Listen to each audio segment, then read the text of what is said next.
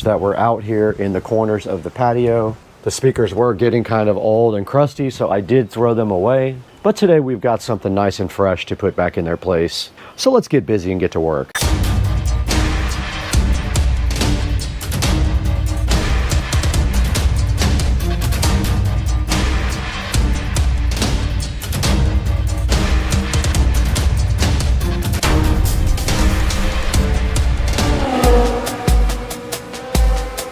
We are back inside the lovely supercar street racing abode, where today we have right in front of me these amazing Polk Audio Atrium 6s. Now the Atrium 6 is an upgrade for the Atrium 5 that I put out front, and these guys are going to enhance the sound on the rear patio. Now there are already holes drilled into the stucco out back, so what we're going to do right here and right now is open these Atrium 6s and take a look at them inside.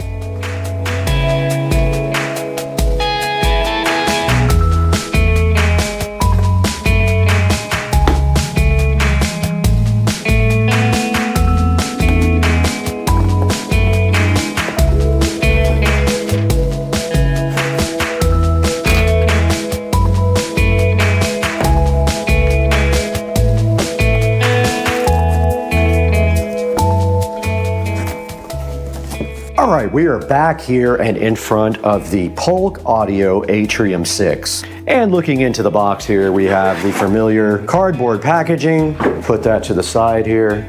Make some room for these nice speakers. And out of the box, they are bigger than the other ones that I have. They are bigger than the Atrium 5s out front, and that is probably expected. They are higher quality and cost more. Don't forget, I'll have a link in the description to these for you guys. But here are the Atrium 6s. And you can see here by the brackets on the back and the side that they are very easy to take apart. You just flip that open a little bit, unscrew that all the way. You unscrew the side thing all the way. And these are cool because they pop right out. So when you're installing them, it makes it much easier to install. They just pop right out of the thing. That way you won't drop them while you are installing. They slide right off like that. And so if you turn them like this and pop this, the bracket will come right off.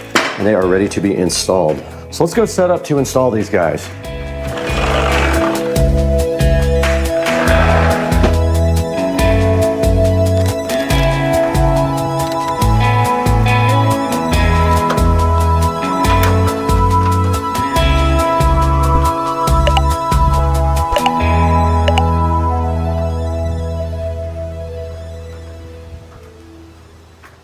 All right, we are at our old location and there is only one problem. The holes don't line up. And we don't know if the speaker will actually fit without hitting the top here. So actually, we need to reassemble these and test the fitment real quick. So I'm gonna grab the speaker. So we're gonna want this to face down. It's no big deal that the current holes don't work. I should have some. They just don't line up with the new brackets, but really, it looks to me like we can go the same place. We're just gonna have to drill new tap cons, but the speakers themselves will reach and not hit the top. So I'm gonna have to get my tap cons and my drill and do new connectors, new fasteners. I'm just gonna cover up the old holes, get my level, and just get straight to work.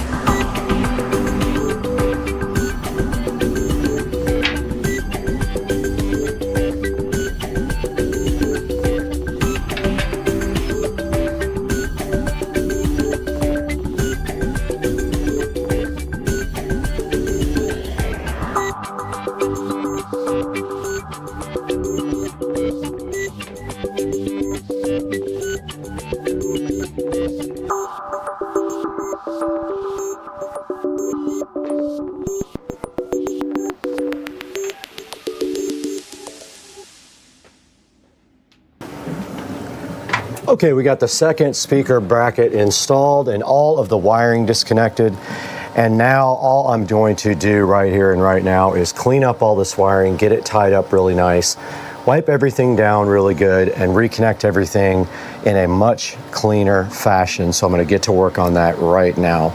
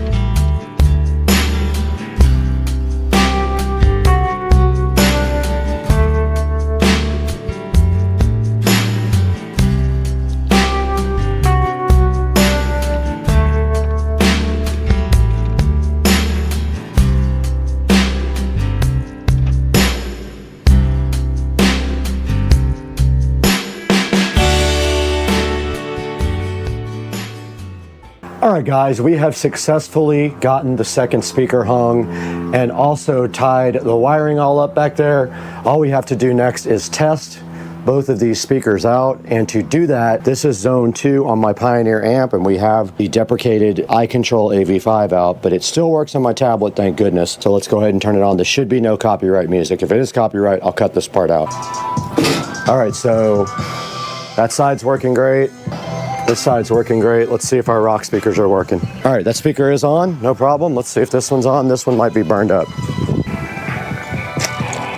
That one is on as well. That is a successful test of the brand new Atrium 6 speakers that look amazing up there in the corners. And you know what's crazy? They have decent bass as well, but there's also subwoofers inside helping that. So during the summer, I will probably keep this door open so some of the bass can come out. I'm not gonna run a subwoofer out here. Let's finish tying the wiring up for the Govee permanent LED lights that's up in the corner there now.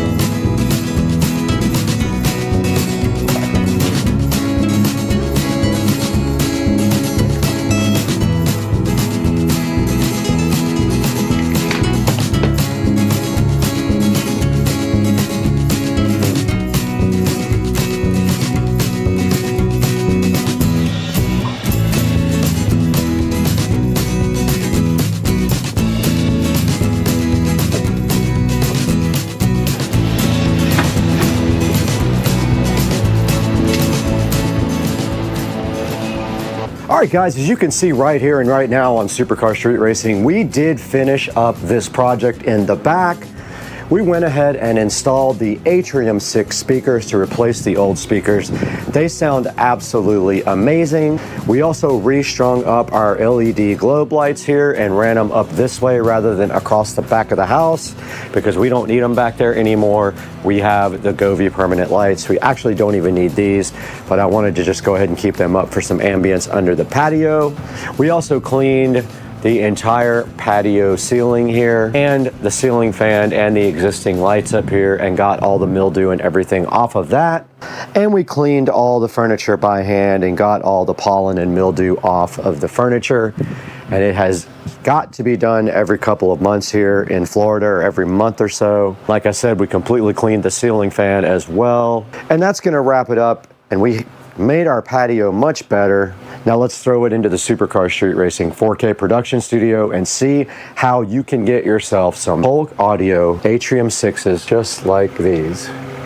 Hey, we're back once again in Supercar Street Racing, and this is the 4K production studio, and we are so happy to have you guys with us today, just like every other day. And today, we've got these Polk Audio Atrium 6 outdoor speakers. These Atrium 6s are one of the top of the line outdoor speakers from Polk Audio, and they do cost a little bit more. Right now in front of you, you can see they're $299, and they are 25% off, so you should go ahead and pick up a pair right now while they are on sale. Now, Polk Audio does make quite a few different versions of the speaker, and if you scroll down, there is a comparison down here on all the speakers. And before we bought the Atrium 5s, these are the Atrium 6. They are a little bit more expensive, but the woofer is a little bit larger. They do have a 5¼ inch woofer instead of a 5-inch woofer. Now, when you move up to the Atrium 8, these are 70-volt speakers, so you need a transformer and 70-volt system to actually use those. And you can see right here and right now, these Atrium 6 speakers have 2,236 ratings, and they do have a 4.7 star overall rating. And that's very good. It's hard to get good reviews on Amazon, I've learned over time. Now, checking out these speakers here, you can see that they are very high quality. Here's a good look at the front of the speaker, and here's a little bit of info about the speaker itself. It has a 1-inch anodized dome tweeter, and they handle up to 100 watts. They're about 11 inches high, 8 inches deep, and 7 inches wide. They are very easy to mount, and you can mount them either horizontally or vertically, and the little clamp things just snap right in and make it easy to mount the speaker so you don't drop it. You can see there the one-click speed lock with the 180-degree turning radius on it. Now, hopefully these don't rush. You can see right here they have stainless steel and brass hardware and an aluminum grill and bracket. They're designed to be outside and be weatherproof. It says they're built to weather all season. They're rugged and durable. They're exceeding baseline and industrial military specifications for environmental endurance. And it does show you the specification there, salt fog at the bottom. And here is the whole line of Atrium speakers, with the 8 being the ones that you can have either 1 or 2 for stereo, but they are 70 volts. And here's a good look at how they look mounted on a patio outside. Not bad, huh? Now, taking a look at some of the high reviews here for 5 stars. Great speaker for the money. Overall, this is a great dual channel speaker. They must be talking about the 8 there. Love this product. This one says nice size and sound quality for an outdoor patio space. Impressed how well these sound. Great powerful sound. Great sound with a Sonos. Taking a look at the 1-star reviews, which is only 3% of the total. This one said pole busted and Polk Tech rep said it was impossible. This one says it was returned item. They only lasted 2 years. Terrible customer support. Terrible Polk support and a defective mount, and worse speakers and customer service, and there's a few more. But overall, 4.7 is really good for speakers. There will be a link in the description for these Polk Audio speakers. Now we are back on the Supercar Street Racing channel here, and we just wanted to take a minute to thank you for your overall support. And if you take a look there at the screen, you can see the shark coating video has 202,000 views, and it's all because of you guys and your support for the channel. When you buy something from Amazon, please be sure you click through any of my links in my description. Every little bit helps, and you don't have to buy the actual product. You can buy anything you want and click through any of my links in my descriptions, and the channel gets a little bit of credit and enough to keep us going a little while longer. And please like and subscribe, and please leave us some comments. I love responding with you guys and being part of the community. Right now, we got to get out of here. We're going to put 400 more speakers out by the lake and then blast the alligators.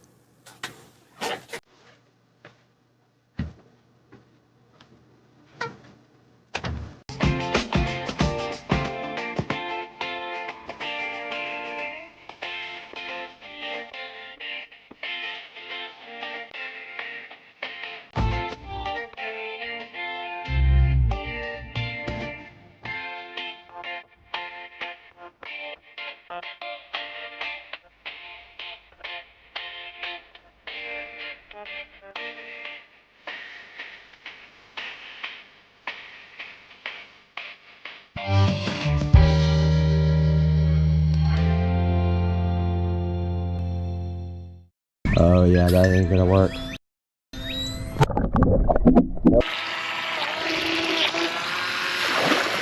Guys, in the Supercar Street Racing kitchen, and we have this amazing RC boat that we bought. And we did buy 2 of them, one for me and one for Joe. And we are going to be unboxing this today and having a blast with this. I know it's going to be fun, and I am super hyped. Let's get it done.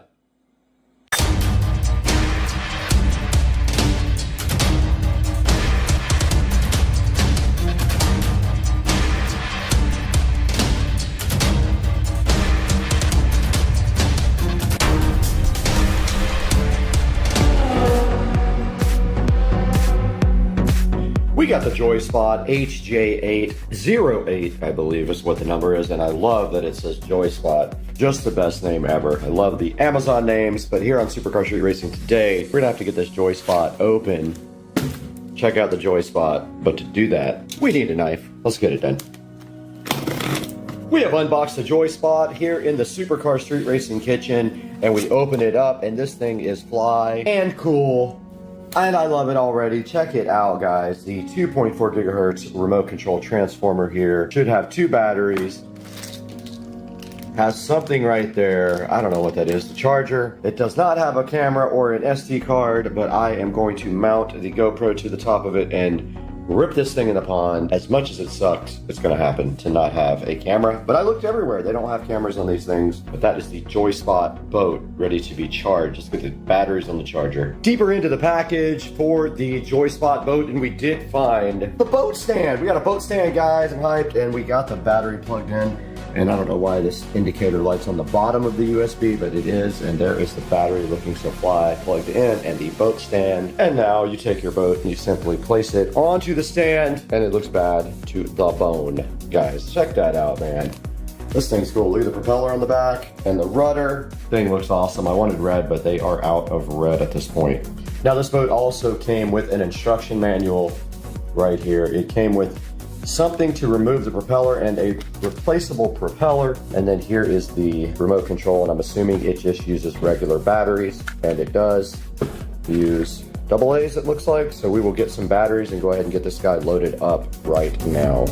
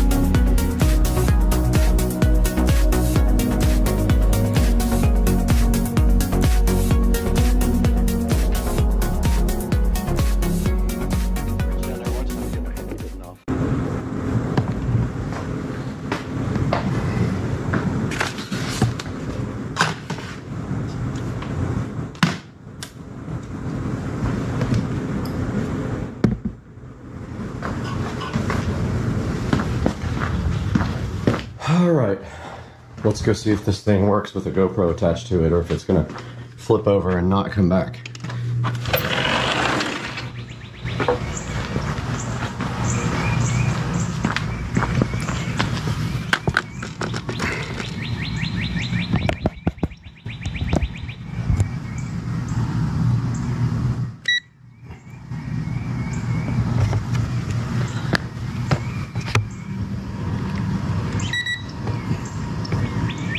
Oh yeah, that ain't gonna work.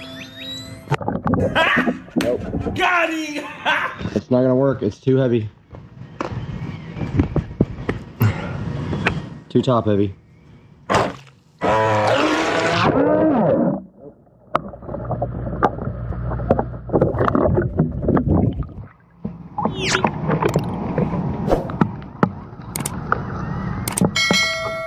thought that would be the case. It does not work. It just flips over. I'm so mad. I wanted to do GoPro video.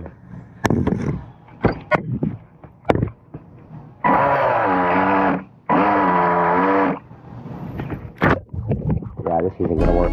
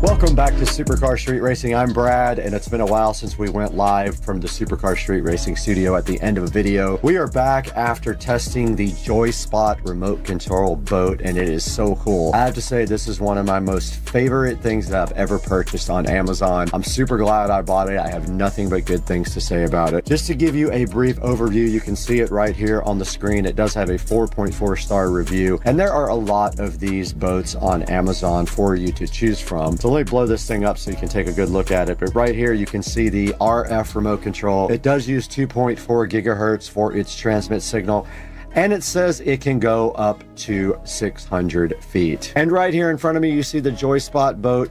It does come with 2 battery packs, and they are 7.4 volt battery packs, and they are lithium ion. And you can see also in the picture here the USB charger that does come with it. My only complaint is the USB LED light for the charger is on the bottom, which makes no sense. You can't even see it. And you do see right here and right now it does come with a case as well, which is very cool. You can take your boat out to the water in a case, and it does come with a boat stand for your boat. Now this boat actually will right itself if you flip over in the water, and honestly I never flipped it over, but we did get it. We may have flipped it over and right back over without knowing it. If you do flip the boat over, all you have to do is push forward and backwards a few times on the stick, and supposedly it will just right itself. Now it also does have trim controls on the remote here for you, and it does take about 2 hours to charge the battery on the boat. Now this boat will actually do 20 miles per hour. It is very fast. Here are the few pictures of the boat here from customers, looking pretty cool. I do love the red one, but unfortunately it is out of stock and not available for a while. I did buy 2 of these boats so that we can go race them, me and Joe. And taking a look at the reviews, it has mostly 5-star reviews. Says speedy, says kids and husband love it, long range, very fast, blew the motor though.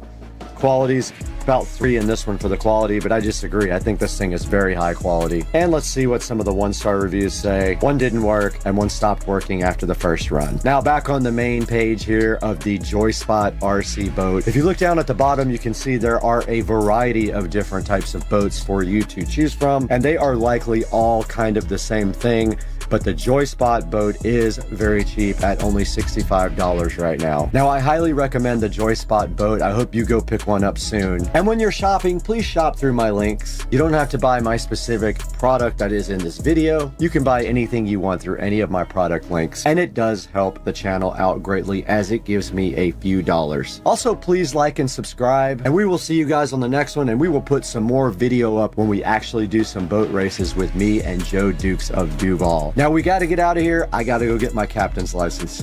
See you later.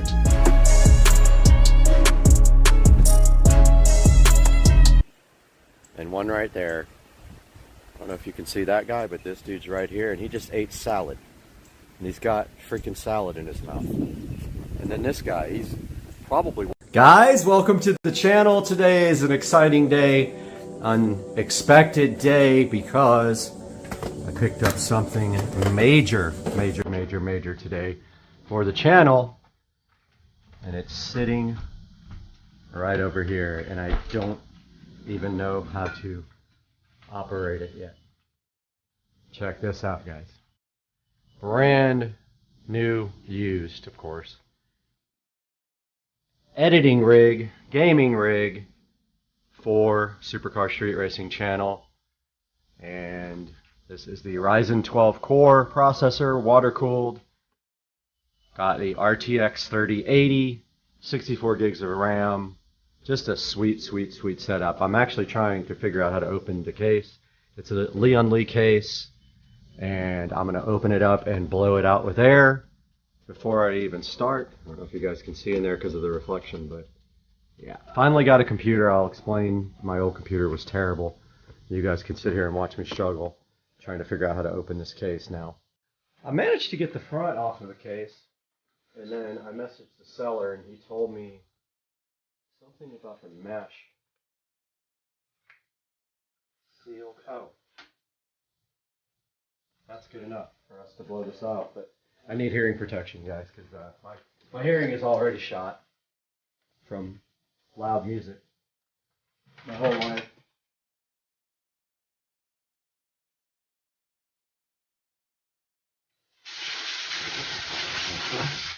Oh yeah.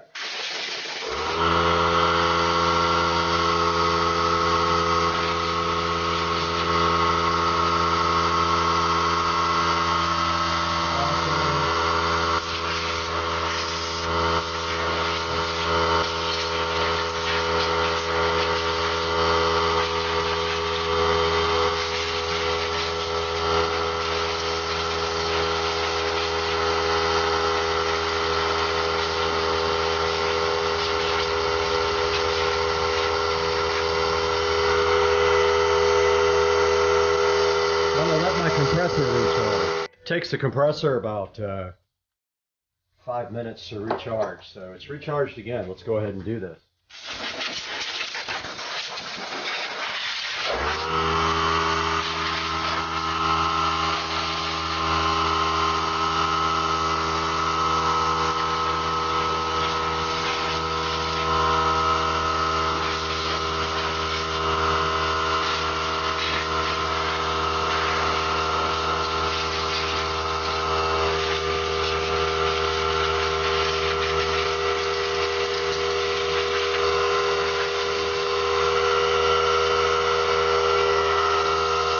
Needs one more round.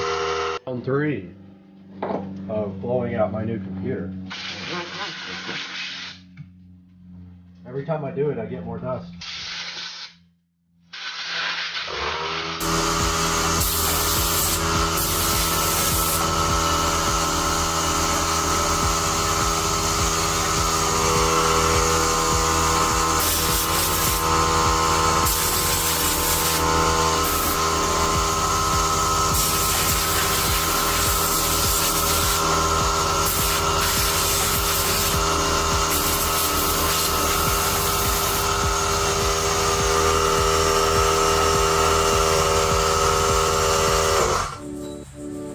that good enough?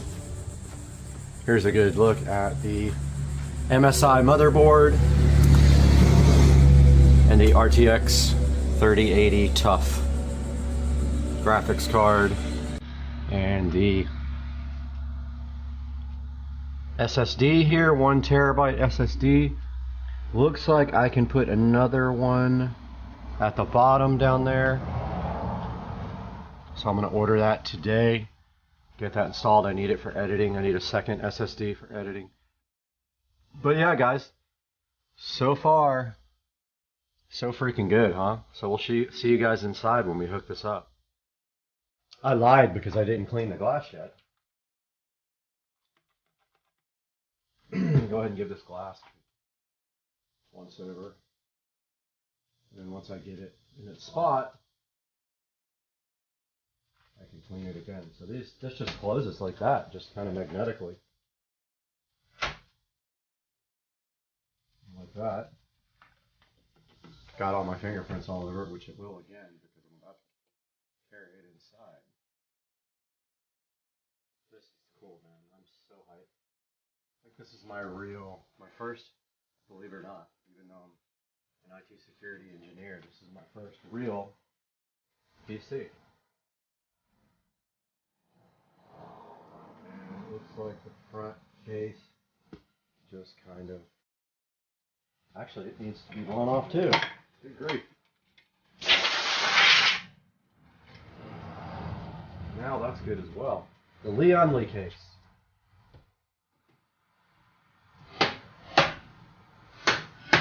And that, my friends, is that. This thing's going to get carried inside now. We are here in the Supercar Street Racing Editing Palace. And we need to make sure that the old PC is ready to go with remote desktop, because we need to be able to get to this, possibly. Let's see. Not remote desktop, Team Viewer. I don't know what I'm talking about.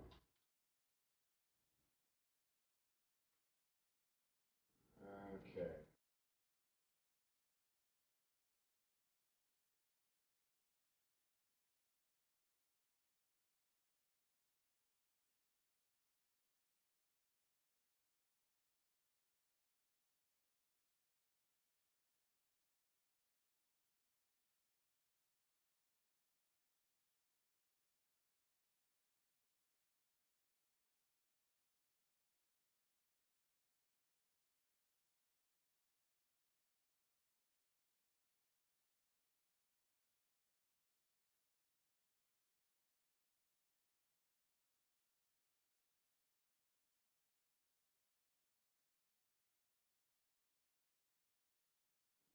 We are here in the Supercar Street Racing Editing Palace, and we need to make sure that the old PC is ready to go with remote desktop, because we need to be able to get to this, possibly.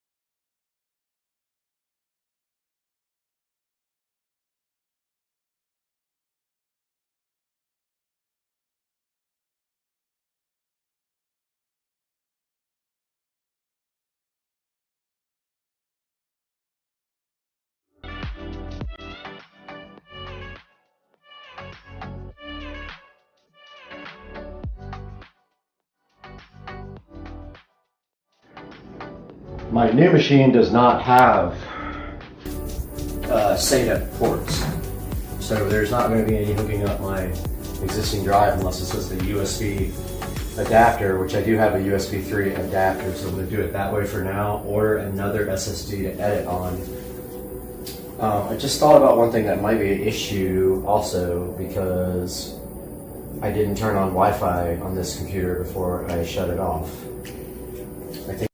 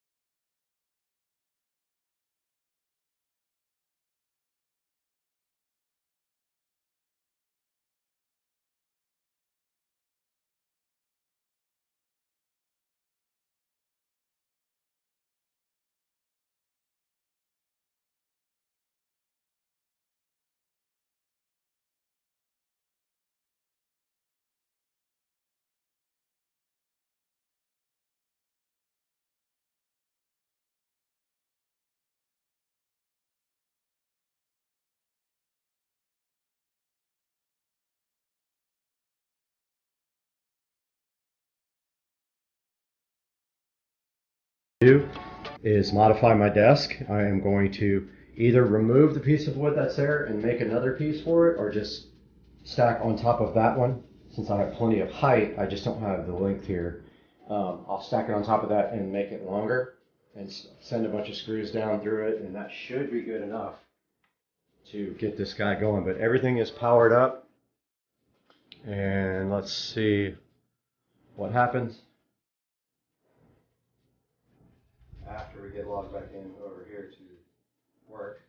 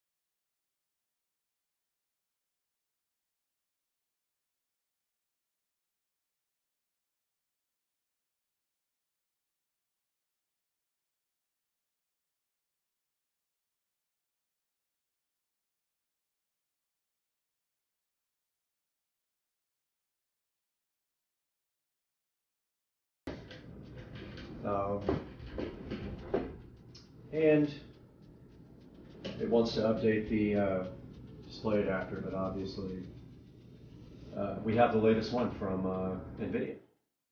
Because if we click here on GeForce Experience, we are up to date.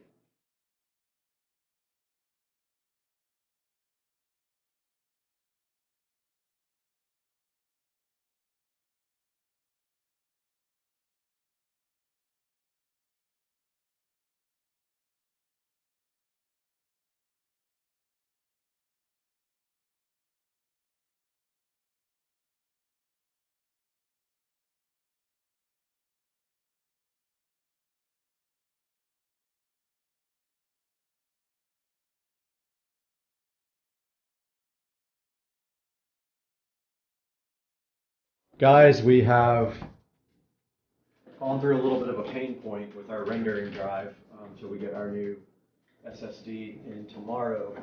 But this is the ceiling fan project that would not render before.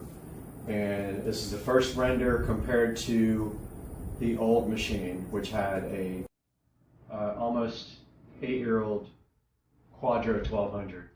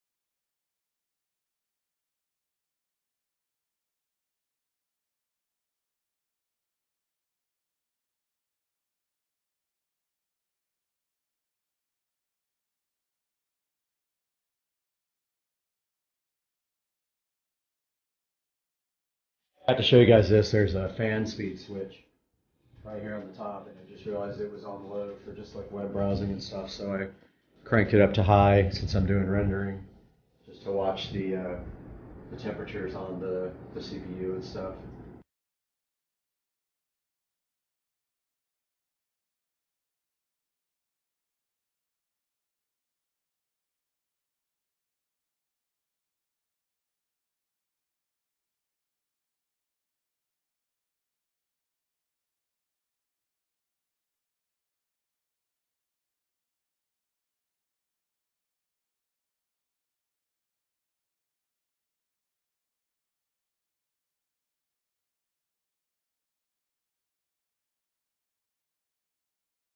I meant to tell you guys also, Premiere Pro seems to be way faster than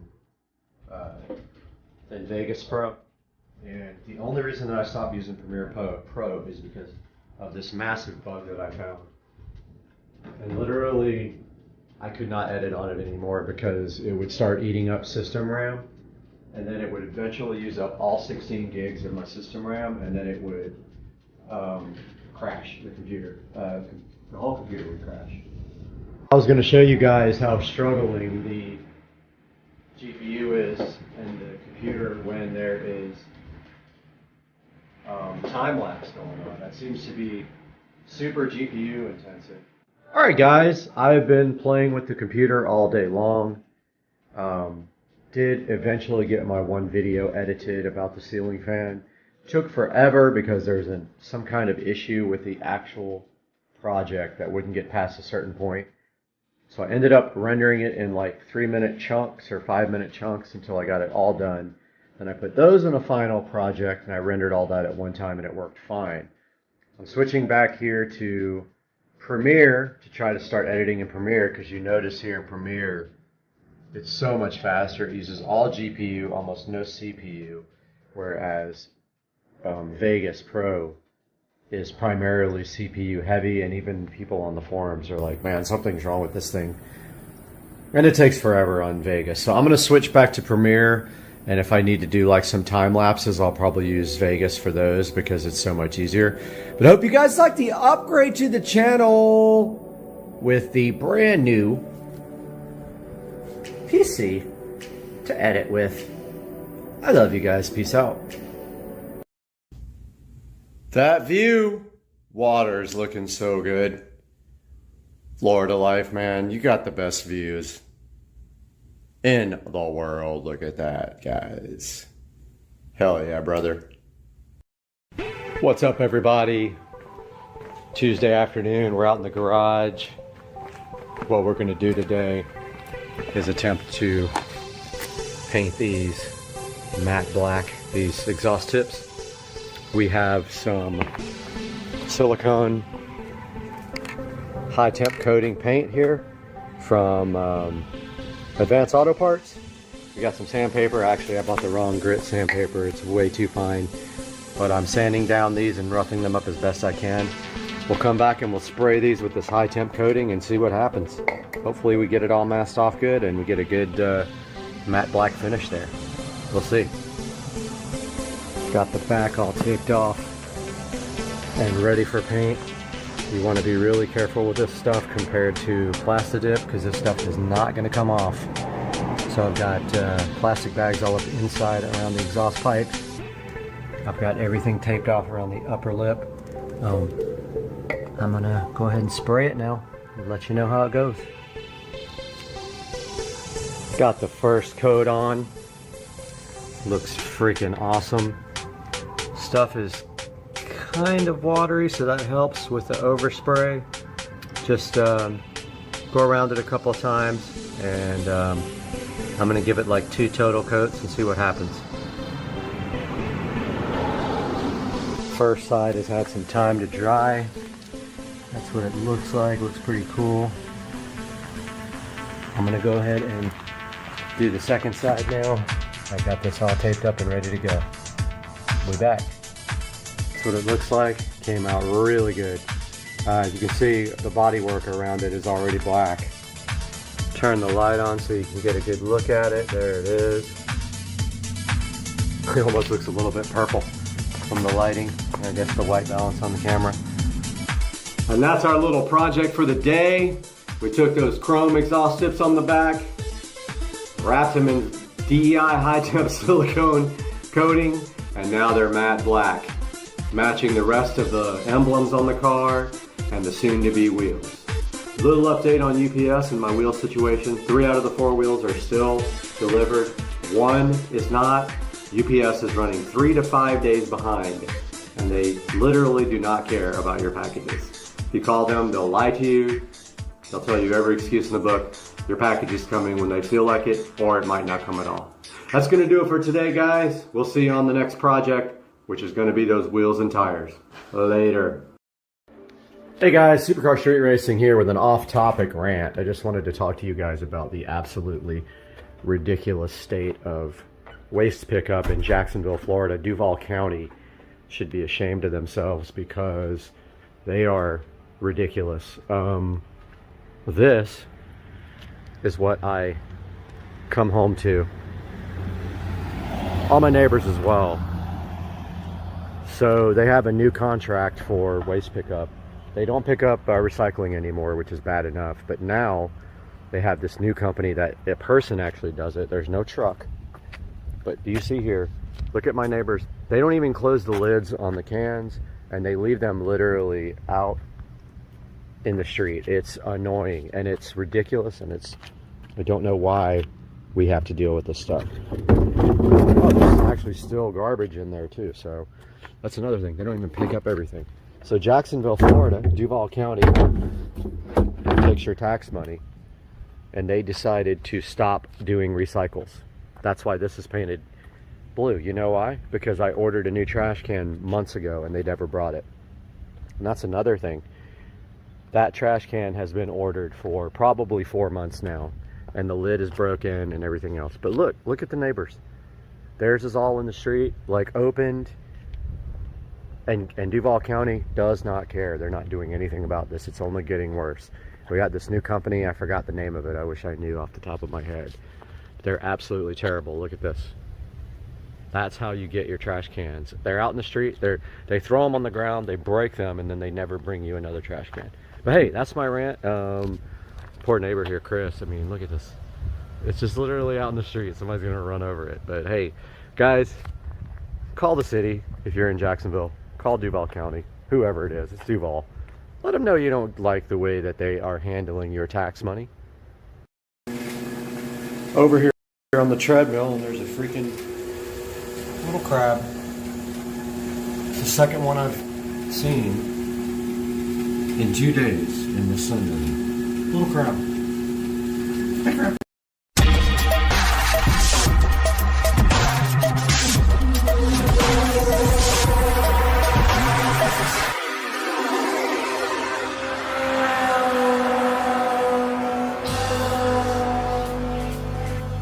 Alright, a little update. I got the first wall partially up, and I just put a coat of black paint on it just in case you can see between the foam tiles. And this is just going to dry real quick, and then I am going to start laying the foam work at the top and see what happens, and hopefully I don't mess it up. I'm just trying to decide whether I should go all the way up or leave a gap for the board at the top. If I go all the way up, the board at the top is going to squish right up against this foam, but I think that's okay as well. I think it will just kind of push it in, but then it'll look like the top layer's gone. So I don't know what I should do, but anyway, got all the electrical finished on this wall. At least for this board. I've got the TV mount. Boy, this was a nightmare with this foam insulation. Didn't think it was going to be this bad, but yeah, it was really tough to put these boxes in because of the foam. But yeah, what I'm going to do next is try out some of these acoustic tiles. Hey guys, welcome back to the channel, and I just wanted to give a quick update video and let you guys know that we are live online right now on Supercar Street Racing channel with the studio build, but I kind of wanted to go over everything that I have done in here before I keep working. So stepping back towards the door of the studio, this is kind of what it looks like. It's kind of a mess right now, but as you can see here, we basically have all the wiring done for the speakers. So we're gonna have 7.2 audio. So there's speakers. My main speakers are these Harbinger powered monitors that will go up in that corner and that corner. We have a center channel going there. We have side surround here and side surround there. And then we have the rear surround there and in the other corner. You can also see here that we have HDMIs run for the 50-inch 4K monitor there and the 50-inch 4K monitor there. We also have all of our Cat 6 cabling run. So we have all the Cat 6 going up here to the corner where there will be a switch. We have a Netgear, I think 25 port switch that goes up in that corner, and Ethernet runs here for a television there, and I don't know what I'm putting there yet, probably one I already have. It runs back here for 2 workstations, one there, and it runs to the TV up here. Now I had some issues here with the wall box because I had never done it in foam, and now I understand how to do it a lot better. So I've messed that one up completely, but it'll be covered. You won't see it at all. It'll be covered with the wall plate. All right, so yeah, so long story short, 43-inch television here. This power here is for a wall light. So just like a regular, regular old wall light goes there. That's a little bit poking out, but that's okay. It'll be covered too with foam. And this will be a wall light. I still have to do the power for that. I haven't done that yet. That will be power for the Echo Show 15. And I still have to make a mount that comes across here for it. It's going to go right there, Echo Show 15. Down here is the other workstation, and we're going to have HDMI available here. That goes up to this 43-inch TV in case someone wants to have a second monitor, or I want to do a second monitor up here from a workstation. I can do it right there. There's power right there. There's going to be Cat 6 there. Again here, there will be power Cat 6 for that TV. I think I already said that.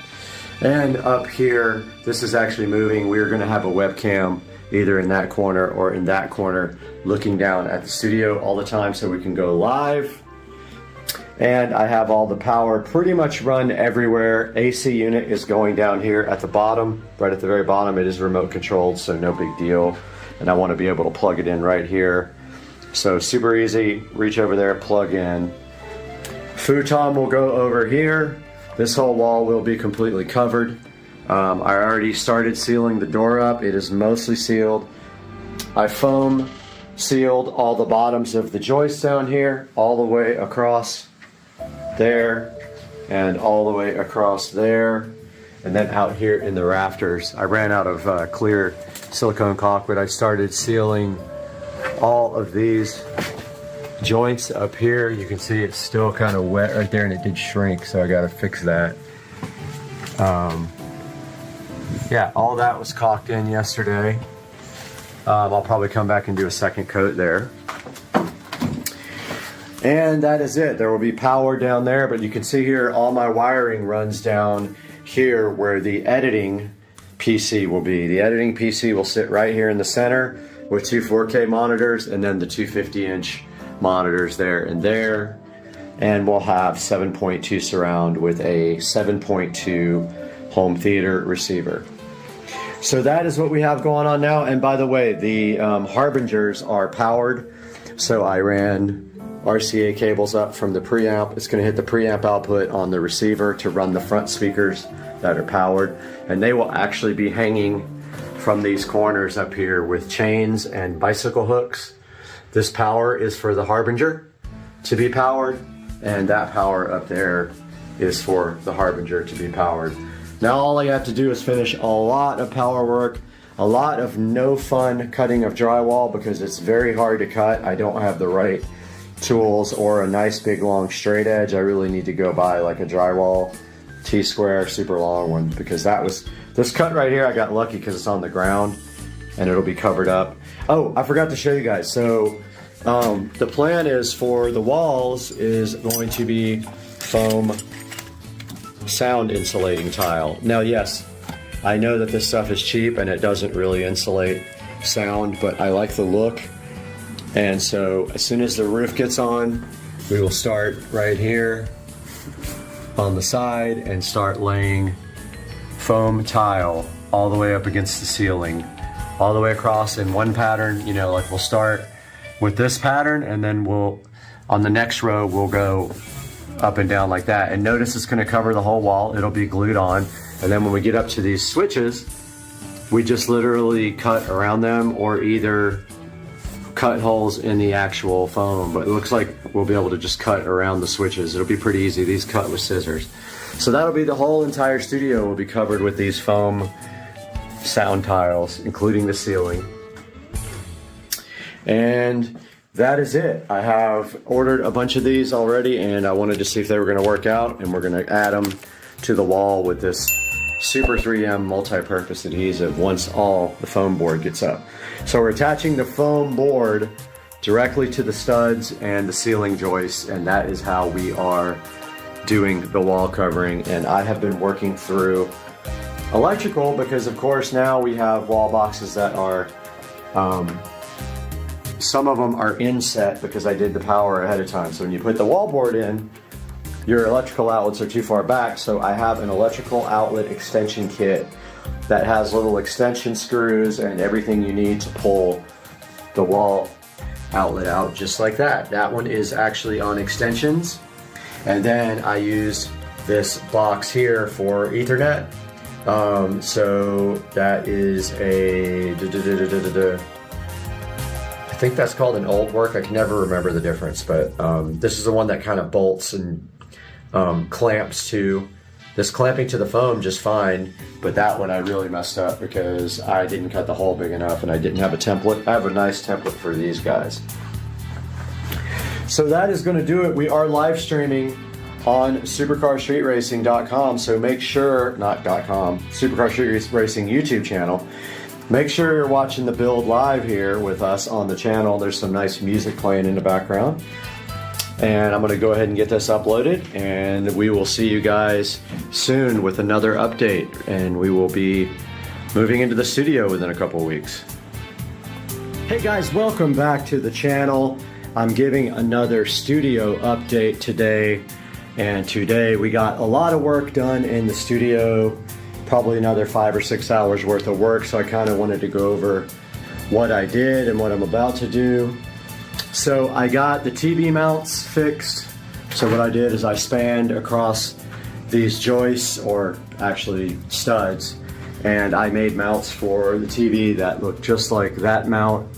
And so basically on the outside of the foam insulation, the TV will mount directly to these boards, and they are bolted to these boards, and the TVs really don't weigh that much anyway now. So I've got like 4 screws in each one. That should be fine. I've got them bolted to the studs on the side. So I got that done today. I got more Ethernet run. So I made another run from the switch is going to be up here down to where I'm going to have an HDMI cable here running up to the 50-inch monitor and an Ethernet jack, so that you can actually plug in another computer here and feed this monitor. And I also ran Ethernet across here. It's actually down there right now for the same thing on this side. It will basically be a Cat 6 cable and an HDMI port for that TV. So I have all that stuff now. I have all the stuff from Amazon to put that in. I actually connected power today. So I connected power there on that side to all the accessories that are getting power. I connected power over here as well, and also put the female plugs on for the speakers, the powered speakers. The Harbingers are going up here in the corner. You can see the power and the RCA cable for that. This has power in it. The ceiling has power now for the extra lights. And next I am going to be running this USB extension from down here up to that corner for our webcam that's going to be live in the studio. And that is a lot of work today. Got this HDMI also ran for the HDMI and Cat 5 jack down here that you'll be able to tie into this television if you want to. So yeah, got that all done today. It was quite a bit of work. You can see all my Cat 6 cables here for the switch. They're all labeled with numbers and then numbered on this end, and then I will label the actual boxes as I put them in. There's another HDMI and Cat 6 for that monitor to be tied into if somebody wants to park right here. And then there's lights up on the wall to feed sconces or LED type lights there. So I also just got the new Echo Show 15 in. I was waiting for the bracket so that I could make the wall mount for it. So here we have the bracket, and that is going to be how it mounts, just like that. So it will mount just like this, and the power will run right into the wall there, and then the foam will actually, this thing will be kind of flush mounted because the foam is 1 inch thick. So think about with the bracket on top of the foam, the bracket will be on top of the foam, and then I was thinking maybe doing it either way. I don't know if I should put the bracket in now and then cut the foam around the bracket. If I do this on top of the foam, then the actual acoustic foam tile will run up against the side of the show and kind of make it look flush mount. So I think I'm going to do that, but that is the way that is going to be mounted, and there is power for that. So yeah, just a little update. Wanted to keep you guys posted, and I'm still making progress and busting my butt in here trying to get ready to put up. I guess I'm going to do either this foam insulation next or start on the ceiling. I kind of need 2 people to do the ceiling, so I'm holding off on that. But guys, I appreciate you keeping tuned into the video and checking out all the progress on the studio. It'll just take me probably another couple of weeks to get it done, and I'll keep you guys posted. And we're constantly streaming live on the channel as I work, so please tune in and like and subscribe. We'll see you guys again tomorrow. Okay, welcome back to Supercar Street Racing, guys. Second update for the day. I've been working really hard today, and we are about ready to test the front channel audio system for the studio. A little background, I got these Harbinger speakers about 3 years ago, and I've used them a total of 1 or 2 times. They are powered speakers. They both have individual inputs, and they are awesome, and they will be fed by a 7.2 receiver that has preamp outputs for the front, and that will be fed by the computer up front, by one of the video outputs on the video card. So we're ready to test the sound. Everything is connected. We're going to listen to some royalty-free music so I don't get copyrighted. And we are going to shut this door with no AC yet, and it's going to be really hot. One sec, guys. All right, sorry about that. It takes 2 hands to close the door. All right, let's test it. We're ready. So this is Purple Planet royalty-free audio.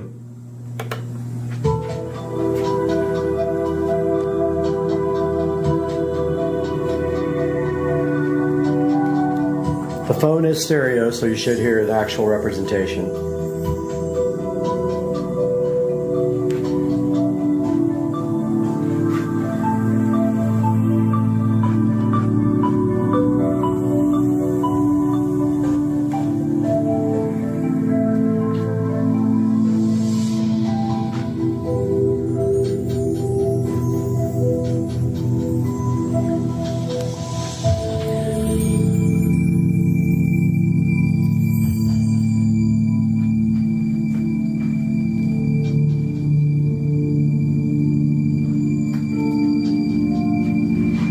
First overall impressions of the room. It'll be much better when the sound is knocked down with foam. So we still have some reverb going on in here because of the lack of sound insulation. But all that will change, don't worry.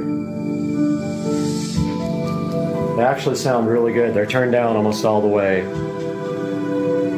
So those will be flying up in that corner.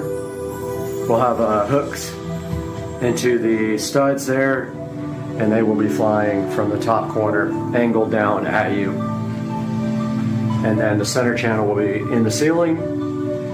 You'll have side surrounds there, and then rear surrounds back there for the ultimate surround sound studio. And we'll either have, most likely we're gonna have a futon right there for guests, and then 2 workstation setups here for guests if they want to sit. But that was a test of the front stage of the upcoming studio sound. I did get some more wiring done. I got the HDMI cables run for the second output of these monitors to feed a workstation if we want to. Same thing over here, got everything labeled really nicely. And now all we have to do is put the wall boxes in when we put the foam insulation up. Guys, thanks for watching. We'll see you next time.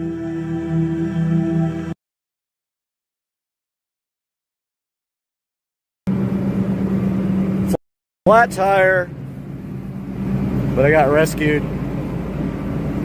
There's a slice of metal somewhere in this thing. Man, this is a crazy thunderstorm. It is blowing and wind is going crazy. There was hail at some point. It is just nuts out here today. Look at it.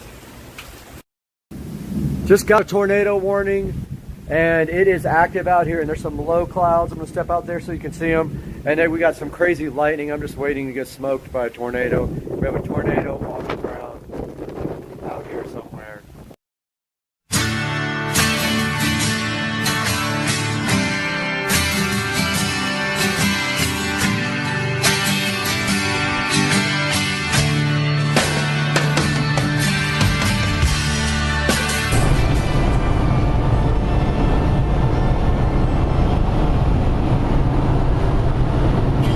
Top speed in the Civic. With a very safe driver. Speedometer. Oh, we hit the speed limiter. We hit the top. Look at this guy. We hit the top speed limiter at 120 in the Civic. Nice.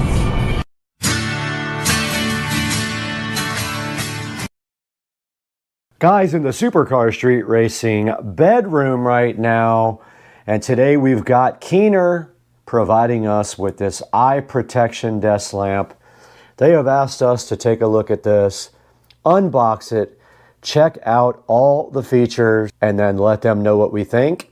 So today we're going to get this thing unboxed, see what you think about it, see what I think about it, and then let the company know how we feel. On Supercar Street Racing.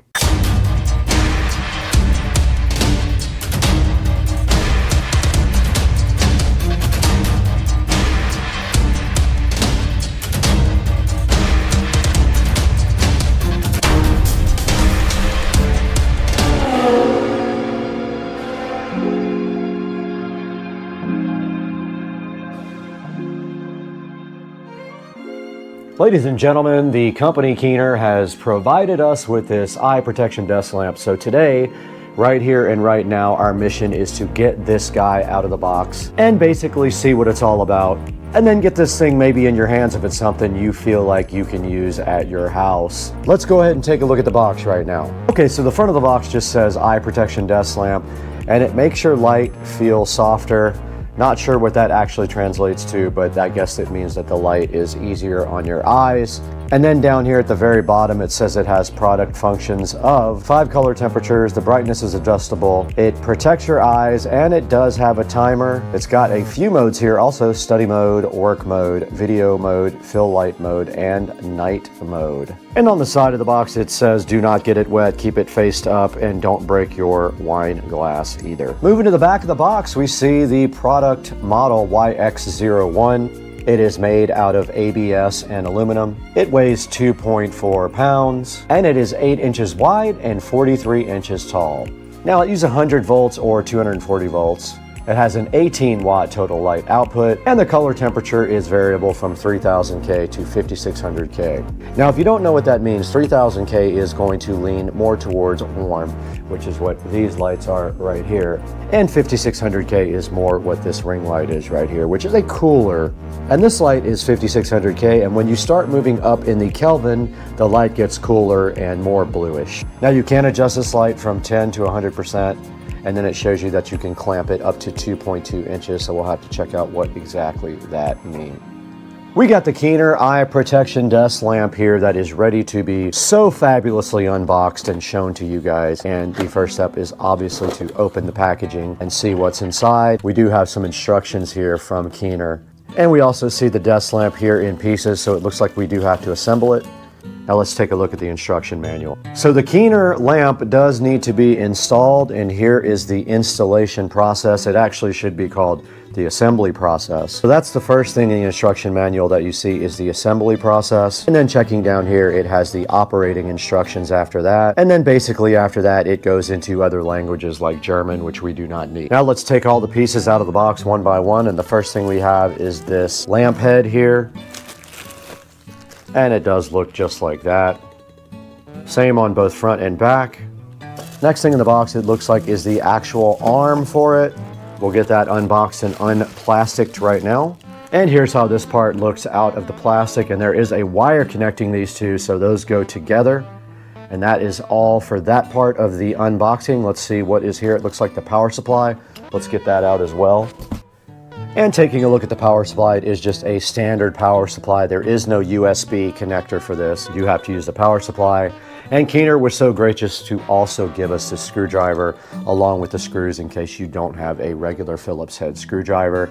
Now let's go ahead and move to the assembly of this lamp.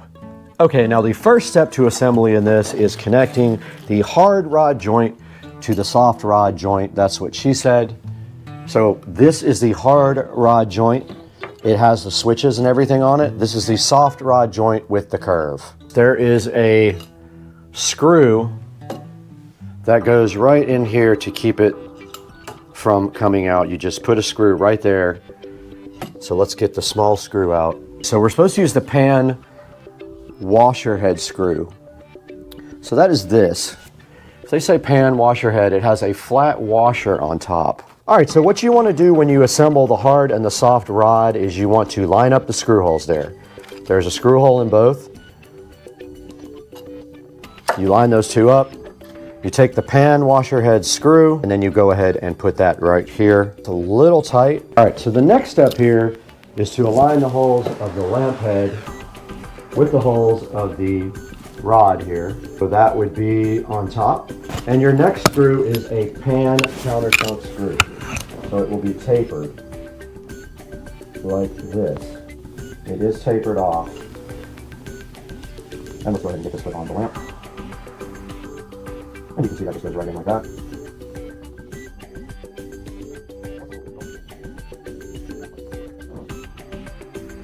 Okay, so basically this is flexible, so you can turn it back the other direction, and you want to have your controls facing forward there. So this is completely assembled now. Okay, the next step of the installation procedure is the lens hood. So this thing says there are 3 buckles corresponding to 3 notches in the lens hood. So here is the aforementioned lens hood, and there are only 3 places this can go. It's these 3. And then it can be slid around like that. There you go. The lamp hood is installed. And that is going to do it for the installation procedure or the assembly procedure of the lamp. Okay, the lamp did come with this remote control here, so let's go ahead and take the peel off the battery. And on the front of this remote here, you can see it does have controls for the brightness, a timer, the mode of the light here, which color temperature you would like, and we will test that out momentarily. Now, clamping the lamp to a desk is as simple as just opening up this clamp here, and we are clamping this down.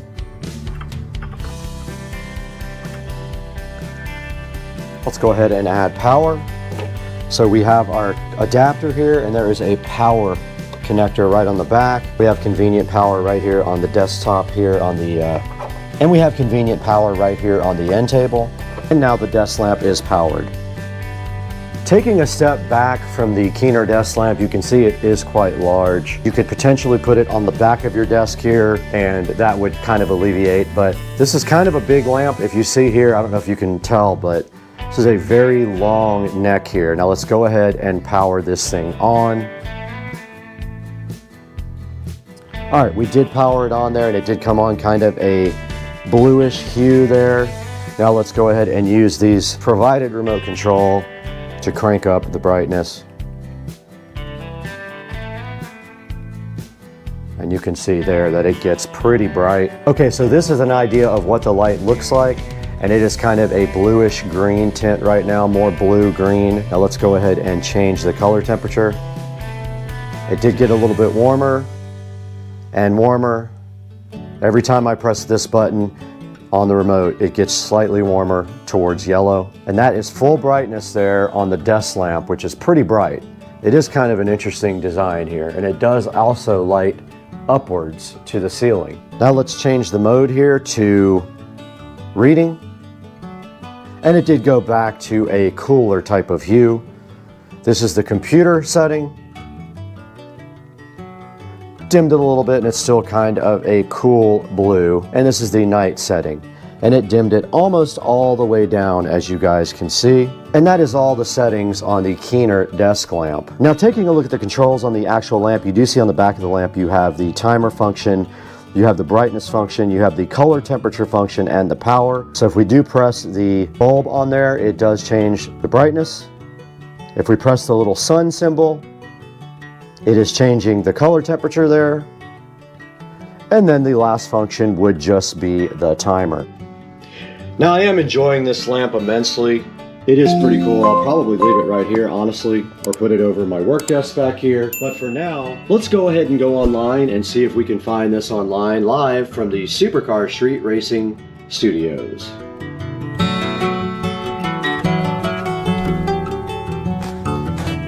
Guys, welcome back to another Supercar Street Racing product review. And today we've got the Keener Eye Care desk lamp for you guys to check out. Now this was so graciously sent to us by the manufacturer to check out with you guys. Now they did want to let us know that they are having an event on April the 15th. They're going to drop the price of this lamp from $89.99 to $44.99 for this special event. So make sure that you order this through my link in the description if you are interested. Now this lamp is pretty cool. It clamps to your desk. It has 4 or 5 different color temperature settings, and it does have an adjustable brightness and a remote control. Now if you see right here, it has 17 reviews, and it does have a very good 4.7 out of 5-star review. And let's take a look at some of those reviews right now. So for the 5-star reviews, it says it easily clamps on the desk, perfect for my workbench, highly adjustable position, highly adjustable high quality workbench light, outstanding task light. It does have some 4-star reviews, nice light, wonderful desk light, innovative clamp lamp, good quality, versatile, although pricey. So make sure you get yours when it does go on sale. Now back to the main page of the Keener lamp. You can see the lamp right here. It does have a little shade that clamps on that you can spin. And then right here it says that it's really good if you are watching a monitor. It will help with eye strain.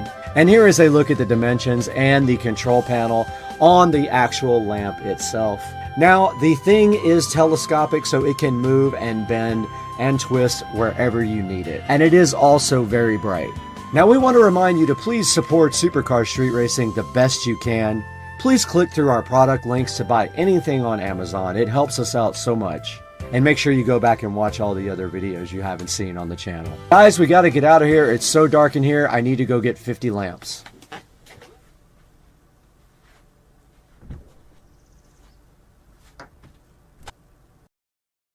What's up, everybody? It is Tuesday morning. I'm over here at S&S Custom Exhaust, waiting for these guys to get. Gonna get some brakes put on finally. Gonna get some lowering links put on. That's gonna be awesome. Wheels and tires will be here on Friday probably. I'll give you some more updates on this later. Wait for these guys to get here. Come on, bro. Let me in. Just picked up the car from S&S Exhaust. And first impressions are, I actually watched the technician drive the car, and they are extremely noisy at first. So you can expect them to be squeaky and noisy when you first get them. They do take some bedding in. Gonna take quite a few really hard stops from like 80 to 20 or 60 to 20 to get that pad worn in. I did call the manufacturer and verify that.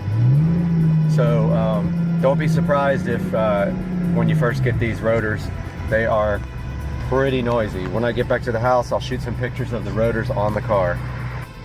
On the way home, in the process of bedding these new rotors and pads in, it's going to take probably good 10 or 15 stops from 80 to 20 to get the pads and rotors nicely bedded in. So after that point, later down the road, maybe 1,000 miles or so, I'm going to make another video and do a review of how these things are holding up. But already the car feels so much better than before.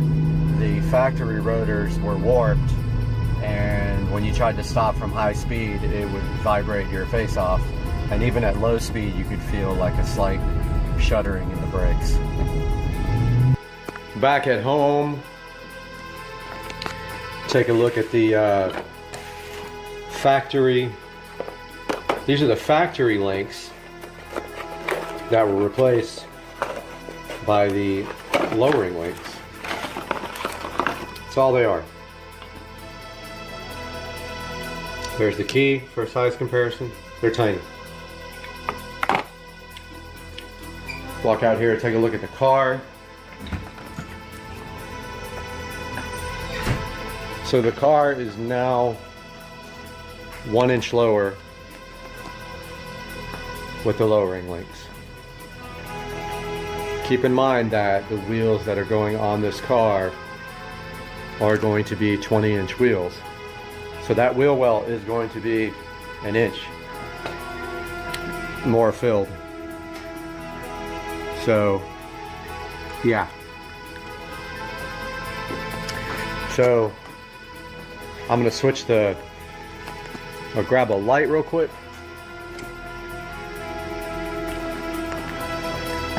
So these are the new racing brakes, rotors, and pads on the factory Mercedes-Benz calipers. There's a little RB logo right there. I was on the phone with these guys today a couple of times, back and forth. They were very cooperative, great customer service. I was asking them about bedding in the rotors and pads, how to do that. And there's that rear pad and rotor.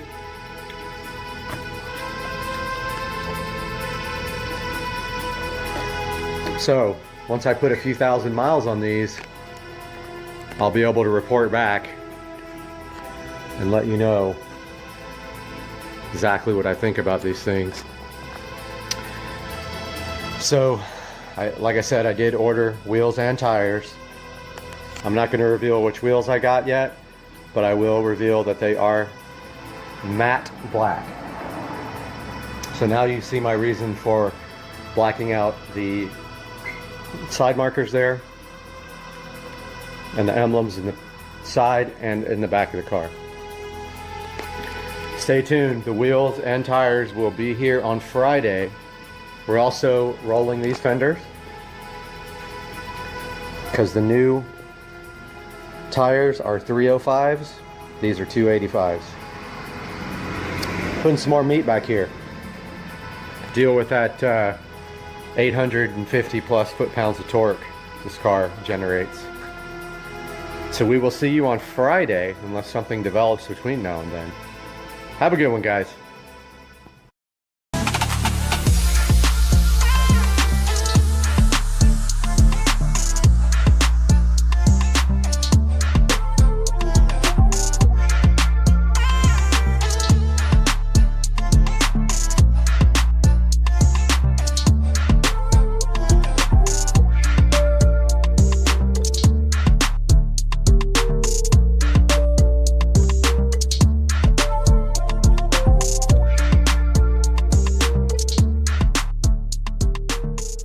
Guys, welcome back to Supercar Street Racing, and I hear something outside a minute ago and I see this.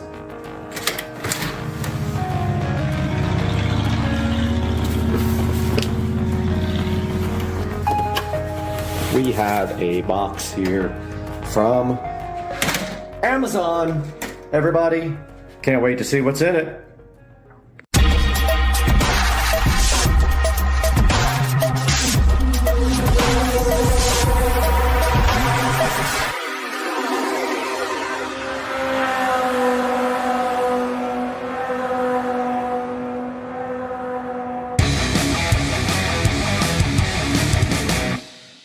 Guys, welcome back to the channel. Supercar Street Racing here, and we have a box that I've been waiting for about a week.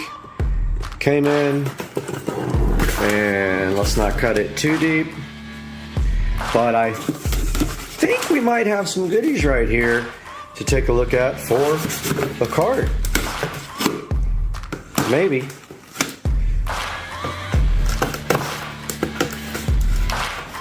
Let's see what's in here.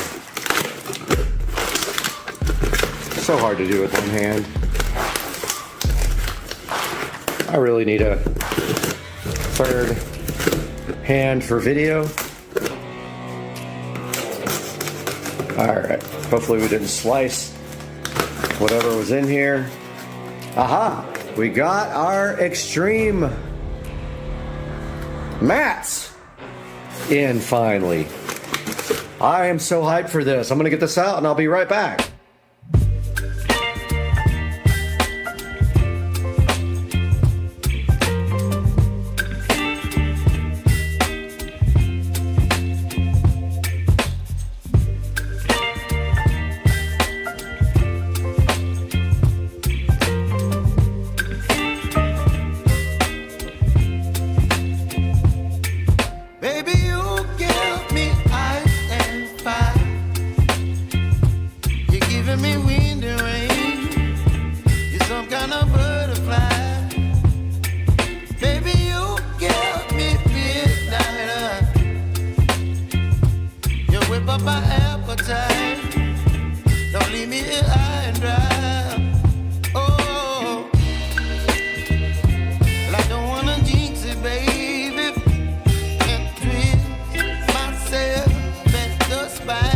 This awesome packaging, and inside we have the extreme mat for the club car precedent. And check it out, it came with these little clips here and a little installation guide to help you install your extreme mats. And so if you take this off and we open up this install guide, shows you that you have some clips that come with it to install it, and here's a club car precedent. So it looks to me like this would be towards the front, but not sure. I don't have anything in there to clip it to. So, oh, okay, so they have these. They have this instruction here with the nice illustration to show you. And for, it says for, let's see, precedent. Installation on the following ways. Precedent, armor, tempo. It works by extreme mat to the OEM flooring under the dash. The long arm of the clip goes underneath the factory flooring and the small hooks over the trim. I don't have the factory flooring, so yeah, so we're not gonna hook this to anything, I don't think, but with an aftermarket dash, loosen the screws.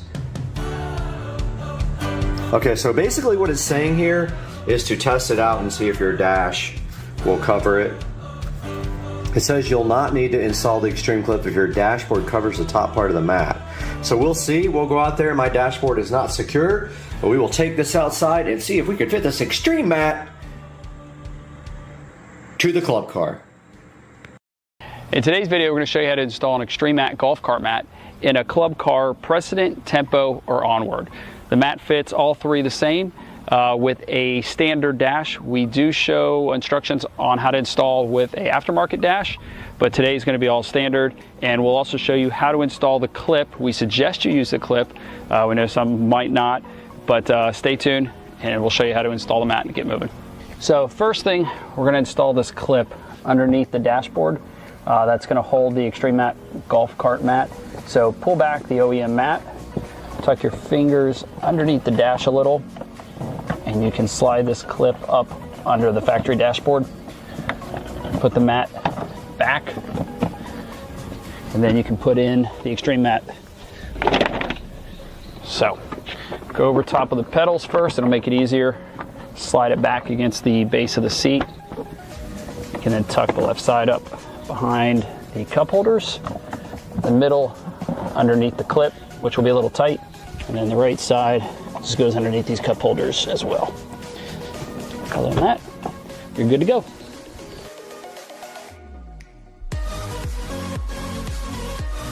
Out here in my garage, I've got this extreme mat here, and as you can see here, we have one bundle of wiring that runs through the floorboard there. We've got another one here, but you know, there's no place to put wires inside the dash, so I gotta run speaker wires down through that right there and get it to the back. But let's get this mat out and see exactly what we can do with it. and see what we're going to be dealing with. Chances are it will have to tuck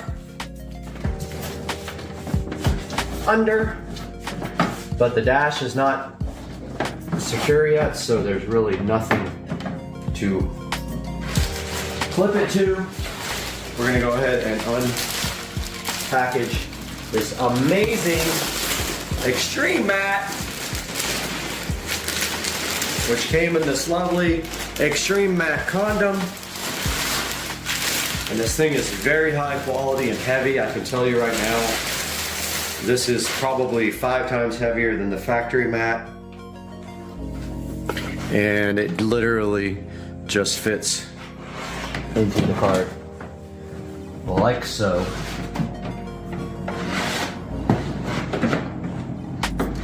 Oh wow, so cool. Yeah, so this might have to go up underneath the dash, it looks like. So it goes around the pedals like that, and then underneath the dash. For right now, I'm just gonna leave it on top. Wow, it fits good. It's a bummer it doesn't cover these screw holes in my side skirts that were drilled in by an idiot. That sucks. I got little screw holes right here that somebody decided it was smart to screw into these to put those metal side skirts in. So looks like I need side skirts. I guess I got to get those ordered because this doesn't cover it. But wow, check out that mat. Okay guys, let's go over the fit and finish of this Extreme mat and look at the way that this thing goes in. Now this looks like it would work either on top of or underneath this dash, but probably looks better tucked. We could probably tuck it under there if we want to. But for now, since the dash is not secure, you can see here it fits perfectly around the edges. It's a bummer that it misses the screw holes by just a fraction of an inch, but look at the fit around the edge there. It seems to be pretty perfect. It fits exactly around here. Not sure why they have this little bulged out thing right here rather than just a straight up hole, but this is probably, I don't know, 50 times better than the stock mat as far as the looks go. And I think that this is a good choice. And I did get gray because of the carbon fiber. I just noticed here we need to take this sticker off. I'm gonna go ahead and do that now.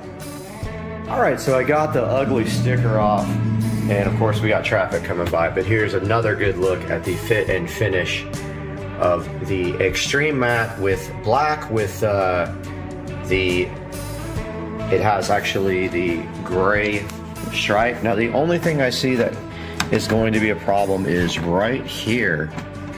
Not sure why I see everything here. I'll probably have to fabricate some kind of cover for this that goes under here, like a black cover, because I can see the actual, or just get tubing, plastic tubing to cover my wiring, because I think the factory mat would hide this, but I don't have the factory mat and I don't really want to put it on there. But everything else looks amazing on this thing. And now let's go take a look at your options when you order the Extreme mat. Hey guys, Supercar Street Racing here, and we are back in front of the computer here, and you can see we're taking a look at the Club Car Extreme mat right here for the Precedent, Onward, Tempo, Villager, V4L, and I think it fits the Yamahas as well. It actually has come down in price a little bit, so I paid a little bit more for that, I think. But yeah, so we're looking at this, it tells you about the quality and stuff, designed in the USA, and you can actually give these guys a call if you have any questions about the Extreme mat. But let's take a look at the video here.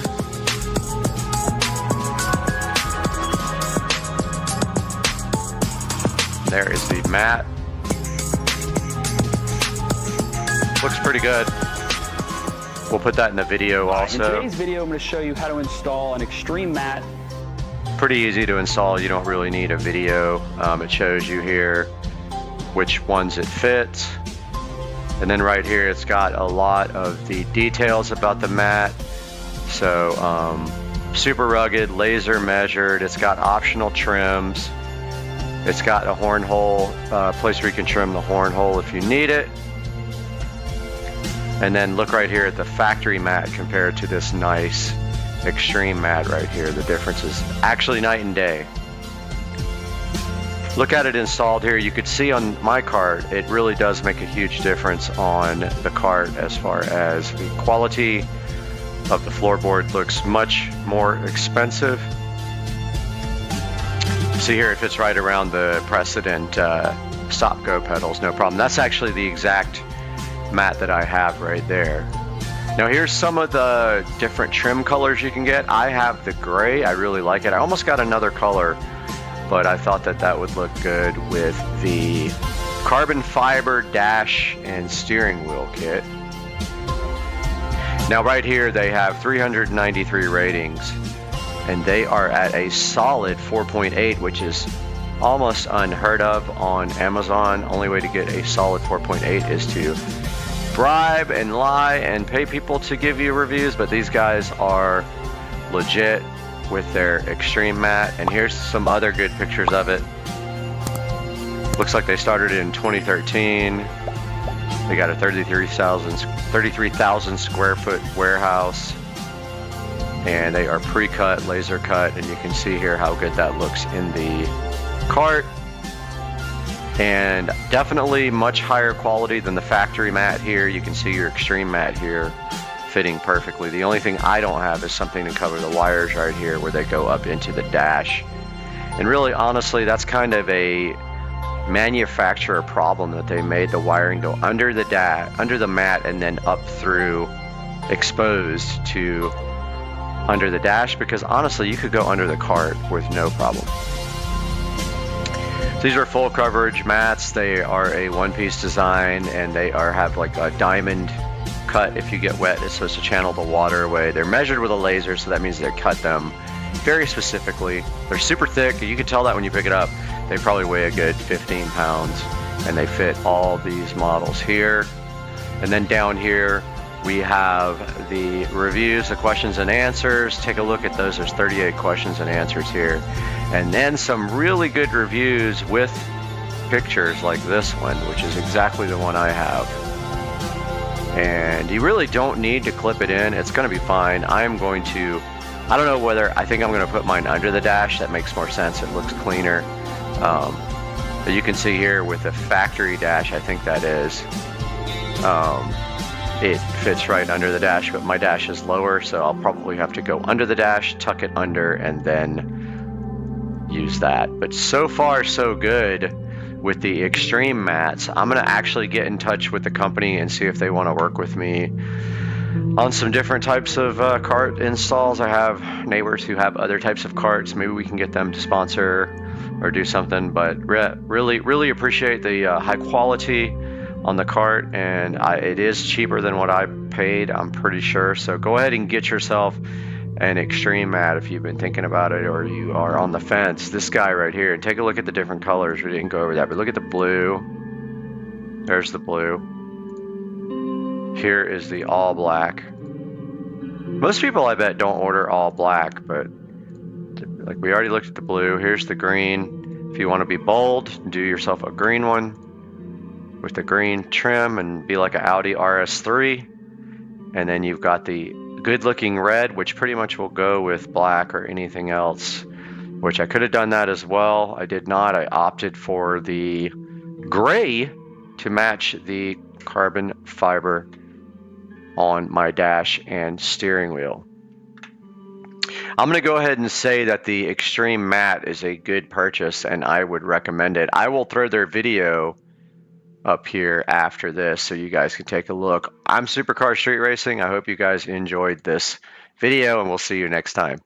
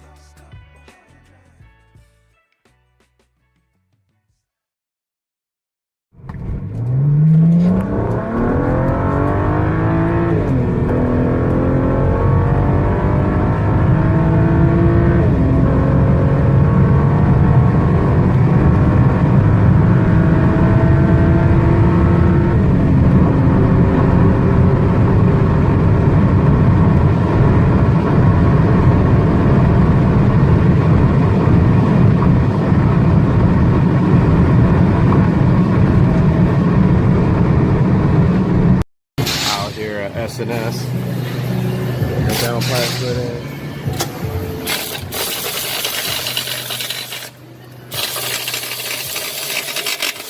There it is. Got some video underneath the car.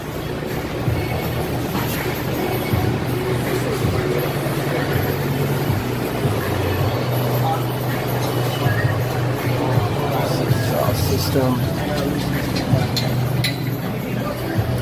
Yeah, so these guys are installing the circuit works downpipe. They had some issues with it, but looks like we finally got it tightened down. Got the 335i and 55 downpipes installed, downpipe installed. Just some quick impressions. The sound is awesome. Sounds really good. Obviously, have not tuned for this yet. Although you don't really tune for a downpipe. I mean, you could tune for increased exhaust flow, but you know, obviously there's going to be some power increases just by putting it in without that restrictive catalytic converter right there. So yeah, I got the circuit works from eBay. He had some problems getting the V-band on. Said that it was a little bit tougher than normal, but he eventually got it on about an hour and a half time. So I definitely recommend the Circuit Works 335i N55 downpipe to replace this restrictive catalytic converter. We'll see you guys on the next one.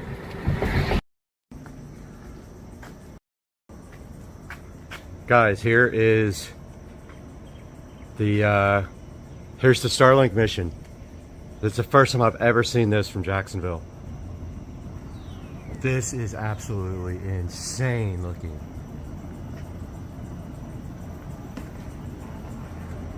Oh, I see stage one.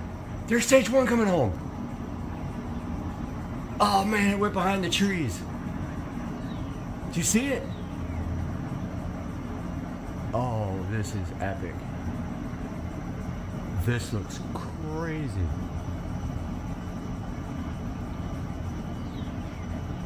Look at this thing go. I wish I could get on my roof right now. Wow. I have never seen anything that looks that crazy at night.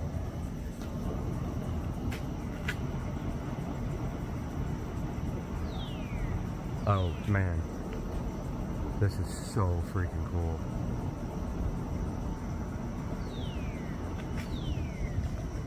All right, let me step back. It's going behind the tree.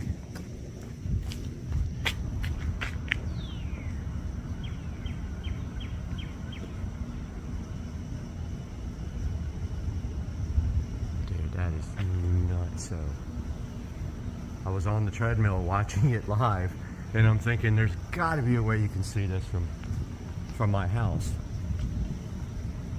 I think it's heading kind of downward. We're going to lose it here in a second. Yep, we're going to lose it. That's a bummer. Now I know though that it comes, I mean, you can see, look at the trail. It's just like we couldn't see the landing.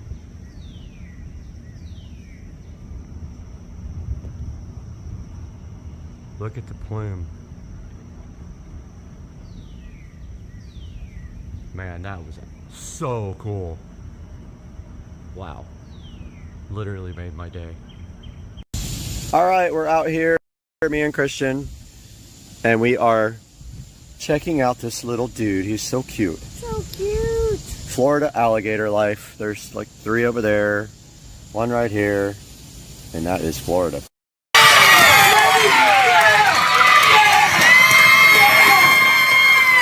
And that's what we're talking about. Now, the team and head coach Doug Edwards, along with 3 other coaches, join us in studio today. So good morning, everyone. Thank you for being here. Good morning. Thank you for having us. Absolutely. So first, tell us about your incredible season.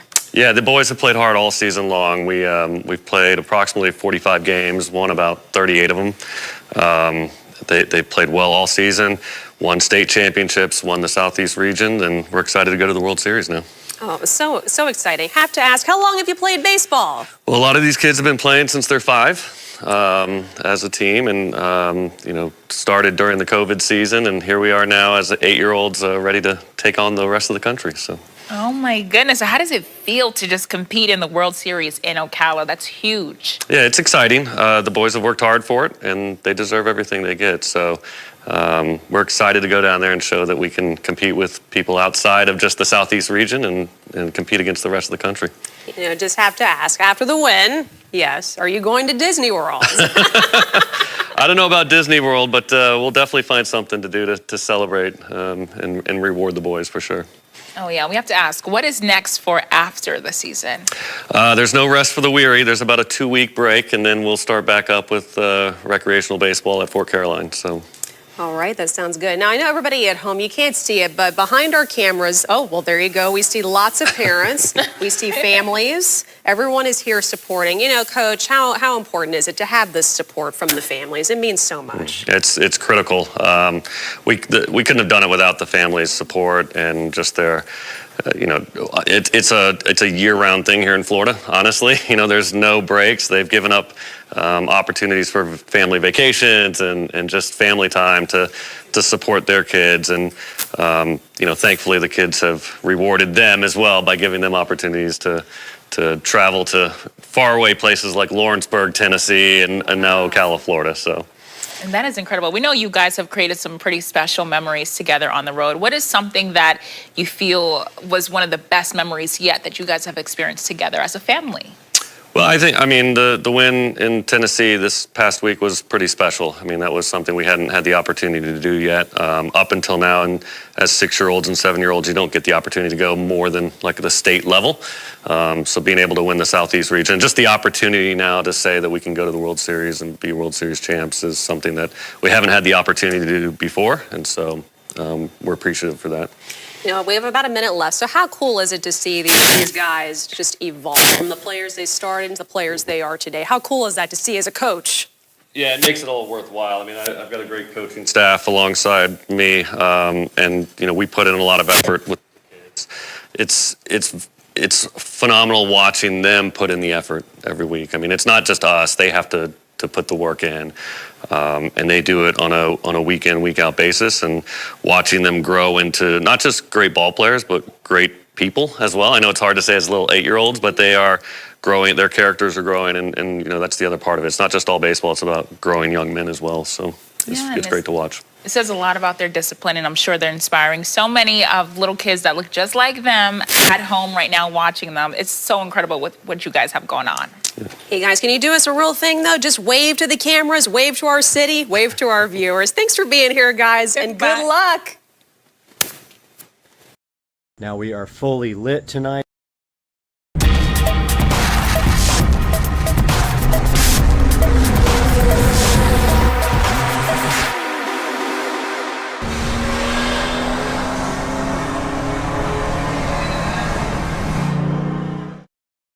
Alright guys, Supercar Street Racing back for another update on the same video of the yard. Now we are fully lit tonight. I wanted to come back up and give you a update with all the lights on. So let's start with the patio. We have the Govee lights on. We've got Supercar Street Racing on TV here. We've got our little string lights, which some of them need to be replaced. That is on my list of to do. We've got our torches lit. I couldn't get that one lit, so I don't know what's going on. Maybe it's out of fuel, but we got our torches lit. We got our pool lights on, all of our yard lights, and this is what it looks like at night. So I'll walk you guys around for a tour. We can see we have the lighting up here inside the sunroom. We have some LED RGB lights. Our nice torches are lit here, and then over here on the side we have our little dining area and patio, which is also lit by the sunroom lights. And then on the side of the house we have the string lights doing their job over here and keeping this all nice and bright for the security cameras. Then making our way down here, this was just watered, but making our way down by the dock, we've got a nice lightning show going today too. Wow, that was cool. Let's see if we can get some more lightning. Nothing. As soon as I go down, it'll come back. Oh, there it was again. We got a nice lightning show going on tonight. Maybe it's on the time lapse, but you can see here we got our yard lights on, lighting up the palm trees. We got our dock lanterns on here. We got our LED rope lights around the dock, and we have an alligator right there, which you can clearly see lit up. His eyes turn red on the picture. We have a very nice lightning show going on today. And of course it's not going to show it, but anyway, back to the light show. More torches and more yard lights we have here, and here's what the patio looks like from back there, and the pool with the Poolexa LED pool light, and our nice torch. And I wish we could get a little lightning show. Come on, hit us. There we go. Over here we have more tree lighting. Both of these palm trees are lit up. And our fence lights continue around with one more torch. And let's roll on by the fence. I do see a string that's out. These things don't last forever. I give them a month at the most. But we got a landscape light in our fish pond right here. I bought a whole new batch of these in case I ever want to upgrade the ones in the yard. And I also swapped out the LED lights with much stronger ones. Looks like that string is out. And then I wanted to show you guys the shed lighting that I designed. So this is all 110 volt lighting, and these are actually powered from the switch inside of the shed, and it is a smart dimmer. So this is the new lean-to, and if we walk by we see that it is lit here, here, here, and then we also see our string lights lighting up, and there's our garage. But as you can see, the lighting looks pretty good. Walking around back here again, I'll take you guys on another lap. So as we're walking by the house, we have our single light here in our little Zen garden. We have our patio, and then our fence lighting, our landscape lighting. We have our torch as I cap this guy, which is not working. We have our pool light with our raft that I should have gotten rid of for the shoot. We have our beautiful light, which is going to get capped. And we have landscapes lights there. They're lighting trees. There, a lantern. They're lighting trees. Our dock lanterns. Sorry, our bulkhead lanterns. This beautiful torch here, which is going to get capped off. And then our fence lights and more landscape lights here and here. And one more of our refurbished beautiful torches lighting up our patio there ever so gently as we cap off this guy. So that is a overview of the lighting at night. And of course you can see the fan going, keeping us cool at night. The Govee RGB LED light here. I have another one for here, but for now I have the disco ball, which no longer moves, but I like the pattern that it puts out on the patio. And we have supercar street racing here, and there's our Govee sconces, which are amazing, and they're on the same pattern as that light. They are synced up. Guys, I hope you enjoyed the video, and I hope you enjoyed the lighting, the project as much as I did. And I cannot wait to get this video out to you guys. I'm gonna go edit it right now, and I hope you guys have a great night. Please like and subscribe. Supercar Street Racing. Hey, what's going on, guys? It is Monday, and besides having a bunch of back problems, some other things developing is looks like I sold my car. I know, I just bought a car. Right. Well, did not sell the SL65. Looks like I sold the 335i. So, this beautiful car right here, and I am so disappointed that I'm selling it. This is one of my favorite cars of all time. And I am taking a beating on it. But this car looks like it is sold. A gentleman in Kentucky is coming to pick it up, and we will be driving away with this car on Friday. Which leads us to this car. So what's next for this car? And most immediately, the stereo. We're going to be finishing that up in the next week or so. I will keep you guys posted about that. But meanwhile, this car is sold. No more double car garage. And I believe, I'm not even going to tell you guys what might be going in this place next, but it's going to be pretty sick. Sold right here. Sold, sold, sold. I will give you guys an update soon. That's all for right now. Subscribe for more.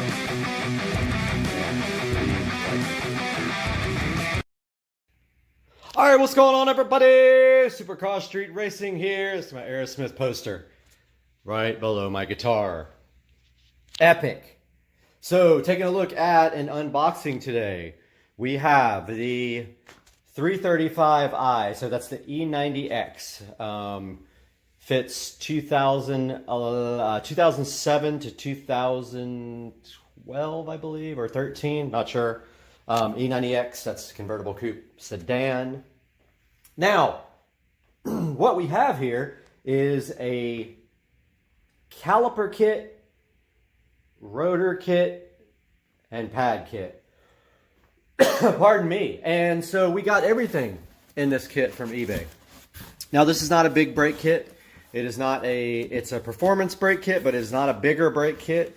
And I am not a race car driver, so I don't need a bigger kit. But it is almost time to replace the brakes, and I figured that I would do something cool.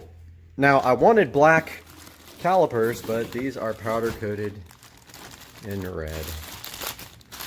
But these are freaking awesome looking, aren't they? If I had these out of the bag, I could show you. But yeah, these are the red powder coated calipers. I believe they're remanufactured. I'm not 100% sure. Don't care. But those are the brand new front and rear brake calipers. And then in here, we have a little treat for you. If I can get the box open. Oh yes. So here are the vented and slotted disc rotors, front and rear, for the 335i. So this is all from eBay. I paid $550 for this whole kit. 4 rotors, 4 powder coated calipers in red, and 4 sets of brake pads for my 2011 335i convertible. Stay tuned, because I will have a video of the install process, and that will be coming up this weekend. Peace out. Wishing you guys a Merry Christmas from the Supercar Street Racing Studios, guys. Merry Christmas from Jacksonville, Florida, and Merry Christmas from Supercar Street Racing. Hope you guys will watch the videos and like them. Love you. Sunrise is insane. Heading to Atlanta from Jacksonville. Hitting the Florida state line with a sunrise like this. Dang, son. Pretty. This guy was really trying to get me. He was like jumping at me. I don't know what he is, but his head is definitely not round. It's like weird shaped diamond. All right, back at Joe Dukes of Duval here with the Savannah Banana shirt, and he made trigger tacos with the cream of sauce and the slaw, and these things look awesome. Are you hyped? I'm hyped. Let's eat. It's gonna be so good. Are you guys ready to go beyond today? Because today we have the HP Envy, and it is from Best Buy. It has the Ryzen 7 processor and 16 gigs of RAM, 1 terabyte SSD. Let's get this thing opened up and see what's inside.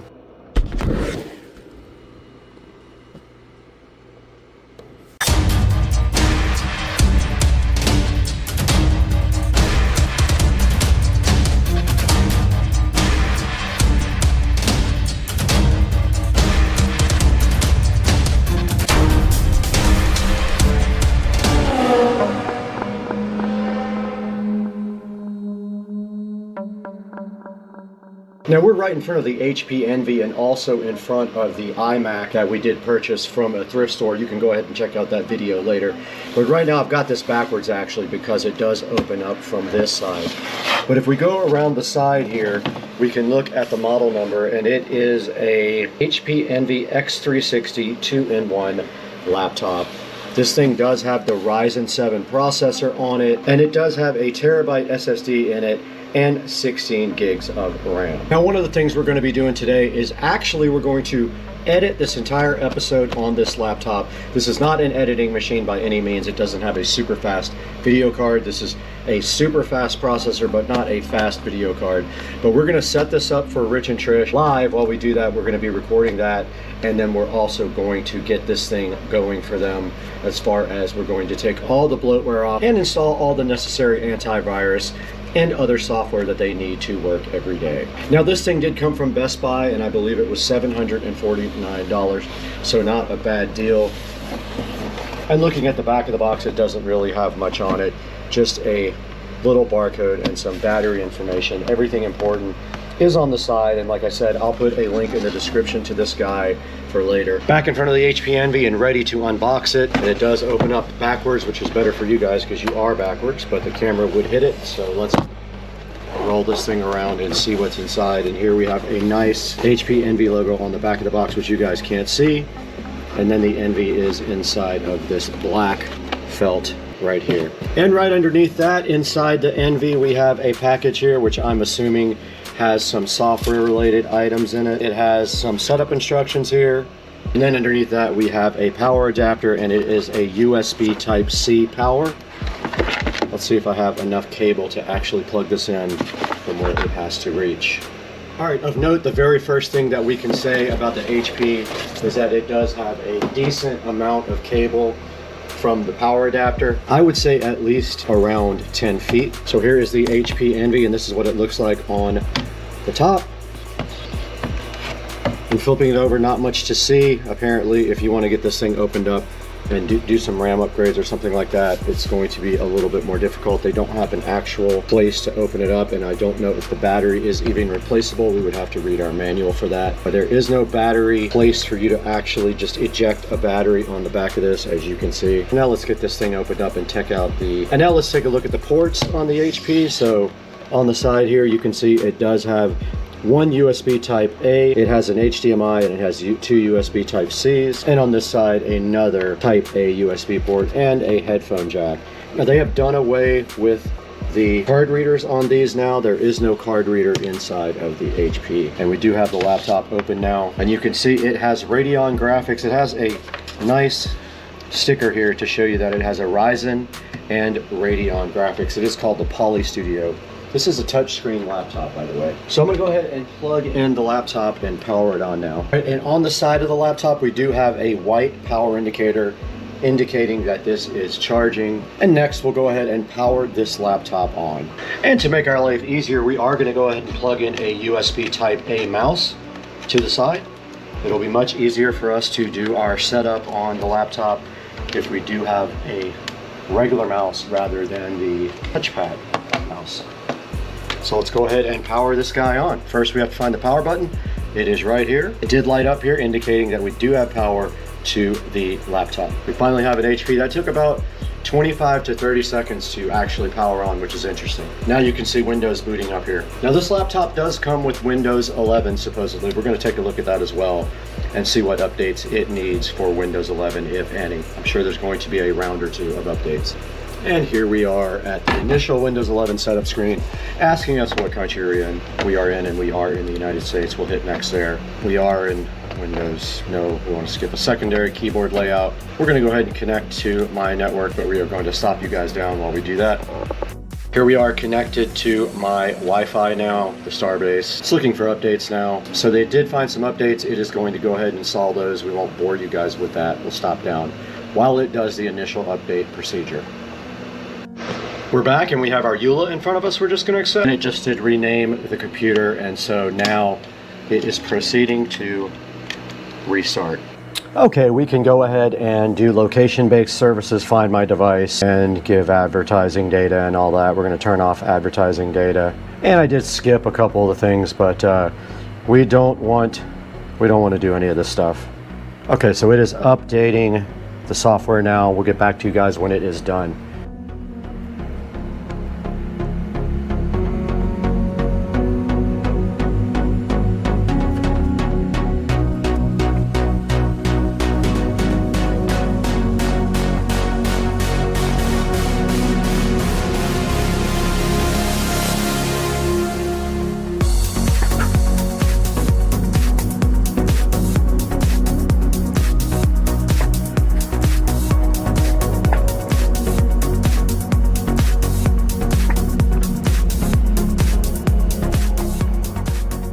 Okay, we did just put the PIN in to sign in, not the actual password. So the computer is now in the setup mode here again.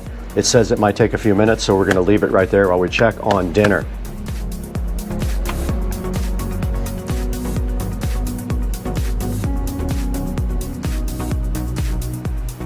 All right, we are all signed into the desktop of the machine now, and we are going to, first things first, remove a lot of the bloatware, including the dumb McAfee that comes with this, because it is worthless. We got dinner. Prime rib from Cody's Roadhouse. So the first thing we're going to get rid of is this ridiculous McAfee. We're going to put AVG on there because McAfee is terrible. And we have to restart, and it wants to do more updates.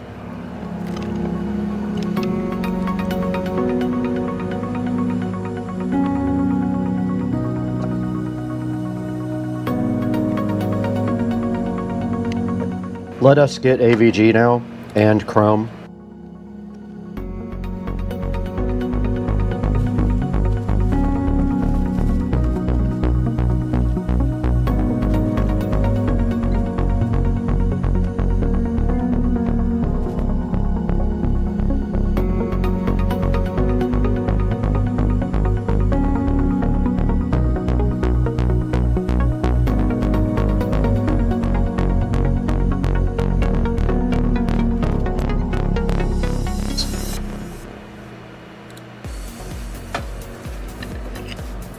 And AVG is installing.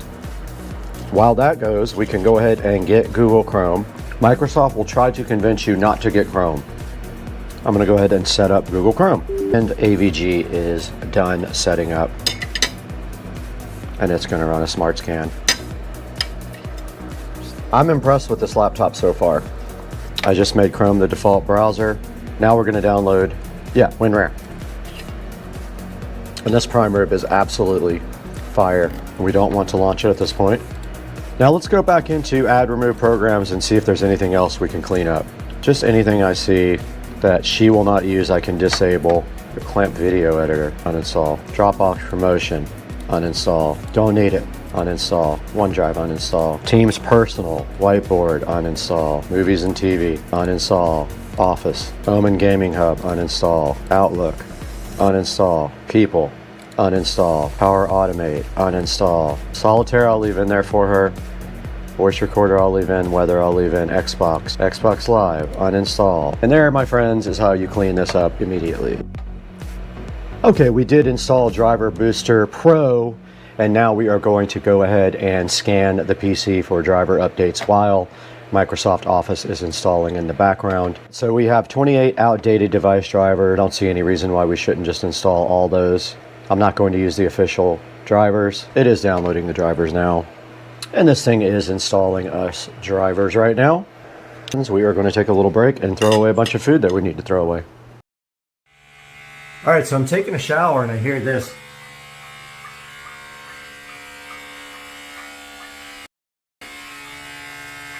I swear that's coming from my light, not this speaker, but what the heck is happening in here? The weirdest sound. Are you kidding me? Let's see if this does it. All right, so I turned off the amplifier. Did that speaker explode?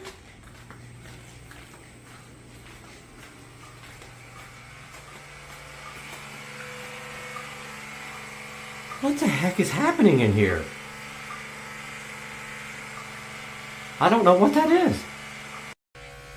All right, so I have like gone outside. I turned off the home audio. It sounds like there's a nest of hornets in my attic. I wonder if this light isn't freaking out. I have no idea. This is so weird. Alright, so the sound is coming from out here in the wall.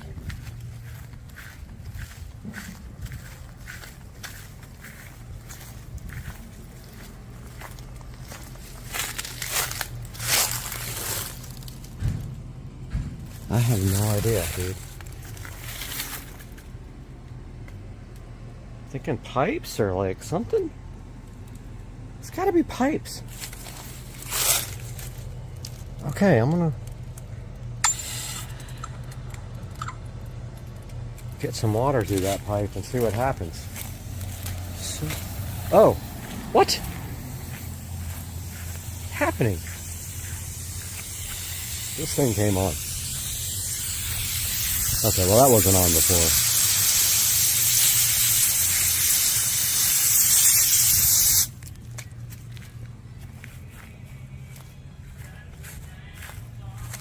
Alright, let's go see what that did. What the hell is happening in my house?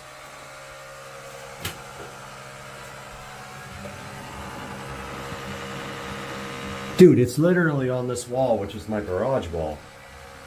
What is happening? Alexa, stop the station on audio echo dot. What in the hell is that? Okay, this is the wall right here.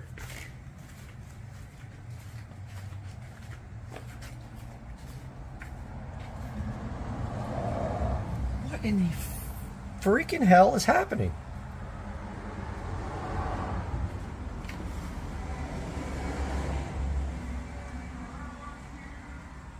I don't hear it.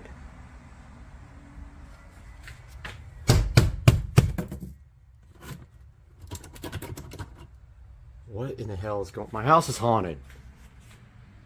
No, seriously, I'm taking a shower and this buzzing starts.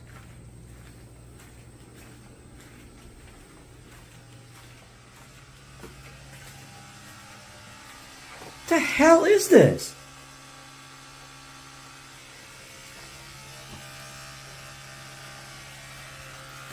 Dude.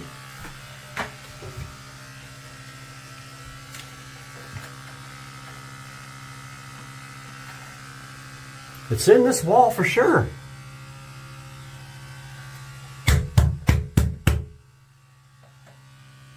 What the hell is happening? It's like a million pissed off bees in my house.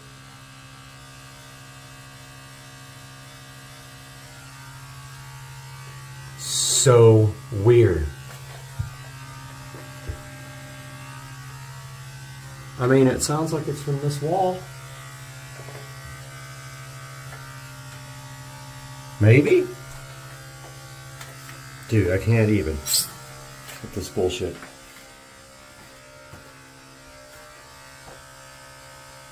Haunted! I've got this entrance here. I guess I can go up and see what's going on. I can go through the garage. Oh, I don't want to get up there. It's hot. It's 85 today. thought for sure it was this light, but it's not coming from the light. Maybe it is. No. Nope. That sounds like a freaking electrical short, for real. But that would throw a breaker. I guess we gotta turn all the breakers off and see what happens. It's gonna cause havoc in here. Let's try that.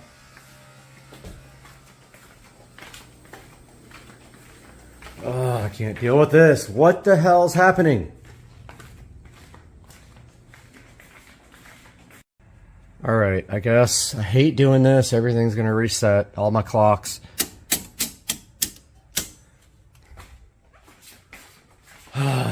Can't even with this crap right now. It's the weekend. Nope, it's still going. It's not those. I think there's a bunch of pissed off bees in my thingy. Oh, here comes Mr. Binks to the rescue. Are you gonna help Mr. Binks? Hi, Mr. Binks. Dude, what the hell is happening in my house?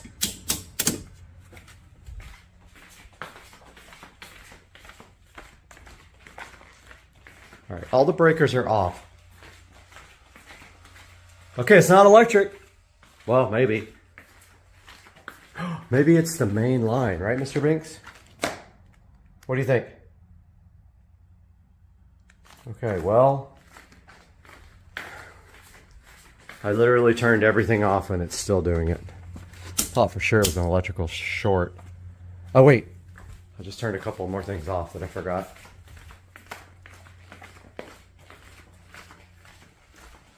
Nope, still hear it.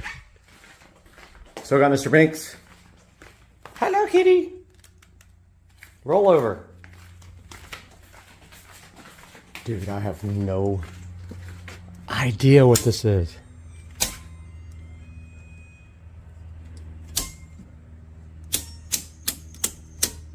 Now I get to reset all my clocks,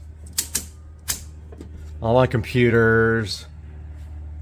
Everything's gonna come back. Dude, I have no idea what's happening right now.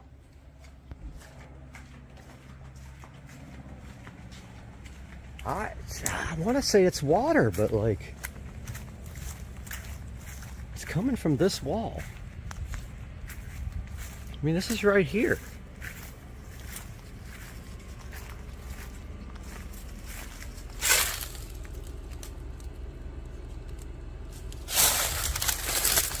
I really don't know.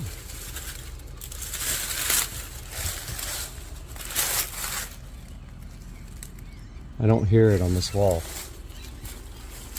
This thing has caused problems in the past, but there's no water flowing through it. Turn it off.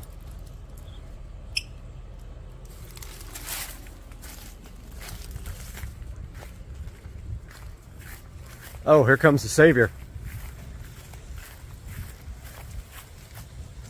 Here comes Rich to help.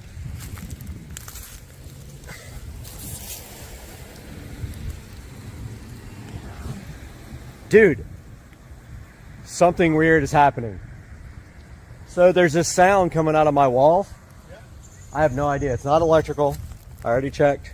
He checked. Come listen to this, man. It's crazy. Like an animal? No, it sounds like buzzing. And I've turned off all the electricity and it still was doing it. I'm in the shower and it starts, so I'm thinking water related.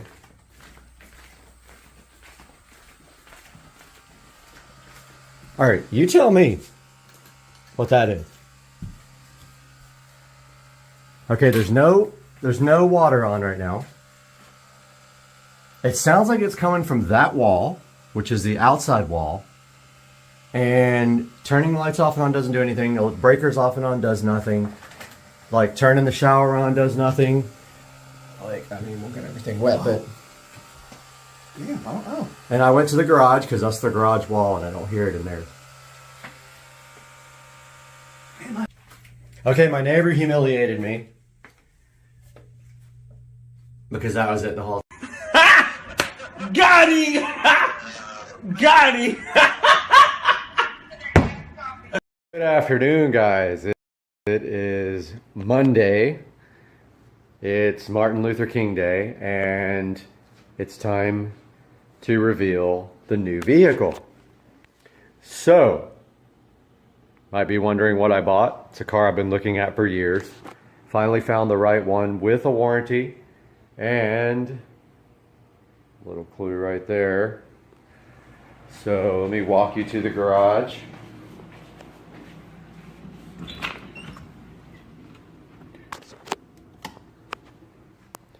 And there it is, folks. So I bought a 2005 SL65 AMG. This car is in amazing condition. It doesn't have barely a scratch on it. It has someone put SL55 wheels on them, had it chromed. So there it is. The SL65. And the thing is just spotless. Interior, exterior, just in really good condition. 49,000 miles on it when I bought it. Found it up in New Jersey. Drove it back here. Got some big plans for it as far as modifying and more horsepower. So from the factory, these are 604 horsepower. They have twin turbo V12.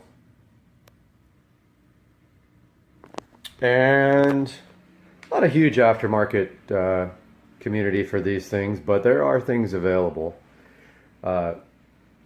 Already did a mod to it. That will be for another video.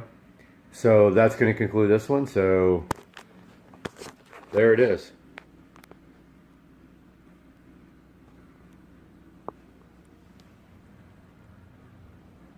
(2005) SL65 AMG. My new mailbox. Sure. Yeah.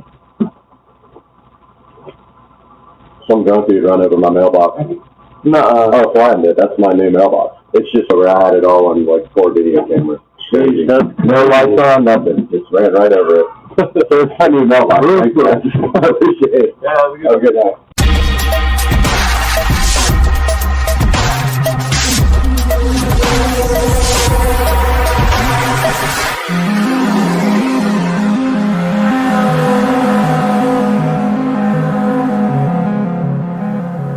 We're back here in the SCSR compound, and as you guys just saw, the FedEx guy saved my life and delivered this lovely package to us so we can get a new mailbox put in. So this is the customizable mailbox from Amazon. There'll be a link in the description to this guy.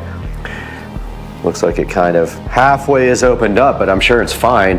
Now we're gonna take a look at this today, guys, on Supercar Street Racing, because this is going to have to go in as my new mailbox since the other one got destroyed by a drunk person. That video is available, and I will put a link to that also in the description, but let's get started with this guy right now. This mailbox is over $200 on Amazon, so the reason that it is so much is because it is customizable, and it does have supposedly my address on it. And I'll go ahead and dox myself, but it does have my address on it somewhere. Unfortunately, it's not there. Can't put the address on the screen, but it's probably going to end up there anyway because I can't actually hide it the entire time we're doing the project.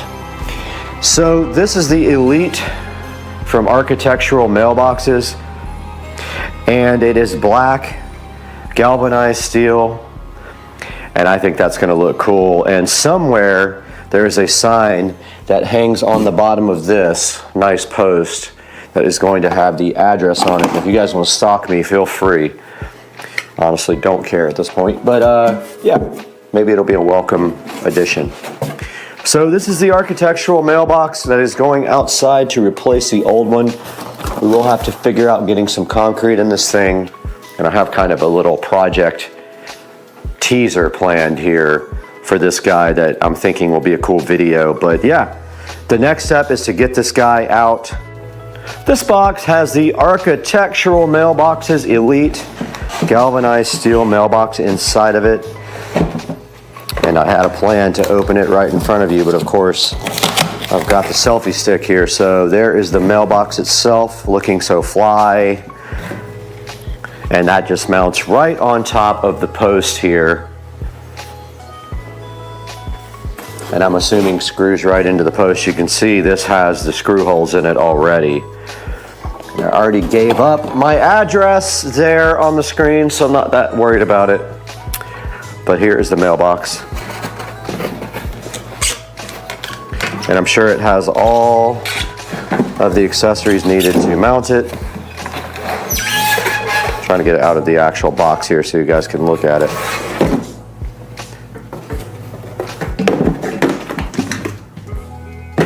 And there it actually is in its entire glory, and it did come damaged. There is a little dent right there. It's actually a little like metal thing. I'm not that worried about it though.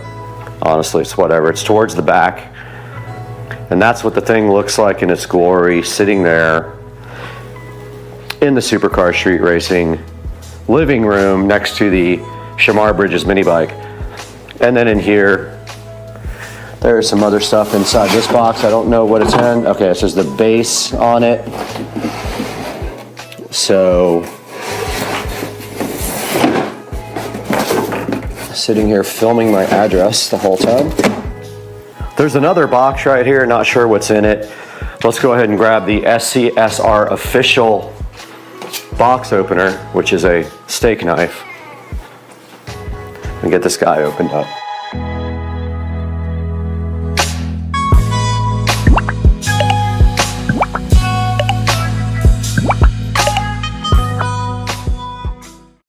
Took a look at the instruction manual here. This mailbox has to be 41 to 45 inches off the ground.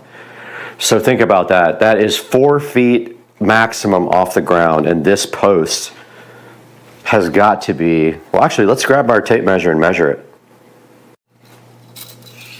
All right guys, how long is this post?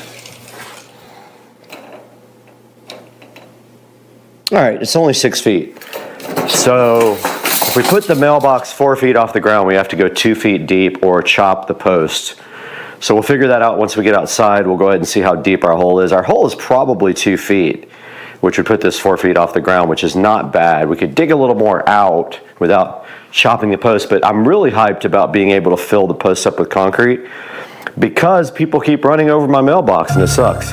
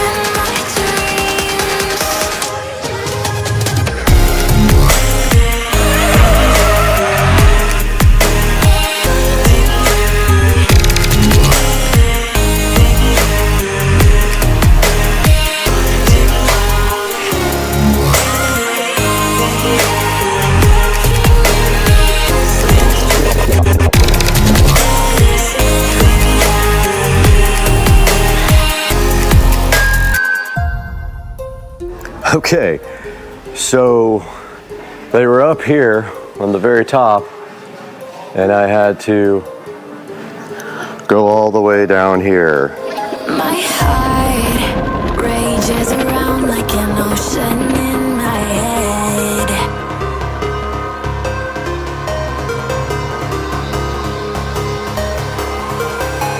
I can almost feel you walking in the distance, but I know that it's not reality.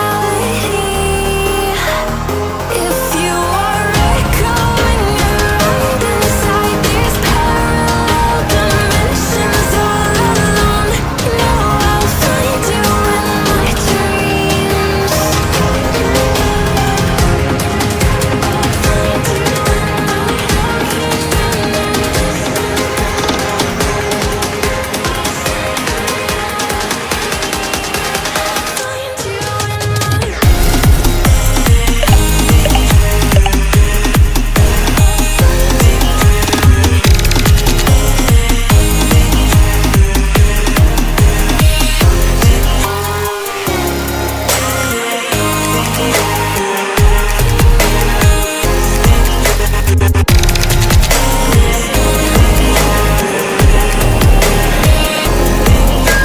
I can almost feel you walking in the distance, but I know that it's not reality.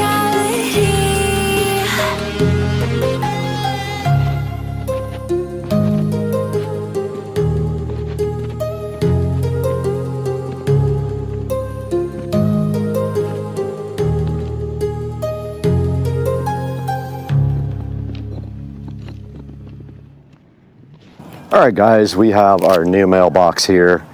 Someone stole all my pavers last night. Really, really crappy night. So I'm gonna be looking for somebody with a intent to cause harm.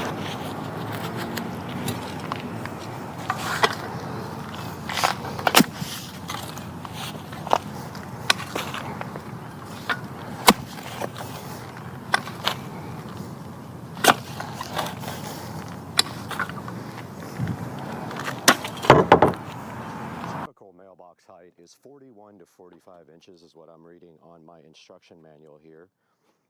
So I just dug the post out just a little bit more, and basically 41 to 45 is right about here in the ground. This post is way taller than that. Even if we get to 45, yeah, let's see.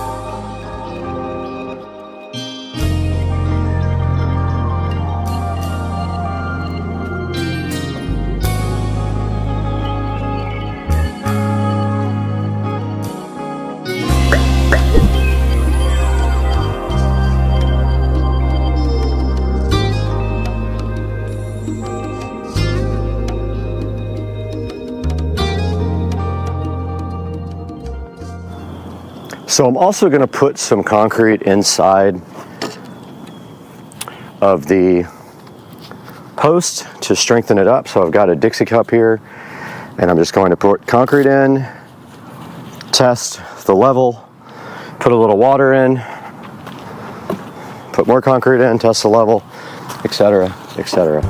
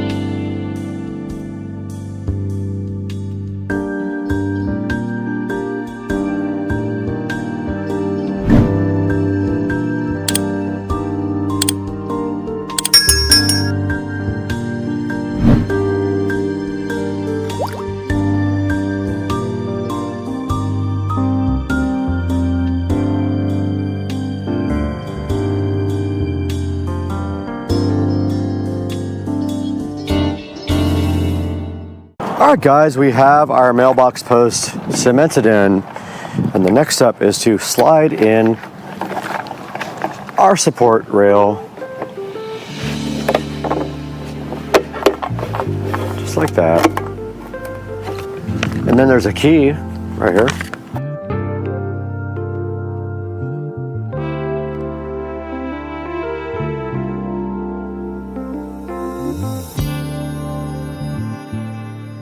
All right, the next step here is to screw the mounting plate onto the mailbox. So it says that they provide screws, and they are supposed to be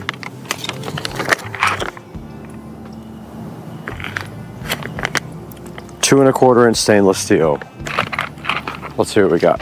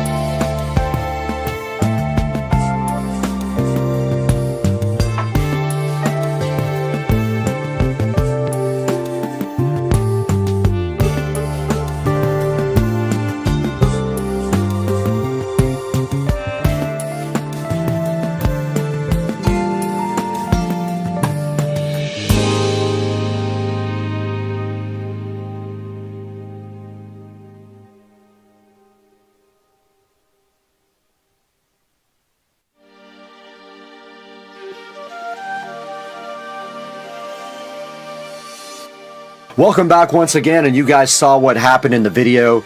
We ordered a new custom mailbox from Amazon. We went and got a lot of stuff for that project and the next project, and then we replaced our mailbox. And what you're looking at right here on the screen is that replacement from the Forever Products company. And you saw on the video, like I'll put it in the description, someone ran directly over my mailbox with no headlights on. They swung wide, hit my mailbox, and then took off. And in this video, I went and bought a bunch of pavers to re-landscape the area, and those got stolen on video night before last. So anyway, this is the Forever Products customizable mailbox. It is $209 on Amazon. And what you do is you order it based on your preference for a custom plate, and you can get your number on there, and also if you want your name, you can get that and your actual street. So I got just my street and my number on mine. Now my only complaint about this mailbox is that it has an issue with the sign hooks. The hooks that hold on the sign are too big for the actual holes in the sign, so I bent my sign. I put my hooks in and I bent my sign down to make this thing work. You could probably just drill the sign out a little bit more, but it does not come ready to go. That is my only complaint. Other than that, it looks awesome. It's super easy to install, and you can see we did get the concrete going in there. We concreted into the ground, and then we concreted also in the posts. And if you really want to, you can put a 4x4 post inside of the vinyl post, but the concrete is just as good. Guys, this thing has a 4.7 star rating. Go ahead and pick one up, and please click through my link in the description when you order anything from Amazon. Not just this, click any of my links in any of my videos when you order products, and that gives me a little bit of money for the channel, because we do lose money on the channel. Now, I'm so happy you joined us today. We got another big project coming up, and I will be editing that also today for hours. So please like, subscribe, and we'll see you next time on the channel. Alright guys, welcome to part 2 of the bedroom makeover with a 65-inch 4K home theater system.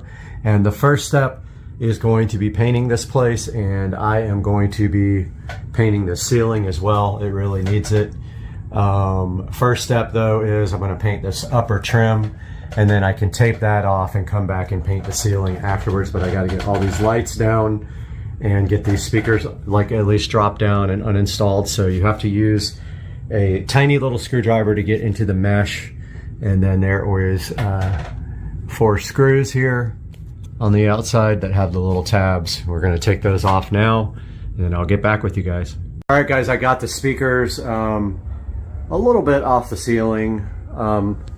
Kind of decided I might just paint the edges, because they're kind of off-white and ugly, and I think paint will actually look good on there. I might just paint them instead of removing them and painting underneath. I mean, I'm still going to paint under, but I'll probably also paint the little rings. I started taking the guitar holders off the wall. I totally forgot how much work this is going to be. Got to deal with the curtains as well.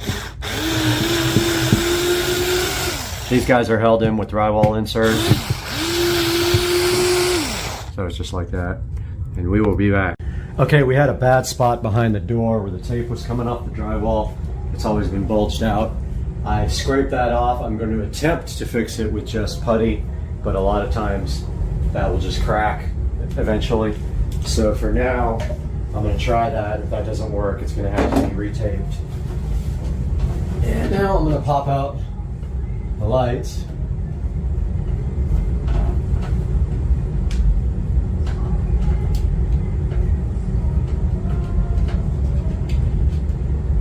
And that's enough, just down enough to paint around, so they can be popped right back in. Boy, it's blinding staring into those things. So I've always had an issue with these lights since I got them. They flicker pretty bad when you turn down the brightness. So I'll get a small brush and work inside of these, so I don't have to pop them all the way off. They're out enough now where I can get to them. Other thing about this ceiling is, this was from when they scraped the popcorn ceiling, this ceiling scratches very easily. Just a fingerprint on it will scratch it. And I don't have the paint, so I've been using a much better paint. It is a Valspar Ultra White flat paint. And I didn't use the ceiling paint on purpose because one day I'll discontinue that and I won't be able to get it. So I'm using just regular paint for the ceiling. So I got all the wall plates out except for behind the bed. That's a whole separate painting project. Still got to take off the curtains, but I'm not ready to paint the walls yet. Walls will be after I get the TV mount done because I've got to put a hole right there. Now, technically I could cut my speaker holes now because I have a template for it that I created and saved. Actually don't know what I did with that when I came out of the attic. Hopefully it's around, but I do have a template that I made out of cardboard. But that's the issue where the drywall was coming up, and it's slightly coming up there. But I don't know if I'm going to scrape that and try to mud it because it always cracks afterwards. But I'm going to repair that spot. And let's see if we can locate. I'm going to turn off this so we don't get copyright strike. Okay, so I think I decided that I am going to just paint the trim without taping off the wall, and just then when the trim is completely dry, because it's the hard paint that won't peel off, I hope, I will tape the trim and then paint the wall. Alright guys, so I couldn't find my small putty knife, which is a bummer. It would get in that little crack there, so I'm just going to have to try to use a large knife and come in from a different angle and fill this hole right up. I hate using this big knife for this. I just don't have any.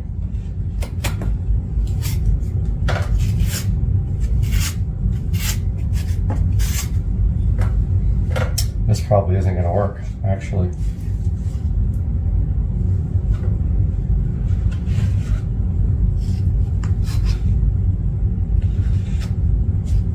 Maybe.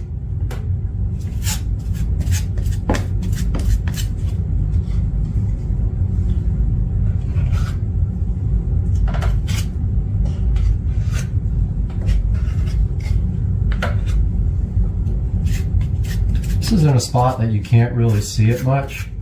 Is the only good part about this. And I left it like this for years. I mean, ever since I've owned the house, honestly. And so really any putty on this back part of the door doesn't matter because you can't see it.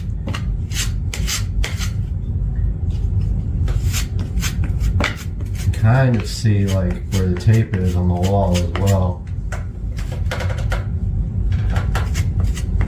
So I'll try to fix that if I can.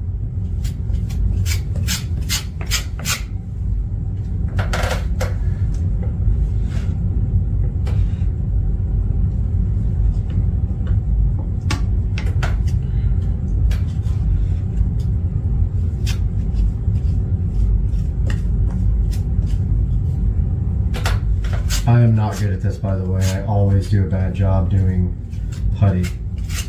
It never looks right. So, doing the best I can with my limited skills here.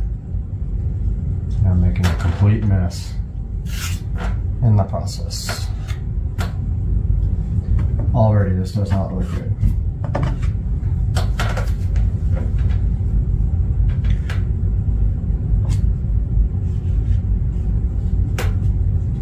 I think this putty is like half. There we go. Like I said, this is behind the wall, behind the door, I mean. You can't really see it, but still. I wish I was better at this stuff.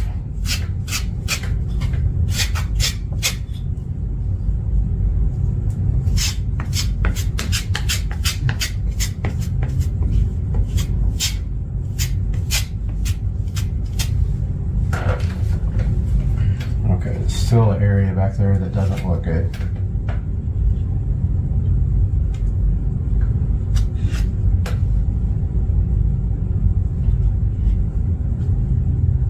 Wow, it's just getting worse.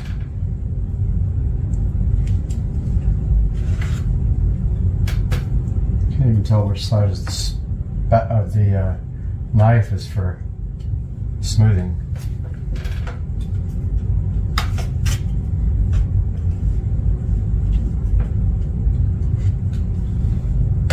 Dude. I'm getting irritated at this thing. There's one little spot in there without mud on it. And I keep trying to hit that spot and it just...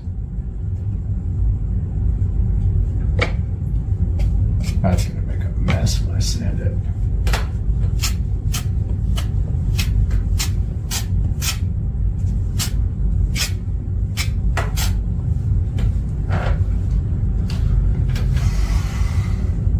Still one little spot there.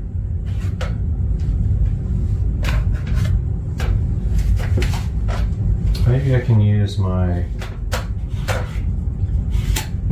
my trim tool. It's thin.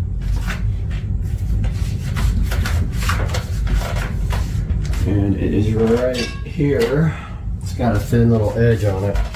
Thinking maybe I can get that in there.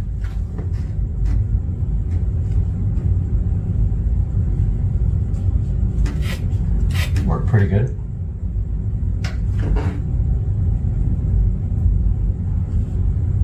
Works okay, actually. Not great.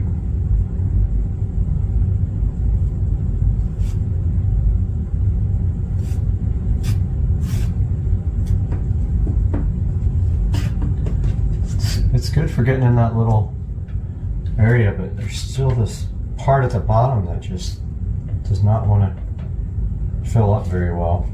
I think I gotta start lower.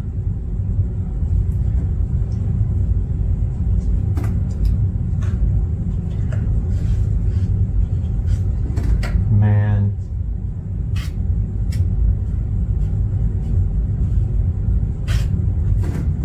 Yeah. This looks like absolute hot garbage.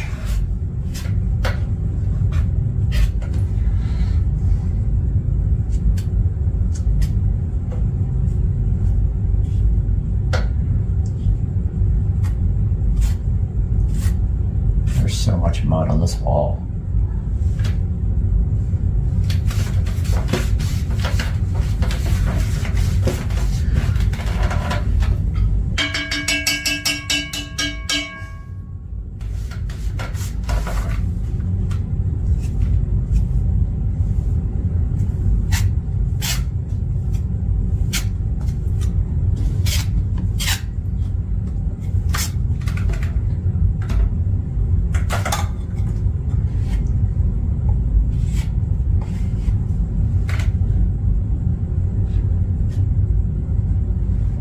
So I'm just going to leave it like that because I'm making it worse.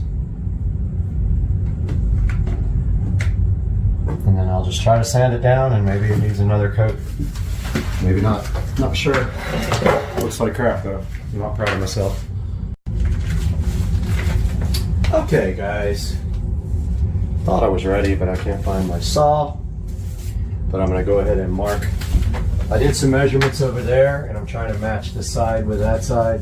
Hopefully this template works or I am in big trouble.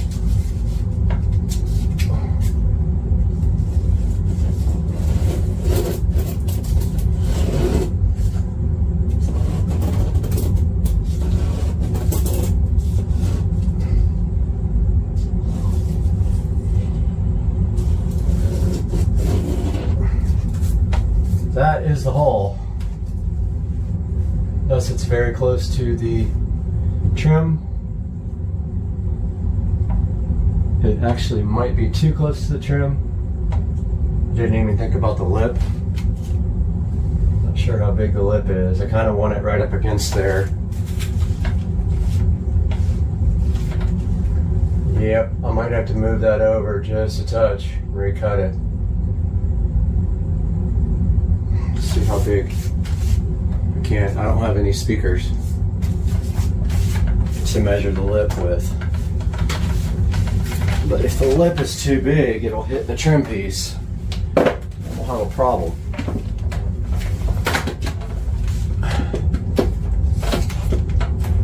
That one's not out far enough. Well, I was gonna measure on this guy, but it's not down enough. Oh, that's gonna be close. That is gonna be real close.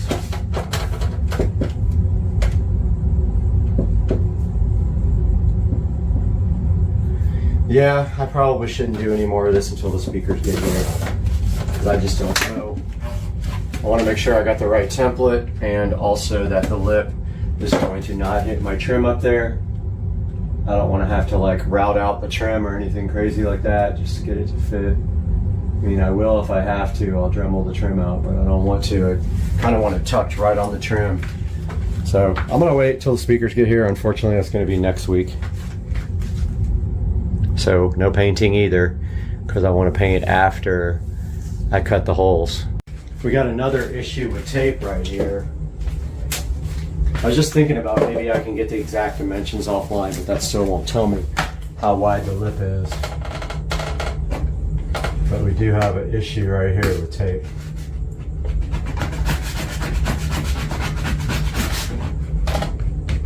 Or it's actually just paint.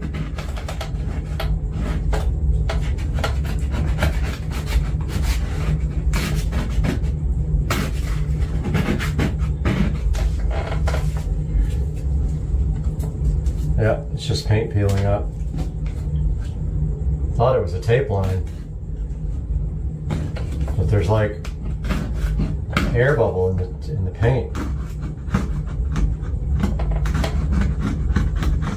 It goes all the way up to the top. So there's only one way to fix that, and that's to sand it, fill it, sand it. Get a lot of that loose stuff off. Put a layer of mud on that. That's all we can do. All right, I sanded that down and put some mud in there. It kind of looks like the bubble came right back, but that's so weird. I'm gonna let it dry all the way overnight and then sand it tomorrow probably. Guys, I started the super fun process of taping the floor. I totally forgot. I've got to tape my floor off before I paint the trim, and I want to knock out this trim here and the trim around the ceiling at the same time. And so I have to tape the entire floor. So let's get busy doing that. Amazon truck just arrived. I was so happy and excited. And this is the first part of the TV replacement. This is the wall mount. If I can get it unstuck here. And this was on special on Prime Day for, I think, $27, $26, a good deal. And this is the wall mount. And I have not seen it before. Let's get some lights going in here. All right, so yeah, this is the wall mount. Wall mount troubleshooting manual for your wall mount. Okay. Looks like it's in two pieces and then you put it together. These are the arms, the VESA arms, and then behind there looks to be the plate that must go together in two different pieces and then bolts up. So we will actually assemble this later, and then once we have the TV, we will have to figure out how high up the arms need to go. And then do some measuring to figure out where the bottom of the TV is going to end up so that we have enough room for our dresser and the receiver. It's my least favorite time ever. Painting time. First of many on this job. So the first thing we have here is our Valspar Signature trim paint. It is pure ultra white semi-gloss. And I've already shaken and stirred it a bunch of times. Just remember, when you do this paint for the first time, have some paper towels so after you pour it, you can wipe the paint off of the rim here. The more paint that gets on the rim, the harder it's going to be to open and close your work can in the future. So as soon as you pour, have your paper towels ready and a trash can nearby, and just go ahead and wipe the rim off. I got paint on me already, so I wore my paint clothes. So I need to pour enough in here to do the door and all the trim, and that includes around the window. So I'm going to pour towards the back so I don't get paint all over the front of this. Oh, that's not looking good. It's coming out in clumps.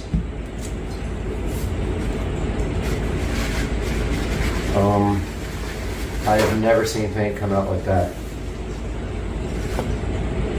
It is like almost dry, I think. I have never seen paint look like that coming out of the thing. I'm going to use it and then return it, obviously. But I have not seen paint look weird like this before. It's like it's either not stirred up or it's dry. There's clumps in it. It's weird.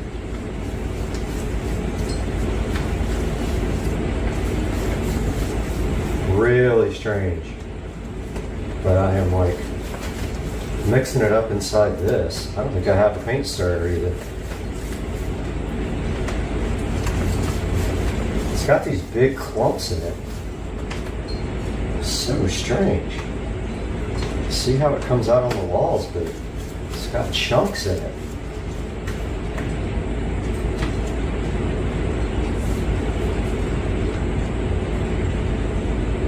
I don't know what that is.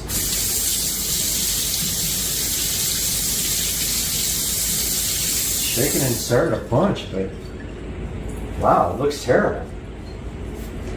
I gotta find something to serve this with, I guess. I don't know.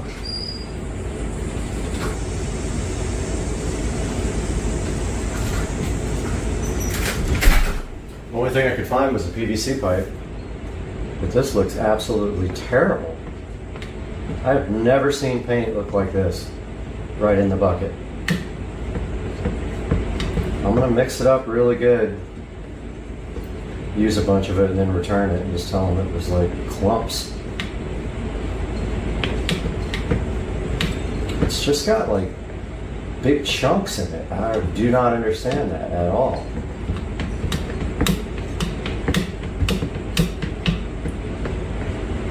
Not really mixing out of it.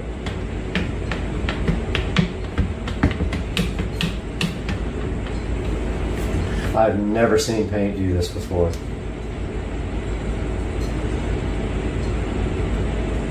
I mean, maybe it'll just paint right out of it. I'm not sure.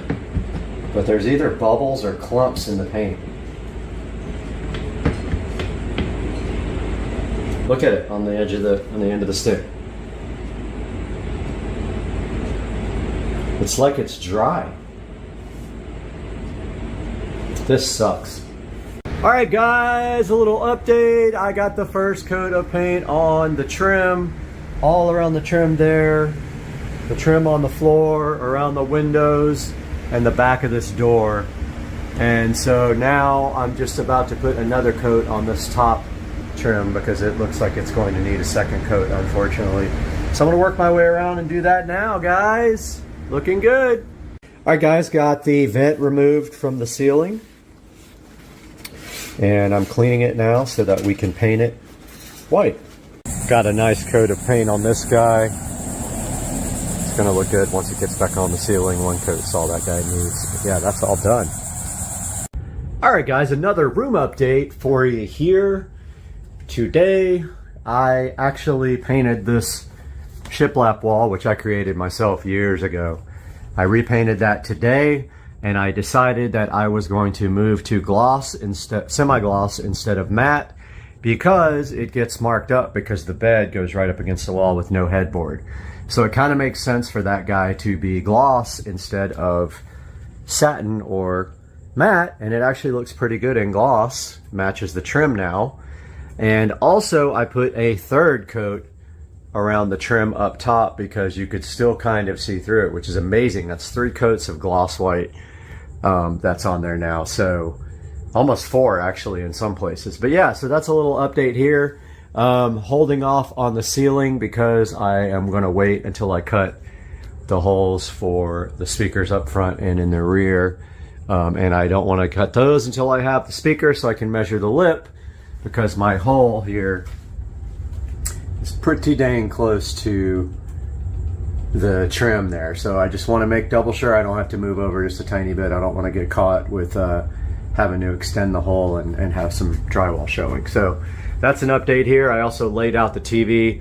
Now I have to let this paint over here dry completely all day, push the bed up against the wall, and see if I can actually see over the dresser and the amplifier when the dresser is all the way up against the wall and the bed is all the way up against that wall. If I can't, then the TV's got to go up more. So that's a good clue that we're going to have to raise it up. And I'm still worried about this whole hanging the TV situation, but we'll get through it, man. We'll get through it. All right, guys, welcome back. Guess what just happened? I was on Facebook Marketplace for the last couple of days, and I scored the subwoofer for the bedroom right here. Hopefully it fits. I didn't even check, but this is my third PSW10 Polk Audio sub. Now I have 3 of them. And it blew my mind. I went to this dude's house and he had like stacks and stacks of equipment. He probably had 20 subwoofers. He had literally shelves full of equipment. I could have gotten any subwoofer I wanted. I love the PSW10. It's like my favorite subwoofer. It hits low, hits hard for the price. I paid 60 bucks for this. Look how good that thing is, man. It's in good condition. So this is actually the best condition one that I have. The other ones are kind of iffy here and there, like the grill rattles and things like that. So PSW10 scored for the bedroom surround sound system. We got something in the mail today. Whoop, whoop, whoop, whoop. Air horns. Wah, wah, wah, wah. Okay, I don't know what this is, so let's just try to open it with one hand. I got so super excited I stopped the video, but let's see what's in here. Oh yeah! Oh, I'm so stoked! So stoked! So hyped. Wah, wah, wah. Look at this goodness. Ah, this is the best ever. Look at this goodness. This is so cool. This bad boy is a triple gang home theater plate. Guys, look at it. So sick. So I'm supposed to get the actual other, supposed to get the triple gang low voltage. Let me see if that got delivered. Guys, I went to the mailbox. Look at all this goodness. 3 packages. So exciting. Okay, let's see what's in here. Where is my, I already lost, my scissors are gone.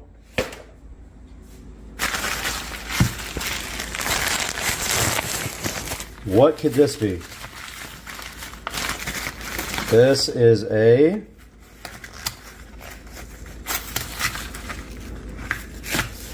this is a replacement battery for my Eufy door lock. My battery would not charge all the way. So this is a brand new battery too, like the one that wouldn't charge. So they sent me this one. Let's get this one on the charger. See if it'll charge. All right. It's red, so it's charging. The other one would go green and then it just wouldn't be charged. All right, we got 2 more to open, guys. Let me put you down for a second. Okay, what's in this box? What's in this package? Aha! Dude! Everything's got a freaking... Okay, there's my knife. Everything's got so much packaging. I've got one hand to do this with. Just don't want to go get my tripod. Aha! Triple gang, low voltage, wall plate, for this guy. That's exactly what it's gonna do. This goes into the wall. These three guys go into this, and then this plate goes on top. It's gonna be so sick. Look at that, guys. Triple gang home theater. What's in here though? Yes. Wiring nuts. I've been needing these wiring nuts. Got all kinds of wiring nuts. Yeah, so we got all the goodness today. We got 2 more hoses, 1 for each side of the house. And we have 2 hose reels coming that go mount to the house. And I'll show you guys those when they get here. But yeah, I already have 2 of these and I really like them, so I bought 2 more. And man, what a day. We got so much stuff. Feels like Christmas in here.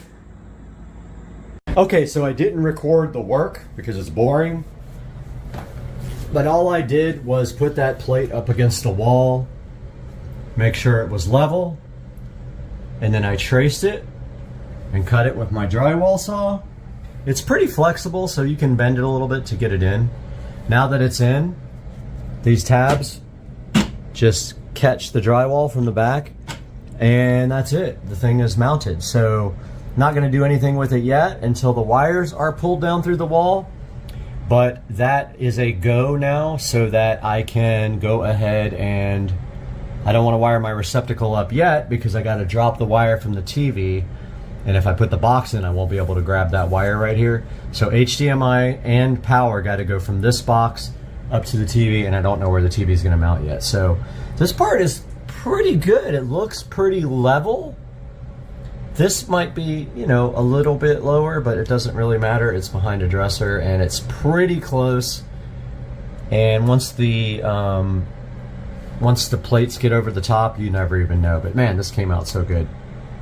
All right, so there is a stud right there, and we need to get a subwoofer cable through there. So I got my amazing bit right here, went in this hole, and hopefully it didn't go through the drywall on the other side. I guess I better go check that. But that's where we're feeding the subwoofer cable through, and we might have to fish it, but we're going just about, I don't know, just right on the other side of that before the next stud. So before 24 inches, we'll pull the subwoofer cable through and put a wall plate there for that. Let's go see if we destroyed the drywall. We may have went through the other side. That'd be a bummer. Kind of felt it, wouldn't it? Aha! No holes. We did good, guys. We are ready to feed our subwoofer cable through there and then cut our box. So I have this subwoofer cable laying around from a car audio project. It's plenty long enough. Actually, it's way too long. Let me see if I can find another one. All right, I found this stereo pair here, and I pulled it apart, and that is going to be what's going through the wall for the sub cable. So now I am going to get my template for my box, but first I got to find where the stud is. We don't want to go 24 inches past that, or we'll hit a stud again. So we're going to go right on this side of the stud. So let me grab my stud finder and we'll go from there. All right, so I measured halfway up of that box, got my halfway point here, got my template. I traced out my, it's actually old work, it says new work, it's an old work box. I traced out and leveled out my template so that square is level. Now I'm going to cut my box and actually have a spare old work box here. So I'm going to use that instead of a low voltage one. It's fine. I'll put the subwoofer cable through that. I'm going to go ahead and cut this and I'll get back to you guys. Got my box cut. Now we just got to see how good it fits. My template's pretty dang good.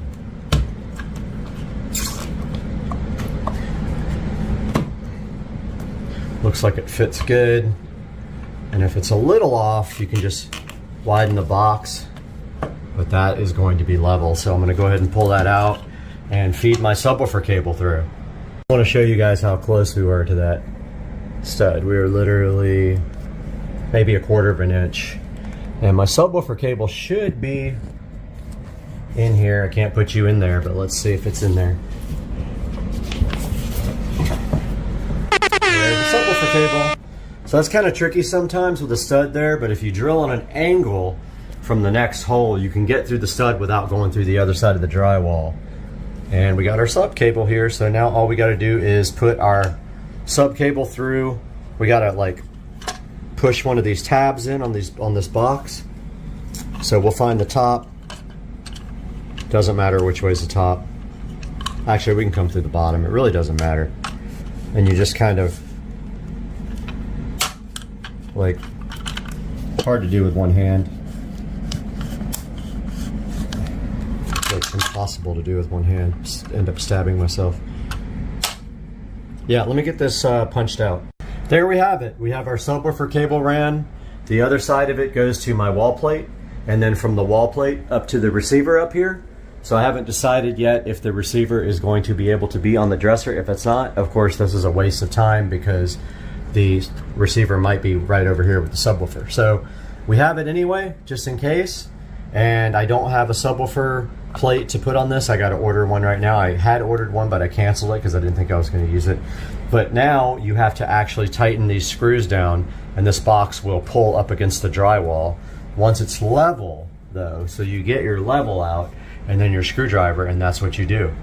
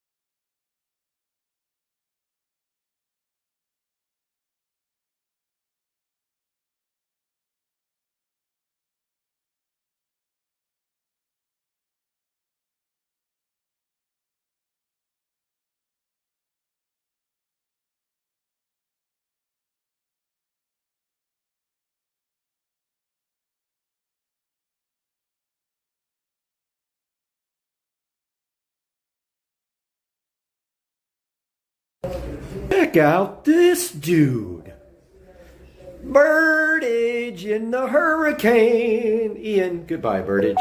Stay safe in the hurricane. Hey guys, welcome back to the channel. Supercar Street Racing here, and I have a studio update for you. It is insane. I want you guys to see this, the way the studio is looking. Check out the studio, guys. I am super hyped, and I want to give you guys a huge update. I have not been live streaming or updating lately because I've been super busy and I had the network down in here, but today we made some huge strides in the Supercar Street Racing studio. And let me get started and tell you what we have done. First things first, but not the biggest, the Harbinger's powered studio monitors are mounted and they are flying from chains right there. Got that done today all by myself. I don't know how, but there is the other one.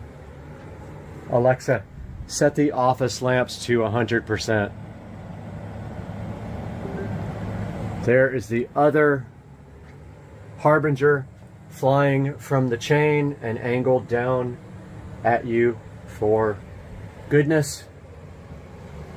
On top of the Harbinger.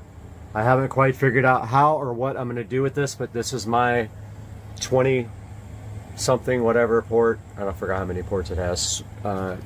Netgear switch. And you can see the Ethernet connections all labeled and going into the wall, and up there we have a Wi-Fi extender hotspot thingy, and that is connected to Ethernet, and then it has a Supercar Street Racing Wi-Fi signal. So I got to still figure out what I'm going to do up in this corner, how I'm going to organize it, if I'm going to do a little shelf or what I'm going to do. Not that important right now. The biggest thing is I got the Ethernet connected. Secondly, huge. I got the 4K Fire TVs mounted, and literally luck that they can swing out and touch each other like that. It is absolutely perfect. I couldn't have done it any better if I meant to, and I didn't mean to. And they are on these, they're not horizontal like usual plates or mounting plates, they're vertical, and they swing out and they are tilted down at you, and you can see right now they are playing 4K video from YouTube. Visual Dawn, one of my favorite up here too. Visual Dawn with the 3D animation spacescapes. So we got the 50s mounted. I ran out of Ethernet cables, or they would all be connected to Ethernet. This one is connected to hardwired Ethernet, Wi-Fi. This one doesn't have an Ethernet jack. That one's connected to Ethernet. I ran out of patch cables. Next, we got the Marantz NR1711 receiver in. This guy is a high-end receiver, and the reason I bought it is it has front preamp outputs to feed our powered studio monitors there, and our 1711 chilling. We got our wall plates all done mostly. I've got two more to put in here. One of them is for the front speakers, which will be RCA. The other one is a dual Ethernet jack, one for this and one for the PC. So there is the home theater wall plate, and that little thing coming out of the corner is the USB. You don't want to do a USB extension. It's already extended twice and it's already going to be an issue, so I just drilled a little hole in the corner and ran it straight through. We got all the other wall plates done. They're not exactly on the same level, but they'll all be under the desk. We got all the power done The only thing I have to do over here is connect the subwoofer plate for the sub that is going to go somewhere over here. I'm not quite sure yet because there's not much room right here. And we got all of the wall plates done behind the Fire TVs. This HDMI wall plate here feeds down here. So if you want to connect a laptop or a tablet or anything else to that guy here, you can do it right there. I have not connected the HDMI here to the TV yet, but that will be next. Same thing over here. This HDMI wall plate feeds this guy here. There's also network down there, so if you want to plug a laptop in and work on this 50-inch, you may do that via that port right there, HDMI. There's power there, power there, power there, and power there that I installed today. And I did the power and the wall plate with the USB, HDMI, Ethernet, and coax. We're not using the coax. Those are behind every television. There is one back there as well. It's hard to see. Every place that you can possibly sit. Here's another Ethernet and HDMI. HDMI feeds the 32-inch, and you can connect a laptop or whatever here and have Ethernet. Every place has Ethernet. 1, 2, 3, 4, 5, 6. There's another jack there for just straight Ethernet. If you want to work right here on the couch, you may connect your laptop to Ethernet. If you want to work right here, you can connect your laptop to the 43-inch and you have Ethernet. We've got the Echo Show 15 chilling flush mounted. Completely flush mounted into the wall. First one I've done like that. So this is not a completed tour. When I am done, I will give a completed tour. I wanted to do a little update. Oh, also got the Govee recessed lighting installed. All of it. And it is all controlled by Alexa. Set the studio switch lights to purple. And there we go. They are purple. And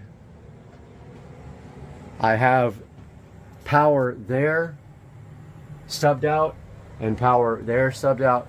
It is permanently on power, and that is for lighting for shooting videos. Most likely we'll have a light pointing down here at the desk and one up there pointing down here at the desk, and I just don't know yet quite how I'm going to do it, but that is an update from Supercar Street Racing Studios. Big update. I'm so hyped to start doing videos here. We'll see you guys soon. I want to redo this ground so that it runs up that way instead of somewhere down in here with some extra. So to kind of run through this real fast, obviously you got the main battery. You know, it's kind of a shame that that we couldn't figure out some way to just connect. To make that work? Does this come off? Will we take this off? Does this dash with the cup holders come off? Probably use your hole saw kit just to make the first initial hole.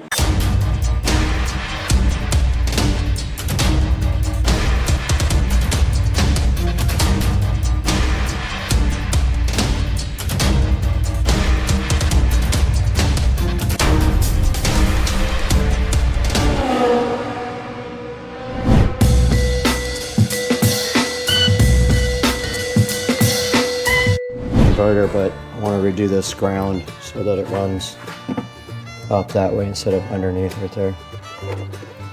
Up and over. Well, it's got room behind it. It's got a... Well, now I was thinking this side up. It's a lot cooler in here now with that fan blowing.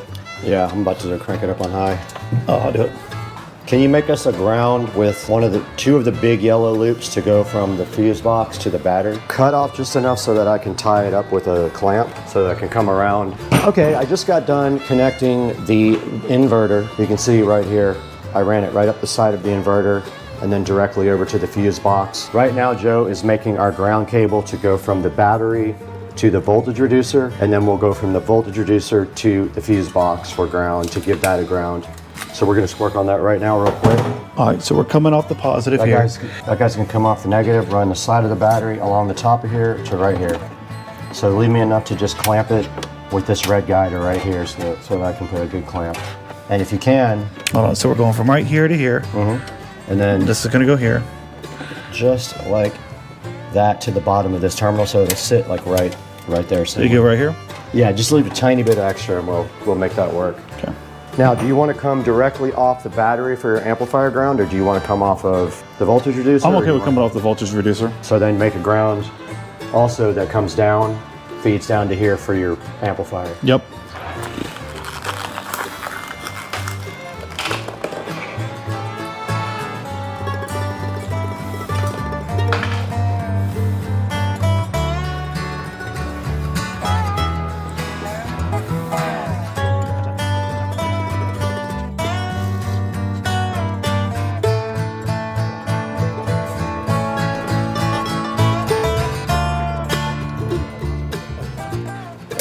So give yourself enough, whatever way you think is the best. If you want to come around here, we clamp all three of them together and go down. Well, since we don't have the amp, I'm just going to do the one side for now. Yep, leave one side empty. Yep.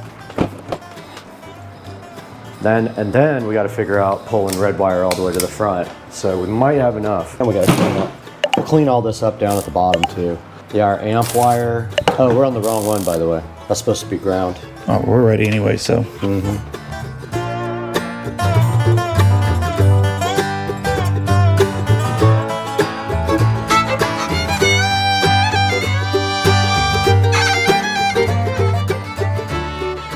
Those guys both go, and then what we'll do is we'll clamp them all together right there to keep them out of the way. But we got our amp power wire we need to run too.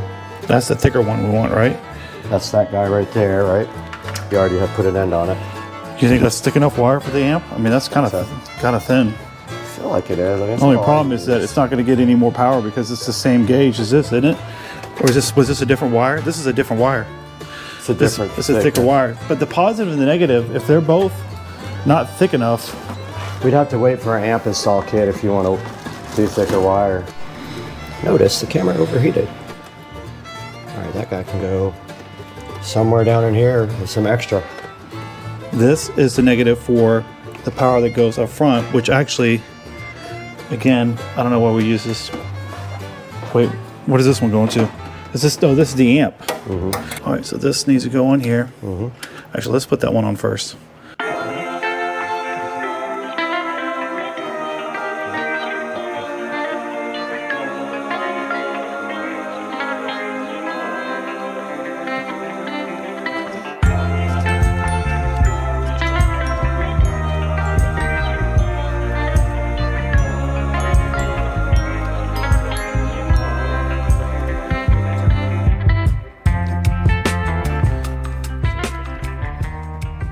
All right, so this feeds your amp. That's got to go down. Do you want to go beside it that way? Yeah, we could do that too. I mean, I don't know, they're running it underneath the amp. Gives you more room for sure.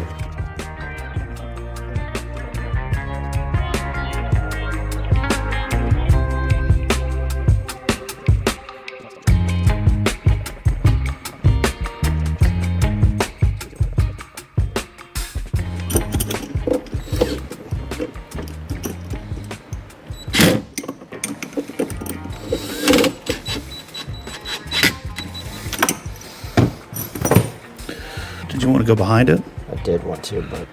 Yeah, I might as well cut off what you want now. Yep. And then I'm going to get a clamp. Tie this up nice right there. One big bunch. How much should I leave for the amp?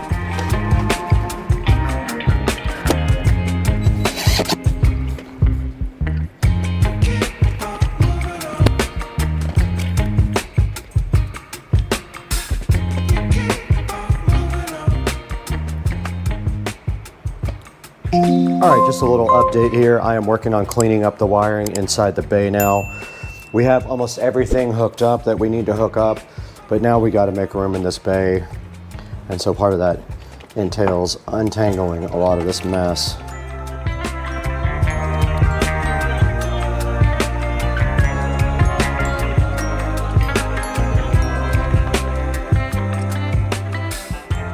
We're in the middle of cleaning up the wiring, so we're basically running our comm cable, and our actual power cable from our, it's a charging cable, from our charger to our battery.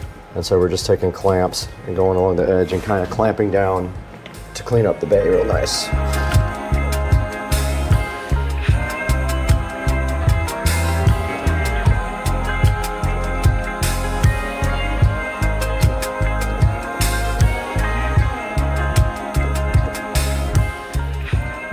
So it has to switch over to the positive. What does?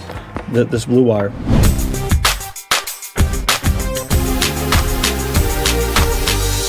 So we're back. We spent about an hour, probably equivalent, working on this bay here, getting things tightened up with all the additional items that we included in here. So to kind of run through this real fast, obviously you got the main battery. From here, what we did was go to a reducer, which is a 48 to 12 volt reducer. From that point, we jumped it over to a fuse panel, just in case we wanted to run any 12 volt optional electronics, but we haven't decided about that yet. From here, we have a converter from DC to AC that gives us a 110 option. And then over here is the charger itself. So we spent time really kind of going through everything, making sure all the wires were tight. We've prepped ourselves already for an amplifier that we're going to work on next. But the biggest thing is making sure everything was tight, up and out of the way, to give ourselves a good idea of how much room we can have for an amplifier. So earlier in this video, what you'll see is that we had a Boss amp. After breaking it out, looking at the dimensions, we figured that it just wasn't going to work for us. So we're going to go back to the drawing board, find an amp that makes sense that will fit inside this compartment here itself. And then our next steps are going to be installing the dash with the speakers and the rest of the equipment for the stereo. So it looks great, very clean in here. We're going to do some additional cleaning up around here, but we are pretty much set, ready to go.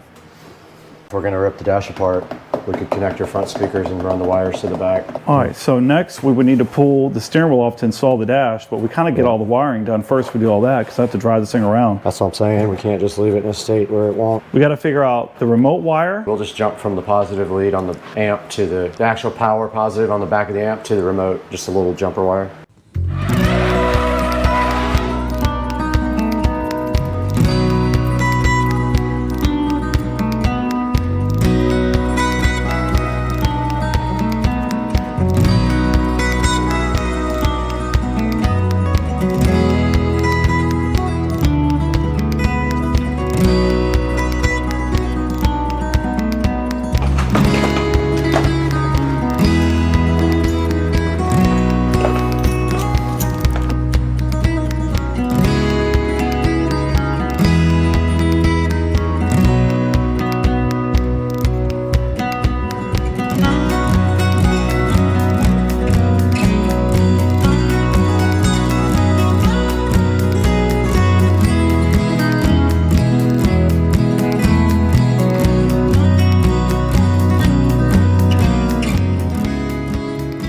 You know, it's kind of a shame that we couldn't figure out some way to just connect. To make that work? Does this come off? Will we take this off? Does this dash with the cup holders come off?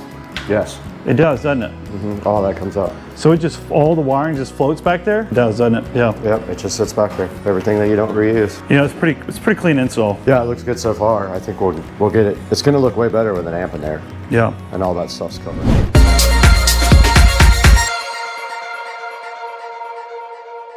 Guys, welcome back to the channel, and we're back again for episode 5 of the golf cart. And today, you guys saw we published one that was mostly getting the wiring thought out, getting everything inside of the engine bay, and cleaning up all the wiring. Joe, how did that come out in your opinion? No, I think it looks really good. Again, with how much space you get back from getting rid of all those batteries, we're able to fit in all types of stuff here. So the last thing that we're going to install for this particular build is going to be an amp that we found online. I think it's going to work perfect for what we're doing. And then we're going to put some speakers in the back here, as well as some speakers in the front and the new dash, and it's going to be pretty much ready to go. Yeah, so we did a lot of research on amplifiers, and I do a lot of watching oldschoolstereo.com on YouTube. He's a big fan of tar amps, and he has amp dynoed them. And from what he says, they're very underrated. This amp is extremely small, and it has absolutely cool reviews. We're hoping, even though it's small, it puts out a decent amount of power, and we decided if it doesn't, we'll probably go for one of their mono subwoofer amps and separate out the sub from the 4 other speakers. it'll be easy once we have our wiring already established right there. So what's our first step here? What are we gonna do right now? Yeah, so to start chipping away at this, the first thing we're gonna do is come back here. The plan is to put 5 total speakers in. So we're gonna have 4 6.5 speakers that are waterproof, marine grade. 2 are gonna go back here in this particular section, and then 2 will be in the dash with the subwoofer in the rear. So the first thing we're gonna do is knock out, get in the holes for these to be put in, get them wired up, and get those wires ran up here to the amp. Okay, do we have to take your back seat off to do that? Yeah, so it'll make life a lot easier. I think we're gonna have to get in there with a jigsaw to make the cut. So we're gonna take this back seat off just to make our life a little bit easier. 4 bolts, I think, total, so it won't take about a few minutes to get this off, and it'll make our lives a lot easier to put these speakers in. Gotcha, okay, cool. So we're gonna need our wrenches and also our jigsaw to go ahead and do that. So absolutely. Let's go ahead and get all that stuff gathered up because we don't have the tools we need right now. Yep, let's do it.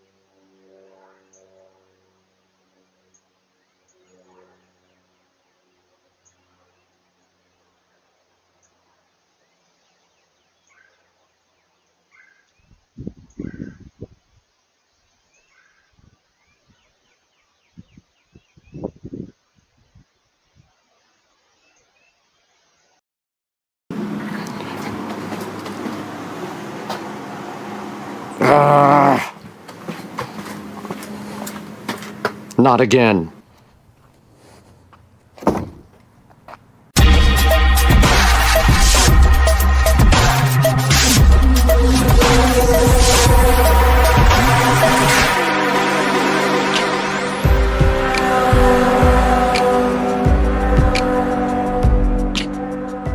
Guys, welcome back to Supercar Street Racing once again. And we are here with this high yard doormat that we're going to be opening and taking a look at today.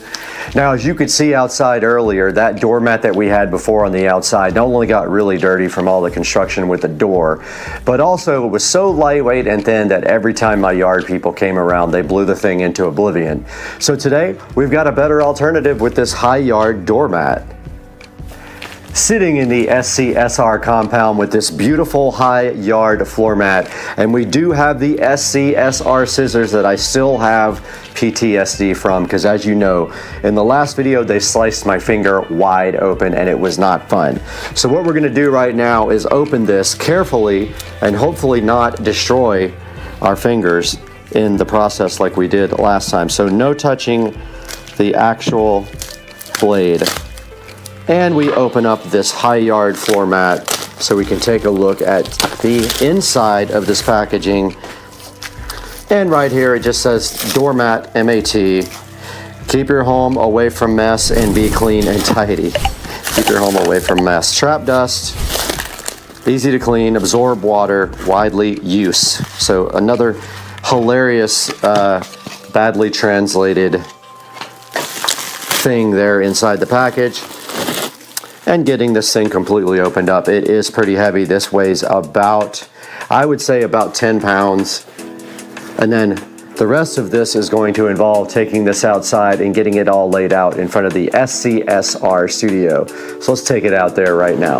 All right, guys, we are out here in front of the Supercar Street Racing Studios, and we have the brand new floor mat right here. Let's go ahead and get that installed and see if that prevents our yard people from blowing my floor mat away every single time they come. Now this will take a few days to kind of settle and flatten, but it's much heavier than the old one. You can see here it just kind of unrolls. I have the same one inside the studio door.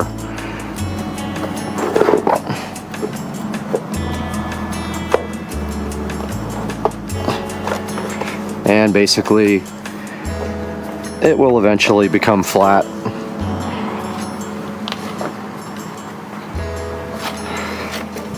And let's get this thing straight and lined up in front of the door. Just like that. Goes nicely all the way up against it and hides the ugly bottom of the door. And there we have the floor mat installed outside of the Supercar Street Racing Studios. It is just not the right. There we go. Now it's kind of perfect.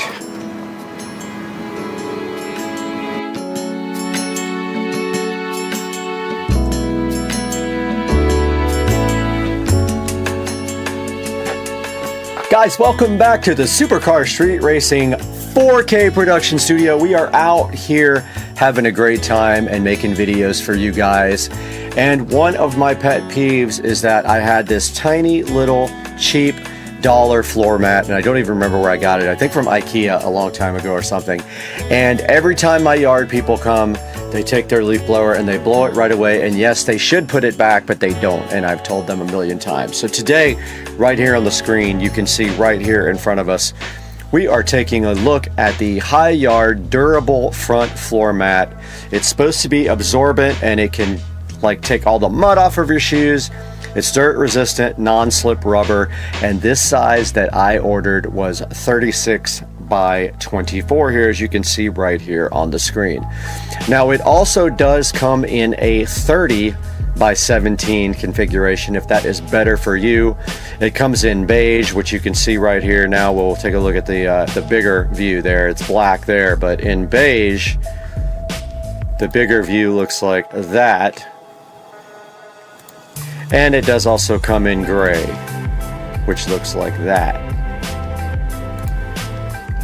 And so if you order the 36 by 24 in black like I did, you will have the one that we just saw sitting right there out on the ground.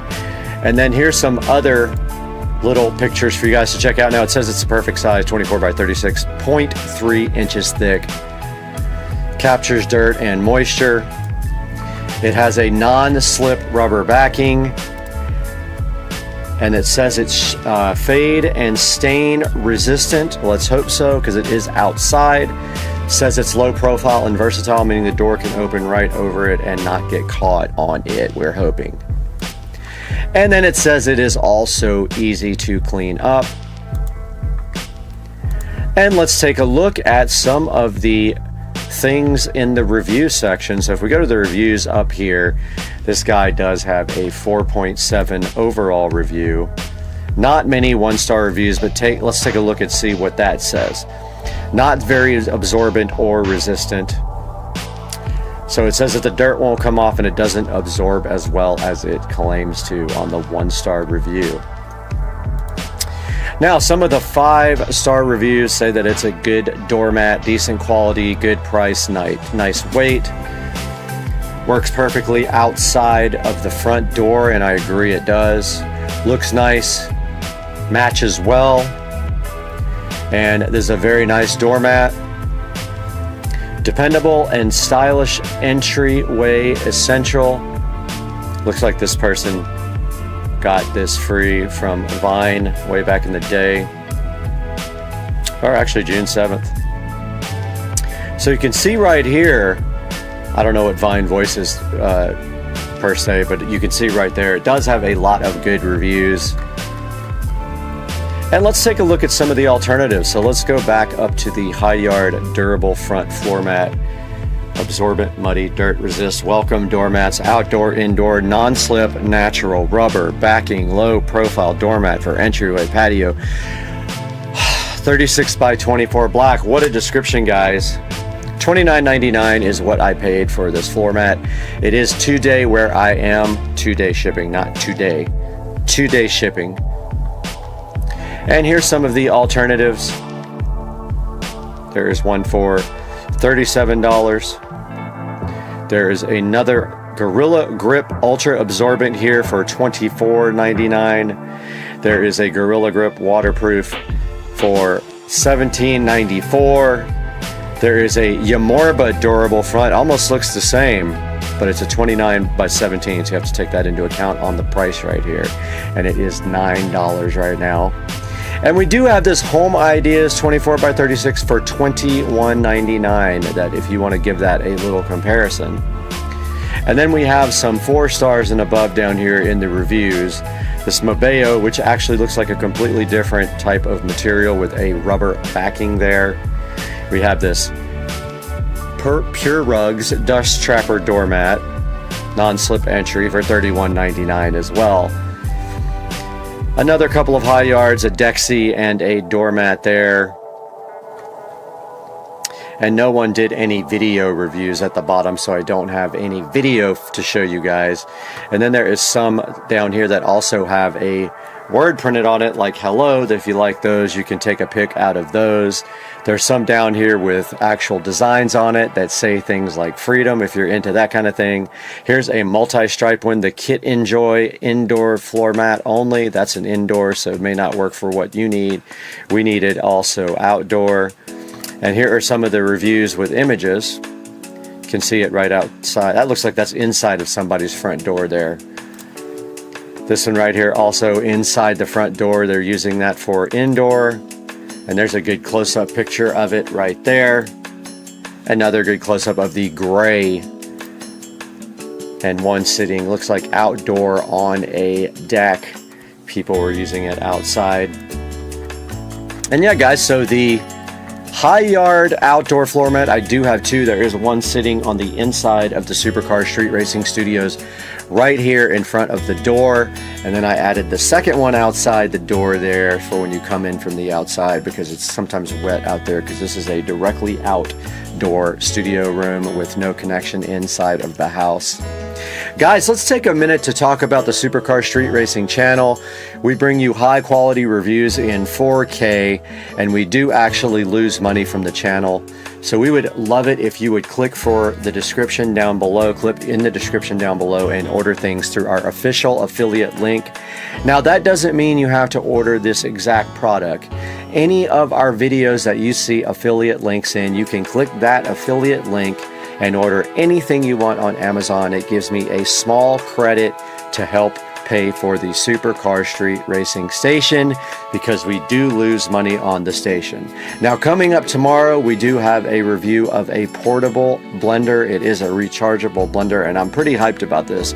It's a pretty cool little product, so hopefully you guys come back tomorrow, and we thank you for your support. Please like and subscribe down below as well, and we will see you next time, because you know what's up now. Peace.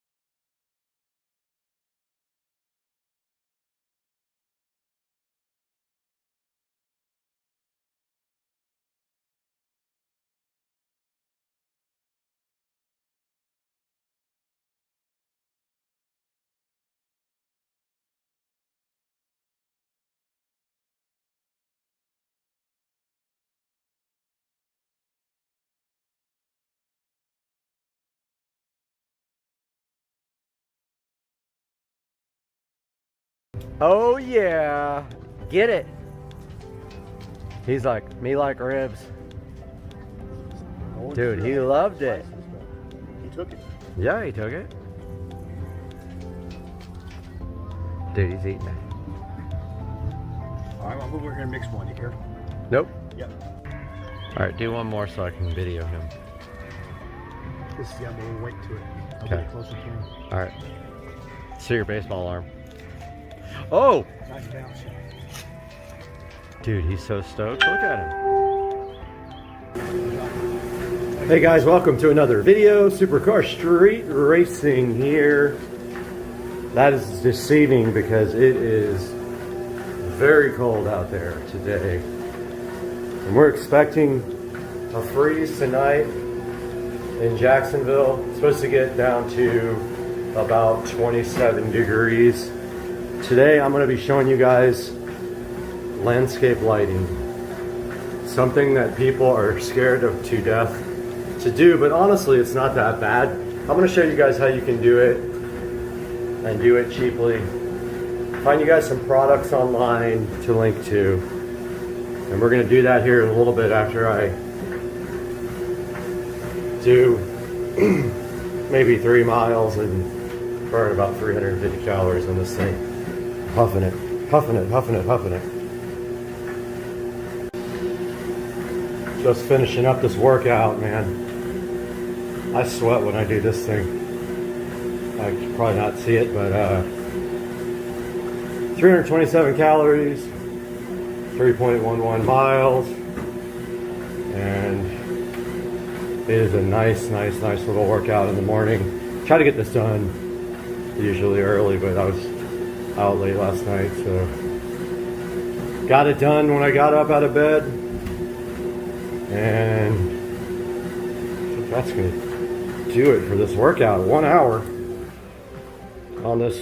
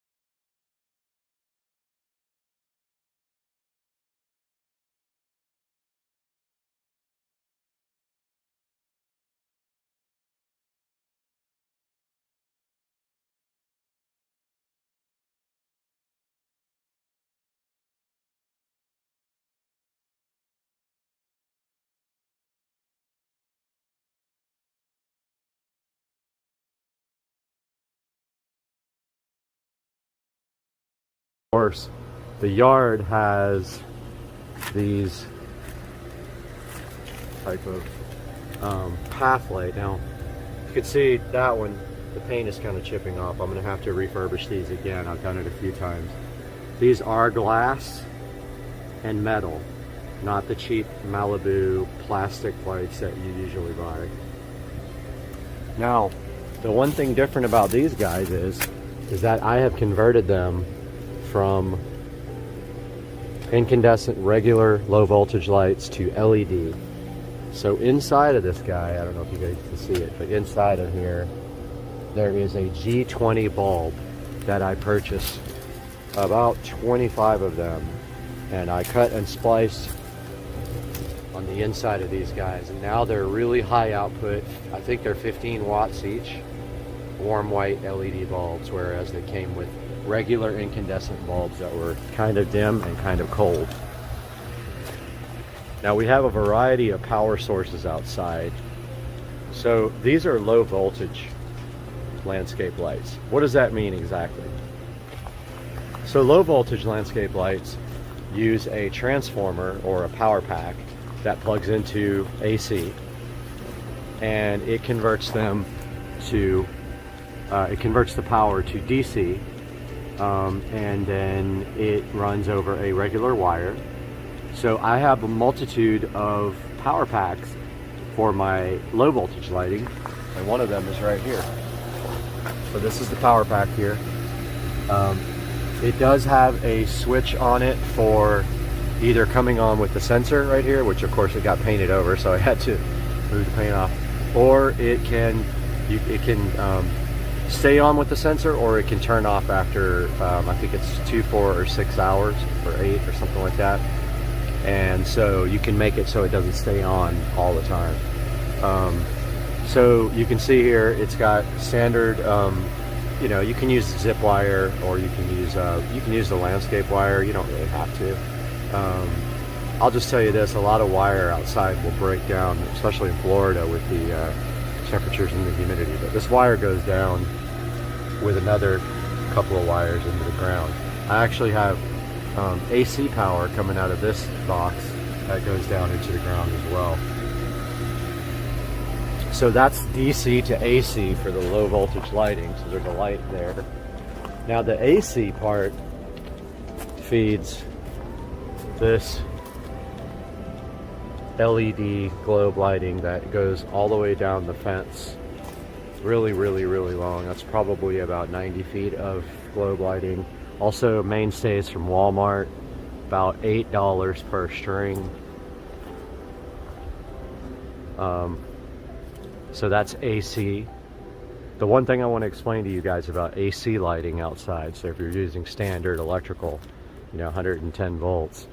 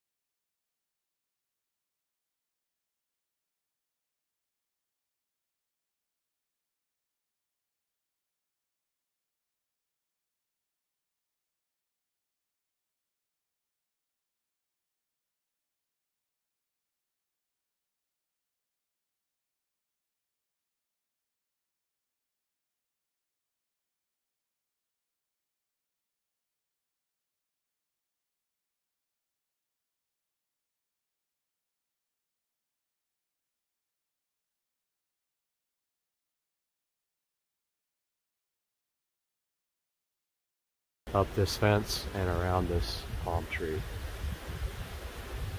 And you notice like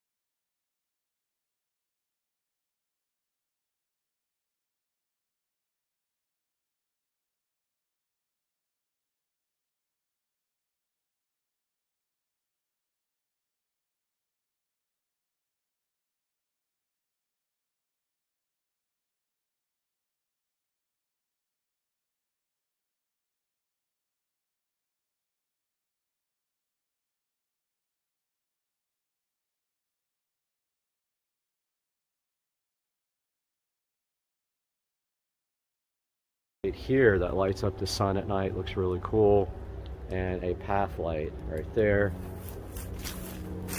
and path light there. And my power actually comes from inside the house. I drilled through the wall right there for my outlet. Now that actually powers my well over there, my irrigation well. It also powers my security camera, and then 2 timers. This is an AC timer, like the one in the backyard, and it feeds the AC lights in the middle of the yard right there. That's the low voltage power pack for all the front yard lights that are low voltage. And then that's a stake timer, and it's just, I really just wanted it for extra power plugs that I could secure my security camera plug in. So my security camera plug goes there, and I can lock it. We have a 15-watt LED warm light spotlight shining up on an angle side of the house. We have a path light there, my well here, and then we have one more final path light right there. So we've got quite a variety and multitude of lights in the front yard. And so the next time you guys see me, it'll be dark outside, and I'll be able to show you guys how that looks, and I think you're going to be impressed by it. I take pride in my ability to do good lighting, so if you need any advice or help, feel free to hit me up and we'll talk about it. Well, I was going to show you guys a little cool little snowflake on the dash here. Woke up this morning and it was 24 degrees in Jacksonville, which is unheard of weather. Unheard of. This is undoubtedly the coldest day of the year. I don't think it'll get any colder than that here. If it comes back on, I want to show you guys. It was cool to see it on the cluster for the first time. And as soon as I wanted to record it, of course, it went off.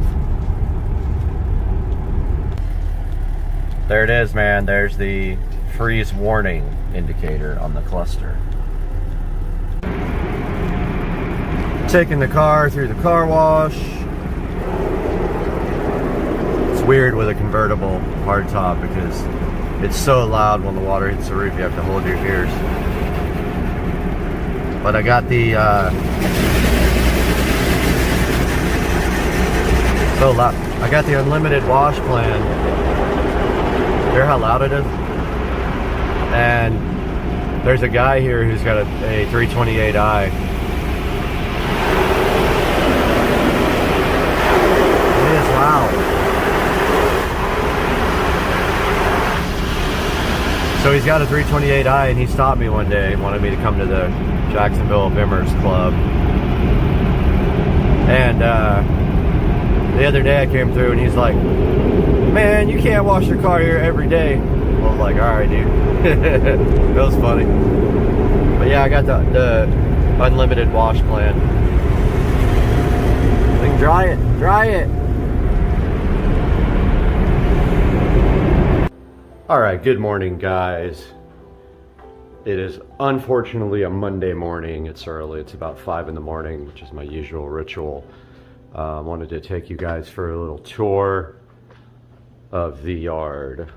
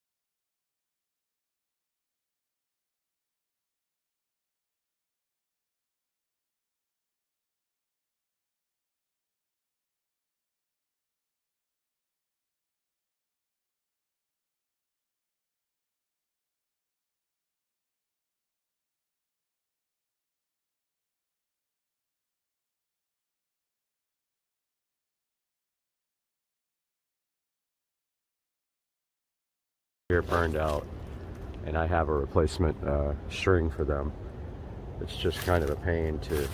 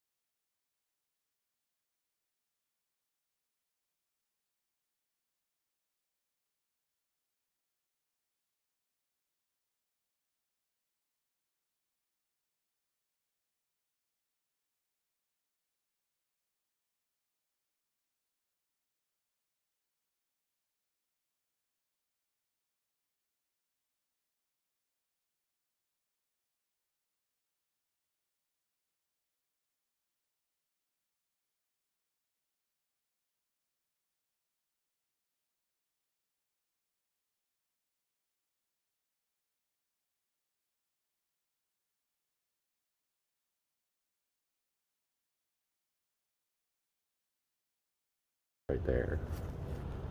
So that's a good look at how everything looks in the morning.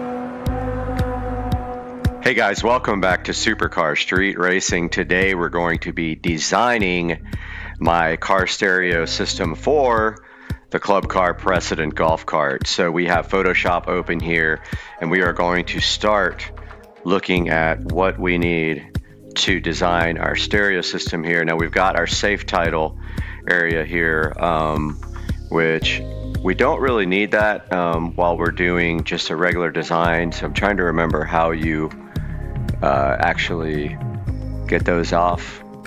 Let's see. There's a way to do safe title, but I can't remember it. Okay, there it is. It's extras. So the first thing we need is a speaker for like a PNG file, so those are transparent. And what we're going to do is go here and look for our actual order, and here's our Infinity Kappa, and I went ahead and downloaded this picture on white. So when I open Photoshop here and I go to my downloads folder, this is the picture here. Let's see, did I download it? Yes, it did. Let's see if it didn't auto refresh. Let's see if we refresh. Okay, there's the actual speaker. So being that this is on white, it's not a PNG file, so it's not transparent. Let's delete the background here and make this into a PNG. So let's delete that layer. Now we have no background, but you see we're still on a white canvas here, but we want to remove that. So what you do is you go to select color range, and actually this is pretty easy, just to do a circle and select it, but color range works pretty good unless you have whites inside the actual picture. But let's see, and when you do that, it shows you what it's going to cut out here. Now you want to do an select inverse, so it cuts out everything on the outside. So we go select inverse, and then we do edit copy, and then we do file new, because we're going to actually make a new picture for our background for our whole design here. So file new, I'm going to make it 10. No, wrong size. I'm going to make it HDTV. So file, dang it, file new, and HDTV is right here, and paste. Okay, it didn't do very well at the copy and paste, so I'm going to go back to our picture. I'm going to undo this first. So we didn't get a good cut out here. I'm going to just cut it out with a circle. So let's deselect everything. Change our marquee tool here to a circle and just cut it out like that.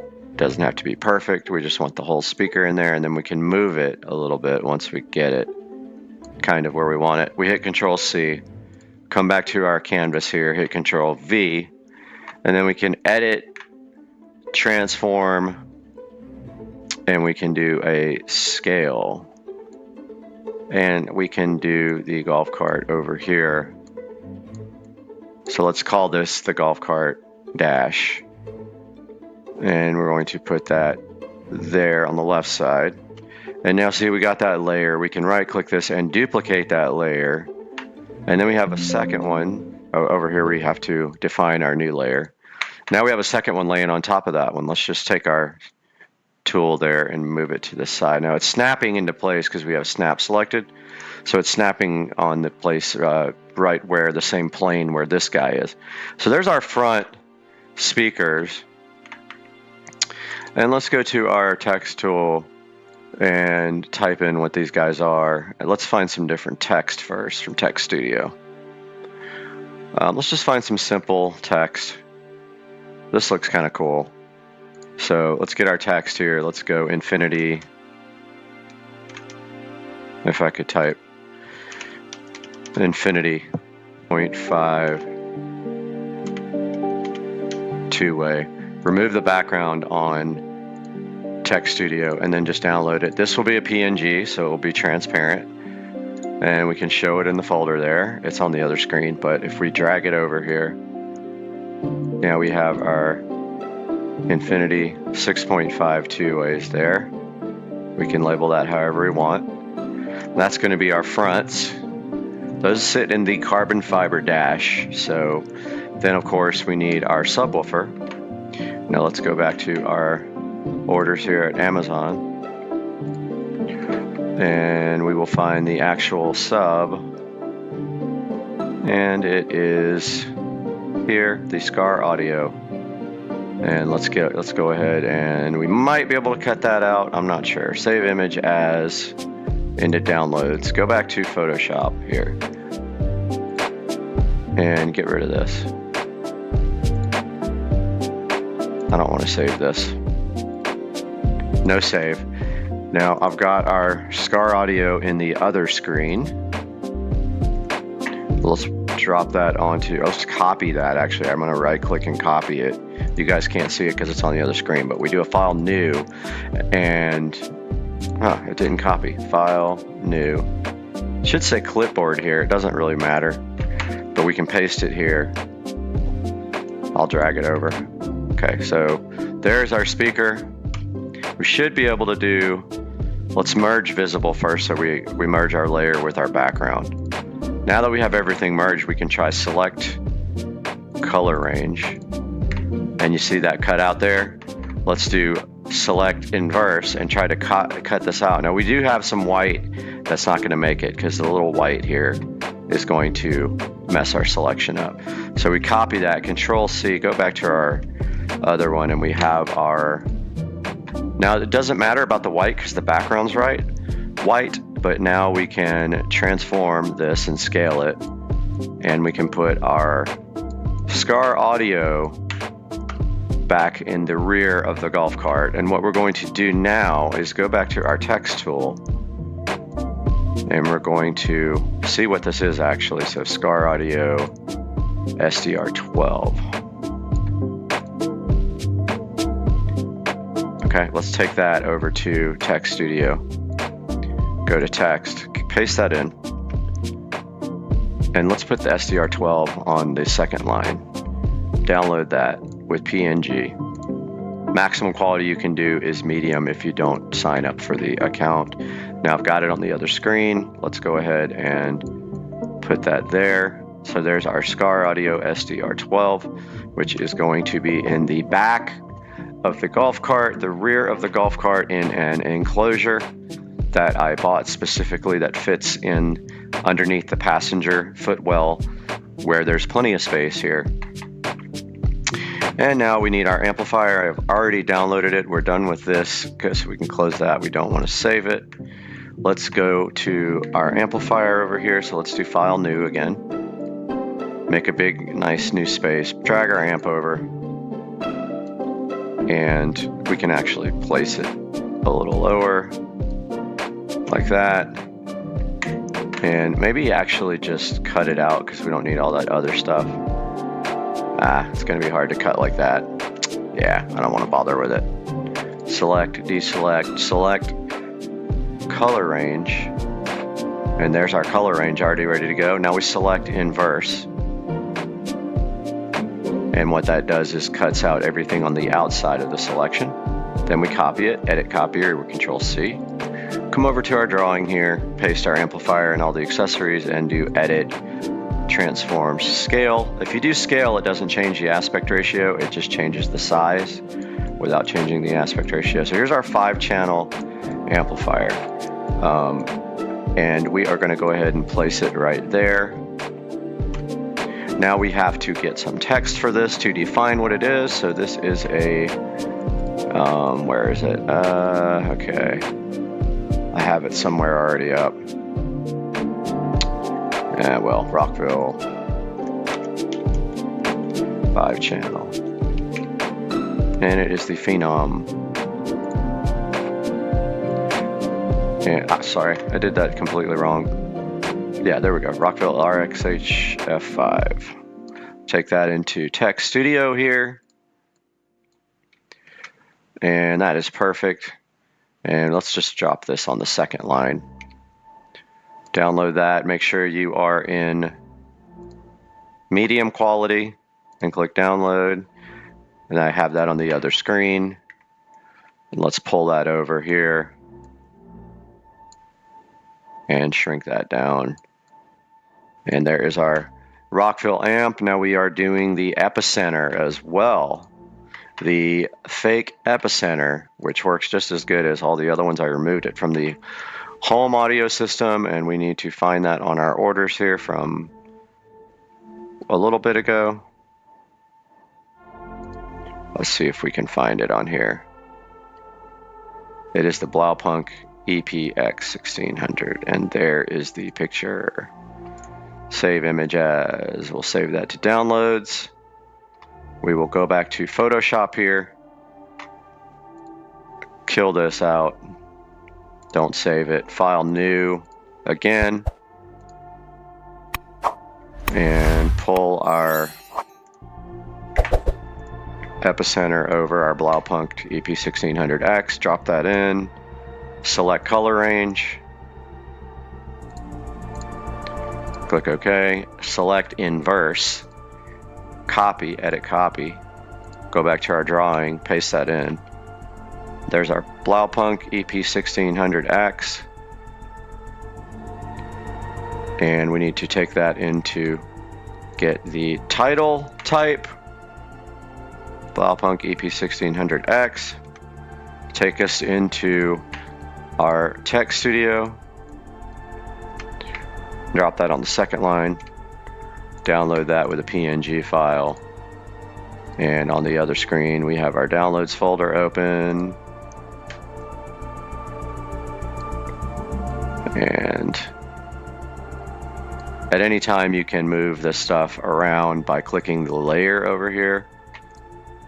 So there's our EP1600X. One more thing we got to get. We are getting a Galaxy Tab A7 Lite.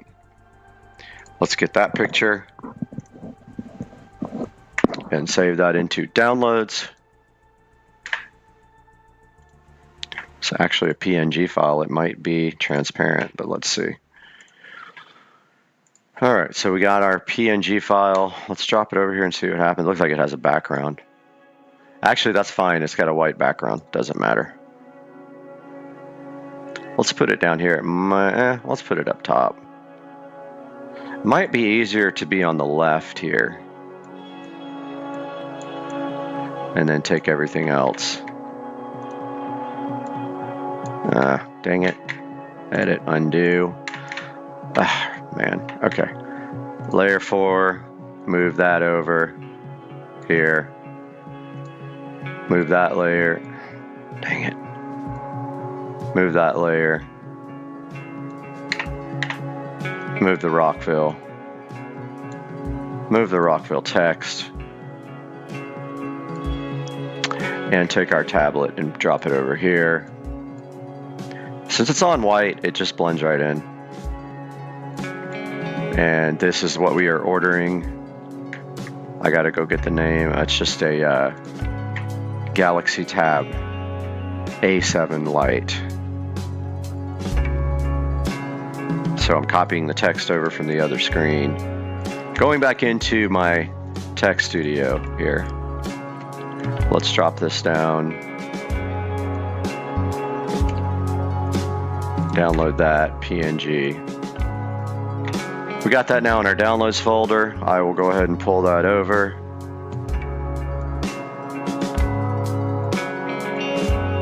And there is the completed non-wired up diagram of the audio system for the cart.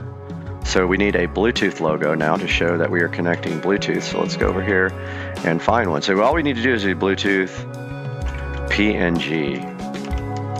Will be a transparent PNG. We go to images. Some of these you have to join to actually download, but we're going to look for one that doesn't require joining. This one's got a little shadow that looks pretty cool. Looks like we can download that for free. Download HDPNG. Let's do transparent.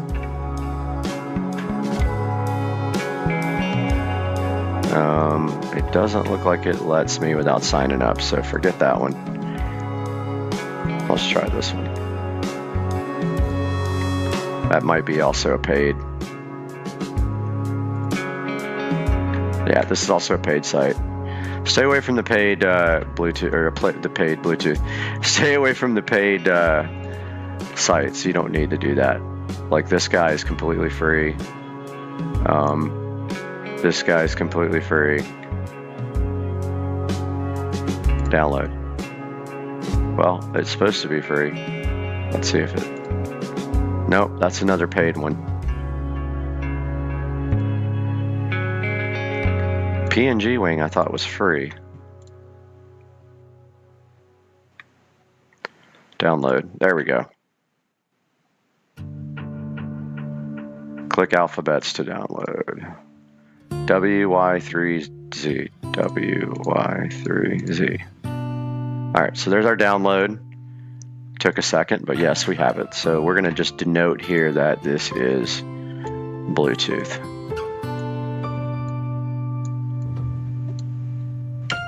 Now we have a Bluetooth adapter to put here, so I forgot that. So let's go ahead and grab the Bluetooth adapter from Amazon. Bluetooth adapter. That's the exact one. Save image as, let's drop that in downloads. Go to our downloads folder, and I'll pull that over for you guys. Just like that. Now we can take this and drop it right here. Now we need 4 channels. We need 2 for the front to feed the front, this 5-channel amp, to feed the front part of the amp. We need 2 to feed the subwoofer inputs as well for the 5-channel, the 5th channel. And so we have a Y adapter that comes out of here and feeds 4. So it comes out male to 2 females, and then we have 2 sets of RCA cables going from this to this. But let's just go ahead and get our line tool. I've never used this before, but let's just draw a line there and a line there. And we can add text if we really want to, but we know that that is feeding there. And we can also draw 2 here. Like that, hit enter.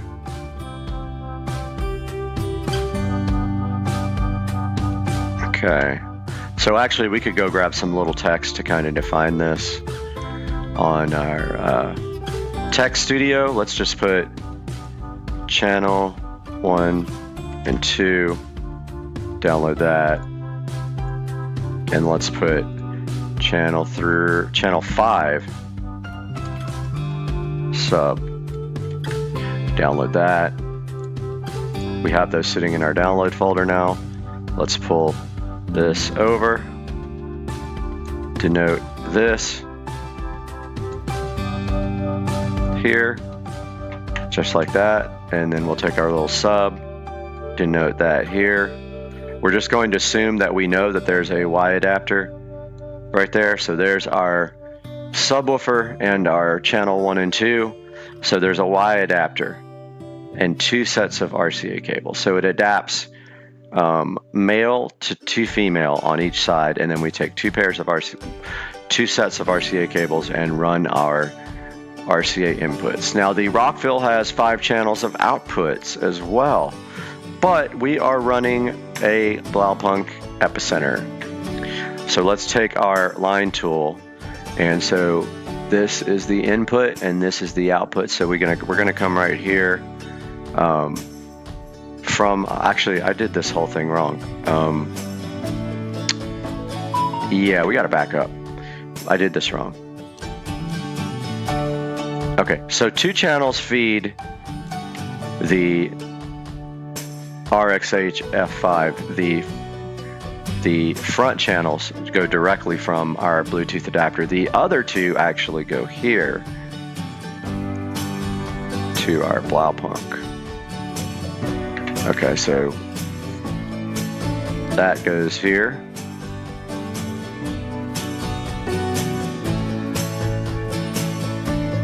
And then also we could place that here. Then this actually feeds channel 5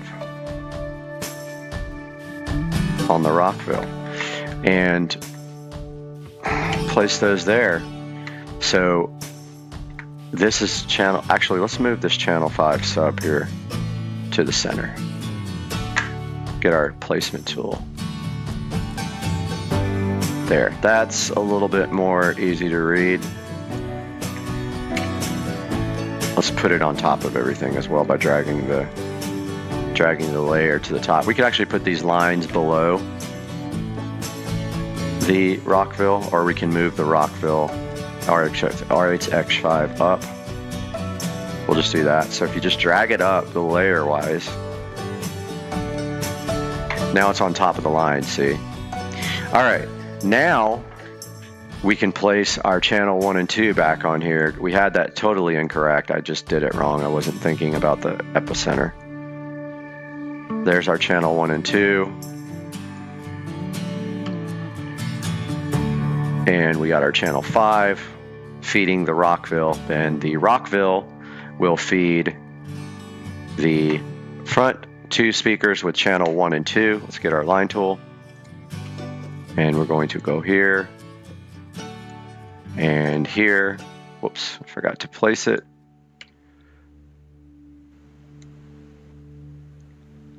And then eventually we'll move the SCAR audio up. But now we have our sub channel here going to our subwoofer. That's 1 voice coil. And then we come out of that to another voice coil.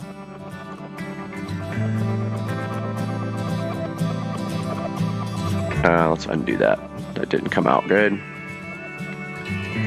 And we need to move everything up. Let's move the SCAR audio up.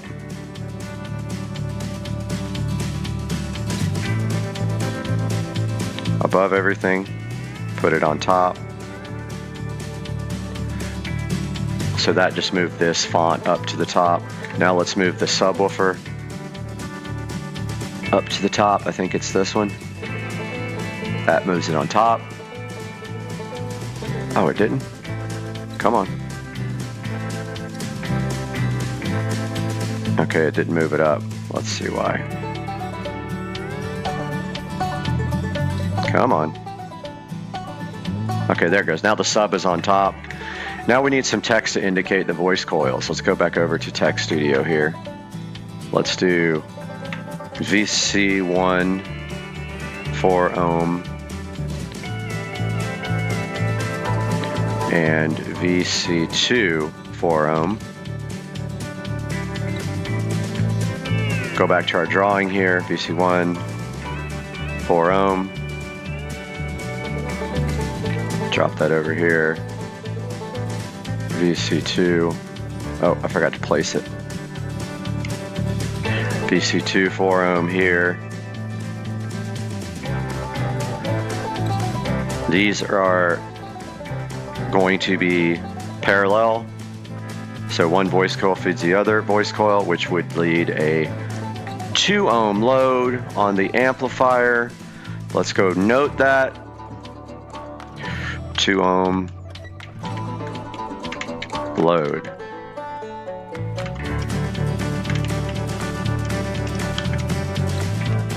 Let's see if I can spell. Did I spell it right?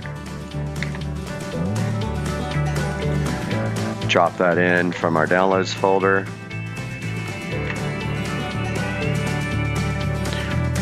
And that goes right here.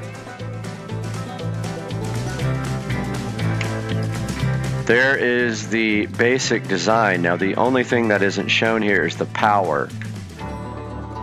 So we have up here we actually have let's go ahead and do that, the power. So let's go back to our orders here. So we have a 48 volt to 12 volt reducer right here. Let's save that. And we will drag that over up to the corner. Here's our voltage reducer. And that is our power section. And we can label that. Let's go to our Tech Studio here. 48V to 12V. That's our voltage reducer. Come back to our drawing, drop that in.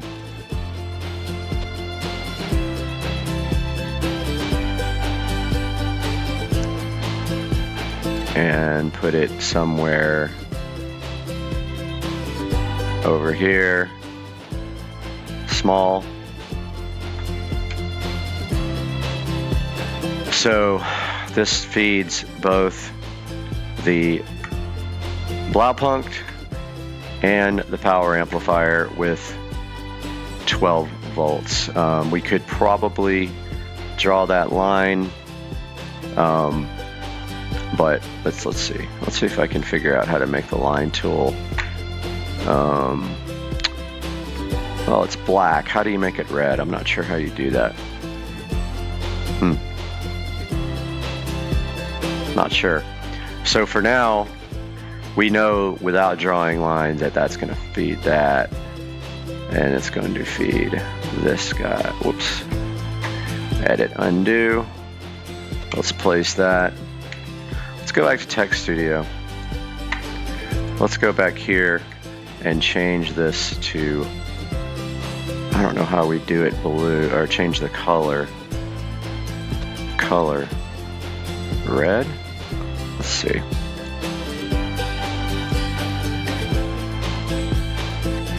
Oh, that didn't do it either. Okay. Filling color. That didn't work. Gradient. Text. That's perfect, actually. 12E. We'll download that. We'll drop back into our drawing here. Drop that on there.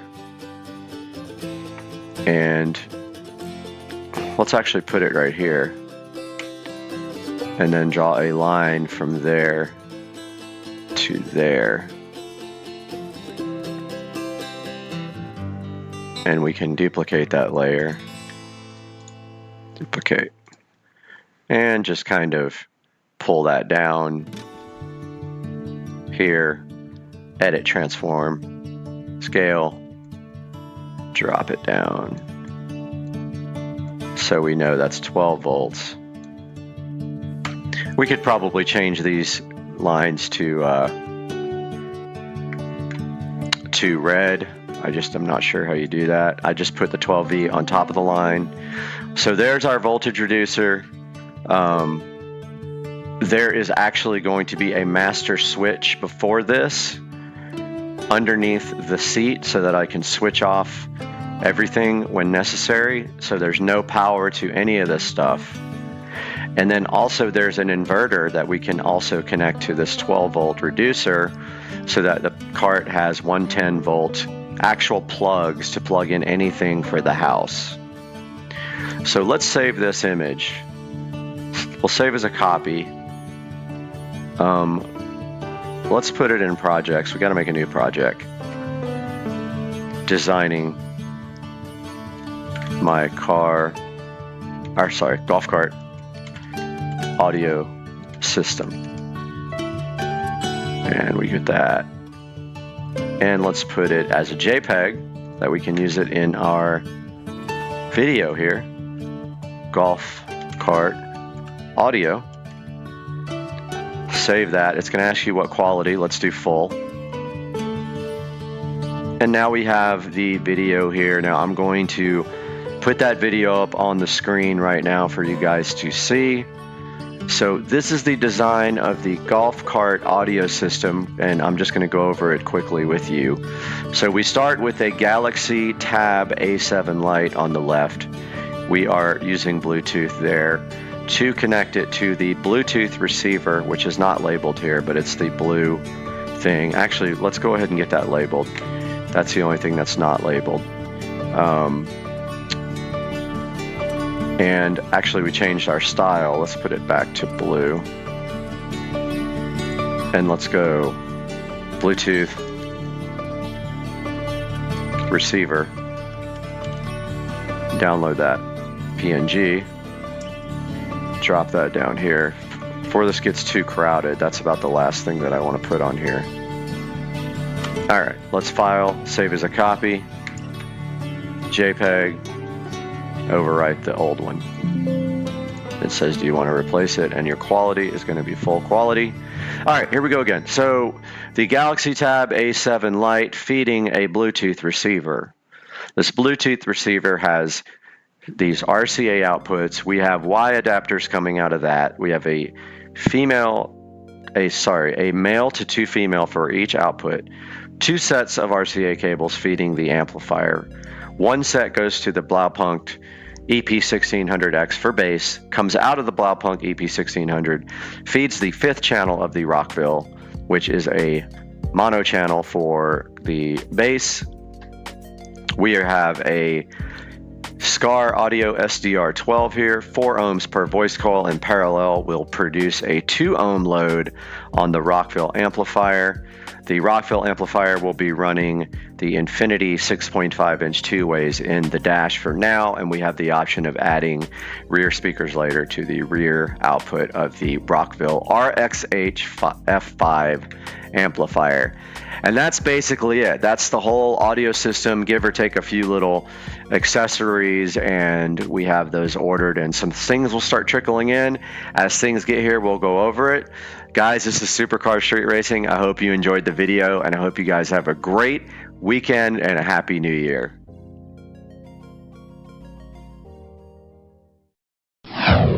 Supercar Street Racing here with a Supercar Fact Update. When you think of supercars, you probably think of power, speed, and performance, right? What about gas mileage and fuel economy? Well, probably not. If you can afford any of these cars, you probably can afford the fuel. But what about the rest of us? Here are the top 20 cars with the worst average fuel economy. This takes into account both city and highway driving and makes an average. At number 20, we've got the Lexus LC 500. It makes 471 horsepower, costs $92,000, gets 16 miles per gallon in the city, 26 on the highway, and averages at 19 miles per gallon. Next up, the Nissan GT-R with 565 horsepower, costs $100,000, gets 16 in the city, 22 on the highway, and averages at 18 miles per gallon. Then the Chevy Z06. At an $80,000 price tag, it gets 15 in the city, 22 on the highway, and averages at 18 miles per gallon. Up next, the Jaguar F-Type R.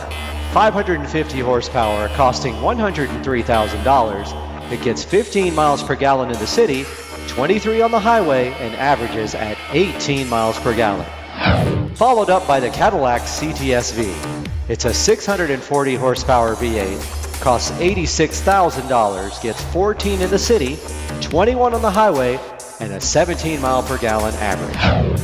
Right after that, we've got the BMW M6 with its twin turbocharged V8, making 560 horsepower. It costs $120,000, gets 15 in the city, 22 on the highway, and averages in at 17 miles per gallon. Next up, the Audi R8 Spider. It has a 5.2-liter V10, all-wheel drive, 540 horsepower machine. Costs $177,100, gets 14 in the city, 22 on the highway, and averages in at 17 miles per gallon. Right after that, the Aston Martin Vanquish S. With its 6-liter V12, it makes 603 horsepower, costing a whopping $300,000, gets 13 in the city, 21 on the highway, and a 16 mile per gallon overall average. And up after that, the old reliable. Sitting in the garage now, the Mercedes AMG SL65. It has 621 horsepower. It costs $222,000, gets 13 miles per gallon in the city, 22 miles per gallon on the highway, and a 16 mile per gallon overall average. Next up, the Gran Turismo Maserati convertible. With its V8 rear-wheel drive 4.7-liter engine, it makes 454 horsepower, costs $150,000, gets 13 in the city, 20 on the highway, and an average of 15 miles per gallon. The Rolls-Royce Wraith is up next. With its twin turbocharged V12, it makes 624 horsepower, costs $320,000, gets 12 in the city, 19 on the highway, and a 14 mile per gallon average. Up next, the Bentley Continental Supersport. 700 horsepower, $300,000, and gets 12 miles per gallon in the city, 20 on the highway, which averages out to 14 miles per gallon. Then you've got the Ford GT with its all-new twin turbocharged V6. It makes 647 horsepower, costs $450,000, gets 11 in the city, 18 on the highway, averaging 14 miles per gallon. The Dodge Viper's up next, 645 horsepower from its 8.4-liter V10. It costs $90,495, gets 12 miles per gallon in the city, 19 on the highway, which averages to 14 miles per gallon. Now we've got the Bugatti Huayra. Its 6-liter twin turbocharged V12, which it shares with the SL65 AMG in some ways, makes 700 horsepower. Its price tag? $1.4 million. It gets 11 miles per gallon in the city, 17 on the highway, averaging 13 miles per gallon. Up next, the Ferrari 812 Superfast. With its 6.5-liter V12 making 789 horsepower, it costs $335,000, gets 12 in the city, 16 on the highway, averaging 13 miles per gallon. Follow that by the Koenigsegg Agera RS. It has a twin turbocharged V8 making 1,160 horsepower, costs $2 million, gets 11 in the city, 18 on the highway with a 13 average. Next up, the Jeep Grand Cherokee Trackhawk. Makes 707 horsepower, costs $85,900, gets 11 in the city, 17 on the highway, and averages at 13 miles per gallon. Followed up by the Lamborghini Aventador S. Makes 740 horsepower, costs $424,845, gets 10 miles per gallon in the city, 17 on the highway, and 12 miles per gallon, for a total average. And now, the worst gas mileage of any car. The Bugatti Chiron. It has an 8-liter quad turbocharged W16 engine, all-wheel drive, makes 1,500 horsepower, costs a whopping $2.4 million, gets, can you guess? 9 miles per gallon on the city streets, 14 miles per gallon on the highway, and averages at a tiny 11 miles per gallon. This has been the worst gas mileage cars from Supercar Street Racing. It looks crazy out here, dude. The camera does not do it justice at all. But this is post-hurricane Florida life. There it is. I see it.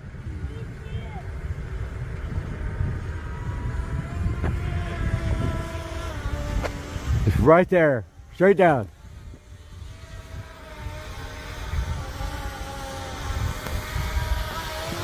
All right, we're gonna have it chase the. We're gonna have it chase the Braided.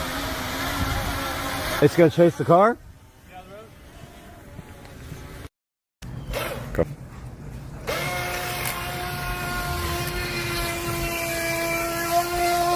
Oh yeah, it's back. It's back. Let's go. Look, it's still not getting up on plane right. Look. Is that the gator right there? No, yeah, it is.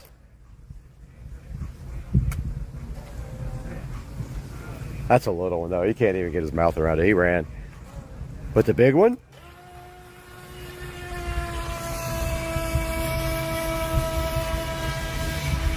Dude, you're gonna get caught in the weeds over there?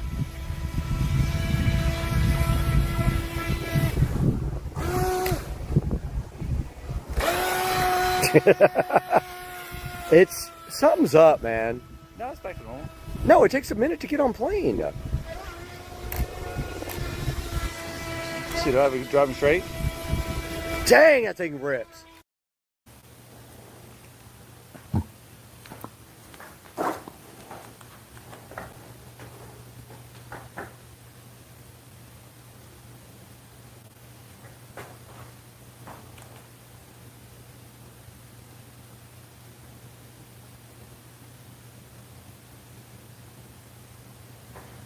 Is this working? Hopefully my mic is working.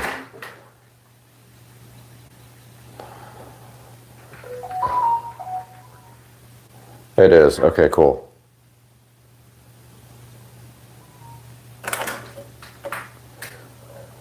Let's see how loud this is.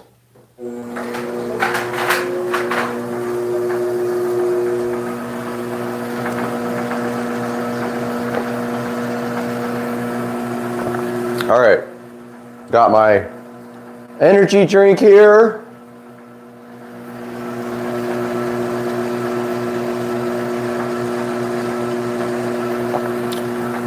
I had a night last night. So last night was my birthday. So there was a lot of tequila had.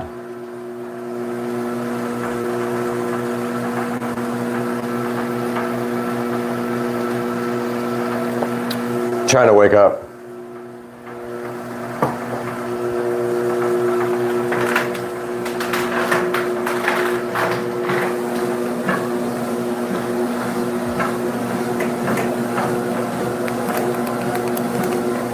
All right, so trying to turn down the sound in my ear so I can talk to you guys.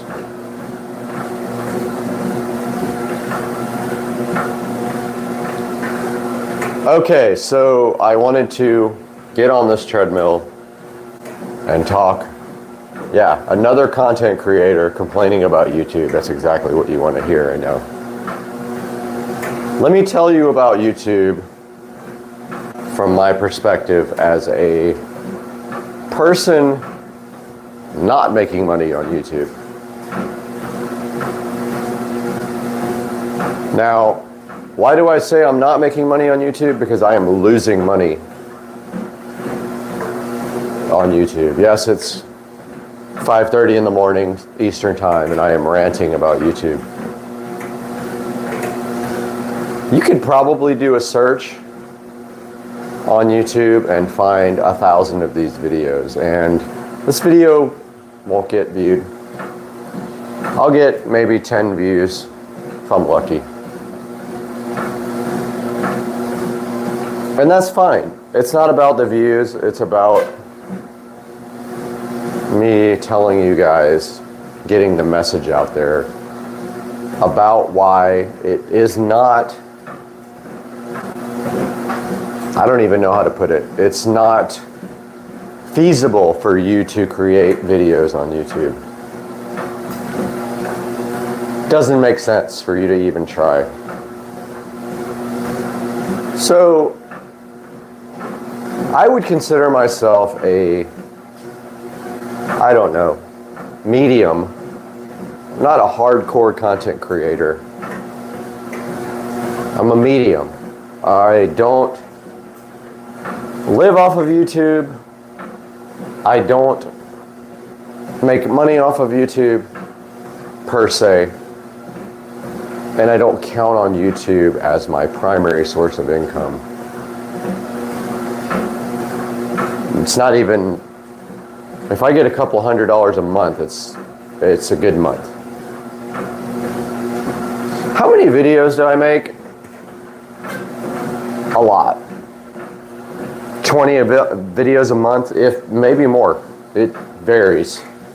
And there's a reason behind that we're going to talk about today. We're going to talk about a lot of stuff about being a creator today because I kind of woke up in a mood.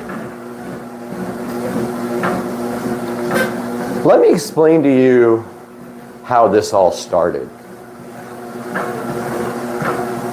So, back in 2005-ish, I think, was around the time. I'm trying to remember when I started creating my first videos. It had to be 2005.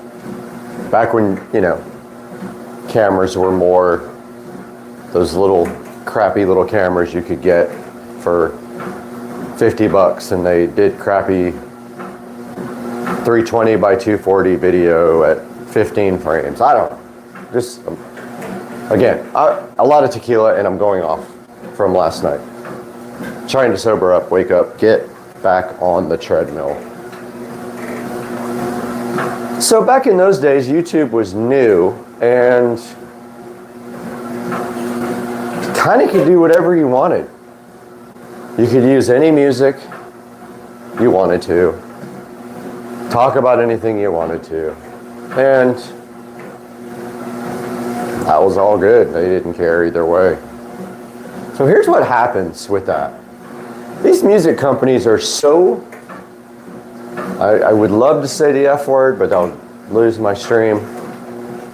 So freaking greedy, man. So greedy that it has come to a point now where you are not safe using music in any videos. I'm almost ready to stop putting music in my videos. And I'll tell you why. And go watch the Daily Doug. Go watch Doug, whatever his name is, because I watched his video yesterday or day before yesterday, and I was like, you know what, this dude is right. And you might be in the music industry. I honestly don't care one way or the other. I'm not taking food out of anyone's mouth. That's the thing. Okay, so there are content creators out there that make millions on YouTube, hundreds of thousands on YouTube. Not me, okay? What do I make on YouTube? $100 a month. I make another 100 on Amazon revenue. And my videos don't get many hits. I have videos that do get a lot of hits, but most of them don't. I would love it if they did, but they just don't. So I'm building the channel. It's what you have to do. And to build your channel, you need good quality content, and you need your videos to be edited correctly. And generally that means music, right? Well, okay. That would be awesome, except for one thing. I have videos that I made over a year ago that I'm getting daily now. Copyright. It's absolutely ridiculous. Yeah, I got a text. That's what you guys heard. No, so literally. Okay, so here's how it works. Copyrighted music is automatically entered into YouTube's content system or whatever. And these people are doing it a year after I made a video. I wake up this morning with a copyright complaint. Your video can't be monetized because somebody decided after a year their music is now copyrighted.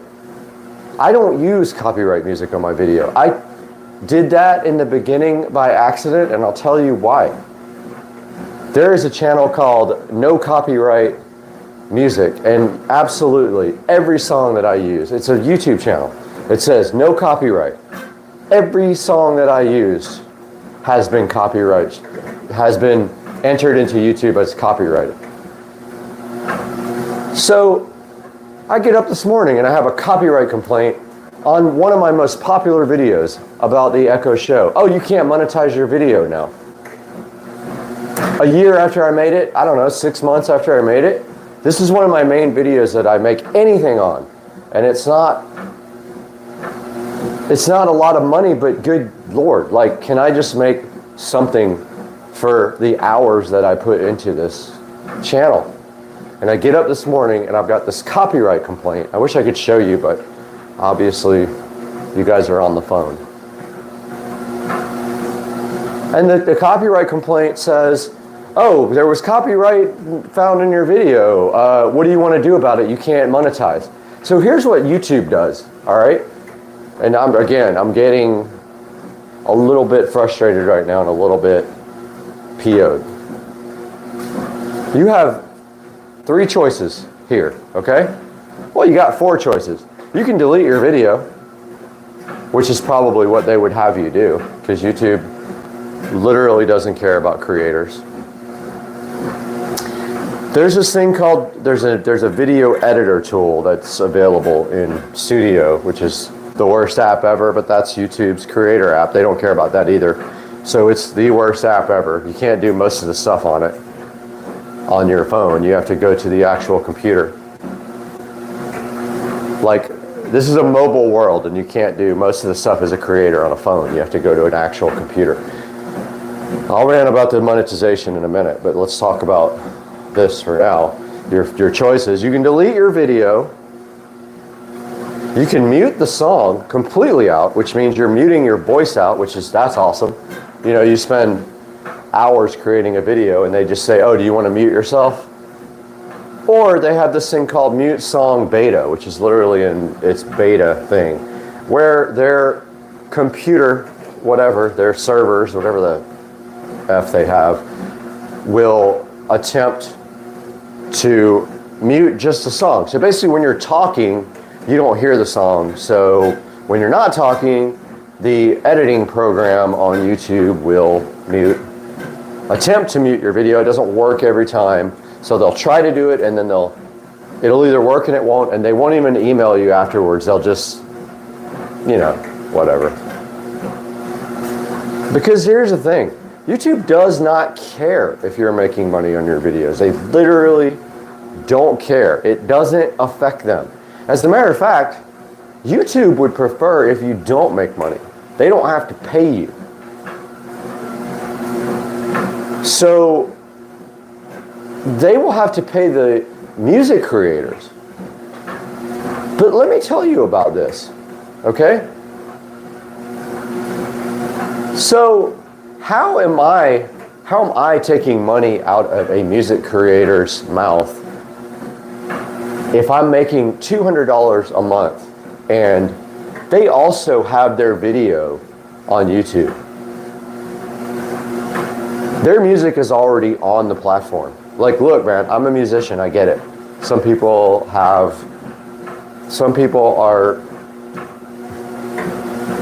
living off of their musical career. I don't dispute that. I play music. Get it. I get it. You're a musician. You make money off of it. Things have changed, okay? This is a digital world. The record labels are the ones who are doing this.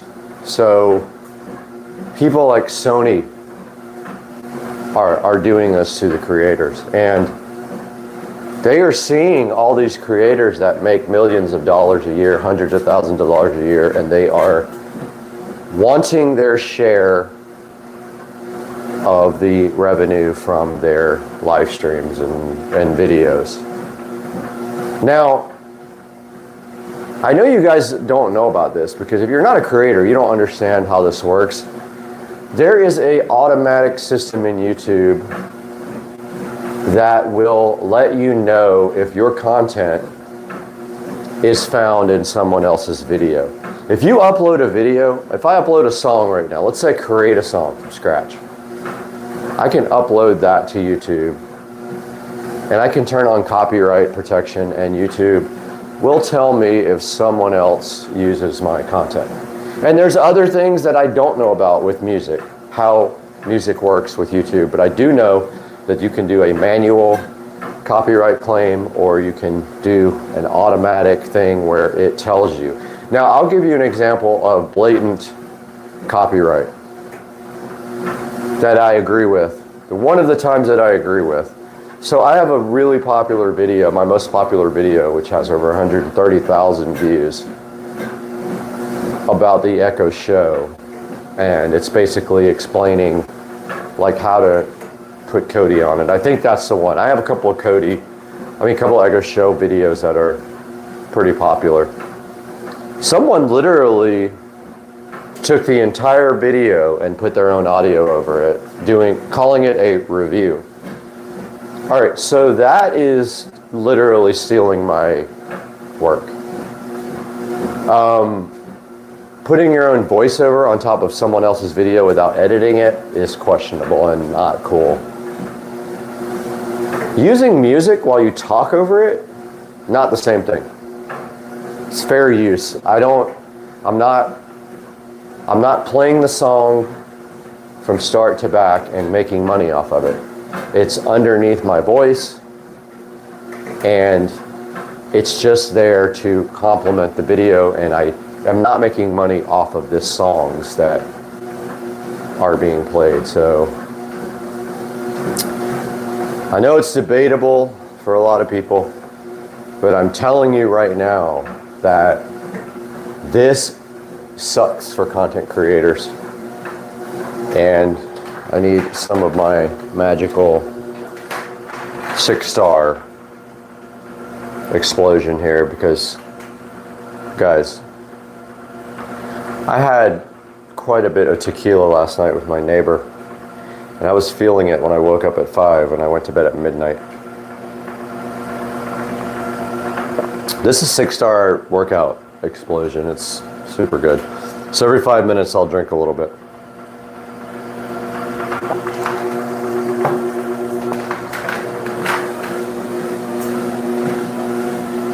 Back on the treadmill. More talk.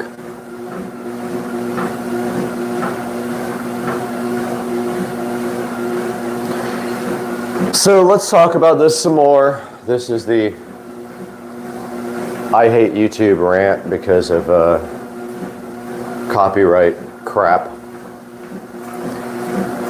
So I made this video. Now this is happening to me daily right now. Like, I cannot play music in this live stream or I'll get a copyright notice. Now, there's different copyright types. There's copyright strikes, which means like, okay, I'm gonna upload somebody's movie and I'll get a copyright strike. And 3 of those and they shut your account down.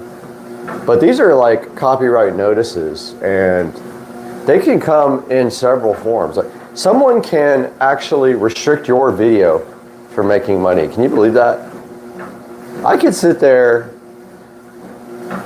I forgot Doug's last name, but Daily Doug Helvering, I think, I don't know, he's a classical composer and he does like reaction videos. I've done one as well. If you want to do music reaction videos or movie reaction videos, dude, I don't see how people do that. You better have another source of income because you're not making money off of that. Guaranteed. And Doug even said it. He can't monetize any of his videos because they all have music in them. And they get restricted. You either, sometimes like it'll say, I wish I had a screenshot to show you guys, but sometimes it'll say that your revenue is being shared with the content creator, and other times it'll just flat out say you can't monetize this video. And what's happening there is all the money that you put into, all the money you were going to make is going to the person who made the song. Now the person who made the song didn't make the video, they made the song, and they get all of the money from your video, all of it. Tell me how that's fair to Brad or Doug or let's not talk about the $1 million guys because they're going to make money regardless, but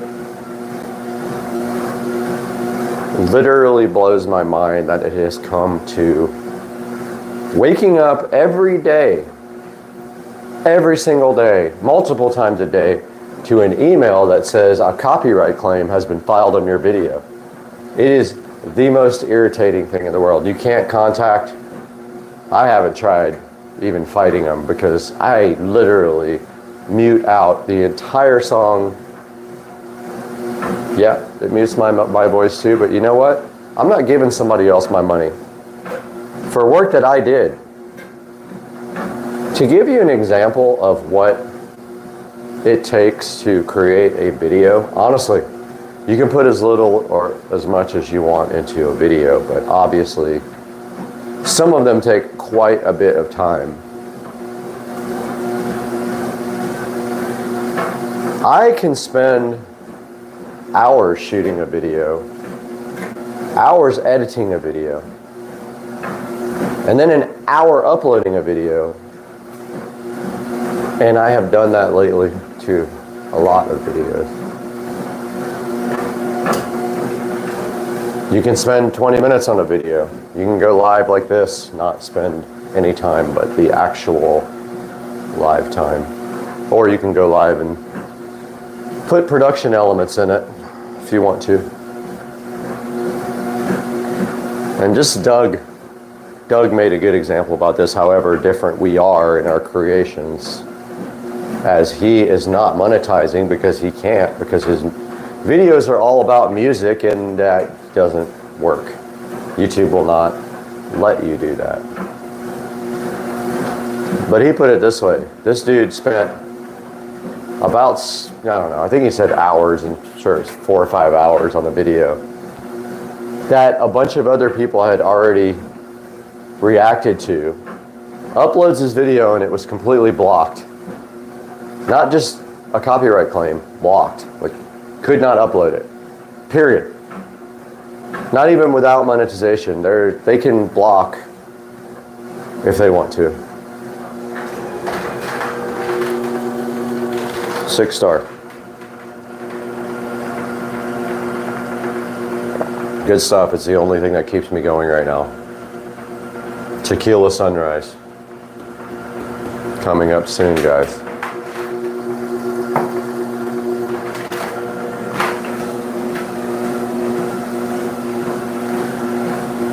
All right, so back on the treadmill. We are at 20 minutes now of an hour. And we can see ourselves right here. So the video in question is Amazon is hiding a deep secret on your Echo Show. That's the one that had the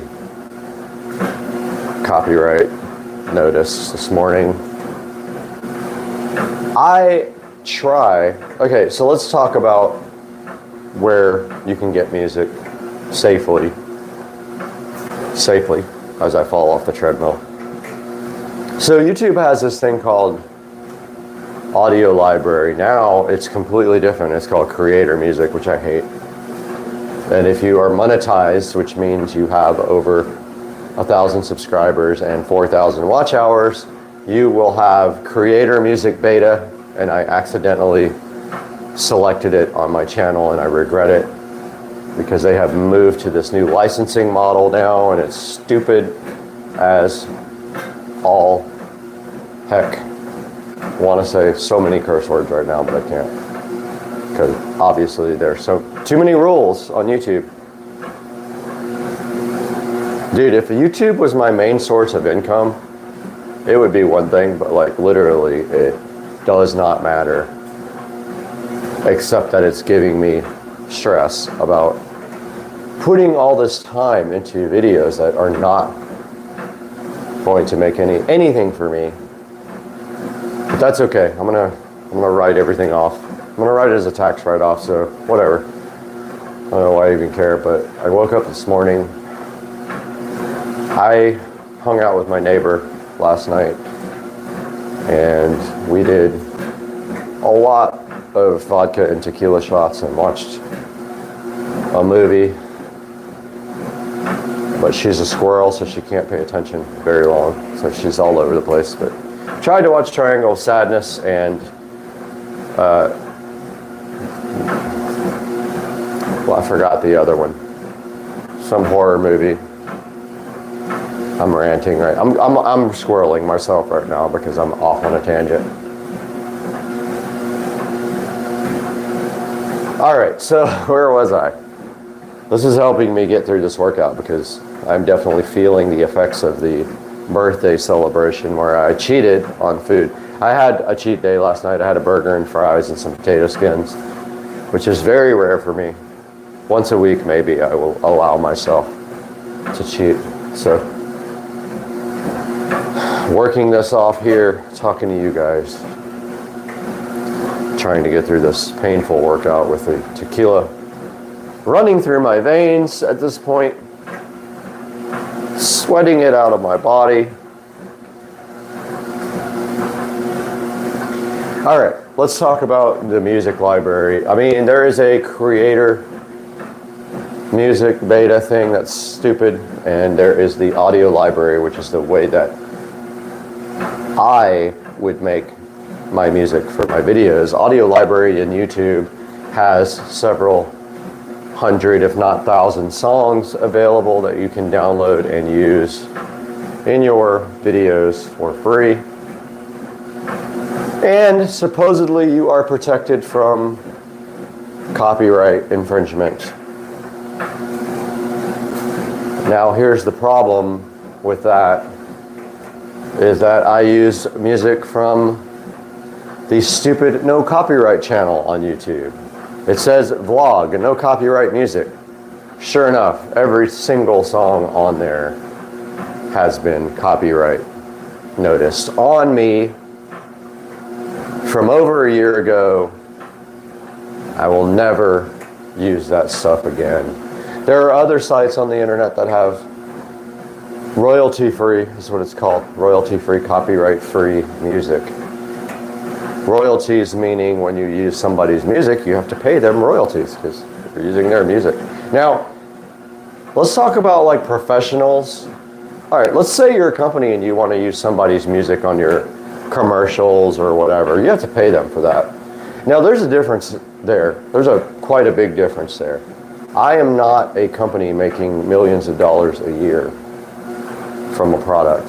I'm not using U2 to sell Apple products, as lame as that is. And that is literally what Apple does. They pay U2 to make music for them.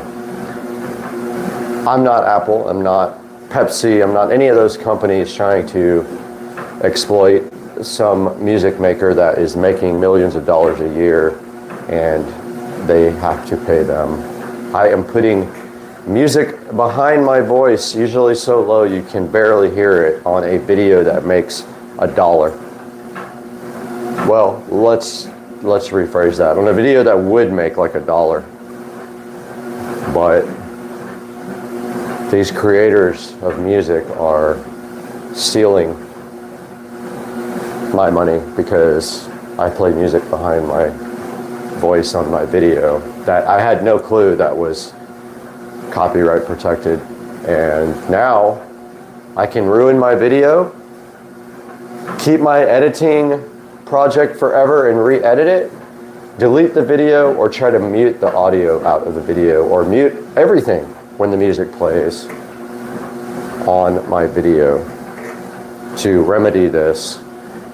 And then YouTube's stupid computer will go back and check and see if it has been fixed or not, and maybe allow you monetization. And that's not, for me, it's the matter of $1, not anything crazy. Like, there are creators out there that lose thousands of dollars on revenue because they accidentally or purposefully have copyrighted music. It's as bad as right now if the radio came on and Michael Jackson Beat It came on, I would not be able to make a cent off of this live stream. That will make a couple of cents at the most. Maybe one will go viral and I'll make a few $100s off of it, who knows. But this one, don't know. Don't know if anybody will watch it. It's just not about how many people watch it. I wish more people knew and would watch this, but it's about me as a creator getting my voice out and working through this tequila hangover with you guys on this treadmill right here. It's just us bonding. You know, however that bond is going to happen, I'm fine with that. I just want to rant about this for a little bit. And it's a frustrating thing. We're at 29 minutes. And I'm not even joking with you guys when I say that this week I've probably had 20 emails from YouTube. And a lot of them are the studio build. So when I was building the studio, I mean, I was listening to music, so obviously I was working and I wanted to have music up. Well, you can't do that. I have one build video, live video, that is probably 2 or 3 hours, maybe more. I think it's like 5 hours long. There's like 18 copyright complaints in it. I've been trying to clear those out for a month. I go in, I go to the studio, I go to YouTube Studio, and there's like 20 in a row on this one video, and I'm just like, I want to fix them all, but it takes forever. Like, you click the little You click, there's an option to mute completely, or there's this mute song, which I was telling you guys about, where you can try to mute out just the song, and it's like the computer can remove, when you're not talking, it removes the song. It takes hours to do this on a video. So you can't do more than one at a time. It's editing one copyright complaint, and I have like 12 on one video. So like I have to go in there every day because I don't want other people making money off of my video of me making my studio. Like, it's freaking ridiculous. I almost said it. It's ridiculous. I got like 12 copyright complaints on one video. So I go in every day and click the next one, and I click mute song beta. This may or may not work. So this thing is going to try for like 10 hours straight to.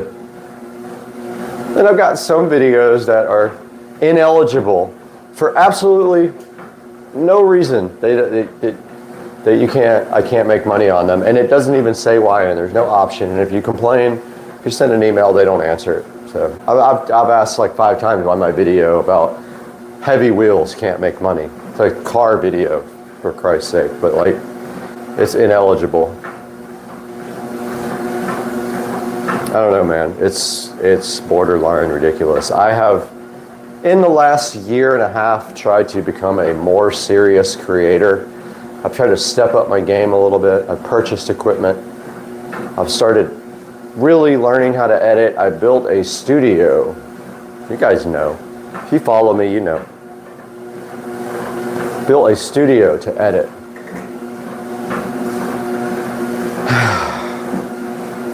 And still we have these ridiculous things that are hindering me from enjoying my hobby at YouTube.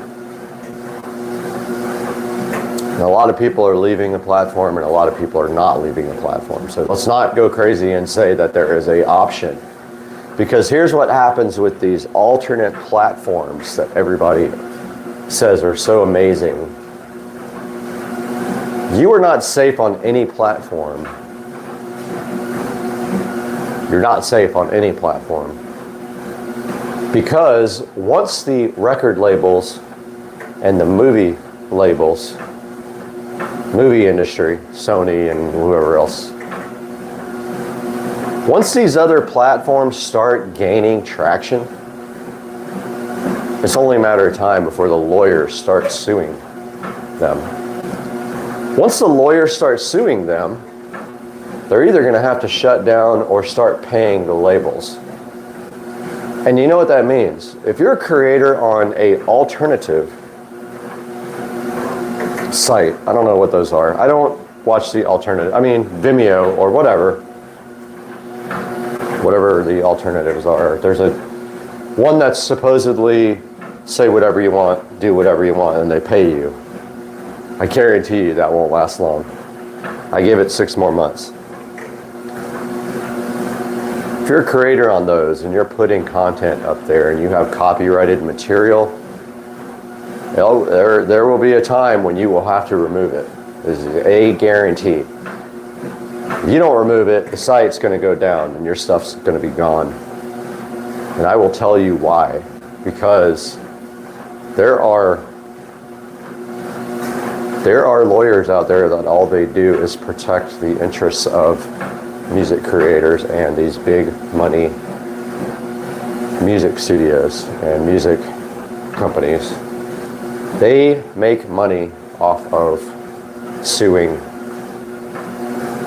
people like YouTube. YouTube, I'm sure, did not want to do what they have done. But the problem is, it is a beast of a problem that cannot be handled manually. It's impossible with the amount of things that go into YouTube per hour. It's in the thousands and thousands of hours per minute uploaded to YouTube. It's a number that is unfathomable.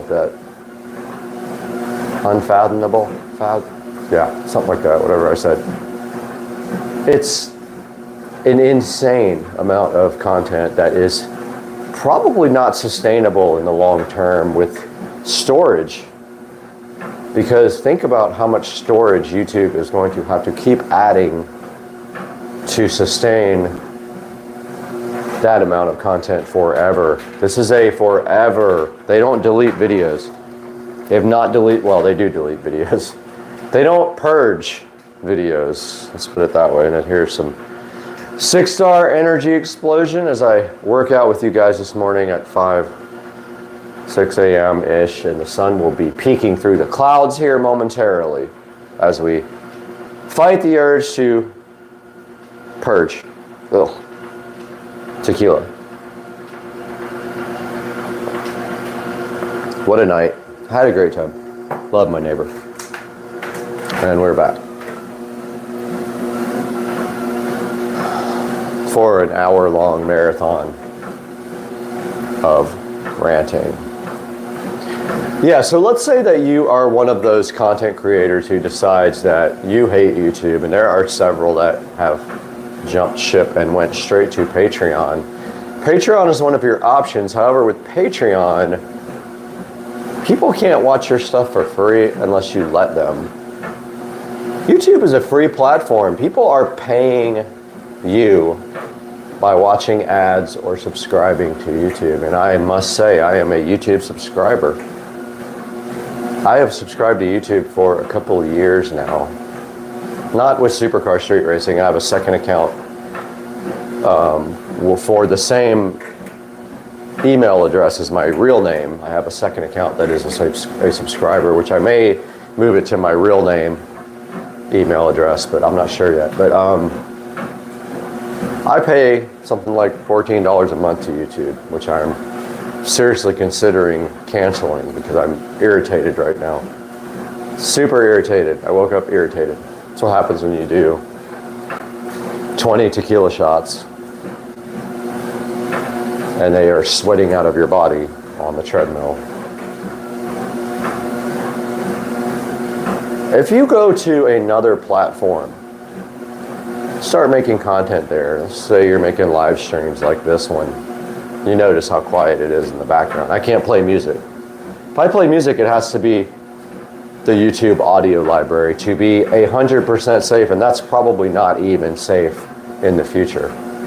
That's why you're only hearing the whir and hum of this treadmill this morning, this lovely daily ritual that I have for an hour.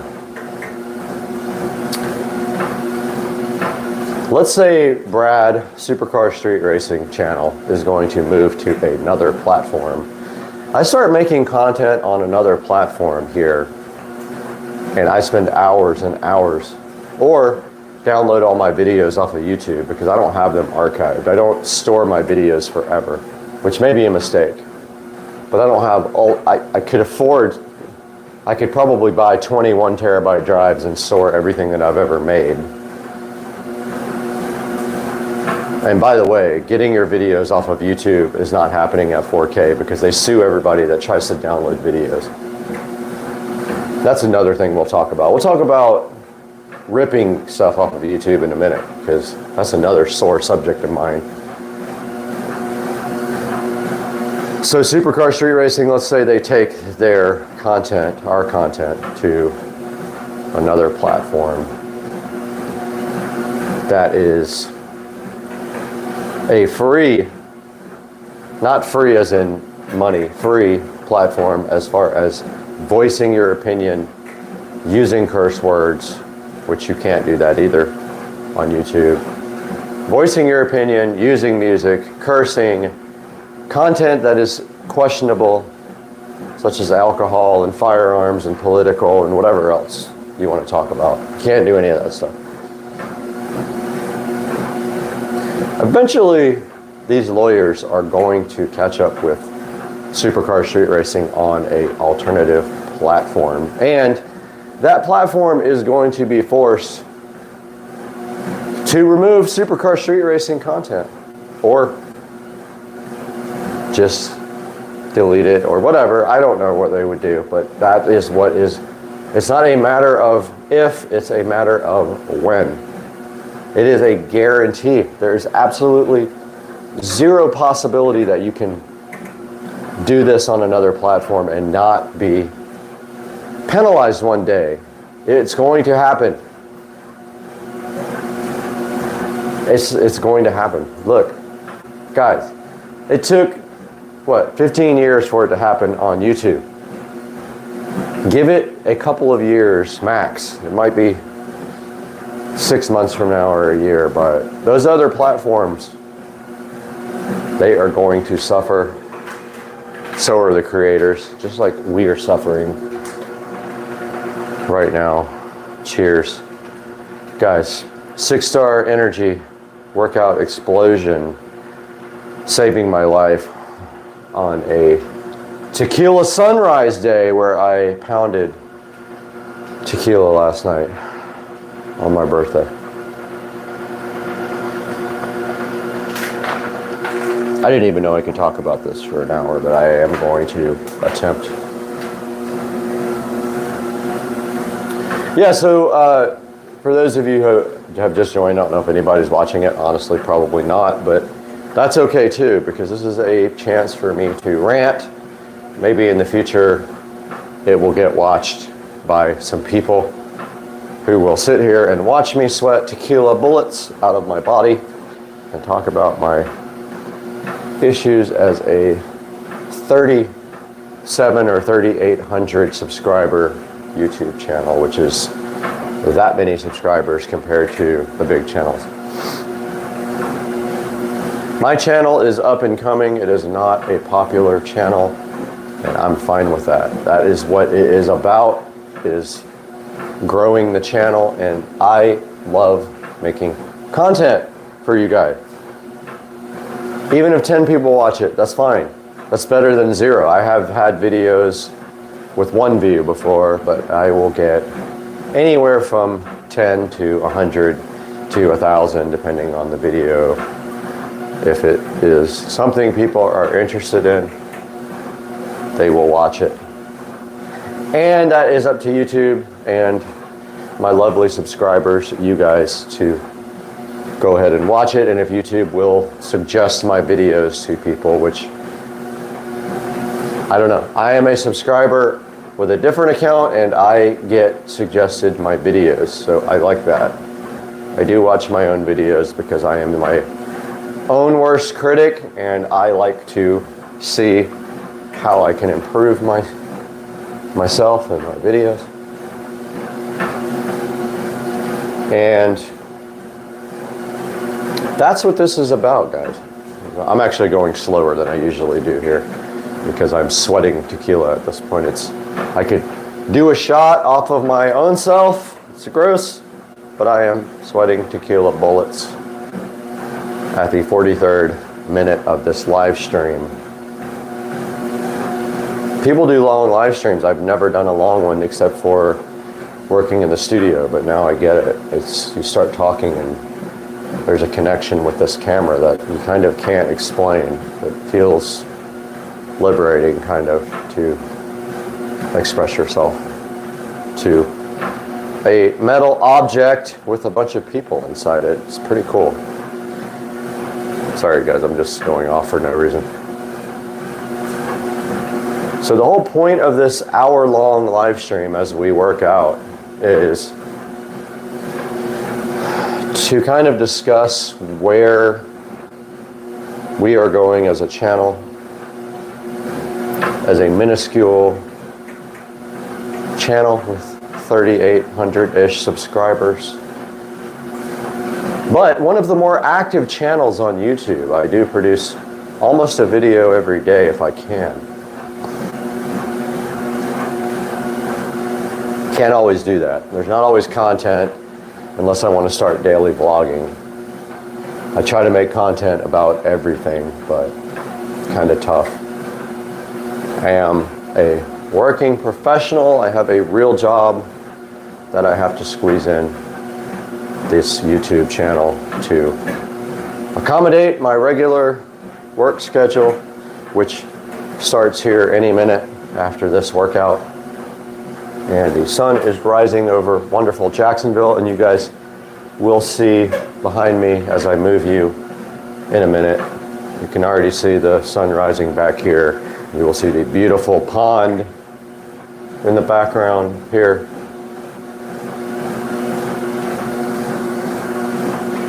And we can probably turn off these annoying lamps. Alexa, turn off the sunroom lamps. Alexa, turn off the sunroom lamps. Ah, it's not working. Interesting. Let me get this one off so you guys can see behind me. Alexa, turn off the sunroom lights. Not working. Okay. For whatever reason, the smart bulbs aren't working. That's okay. Now you guys can actually see outside. And I will reposition you for the view of the wonderful pond outside and the pool. Let's see if you guys can still see me.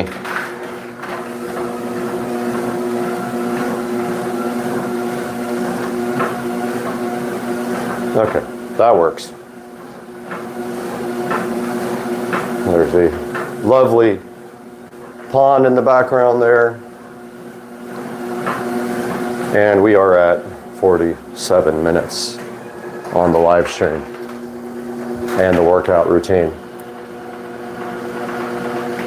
6-star energy. Love you guys. Cheers.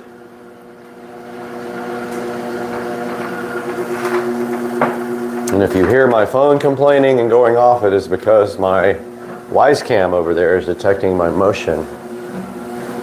Not emotion, motion.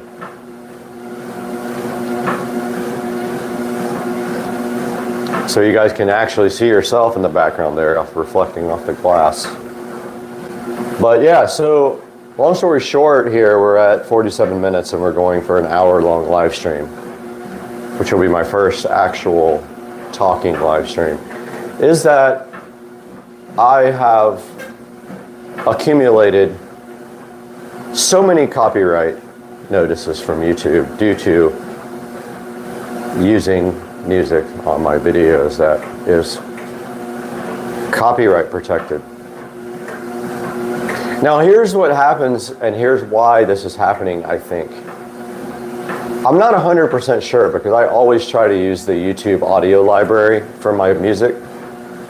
I will not use other sources unless it's guaranteed copyright free, but I did use a couple of the Free Music Archive songs on my stuff, and I think what is happening, I think that people are taking their stuff off of the Free Music Archive and entering it onto YouTube's copyright system, and they are a year later hitting content creators with copyright notices. It's wonderful.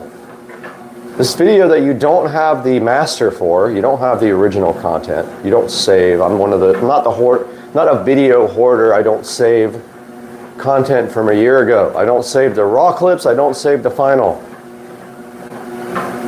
I don't save the projects. I don't even edit with Premiere anymore. I use DaVinci Resolve because Premiere is terrible.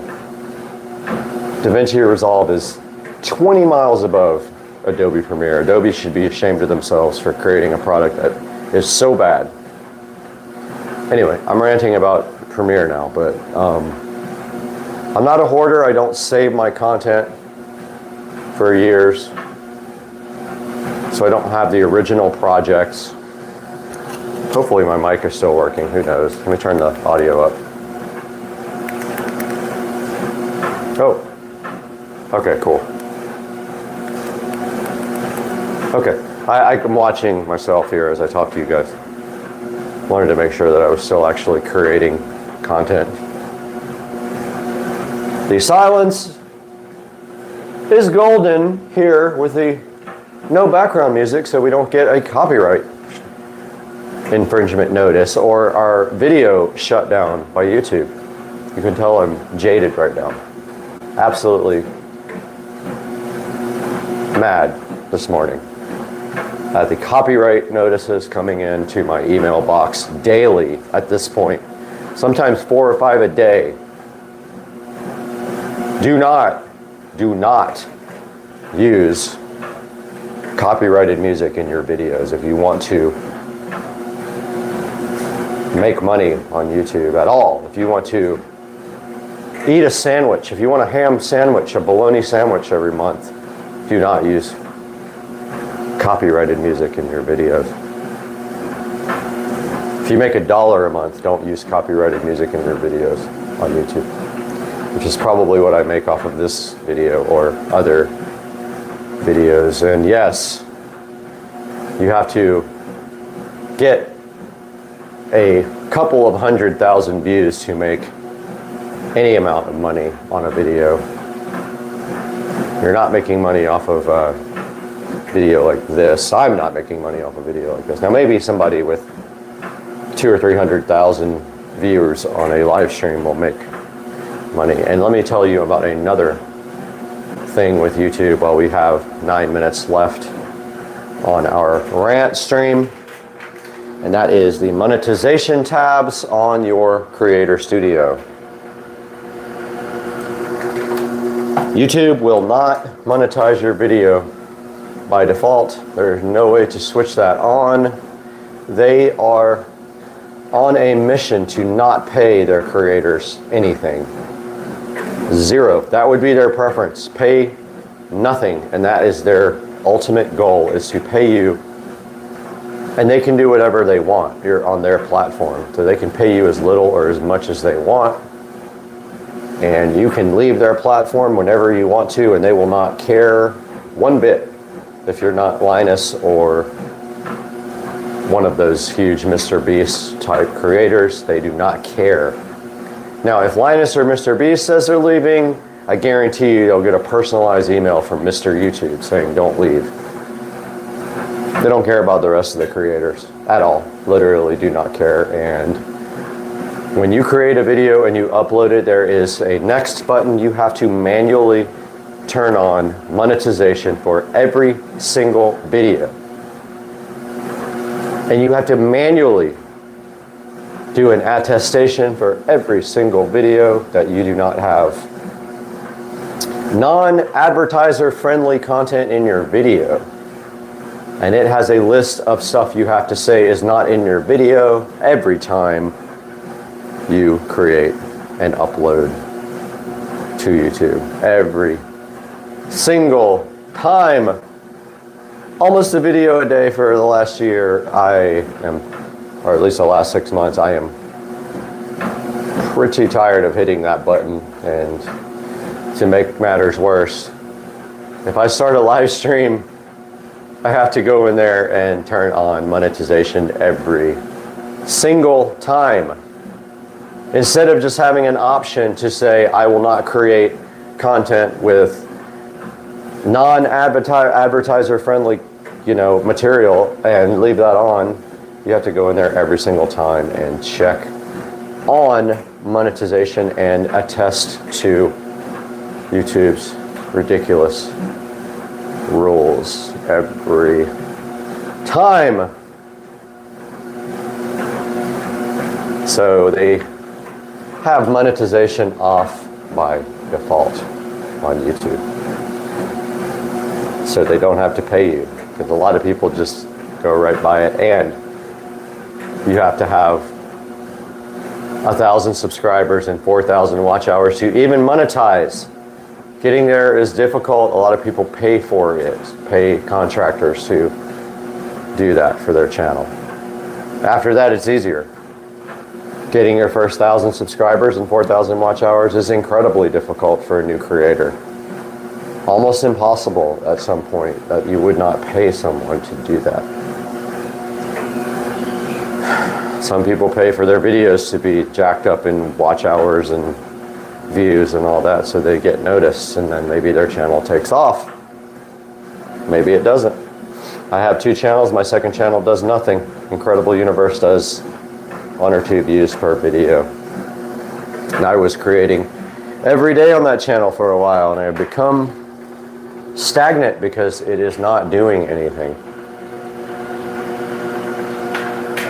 Those big channels that have millions of viewers on their primary channel, they can create a second channel and make it successful easily. We smaller creators, as the sun comes up behind me, are literally not able to do that.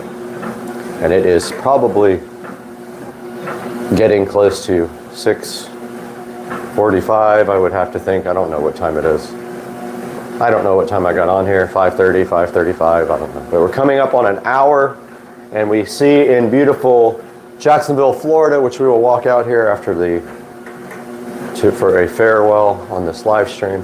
We can see the sun rising over beautiful Jacksonville, and we are going to have rain for the next 5 days. Today is not a pool day, so we will not be able to go out by the beautiful pool over here, the Supercar Street Racing backyard, right over here. And I believe that I have made my point on this live stream. And I want to thank the Daily Doug. If you haven't watched Doug, go watch him. Because I enjoy his live streams and his videos about classical composer reacting to rock and heavy metal. Doug has stirred something in me that made me do this live stream, and also it might have been the amount of tequila in my bloodstream. I've got a lot of blood in my alcohol stream this morning, and I woke up with a copyright notice on a video that I made 8 months ago. Irritating, to say the least. So I selected the mute song beta option, and we'll come back in 18 or 25 hours and see if it actually worked, because they won't let me know.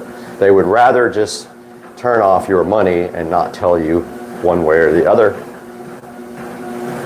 And I know this is a small percentage of my income, very 1% maybe, and I will write this off with Uncle Sam as a loss.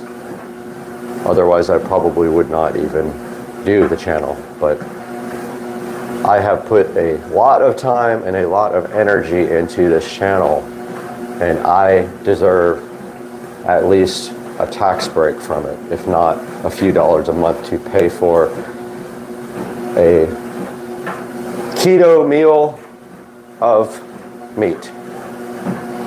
I'm struggling for something to say. I have a expensive car to pay for now with insurance, and I need a few dollars here and there. So I don't have a Patreon. I don't have any members on my channel. I have 3,700-ish, 3,800-ish subscribers. I get maybe 100 a month subscribers. And I will keep up that effort until I am no longer able to hang out with you guys on that level. But for right now, I'm totally enjoying my spare time with you. And I will continue to make videos, but I will do so cautiously with the audio library from YouTube, because you're watching the videos and the music sucks. That's all I have to choose from, bro. That's all I got. That's what's on the library. I pick from a few thousand songs, maybe 1,000, maybe less. I don't know how many are on there. And a lot of them aren't great. They're on there for a reason, because they're not great songs. Some of them are awesome, some of them are not. Some people create, they're really good. Their songs are really good. And I am grateful for that. I'm grateful for the people's songs who aren't good. So if you don't like the music, that's all we got. We can't put, those people putting like regular songs in their videos, they're not making money on YouTube. They're making money off of Patreon or other ways. Merchandise, I don't have merchandise. I don't think anybody would buy it. And that is going to wrap up the hour. Went by fast with you guys.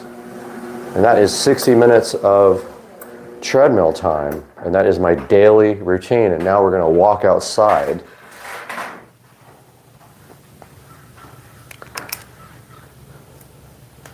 So that is 60 minutes of fun. And here is a look, and that is my Wise Cam going off over there as I set off a motion alarm. But this is the Supercar Street Racing backyard at 6:45 in the morning on a Friday after my birthday, as we walk out here to this beautiful backyard, and the sun is rising over there. And this is how it looks with the fog over the water in the Supercar Street Racing backyard. And there is an alligator chilling right there, right there. I don't know if we can zoom. There is a alligator right there. And I don't know if my Wi-Fi signal is great, but this is the Supercar Street Racing backyard at 6. There is where we were working out right there. That is my sunroom. That is my patio. And we are looking at the Florida skies and the beautiful pool in the early morning hours in Jacksonville, Florida. And this is how it looks as the fog is rising over the beautiful water. There's the dock down there. And it just looks, it's nice and cool outside. I would say it is probably 68 degrees outside. And there is the patio. There's the lovely dragon dinosaur thingy. And the sun is rising over Jacksonville, Florida right now, and I am enjoying this live stream with you guys for over an hour. But that is how the water looks, with the alligator getting ever so close to us right there. He is closer.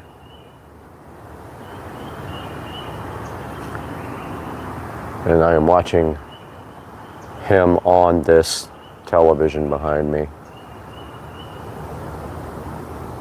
He is like wanting food. There are 3 or 4 in this water. There might be one chilling on the, yep, I think, no, that's not one. We just have this one guy right here right now.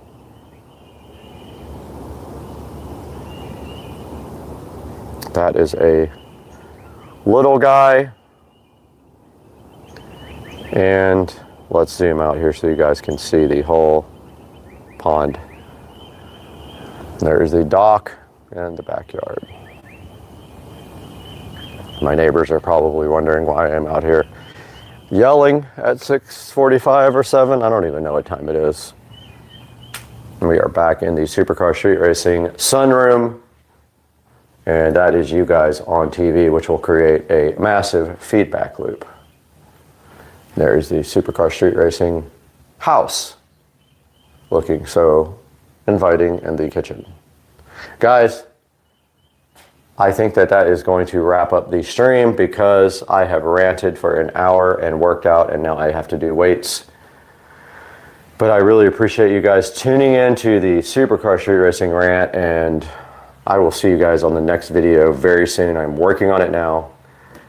We will see you guys shortly.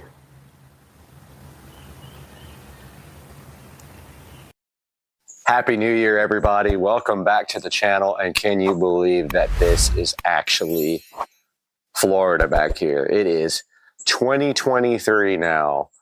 It literally turned 2023 last night. Happy New Year, guys. And this past week, this happened to all the plants. We had 20 to 25 degree weather in Jacksonville, which is very, very weird for the native plants.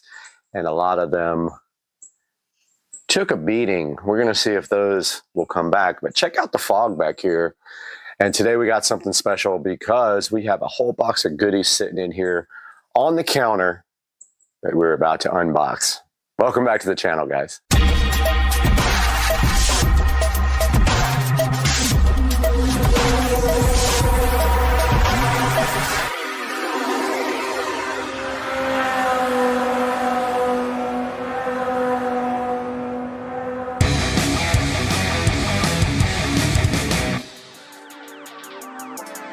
All right, guys, welcome back to Supercar Street Racing for 2023. As you guys can see right here, we have a whole bunch of goodies starting to come in for the car audio project for the golf cart. I know I call it car audio, but it's actually golf cart audio. And here we have the first bag. Let's go ahead and open this. Let's see. Pull to open. Okay, save this resealable bag for returns. Okay, here's the first one.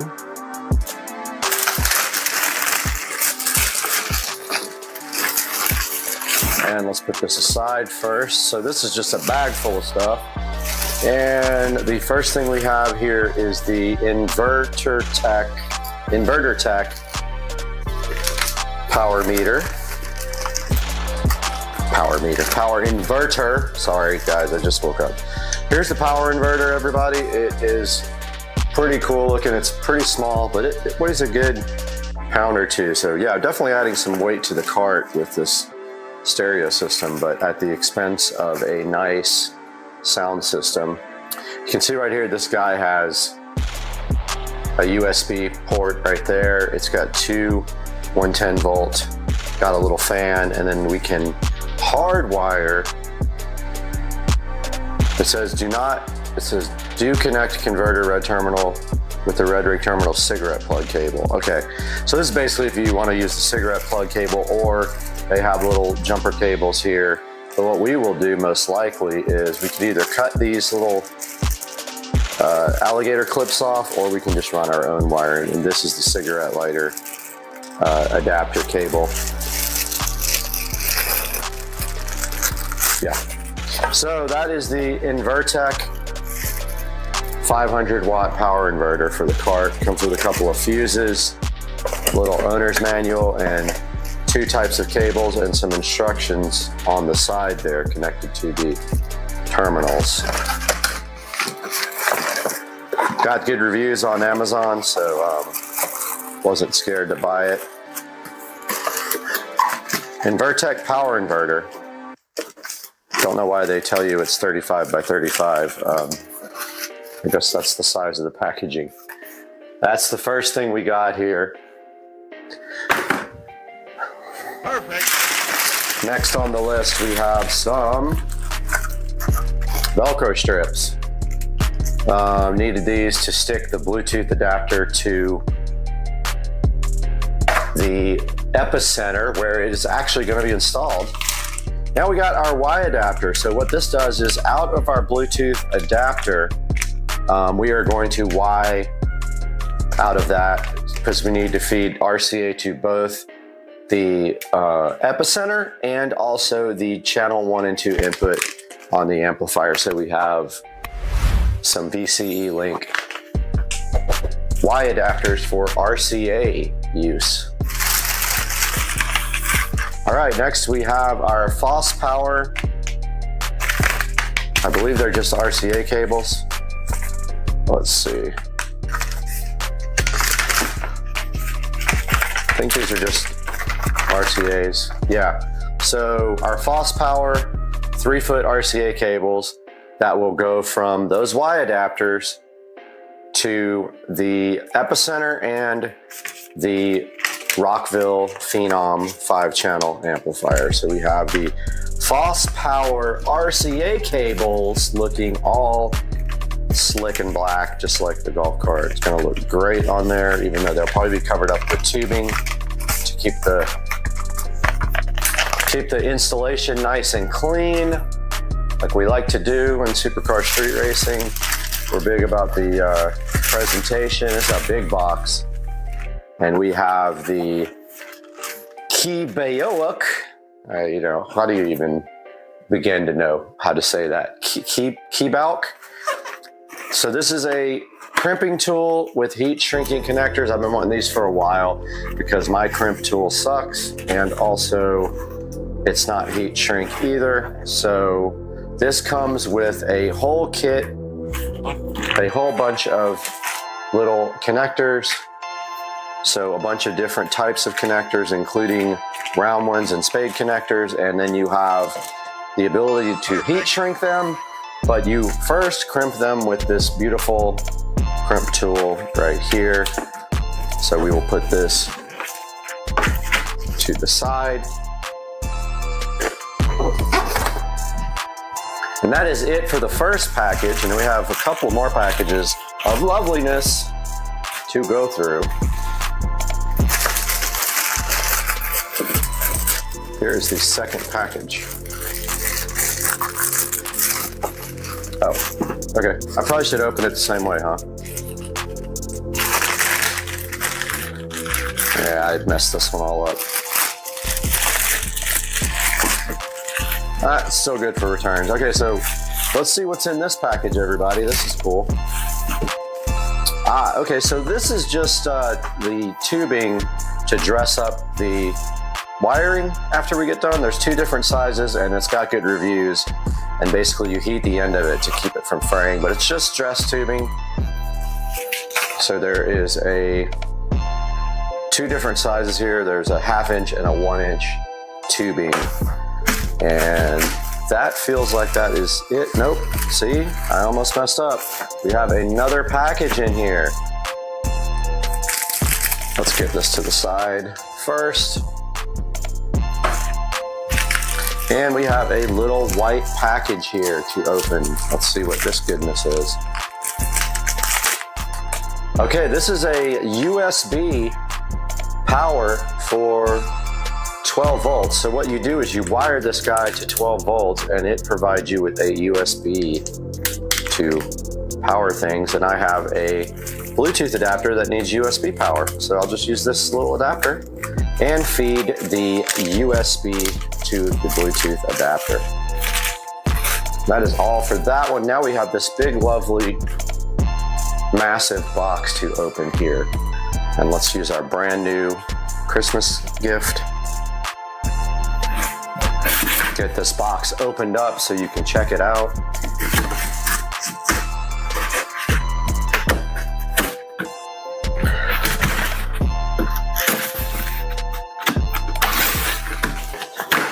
Okay, so nothing super exciting in this box, but it's still something that is necessary. Here is our fiber fill. So fiber fill is used in car audio and home audio to dampen enclosures, basically to make smaller enclosures seem bigger as the effect it has on the audio. And here are our two fiber fill packages. Oh, there's one other goodness in here, right here. I don't know what this is. Let's get this knife out and take a look at this goodness. I'm not going to look at the label because I want to be surprised with you guys. Let's get this opened up. Aha! So this is actually the master on-off switch. Comes with a few screws here. It is going to be hooked up to 48 volts. Oh, it's a big old thick daddy. Yeah, I don't know how I'm going to wire that up yet and hook that up, but basically somewhere under here there is you just put one positive on one side and you basically run it out of one of these little side thing. You just put positive through it. So this will have 48 volts from the golf cart. And this will actually go feed the 12 volt voltage reducer to power everything on the cart that's going to be 12 volts. So yeah, it's just a master on-off switch. That's on, that's off. We will mount it underneath the seat, close to the batteries. And we still haven't determined all our other mounting locations yet. So now that we have all this stuff unboxed, we can take a look at maybe kind of a mock-up of how this might be connected. So we are back here on Supercar Street Racing, and on my table, we have the Rockville Phenom. This is a 5-channel amplifier. The 5th channel does provide for mono for the subwoofer output, and we have our Blaupunk EP1600X, which is a Epicenter clone. Does exactly the same thing as an Epicenter, but it is about $35 compared to $150. We have our Y adapters here, we have our RCA cables, and we have our USB power. This is our Bluetooth adapter. This will actually feed the audio system from the tablet or the phone, but most likely we're getting the Samsung tablet. Notice the Bluetooth adapter here has RCA outputs, and it has a power, which is USB. All right, so here's how we do it. We take our Y adapters here,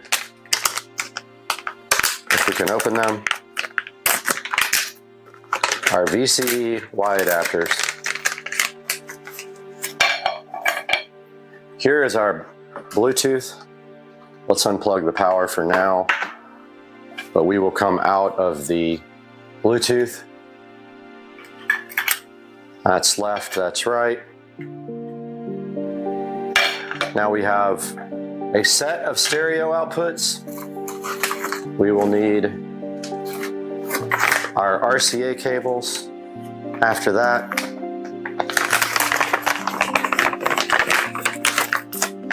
And here are our beautiful black RCA cables. Now what we do is we're not even going to have to take these out of the wrap off of them, because we're just doing a mock-up here, but we got one pair. Let's make sure we get the color right so we don't have backwards audio, reversed audio. And then we have our other pair here. Now if we flip this around for the close-up camera, as you can see here, we have some inputs on the side. We have channel 1, 2, 3, 4, and 5. 1, 2, 3, 4, and 5, 5 being mono. So we will come out of one of set of these guys and feed channel 1 and 2, red to right, white to left. Just like that. That's exactly how it's going to be on the cart. And then we feed our Blaupunk here, input. And I just realized I forgot a third set of RCA cables. We do have another set here in my garage.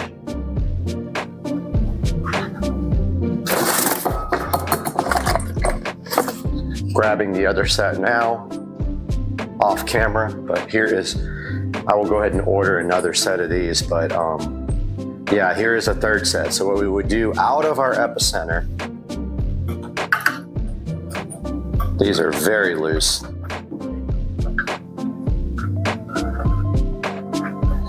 And then we come into channel 5 over here of the amplifier. So there is the mock-up of how this will be connected when we go for our final run. We will have to figure out how to clean the wiring up, of course. Now, the outputs here, channel 1 and 2, we still have a channel 5 connected here with some tiny speaker wire, but channel 1 and 2 out of the Phenom will feed the Infinity Kappa two-way speakers going into the dashboard. Channel 5 out will feed the Scar Audio 12-inch woofer going into the footwell for bass. And we'll take a look at where that stuff is going to go now. Okay, we are back, and here is the area where the enclosure is going to go. Now, it is wider than that indention part there, so it will actually hang over about maybe an inch or two there. Sorry for my throat issues, but I just woke up. But yeah, then where these rails sit, so it'll fit right in there and I don't have to disassemble anything. Also, my hope is that we have room for mounting things on the back there, even if we have to remove this panel, which we probably will do. That just literally feeds underneath here. this part right here, it feeds. It's just actually no, that goes to the engine compartment. Sorry, this part goes down to where the amplifiers and everything will be mounted. So yeah, we're gonna hopefully mount the inverter back here somewhere. We're going to mount maybe some other little things back there and then put the enclosure right up against it to hide it. And then we'll permanently wire the inverter to a actual outlet somewhere on the cart. And I'm thinking the best place might be up here somewhere, but I don't know yet. I gotta kind of think that over. I don't want it in plain view, even though it'll be cut off when we don't use it. So that is the current plan for the golf cart. And we're gonna take a look now at that diagram that we created the other day using technology based from Minority Report. And you can see that on the screen. That has all the connections and the design plan and everything for the cart. Once we get everything in, it'll be a few days, probably another week before we get everything in. We can continue, and I hope you guys enjoyed the video, and I hope that you will have a great new year. And please like and subscribe to Supercar Street Racing.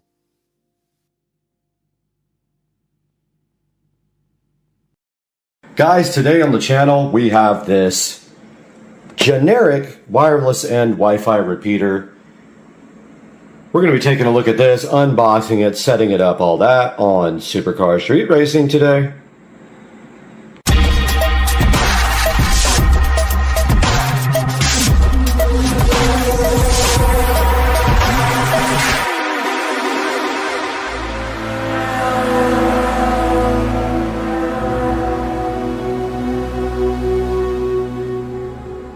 This is the wireless in Wi-Fi repeater, something about $18 worth on Amazon. This guy right here can take a Wi-Fi signal and repeat it from the wireless side or also from the wired side with that little port right there. And we're going to be unboxing this right here and right now on the channel. We're going to try it with one hand. We got skills. Maybe we got skills. We do have skills to open this and pay the bills. And inside of the wireless N, and of course being the band of Wi-Fi that it is able to repeat, we have this lovely little generic cheap Wi-Fi repeater, range extender, and this delicious manual that it came with that tells you how to set it up. Now, I already have one of these in the Supercar Street Racing Studios, and I will be opening this for you right here and right now because I can't do it with one hand, I don't think. Let's see. Oh, maybe. Maybe. Nope. Need two hands. We got the one-handed peel satisfaction on a video short on Supercar Street Racing, and we take a look at this Wi-Fi repeater. It has a number of confusing indicators on the front. Just one plug, so it's super easy to work. And if you have a Ethernet connection you want to then create a Wi-Fi from, you plug it right here in on this little port right there. And inside we have these quick installation guide. I will put that up on the screen. And what you do is you plug it in and you connect to the Wi-Fi network on it to actually start the connection to be configured. And all the instructions are right here, right now. So we are going to go over to Joe's house where we have to install this, and then we will continue the video from there with the wireless and Wi-Fi repeater. Just wanted to point out quickly the thoughtfulness of providing you with a tiny little Ethernet cable right here that came with the wireless and Wi-Fi repeater. So only thing you get in the box with the repeater is the actual device, and you get this little tiny little tiny Ethernet cable, which is actually useful in some cases. You don't need a super long cable in most cases. All right, installing the wireless repeater is as simple as just plugging it in like this. Or actually, I don't know if this will take up a plug, but like maybe like this. And once that Wi-Fi repeater is completely powered up, you then just go into your phone and connect to the SSID of the repeater. And we will show you that on the actual phone. We will do a screen recording, but you notice here that that thing is booting up right now. So we're just waiting for that thing to completely boot up. And then we open our phone up and connect to the Wi-Fi repeater network. And then we will configure the wireless and repeater for Joe. All right, here we are back on the phone, and we will go into our Wi-Fi networks and see if we can see this repeater. We're already on Joe's Wi-Fi, and there is the repeater, so you just connect to that. And it should open up the page. If it does not, you manually browse to the correct IP address. Notice it will say no internet connection. That is fine. And it did not. Ah, there it is. So you can say always connect or connect this time. We're going to actually configure it now. I'll just say always connect. And then there is a web page you have to go to in order to configure this. They give you a quick start guide in here. And there is an actual IP address you have to go to. And let's see if it takes us there. That is emotional damage. Okay, it did not take us to the IP address of the page. So we will be right back when we figure out what that IP is. It's on the actual instructions. I just don't want to bore you guys with it waiting.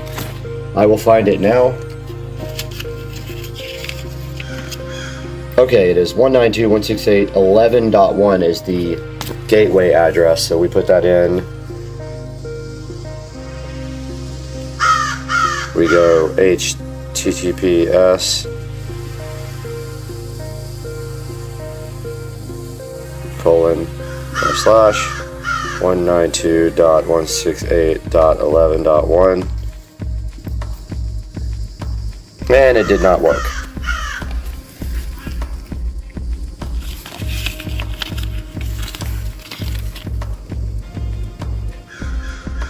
Try that again. 192.168.11.1. 186. Okay, try that again. 68.11.1. Wi-Fi repeater. There we go. All right, so then you just click login. So you see on the picture, the top one is for Wi-Fi, the bottom one is for wired. We are doing Wi-Fi. It will scan for your available Wi-Fi. You will connect it, and at this point you guys cannot see this part, so we have to go away for the password. We'll be right back. Alright, so we are back, and I modified the name of the Wi-Fi extender to Trap2. Let's see if it will connect. I don't remember the router, and I might have it wrong. Let's see if it will connect here.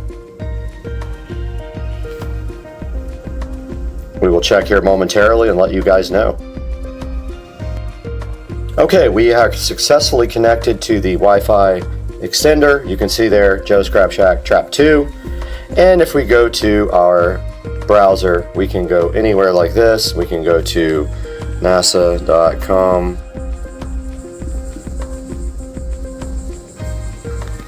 And it does load. That is not the real site, but we do have internet access. Here's boxing scene. We can go look at boxing articles. So we are connected to the Wi-Fi extender now, guys. So hyped. All right, guys, we just took a look at this generic Wi-Fi extender. So we have the page up here on Amazon so you guys can take a look and see. exactly what this is that I bought. And you can see right here that this is a 3,000 square foot and 30 device extender. And what that means is you can only connect 30 devices to this.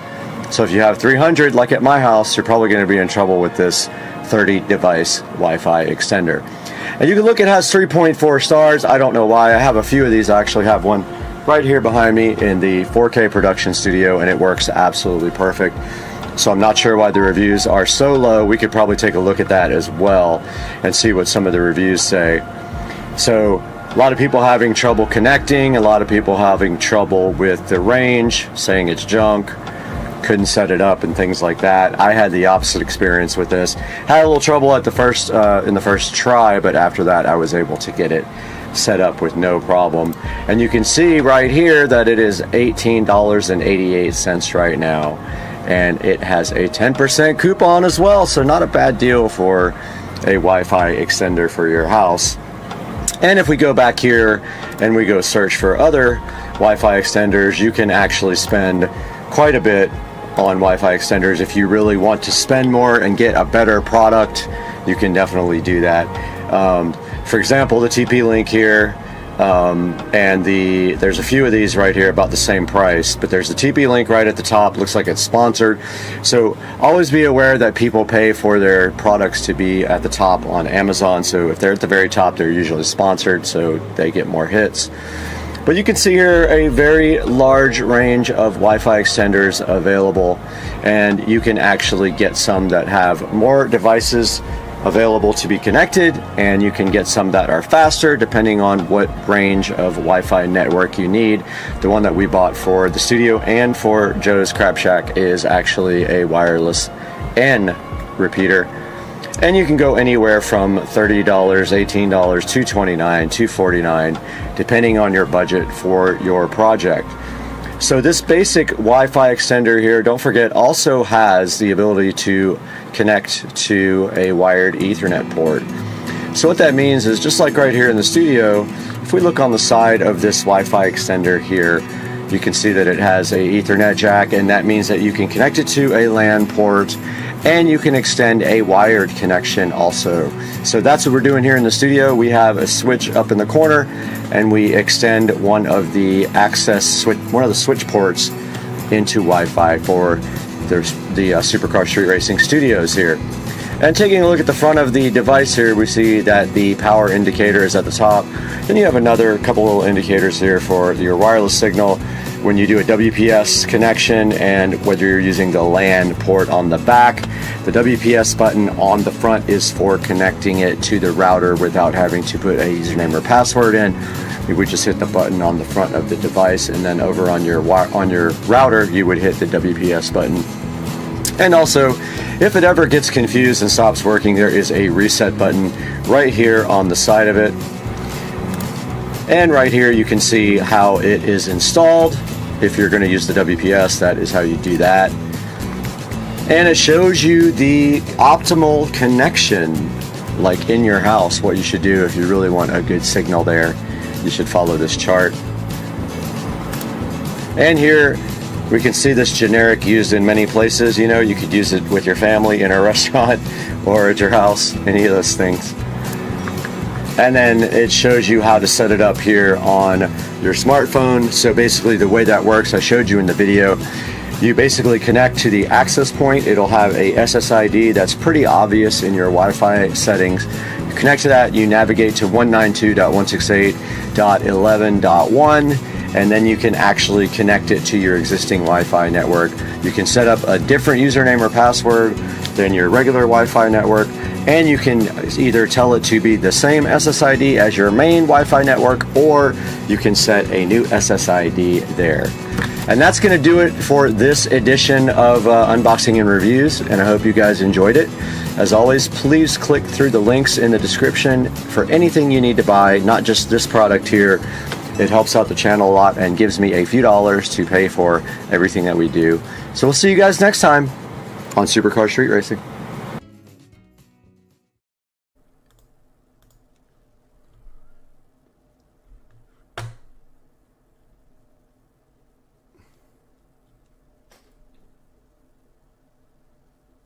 All right, just waiting for us to actually pop up. All right, I think we are. Yep, I just got a notification that we're live. Hopefully our audio is working and everything. And we already got 2 viewers, both of which are me. So yeah, there's that. So yeah, we're live today. I noticed some interesting things happening and with the car market, and I wanted to kind of get together with you guys and take a look at some cars today. I'm watching myself live over there. I don't know why it looks so bad. Oh, because I have the bitrate turned down over here on my stream.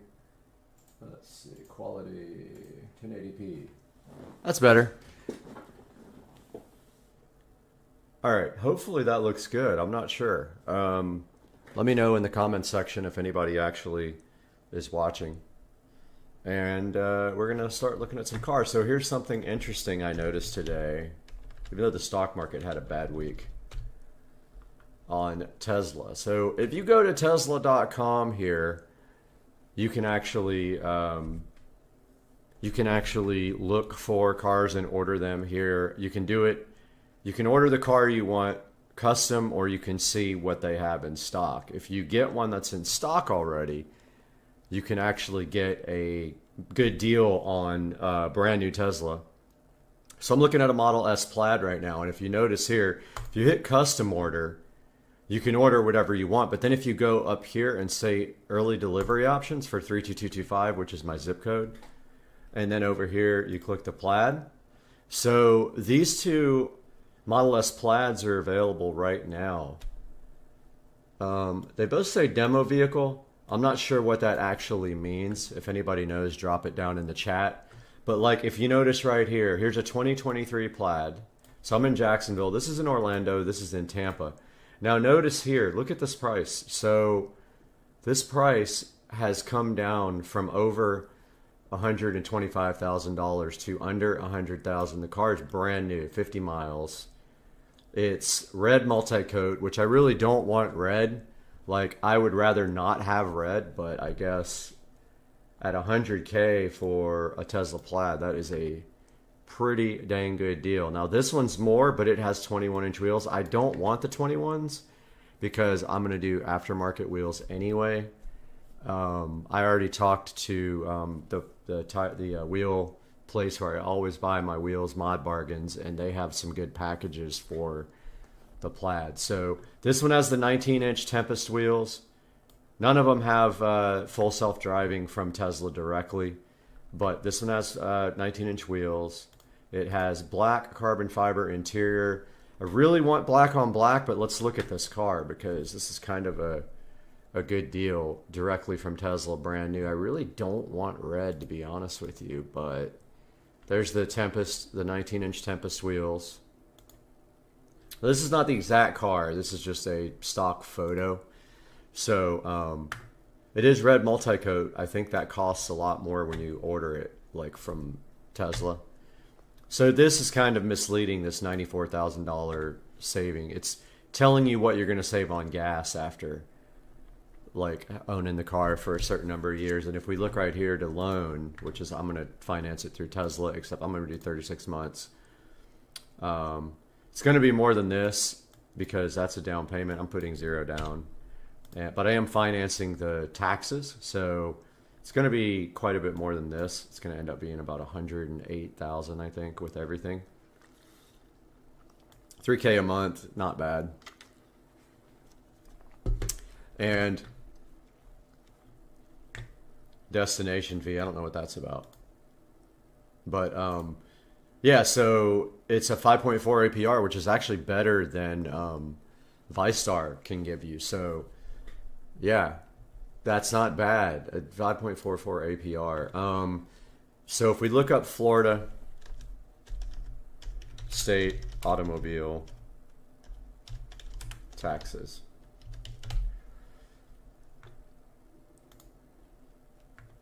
So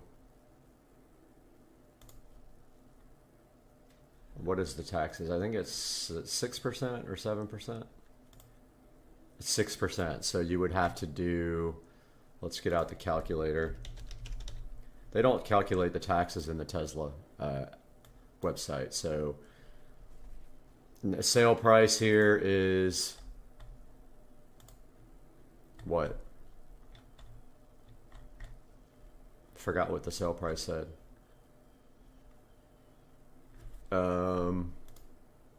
100,450. 100,450 times 6%. Whoops.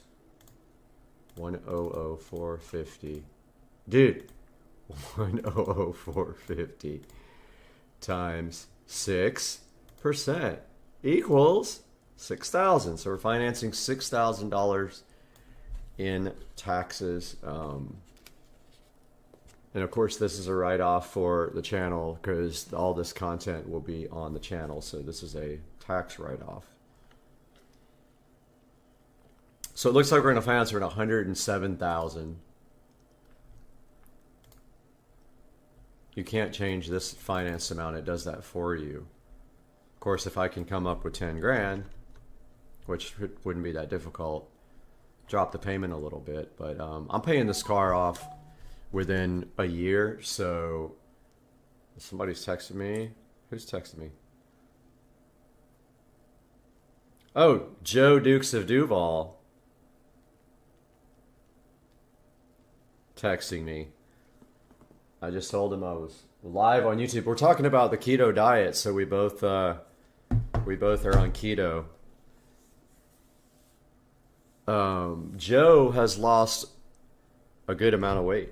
He's not exercising, but he's on keto. He has been for like a month, and he's lost, I want to say, 10 pounds. You'll fluctuate like up and down overnight, but like I've lost 23 pounds now. I started at 169. I'm at 146 today even. So 1 pound lighter than last year at this time and ready for some pool parties this year. Joe, you know what I'm talking about if you're watching live. Pool parties are happening this year, brother. Yeah, so this 2023 Tesla is sitting in at brand new $100,450. I've never seen a Tesla Model S Plaid brand new for that price, and the reason is there's two reasons why it's cheap. I don't know if demo car is one of them. I don't know what demo vehicle actually means. It has less than 50 miles on it, so it's not like it's been driven a lot. This one is more because why? It has the 21-inch Arachnid. And I don't want black and white interior. I don't like the way it looks, and I'll show you why I don't want it. Joe, I know you're watching this now because I told you we were live. Hopefully you're watching. This is the deep blue metallic, which I don't like. These are the 21-inch Arachnid wheels.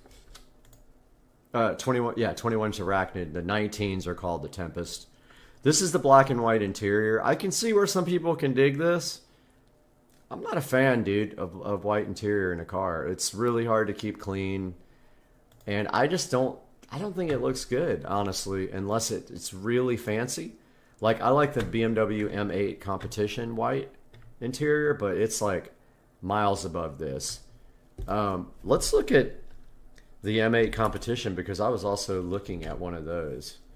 But I want a 2020 because the ones after 2020 have locked ECUs and you can't tune them. They're having a difficult time with that. But I like the M8 Competition convertible. M8 Competition convertible. This is a $160,000 car that you can get now for about $90,000. So M8 Competition convertible within, I don't know, any.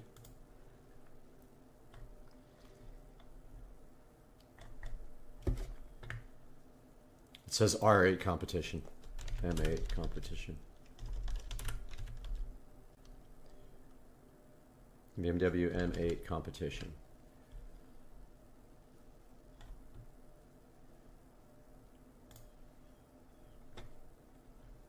All right, so that's a 2023. Forget that. That's a 2022. We want to go to year. Let's do 2020. Remember, anything over 2020, mid 2020, the ECU is locked. You don't want one of these. These are coupes, which they look absolutely fantastic. They don't say competition though. I don't know which one of these is none of these are competition. Let's see.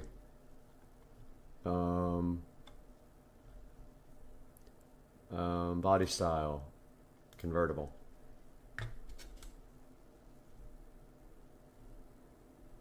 None of them say competition, but I put it in there. M8 competition.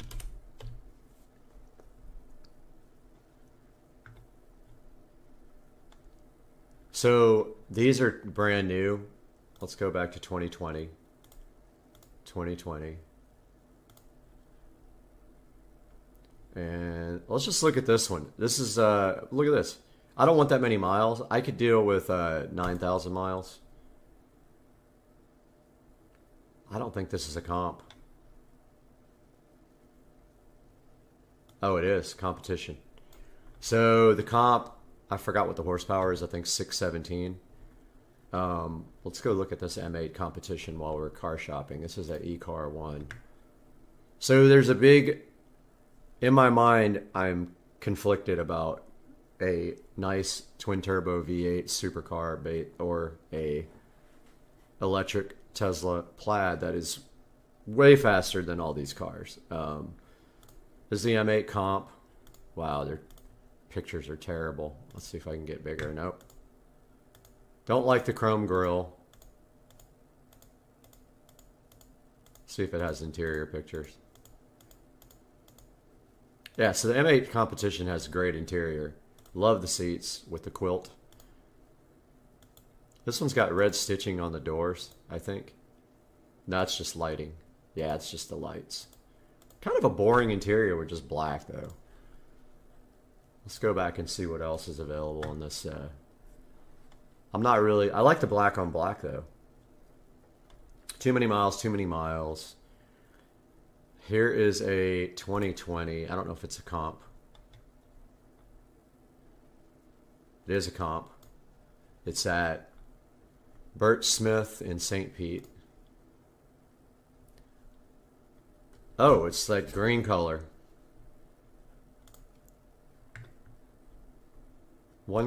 Seriously?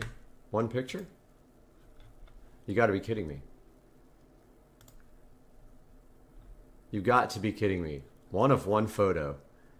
All right, so this is $99,000. It's beige in the inside. You can kind of see it there, but like, really? You got one picture up of your $99,000 vehicle. Okay, it's kind of dumb.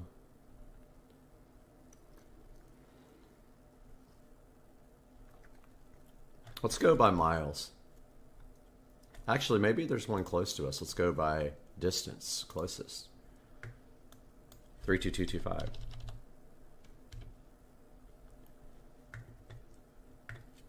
All right, so there is one. This has got to be sponsored. It's not, yeah, see, 900 miles away, but that's pretty though. Man, that thing is sick. This gray is so nice. This one is too many miles, too many miles. This is the one in St. Pete, I think.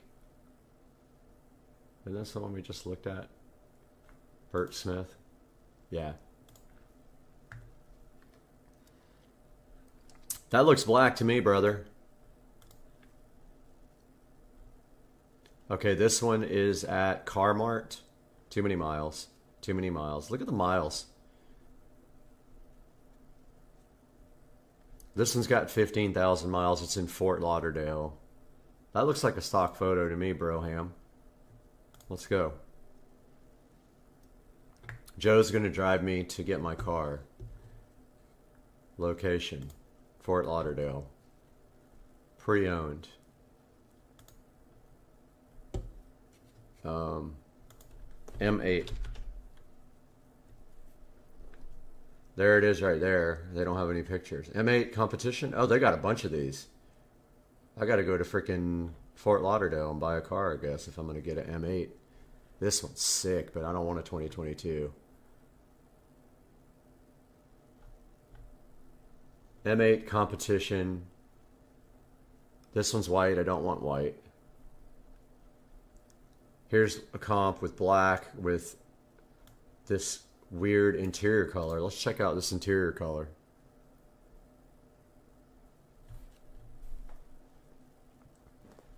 Says like I've never heard of this color interior. Let's see.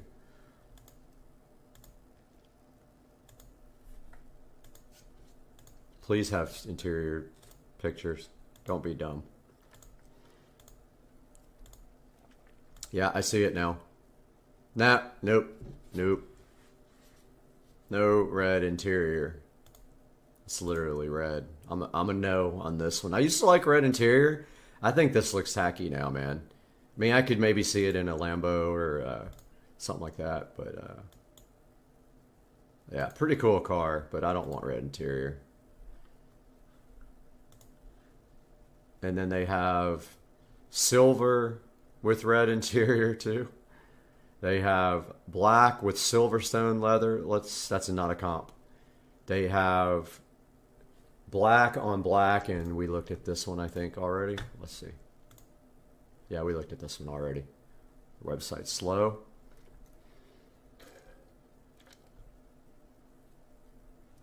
Dude, what is up with their slow website? This isn't bad. I love this lip. Yeah, that's black on black there. Pretty good.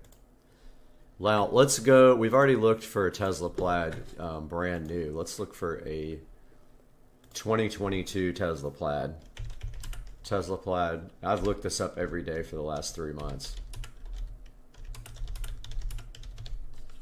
There's never any in my area. And I don't like some of these because you don't actually get the name of the dealer. At least with Auto Trader, you get the name of the dealer. 32225. Let's go 500 miles.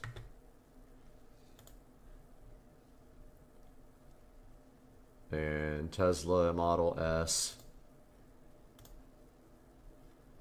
Plaid, there's 57 of them around. Wow, there really is 57 of these, but I want 2022. That's the oldest I'll accept. They changed some things in 2022. They improved the headlights quite a bit, so they have better headlights than they used to. Now let's do distance. Whoops, not price high. Some of these people still have their Plaids in the $120,000 range, which is asinine, completely ridiculous. Some of these are also wrecked when you go into their Carfax, so you got to be careful. So these people think they're going to get $118,000 for a car that's selling brand new for $108,000. $100,000, sorry, not $108,000. Brand new. They're as much as this guy. What are they thinking? Seriously. This is not even good for one with 21,000 miles. This needs to be in the $90,000 range now. So see these miles? That's a no for me. 115K and it's reduced price. Carvana too is still way too high on their used ones. So let's go by. So I really want black on black, and I think there's only one black on black here. I think this is black on white. I've looked at it. Too many miles. That one's black on white. Otherwise, it would be perfect. There's this one that's sold already. I was all over this, and I went to the website, and it was gone. Prestige Imports. They actually have some really cool cars. They have a lot of really, really nice cars. So there's a lot of white ones around. This is in Atlanta. There's a lot of white ones. The prices are still not there, and there is no... Here's a red one, like the one I was looking at Tesla. It's more than the one that's brand new at Tesla. It might have full self-driving. Who knows? It's 493 miles away, and it's got white interior, so there's really not a lot out there. And when you go to Tesla, you have this $100,000 red one that could be the one for me with the price is right. There's a lot of Tesla wheel and tire packages out there, so I'll take a look at that. But yeah, so that's the current state. I like the 2020 M8 competition, and I like the Tesla Plaid. I looked at McLaren 765 LT. They're in the $250,000 range just to start. They're just starting at that range. I looked at Lamborghini Huracans. They're in the $200,000 range. That's it. I'm going to end the stream here. I'm so glad you guys joined me, and we'll keep looking for cars, though. I'll see you guys later. What's up, everybody? Supercar Street Racing here on a beautiful Tuesday. And today we are going to doing an oil change on the 2011 Honda Accord. This is the daily driver, and it is due for an oil change. This car actually has really low miles on it. I bought it with 13,000 miles on it a year ago, about a year and a half ago, and currently it's sitting at 24,000 miles. So 2011 Accord with 24,000 miles. The car was hardly ever driven. So what we're going to do is go over the steps to changing the oil in this car, some of the tools that you're going to need, and how much oil and oil filter type you're going to need to get. Now, your best bet is obviously going to be to check the sale papers, because your local auto parts store is going to be putting out a flyer probably once every couple of weeks with oil change specials. Those specials are going to have 5 quarts of oil usually with a oil filter, and usually you can get a full synthetic oil change for around $30 if you do it yourself. If you compare that to going to Jiffy Lube or one of the other establishments, they will charge you up to $50 or $60, and that's only up to 5 quarts. If you hold more than that, they charge you a ridiculous amount per quart. So definitely doing an oil change on your own is the way to go. You're going to need some basic things to do that. We'll go over that here in just a minute. But the first step is going to be, let's head to the auto parts store, see what they got.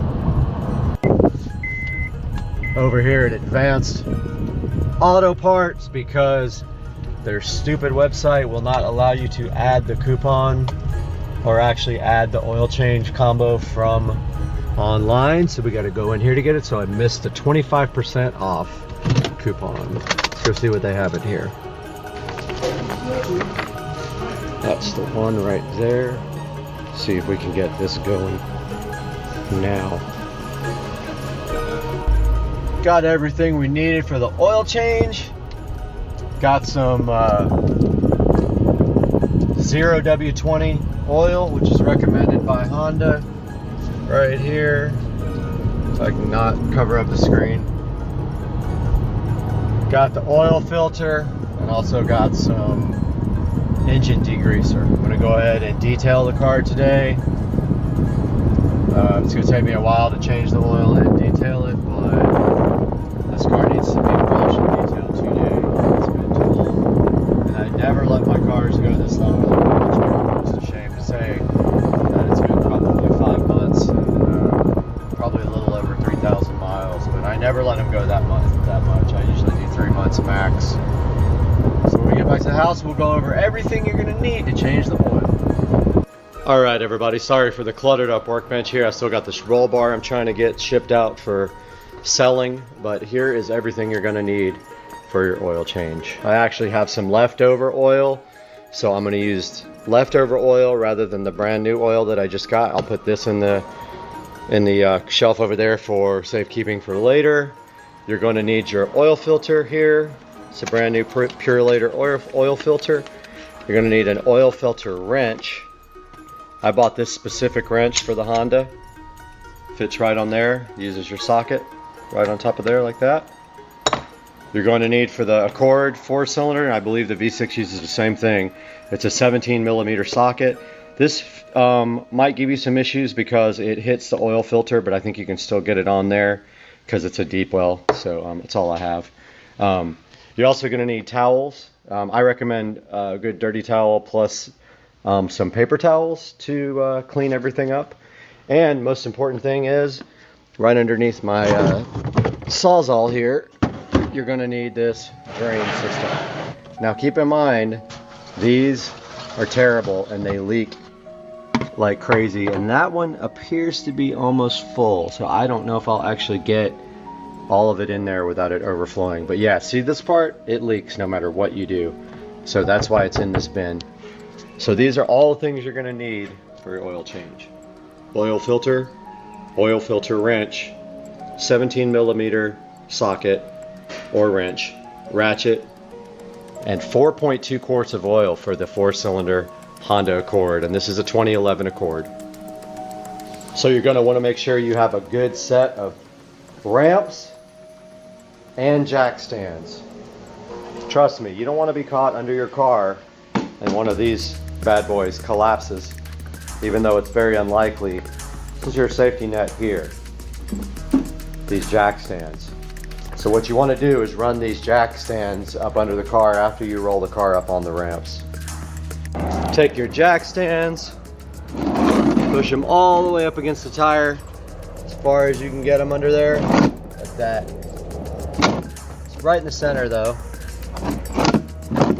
Give them a good push so they stick. Right in the middle, like that. Make sure they're straight. Align straight with the tires.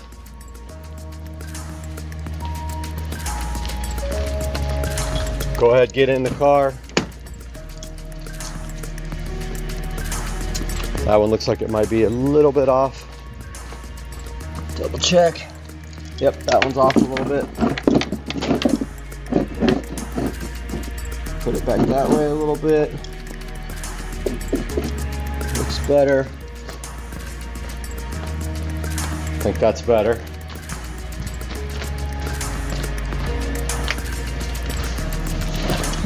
Go ahead, start the car, drive it up on the jack stands.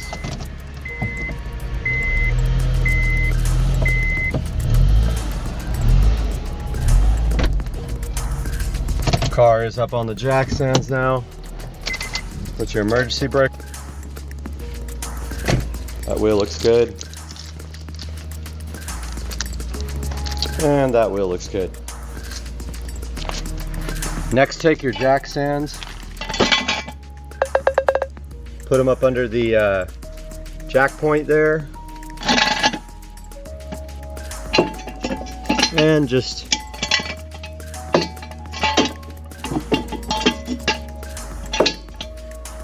perfect. That way if something happens, it'll fall on the jack stands and not you. Same with the other side. Up front as close as you can.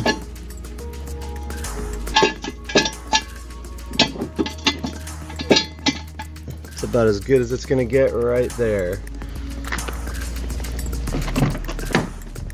Go ahead and pop your hood. Let the engine start cooling off.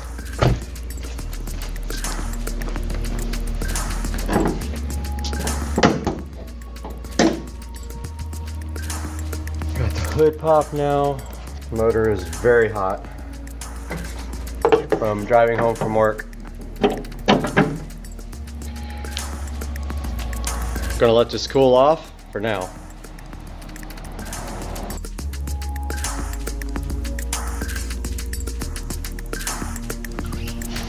Take off the oil drain plug, let it fall right into the top of this drain bucket, and of course your drain bucket. This is why I have the pan here underneath. Look at that dark oil coming out.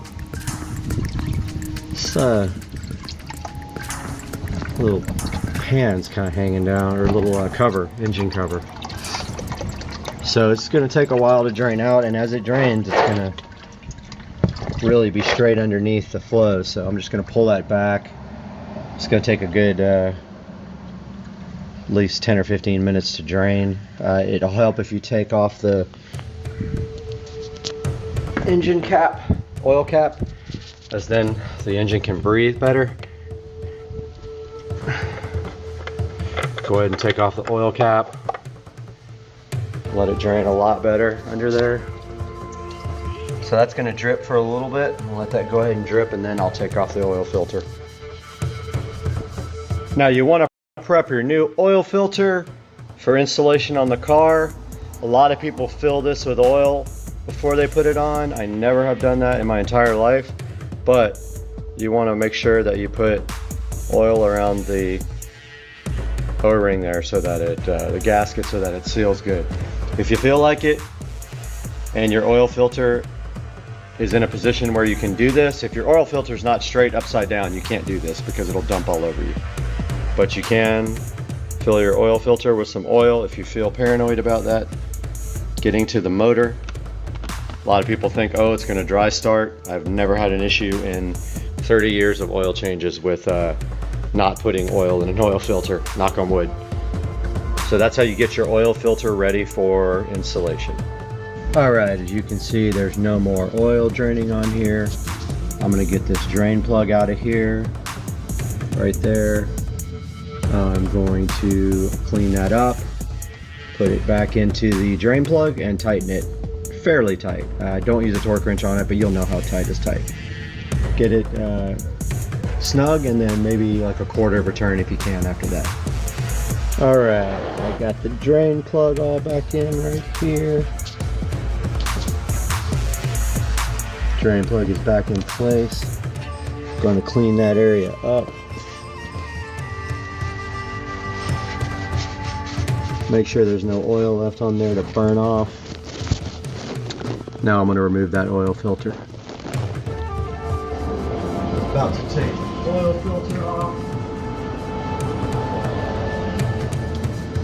Got to get your oil filter wrench. Get the new oil filter.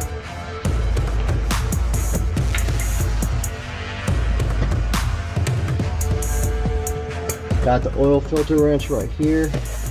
Got my drain vat ready to go. Goes right on the end of this ratchet like this.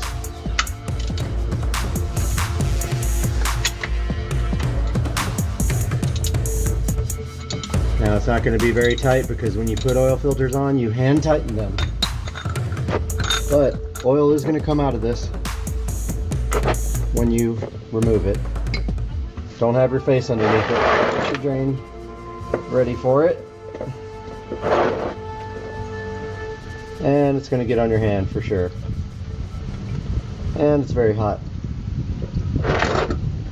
Had a little spillage over here on the driveway. So I'm going to try to get that up ASAP before it soaks in.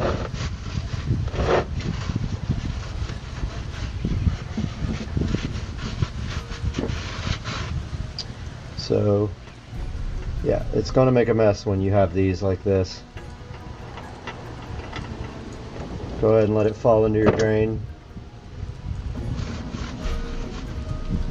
And just know that you are going to get dirty doing this part. That's what I got the old towel here for, so I don't get oil all over the driveway. Although I did spill a tiny amount, I usually don't, but I super failed that time. Oh yeah, I did get it everywhere. Go ahead and wipe it up as soon as you can so it doesn't seep into the concrete, but pretty much it'll stain once it's on there.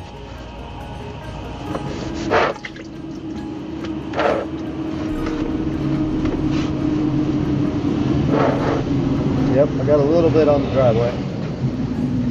I can get that off with acid though. Now it's continuing to drain out, so you want to get your new oil filter in there.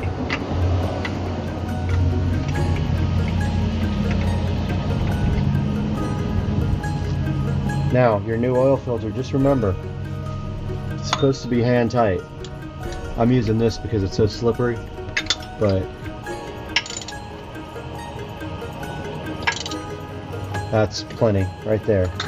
That gasket seals everything. You don't need to go crazy on it.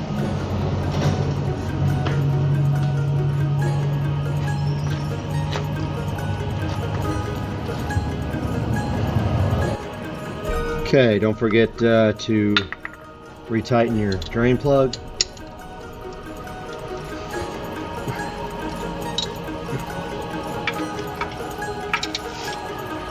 So this one needs to be quite a bit more tight than your oil filter.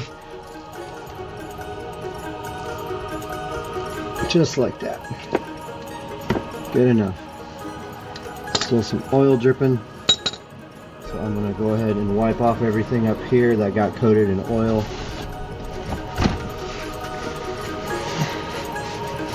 Go ahead and keep your vehicle as clean as possible. Keep the underside of this looking brand new like mine is. Some oil got all in here. Go ahead and wipe all that off.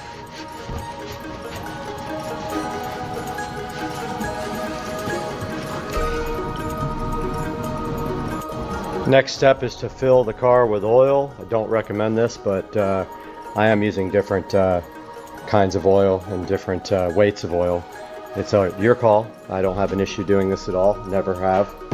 I'm going to be using 2 quarts of this and 2 quarts of Mobil 1, but they're both full synthetic.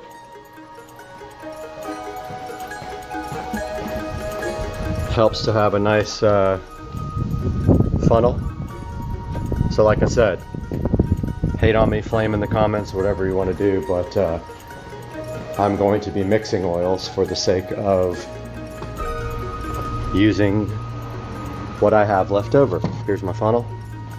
Those funnels are really cool that screw into the top of the oil thing right there. They make a threaded funnel, which is awesome. So, be back to pour the oil in. Got the funnel in there. The Accord takes 2.4 quarts of oil, and here comes the fire truck coming by. Wow. So this is 2 quarts. I can see in the marking here that it has 2 left. Go ahead and put this 2 in.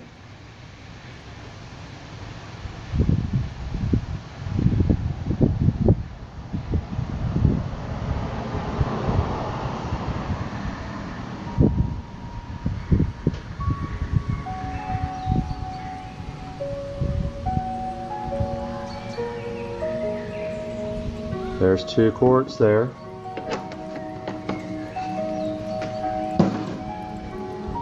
So the recommended oil for this car is 0W20. This is all full synthetic oil. There's 3 quarts.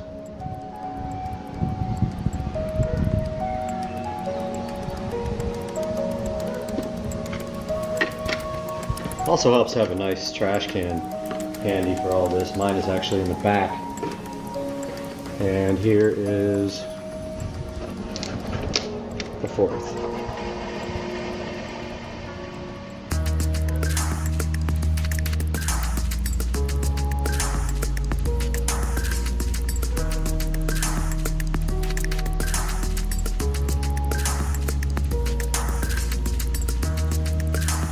All right.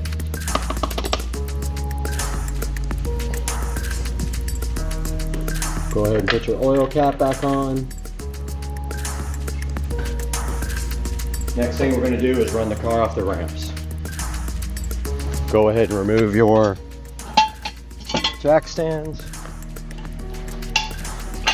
Key to a good clean shop is always replacing your tools so you have them for next time.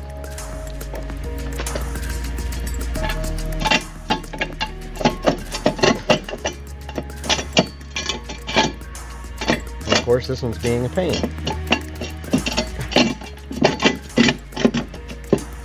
I'll get this out one sec. Have to pull on that lever to get that one out.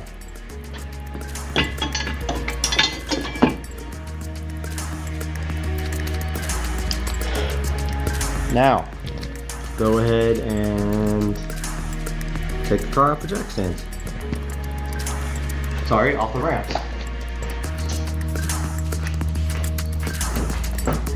When you're doing this, check for an oil pressure light or anything irregular.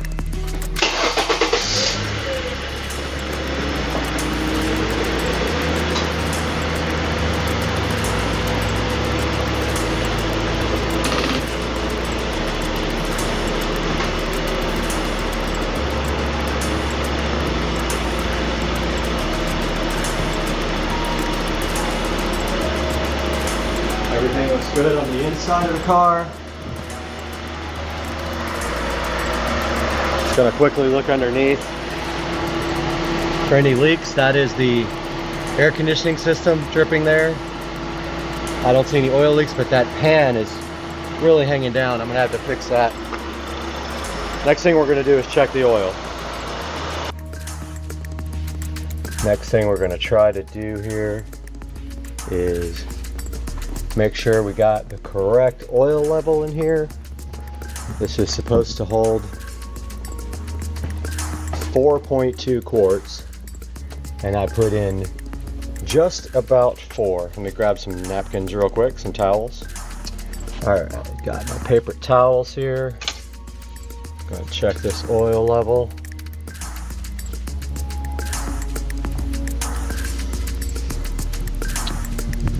See what's going on, if we got enough in here.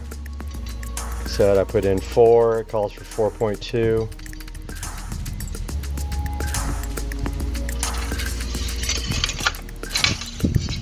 And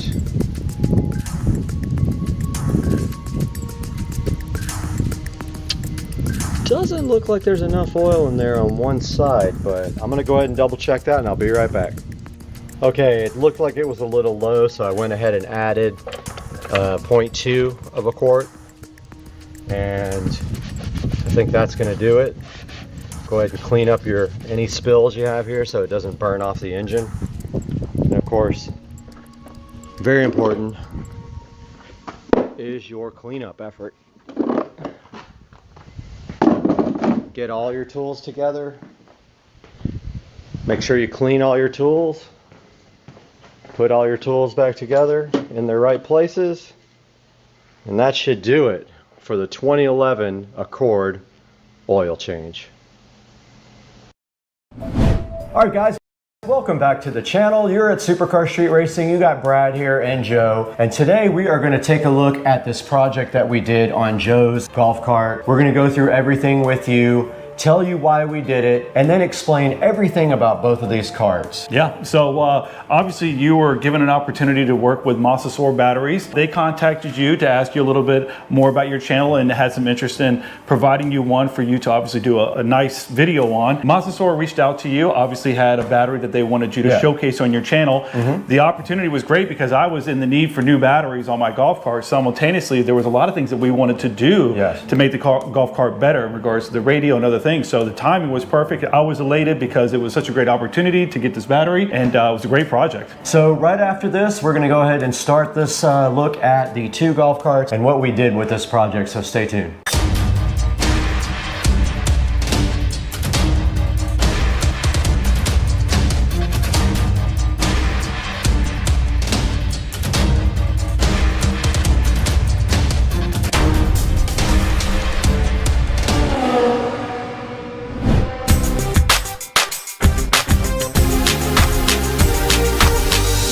All right, guys, welcome back to the channel. Brad here, and Joe is with me, Dukes of Duval. We wanted to tell you guys a little bit about these golf carts and what we've done to them.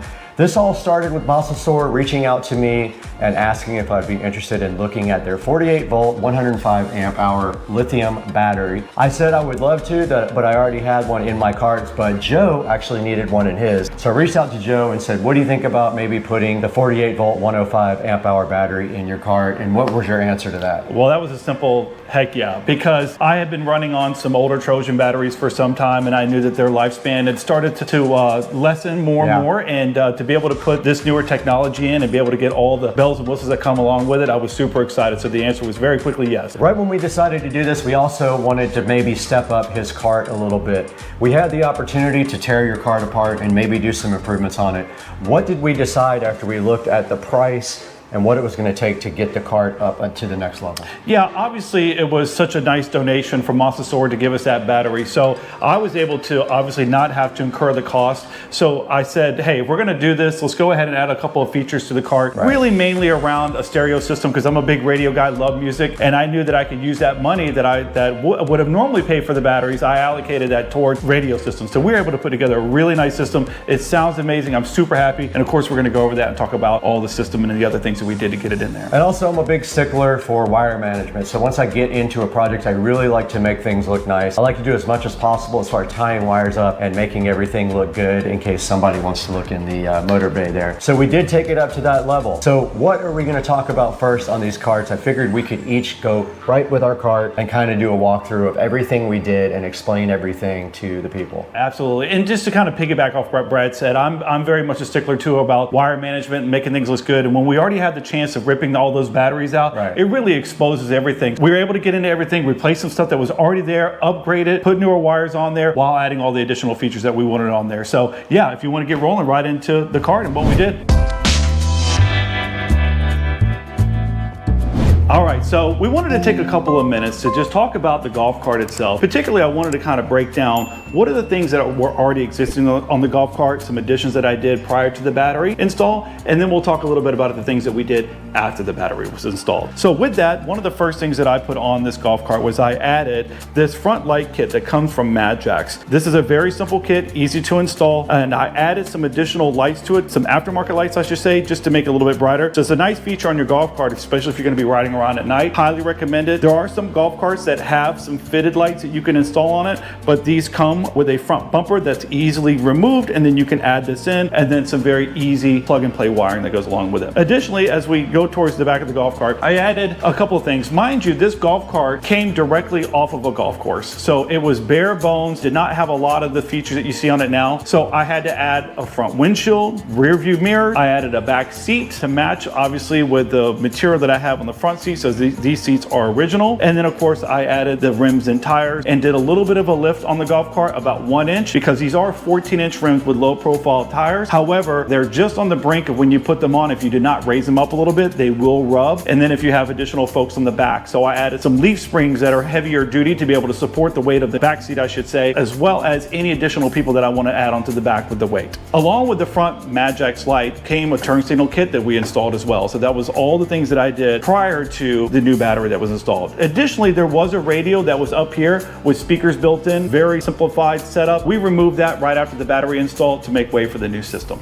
So some of the features I discussed were part of the exterior add-ons that I did to the cart. Now I want to talk a little bit about the things that I did internally on the cart. So one of the features that I wanted to do on this golf cart was to speed it up. So one of the things that I added originally was a 500 amp all track controller. Along with that, I had to beef up the cables, which we no longer need now, add an upgraded solenoid to handle the load of the power, as well as a new motor, which is an FSIP motor. This cart has a lot of capability and did have a lot of capability prior to installing the battery, but this battery install definitely unleashed the power that this cart already had ready to go. So that kind of completes everything that was along with the cart prior to us taking the battery out and doing the other upgrades that we'll talk about now. Now we want to take the time to talk about the battery itself and the other features that we added to the cart with the installation of this battery. So the first thing is that this is a Mosasaur 48 volt lithium ion battery, 105 amp battery itself. This has been a great battery that has a lot of power to it, very easy to install. We'll talk about some of the things that we had to do to get it in here, but I want to kind of cover some of the things that we installed, and then we can talk one by one about what we did. Along with the battery, we added this voltage reducer. So what this allows us to do is to step down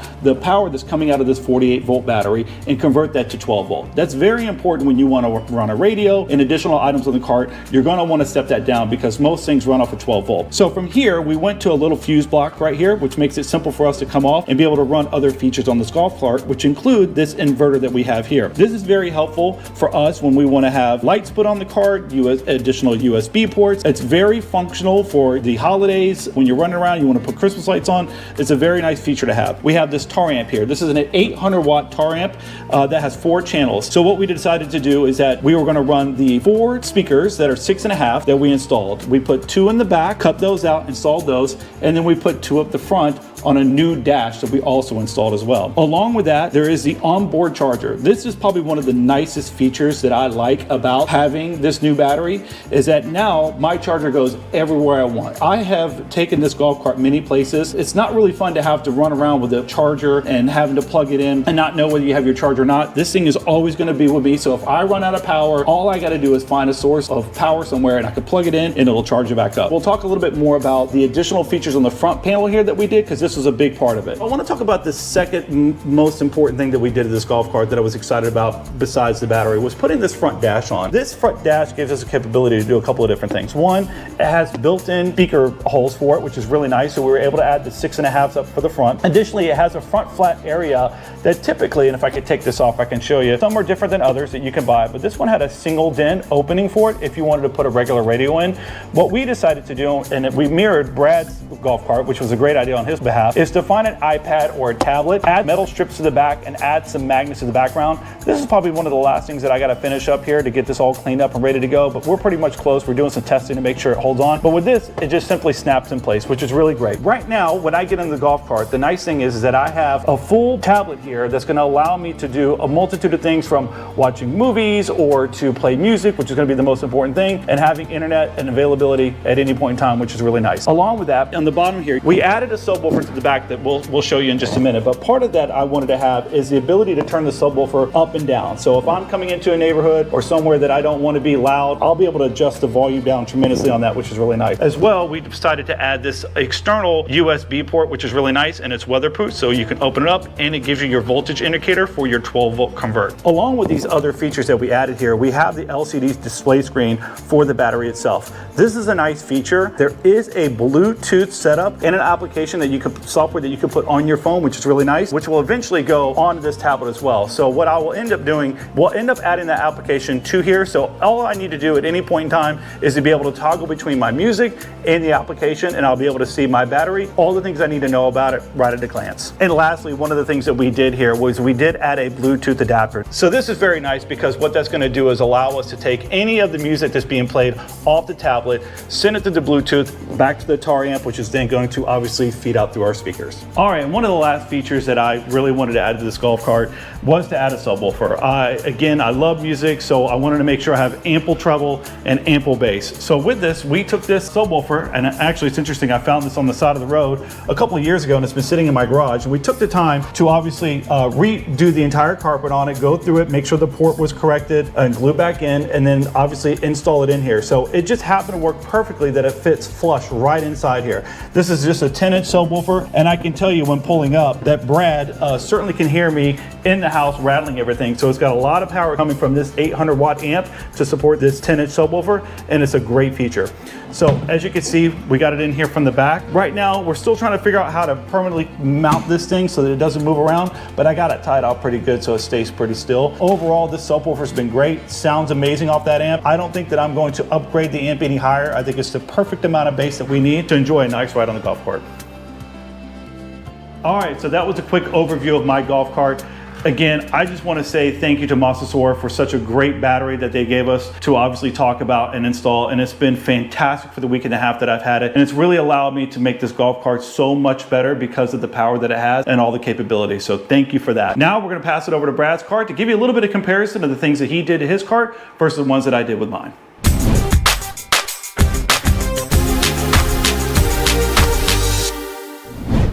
What's up everybody, I'm Brad and this is my 2014 Club Car Precedent. You just got a good look at Joe's cart, everything he did before he went ahead and got his 48 volt lithium ion battery. I'm going to show you everything about my cart now and compare the two and kind of show you what I did before I got my 72 volt battery as well. So let's start a tour of my 2014 Club Car Precedent. All right guys, welcome to my 2014 Club Car Precedent here, and the first thing that I did to the golf cart was start modifying the exterior, and it already had this LED light kit on it that I have modified since then. But the first thing we did to this cart was go ahead and do the exterior and the seats. The exterior of the golf cart is Plastidip black and the seats have been painted black. We'll show you guys those in a minute. But as far as the front of the cart goes, the only modifications that we have in the front is the light kit that was already there and refurbished. So we're right here with my wheels and tires on my 2014 Club Car Precedent. And what we did is we ordered these from Facebook. We found a guy who was selling wheels. And what I really liked about these wheels as opposed to other golf cart wheels is I don't like the bolts. I don't like when it shows exposed hardware. It's kind of a fake three-piece look. I don't like that. I wanted the clean look. But I also wanted some wheels that kind of looked like the ones on the Tesla. So I got these wheels off of Facebook, and I think I paid $300 for the set. I'm not quite sure, I don't remember exactly. And then I went ahead and ordered these tires offline, and then we took them somewhere to get them mounted and balanced to a local tire shop. But yeah, we got the wheels and tires done, and it looks pretty awesome if I would say so myself. All right, we're in the back of the Club Car Precedent now, and you can see right in front of me the other set of wheels for the rear here. But the most important thing about the rear is when you put 14-inch wheels on a Club Car Precedent, you have a tendency to rub. So what we did is Joe and I made this special shackle kit. We actually bought all the stock from Home Depot. We cut them ourselves, and we made these shackles that raise the cart up about 2 inches. And you can see right here, even weighed down with everything on the cart, it barely moves, and there is no way that that thing is ever gonna rub. We have this much clearance on the back of the cart. Okay, I'm around the back of the Club Car Precedent now, and this seat was actually already on the cart, and it was actually brand new. So you can see here, it's one of those seats that you can flip over, and then it does have a little storage thing right there, but it goes to the subwoofer in my case. But yeah, this seat was brand new, and it comes with this nice place here to put your feet. So this was already there, I didn't have to add it, but it is a good feature to have on the cart. Okay, we're here in the motor bay of my club car, and you can see right here we have the 70 volt eco battery, 105 amp hour, and this battery was not given to me. This was not sponsored. I actually paid for this battery. It was about $5,000, not including all the other hardware I had to get. So this is the 70 volt 105 amp hour eco battery. It is a little bit more expensive. We'll explain why in a minute, but all the supporting hardware that goes with the eco battery is the controller, the motor, and the solenoid were also upgraded at the same time. And also we went from DC to AC at the same time, which improves your torque and your range and everything else about the battery. Now, looking in this battery compartment compared to Joe's, there are some differences. I do have a handheld controller here that I've never actually used. I have a 12 volt switch for my 12 volt system here that cuts all power from my voltage reducer. I have the same fuse block here, and then I have the onboard charger back here, and that kind of rounds out everything that I have in my bay. So you see I have a lot less things in my bay because we'll show you where everything else is momentarily. All right, you can see here the back seat of the Precedent, and located on the back seat is everything to do with the audio system and a few things to do with power as well. And starting on this side, we have our voltage reducer. This does take 72 volts and drops it down to 12 volts. And there was a question as to whether it would handle 72 volts, and it handles it like a champ. Right above that, we have a actual relay that is for the amplifier. So instead of a fuse block, we actually have a relay that you can reset by pushing a button if it does trip. Moving over to the center here, we have my amplifier here. It is a 5-channel amplifier. And then right behind that, we have my epicenter, which is my bass enhancer. And then over on that side, we do have the inverter. And one thing I forgot to mention here, right here in the center, I have the same Bluetooth adapter. This Bluetooth adapter is connected to my tablet, and it feeds RCAs to my amplifier for all 5 channels of my stereo system. And that rounds out what we have on the back seat of the club car. All right, we just wanted to touch on one thing. Notice that the size of the battery is a big reason why Joe has more room. This battery is about 6 inches longer, or if you want to say wider, than the battery that's in Joe's cart. That prohibits me from really doing a lot, and not only that, it came with a ready to go mounting kit for the club car. So all we had to do in this case was literally put our brackets down and shave a few things off, and the battery fit right in the center. It was designed to go in the center. With the other battery, the Mosasaur, we were able to move it to one side and create a lot of space, which is an advantage if you need space under your seat. Okay, we're in front of the charging port. Now, a big advantage also of the Eco battery that you don't have with the Mosasaur, but they are going to work on it, I heard, is the fact that we have a male charging plug right here, a male extension cord plug. Your standard 110 volt plug, so you just take a extension cord and plug it directly in here to charge. That's a big advantage in my opinion. That one we had to drill a port for the extension to charge, but Mosasaur is taking that into consideration and they might improve that in the future. Joe's cart has a Tesla connector on the charger. Mine has a regular 110 volt male plug. Okay, we're up here in the dash of the club car, and we want to talk about the differences between this cart and this cart. Now the first difference is my cart is not watertight. All my speakers are regular audio speakers from a car, for a car. These speakers are JBLs and Joe's are SCAR, and the SCARs are made for a marine application. My whole cart is not watertight. It cannot be out in the rain or get wet. Now up at the front dash here, you're gonna see moving from the top, we have this Android tablet, and that is what controls everything in the audio system. We can play YouTube, we can play music. We can also look at our speed with speedometer. We can Bluetooth interface with the controller. We can look at the battery. We can do everything we need to do right here on this Android tablet. And then moving down, we have this voltage meter, which is also a charger. But you can see here, it thinks it's 7.6. It's actually 76 volts is what it's reading here, not 7.6, because it's not designed for that high of a voltage. So it is actually reading 76 volts there. And then to the right of it, we also have another charger. So we have the ability to charge 4 or 5 different ways up here in the dash. Now down below that, we have our nice pocket here, and we have the display for the Eco battery. And you can see the battery is reading at 73 volts. It's 98% charged. And if we want to charge it, all we have to do is plug the extension cord directly in there. And then we also have a little storage bin where I keep my remote control here for the garage door, but we could also do that from the tablet if we really wanted to. We could open the garage door with that. And rounding off the dash completely, there is a uncommon key here. So this key is not like the other keys that come with the club car. That was just added when we did the dash. And that rounds out the complete club car precedent and everything that we did to it.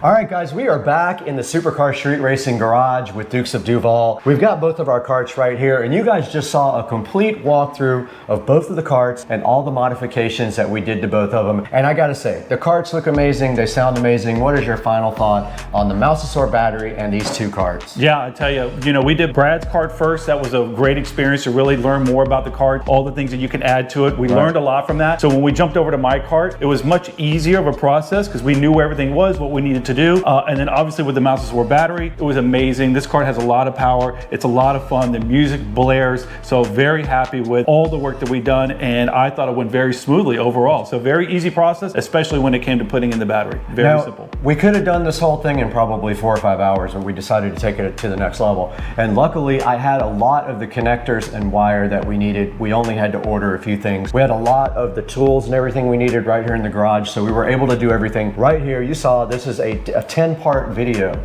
It took probably 40 hours worth of work to do everything, and I had that much video to sort through. A little bit of a pain to edit, but it was worth it in the long run because we had everything on video. Absolutely. Yeah, I think the process would have went a lot faster had we not wanted to capture every part of it and give you guys as much information and video footage so you can get your eyes on what we were doing. Correct. I know there's probably things that we didn't capture, but we really tried hard to get every detail of it to make sure you have a good understanding when it's time for you to upgrade yours. Correct. There's a fine line between having too much and not enough video, and we tried to just split that right down the middle. But we want to really thank Mousesaur for supplying us with their 48 volt 105 amp hour battery. Absolutely free, proud sponsor of Supercar Street Racing. They hooked Joe's cart up, they hooked us up. We'd like you to go ahead and go onto our affiliate links down below. So we've got a link in the bottom in the description. If they order through our affiliate links, it helps the channel out just a little bit and gives us a few dollars to keep going. Absolutely. And just to give you kind of an understanding, I've been running this battery now for about a week and a half after install, and I have been completely happy with it. It's very strong. There's been no technical issues with it. Once we installed it, it was good to go. So very happy. Great to hear. Mousesaur, thank you once again.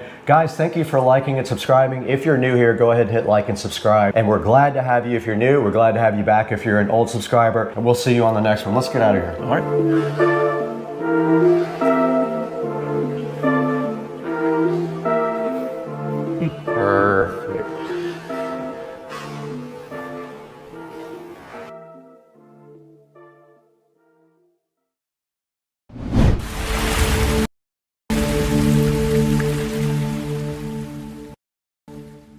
Channel. It is Monday, and today we have something special. A upgrade to the editing rig. Studio A is getting an upgrade today. I did not realize that I could have went up in processor speed from what I have. I thought the motherboard was too old to do anything with, but actually this is an AM4 Ryzen 9 5950X, and that is going, there it is right there, That is going into the editing rig today, along with some Cryonaut liquid metal grease here, thermal grease. We're gonna get that out of the box and get it installed today on Supercar Street Racing. Hang out with us.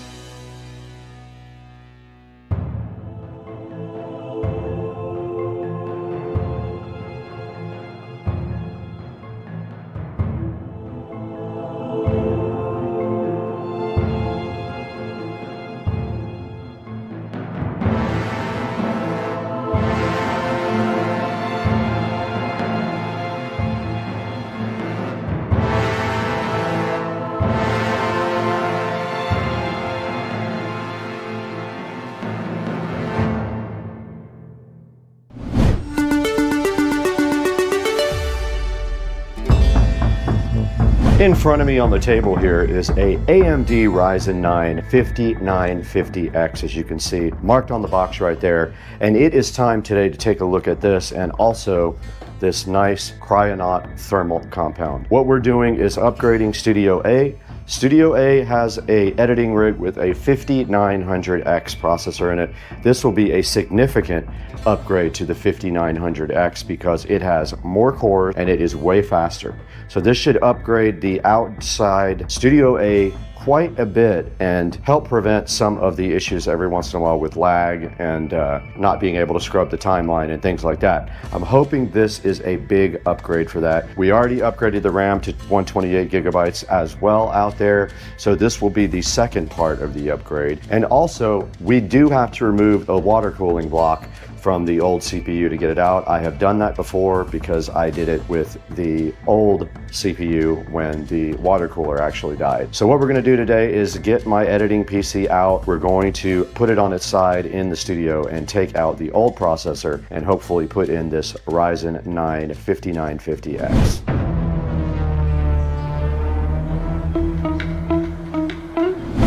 Okay, we did do a project over the weekend with a golf cart battery, so I have all my tools here that actually need to go back outside, and I will need to get a screwdriver, a regular screwdriver, for taking out the water block.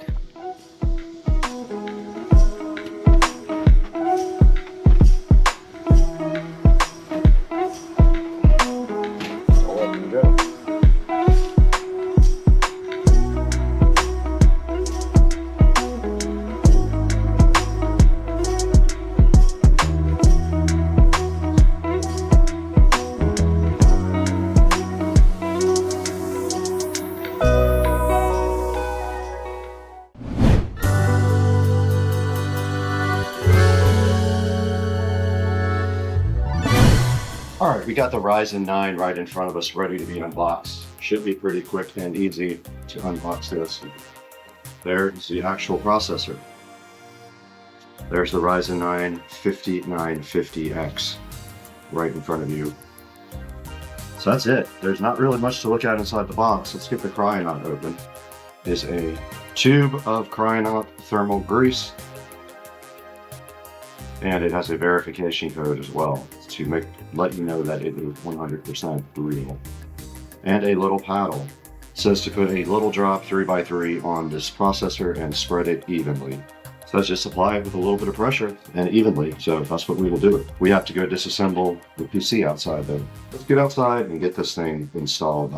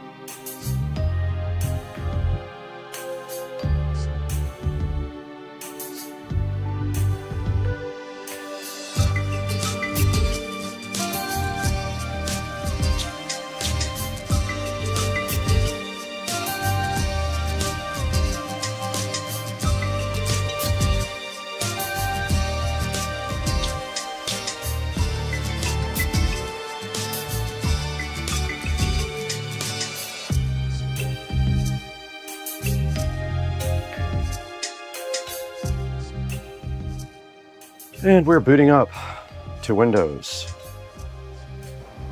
Let's open up CPU-Z, see what we have. Ryzen 9 5950X right there installed. 16 cores. Let's look at Task Manager. There's the CPU, there's the 16 core processor.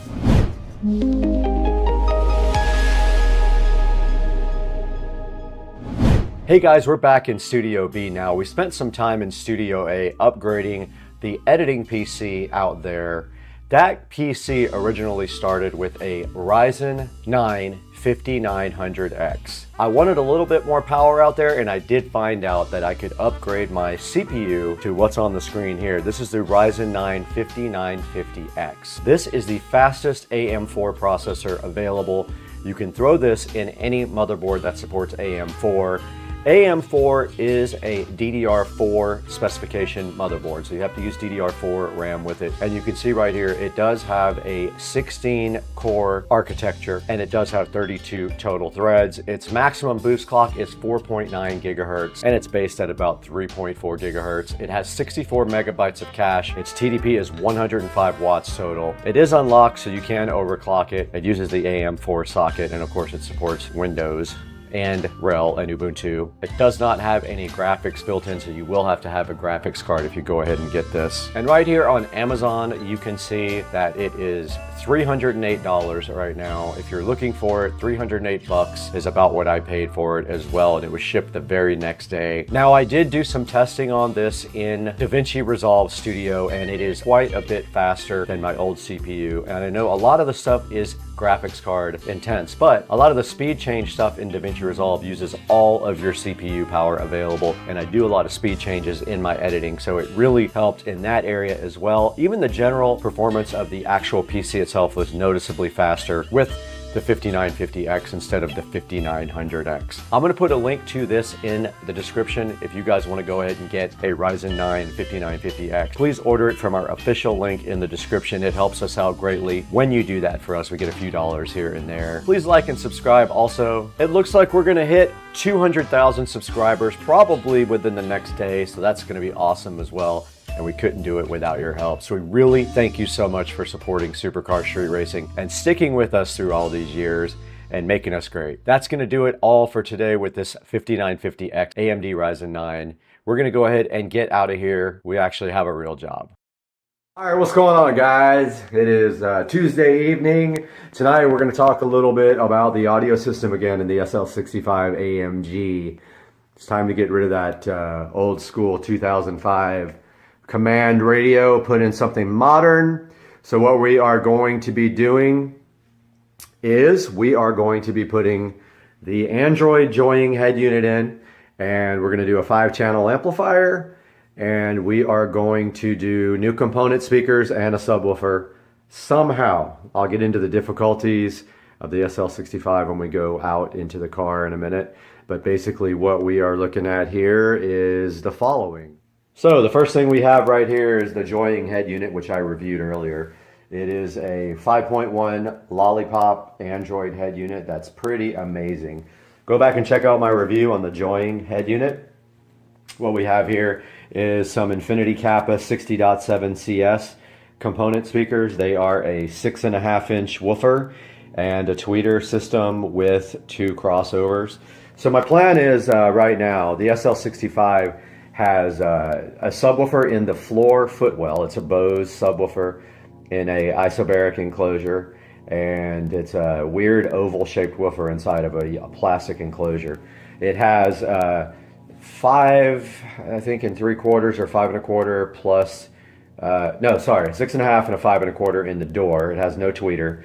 It has 2 4-inch speakers in the back for rear fill and 1 center channel speaker in the dash. I'll show you guys all that in a moment when we head on out to the car. All right, guys, we're out in the garage with the 2 cars.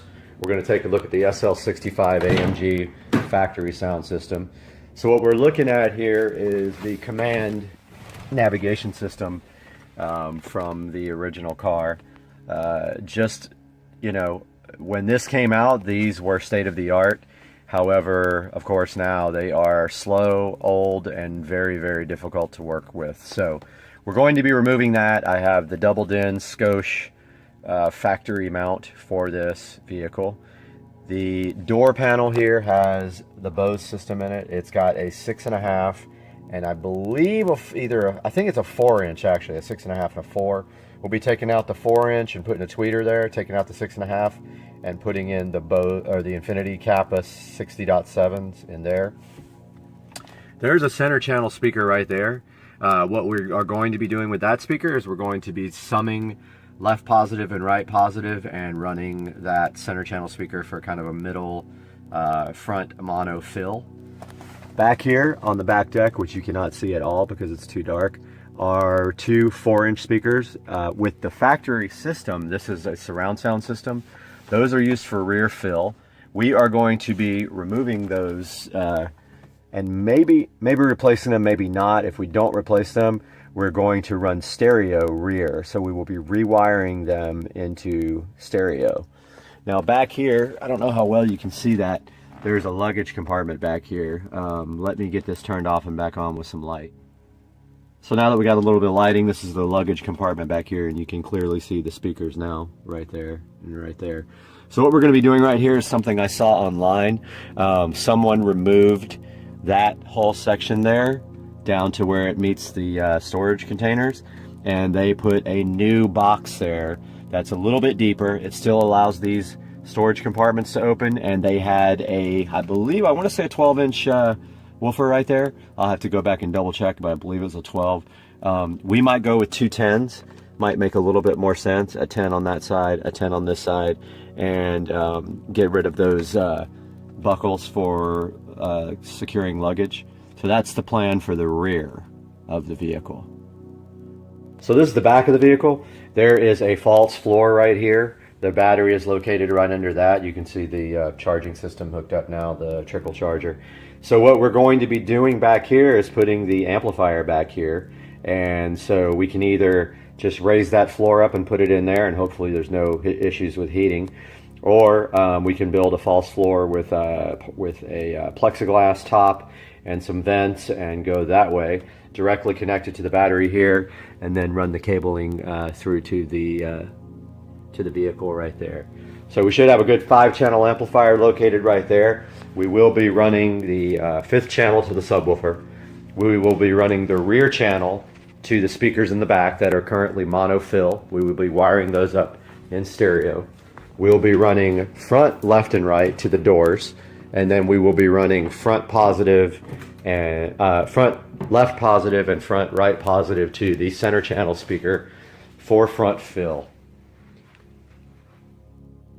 All right, so that's the plan for the audio system in the SL65 AMG. I have to still buy the amplifier and figure out buying the subs and take it over to the audio shop so they can take a look and see what they're going to do with the subwoofer. I really prefer 2 small woofers for more accurate tight bass rather than a larger woofer with more boom. So I think I'm going to go with either 2 8s or 2 10-inch JL audios. That should be plenty of low frequency. I'm more into deep low bass than I am the hard-hitting kick bass.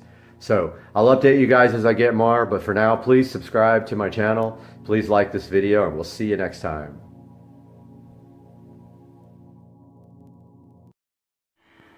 Good morning, guys. And it is Friday morning, January the 13th. So today we are going to pick up the new car.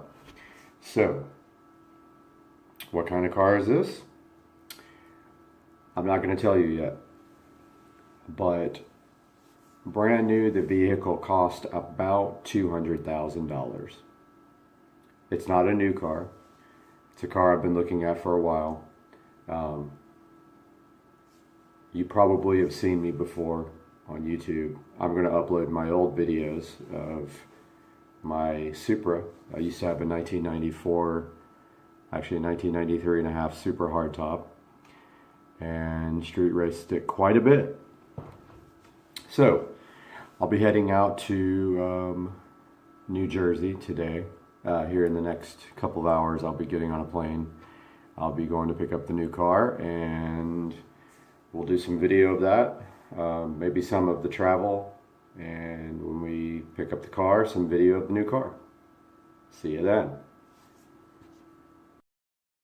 Guys, right here in front of me in the Supercar Street Racing living room, we have the Lumery RGB AI Smart Pathway Light Pro Kit, 36 watts, 2800 lumens, RGB AI to look at today on the channel. So let's get rocking.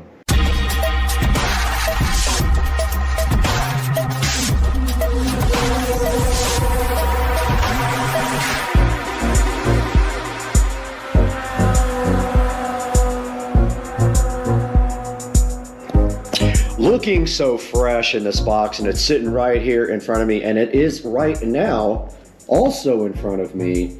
The Lumery RGB AI Smart Pathway Light Pro is a 36 watt 2800 lumen smart RGB AI light designed for outdoor use. It is rated at IP65, which we will explain later, and it has 48 feet worth of wire. It is a 4-pack, and today, in about 30 seconds here, we're going to be unboxing this in front of you guys and let you know what we think.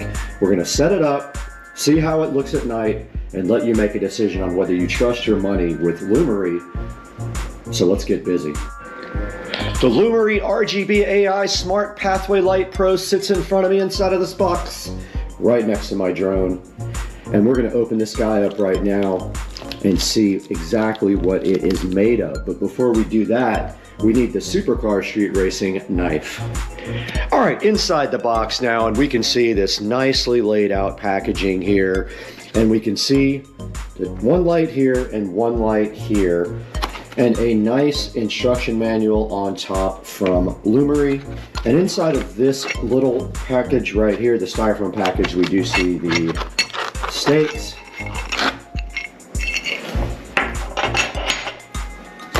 And here is one of the lights, and they are very, very solidly built. Pretty heavy. There is a good look at them. And if you're wondering if these rotate, they do. So the actual light will rotate. And I would say these weigh a good 2 or 3 pounds. And if you expected them to be plastic, they are not. They are solid metal, so very well built. And they do have on the ends here the quick connectors. The only concern being, of course, is that what do you do with the extra wire if you have less than that amount of space between? And right here and right now is number 2 on the set,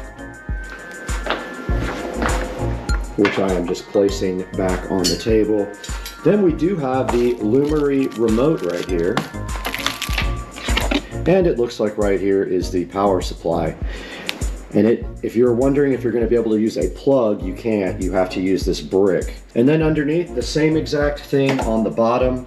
Let's get all these out of here, get them plugged in and connected to Wi-Fi, and see how this works.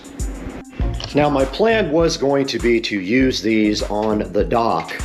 I do see that there is a large amount of wire. They give you a lot of extra wire, which in most cases is helpful. But in my case, it's going to mean a lot of wire to hide. And if you look at the control box here, there is a larger plug on this, and that goes right into the bottom of this AC power adapter. And they have it keyed, so you can't do this incorrectly. This will only go in one way due to the keying on the bottom. Let's get this connected. Back with the Lumery LED lights, and the very last light will have a single connector on it. All of the other ones are Y adapted, so that you just go in a chain and it makes your life easier. So let's get these connected up the way that they're supposed to be connected. It took about 10 seconds to connect these lights together. They are keyed in between the connectors, so you can't do them wrong.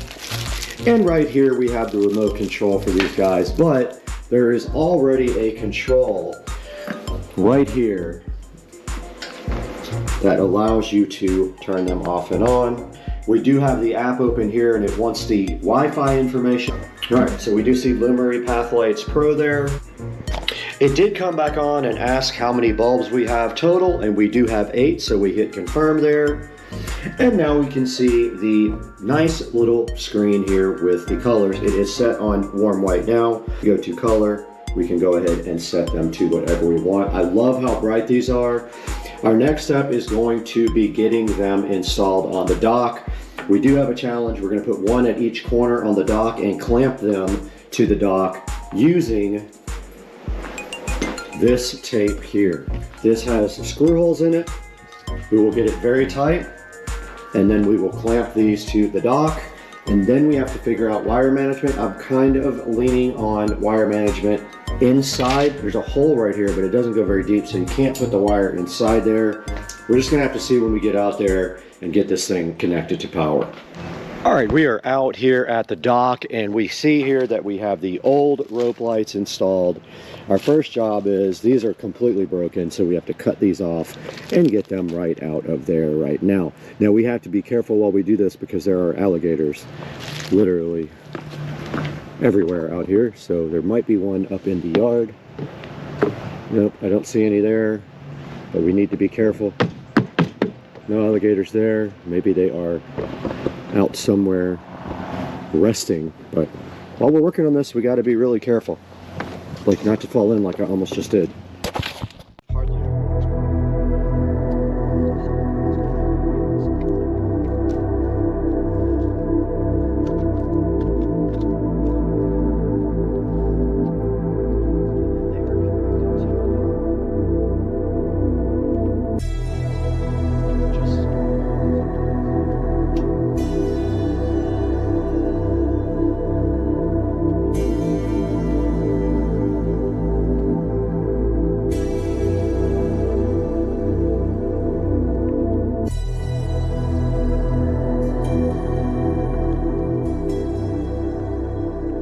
All right, we have our little friend out here watching, but we have our first light, and what we're going to do is connect this light to this power source here, and then we are going to attach it to the bulkhead, or sorry, the dock, not the bulkhead.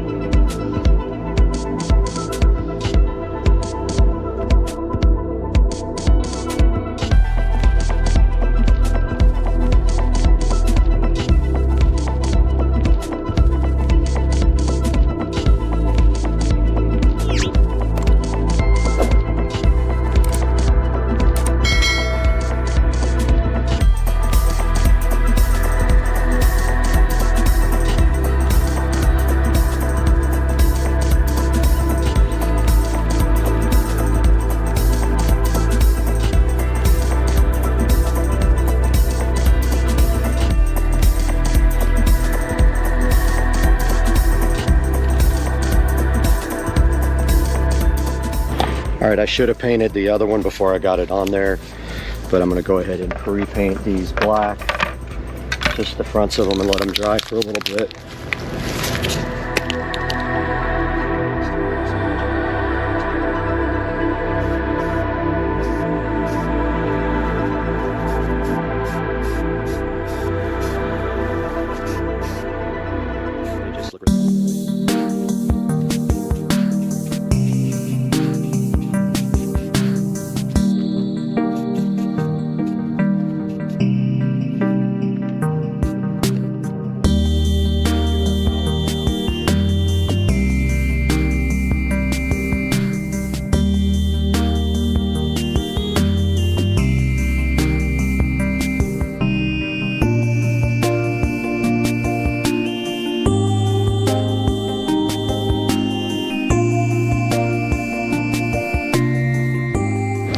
All right, I went ahead and taped up and painted the existing strap so it would not stand out so much.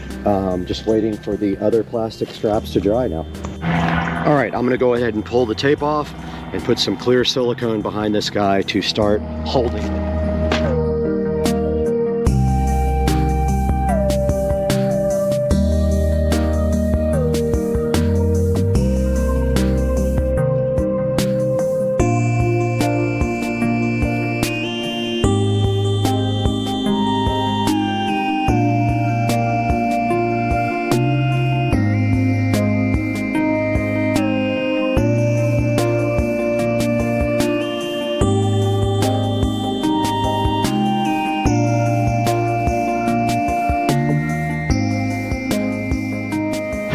All right, our next light is going to go right in the corner here, and we need to make sure that we have it the same distance above the dock. So we're going to grab our measuring tape and just see how many inches we have it below the edge here and match that up completely and try to get it just as tight this time, and then go ahead and silicone seal it together. Okay, it is supposed to rain today, so I went ahead and put a plastic cover over the other one so the silicone could dry. It is not fast drying. Unfortunately, I don't have any. That is a bummer. But I'm going to go ahead and get to work on the second one now that our paint is dry on the strap.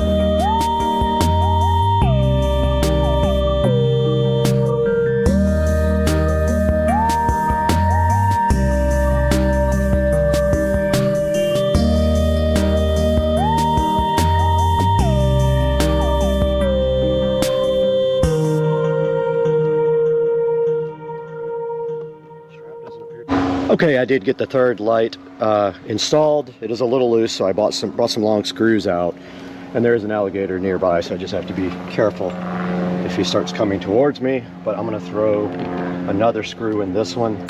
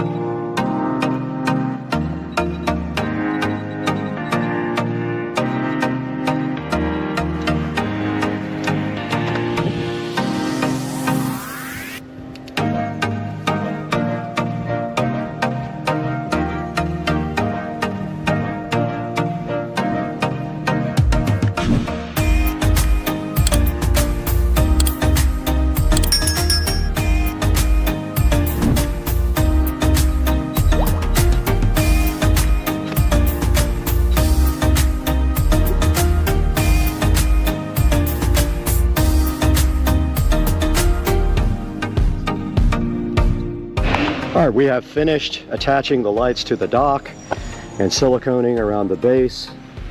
And now all we have to do is run the wires and clamp them up. And I brought clamps out for that. I have a whole kit. So I'm gonna go ahead and connect these and try to keep them from going into the water. Then we have this big control box that we have a lot of wire going to here that we don't need. So we have to tie that up somewhere too and get this control box out, probably up on top of the deck here, the bulkhead. So let's figure this out. All right, we have a ton of power wire and control box wire. We are fine there. That would be the last thing. But we need to get this wire secured under the dock somehow.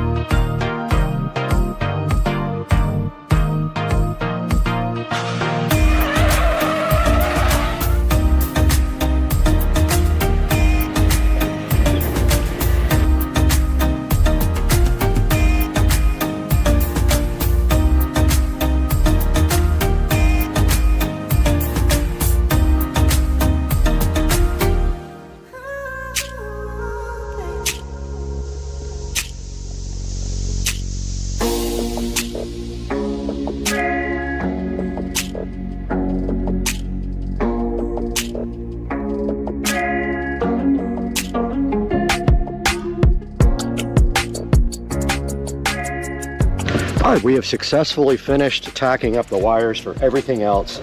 Now we have to worry about this super long amount of wire for the controller and how we are going to get that. And I think that we are just going to have to bite the bullet and just tie it up here and be done with it. So we have a good amount on each side here to zip tie up and somehow tack the controller somewhere. I'm thinking right about there.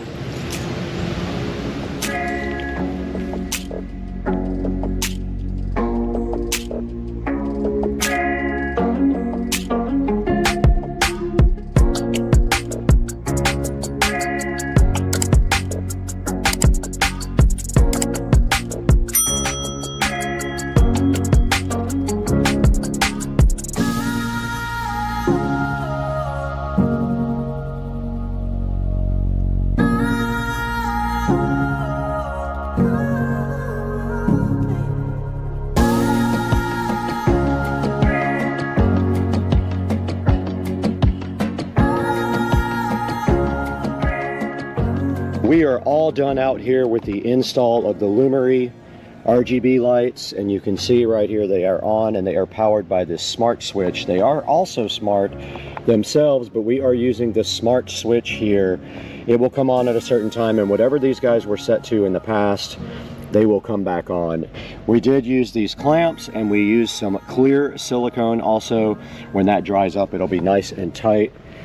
And we did get the wires all tucked nicely up underneath the dock there. And you can see right here, the lights are on at the moment, and there is what I did. That will all turn clear, so it will not be weird looking. And then we got one over here on this corner and one over here on this corner.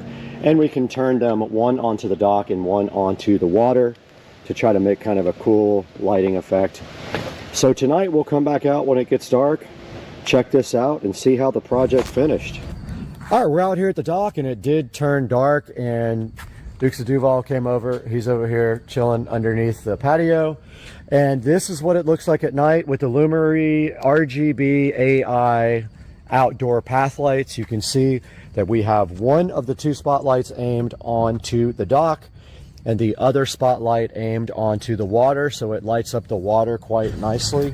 And it came out really good. It took me about 3 hours to finish this project, only because I had to do special mounting to get them here on the dock with the plumber's tape. But you can see if we step out here just a little bit and take a good look at the dock, it really makes a big difference. And we got rid of the rope light that was around the dock. It was burned out anyway, so this has been a really successful project, and it looks super cool if you're off to the side because the water is all lit up as well. So guys, there'll be a link in the description to this. Lumery, please show your support. They supported the channel, so show your support for them by buying their products through my links, and we will see you guys next time on the channel. Later, Gator. I know, look. Get him. They're priceless.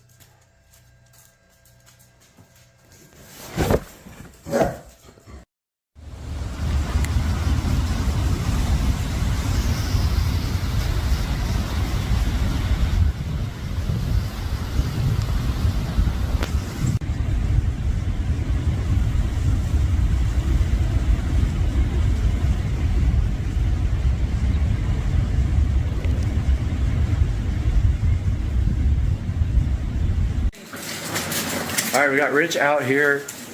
Yeah. YouTube star. Cleaning up cars. So we're over at Tina's, and she's giving me this beautiful motorcycle. Take home, and it's got patina on it. This is on purpose, right? No. I don't know what that is. What is that? Patina. What It's just, you know, rust. It's well patinaed. We're gonna take this home and see about maybe getting it running again. Jack for your foot. We got to get this out of here right now.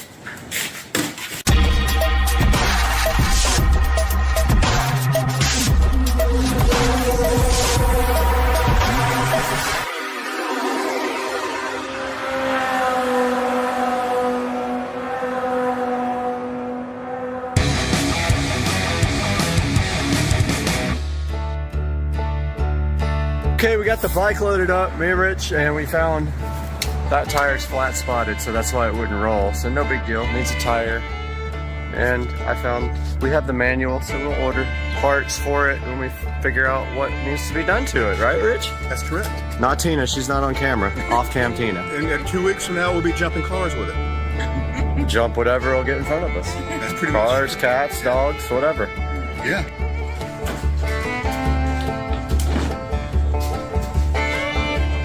Man, feel rich on minimum wage. Love is money.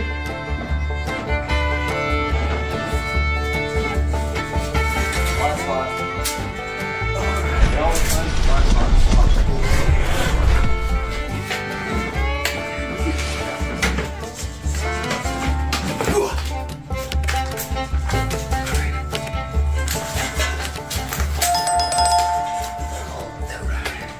That's great, so you hit the last spot. Yeah. Well, it kind of rolls better if you tilt it. How many years it's been sitting there? It's just...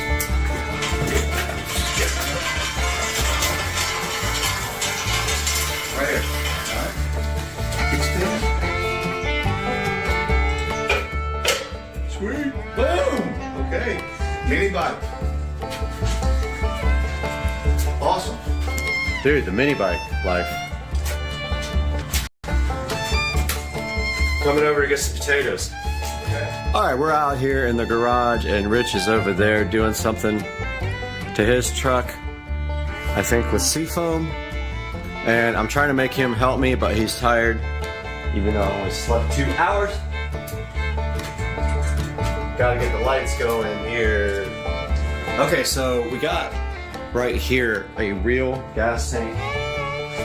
Actually, I'm gonna get the microphone. All right, somebody's coming over. I got my Glock ready, Tech 9. No, so Rich is coming over to help me with this bike first look at. And so we got this, I was telling Rich, so these don't have a real gas tank, so this doesn't come off. Here's the gas tank, here's the choke, here's the fuel cutoff. This is literally... So that's the real gas tank? That's the real gas tank that's there. That's where you put the seafoam. And so we're gonna go ahead and... That's interesting. Yep. This is totally fake. Totally fake. Wow. And zip tied. There's zip ties right there for something. Okay, so I don't know how to get the... Okay. All right, so here's the first look at the gas tank. Now... All right, so it's got a gasket on the top. Now on the good... Yeah, that don't look good in there, bro. So there's actually some gas in there, but it's kind of dark looking. Where's my light? It's not good. Where's my light? Check it out, Rich. What do you think about that? There's not much in there. Should we like just pour that whole seafoam thing in there and then also fuel, or just? There's not a lot in there. It's not a lot. I would pour seafoam. Seafoam usually, but God, that's been in there for years though. I mean, how you want to get it out? Is there a drain? That's what I was going to see if we could drain it. If we can, I would yeah, drain. Drain it? Yeah. Okay, let's see if we can figure out how. All right. So, all right, so there's no drain plug. No.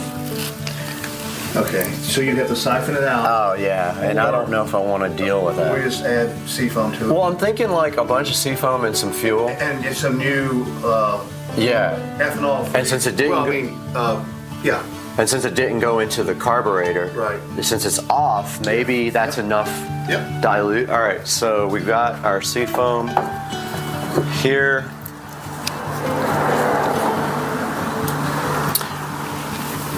And is that, let me see that. There might be something in that tank. Oh, that's the float. I'm almost like, should we just put a bunch of paper towels in there and suck it up? You can try. Okay, here, hold that. All right. So I'm gonna grab some paper towels. We're gonna try to get this out.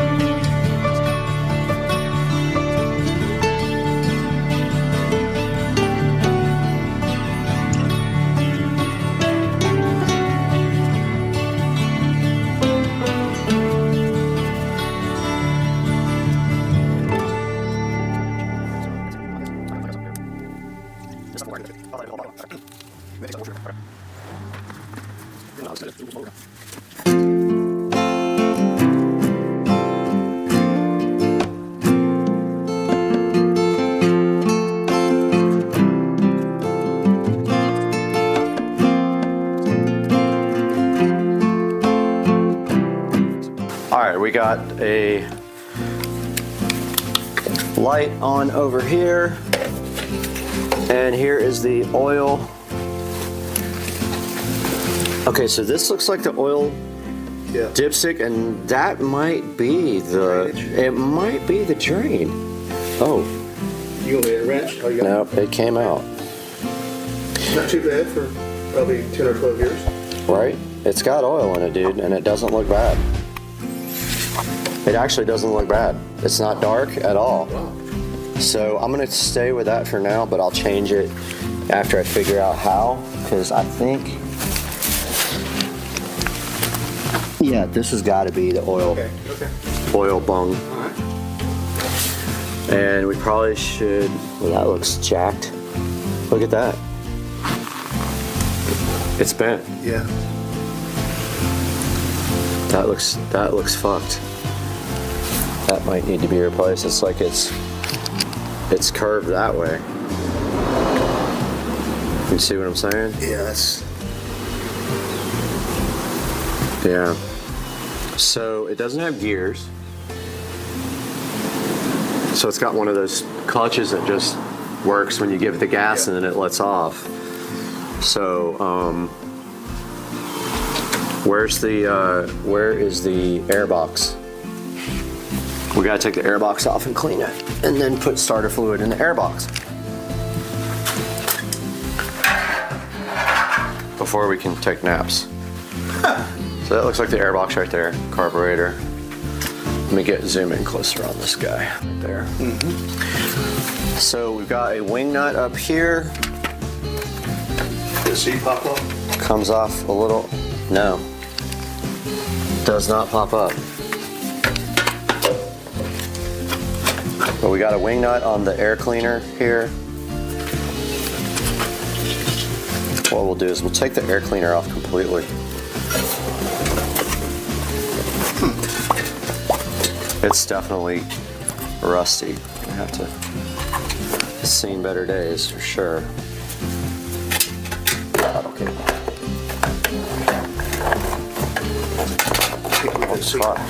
I know. Air cleaner doesn't look bad either, honestly. How the hell are you supposed to get it off? I know it's... Oh, just like that. I'm gonna leave it like that and then just hit it with some starter fluid.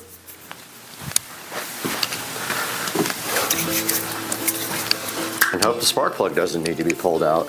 Does it have a spark plug? It must. Yeah, it's gotta have one somewhere. All right, so fuel. So this is a fuel switch, so fuel on. This is a choke. So this fuel hasn't been turned on in probably years, and so we just got the fuel flowing. We're gonna put our choke on. And then we're gonna see, here's the switch. I don't know which way is run and which way is stop. I can't read that. Off, on, okay. So this is run. So you go forward here on the handlebars for run. So we got it on run. I don't see a spark plug. That's what I'm saying, I wonder. All right, so we found that the sprocket nut, these nuts, was loose. That's why the rear tires weren't moving. This was so loose that basically this was spinning, but this couldn't do anything. So we got some jack stands here. We got to find the right socket for this guy.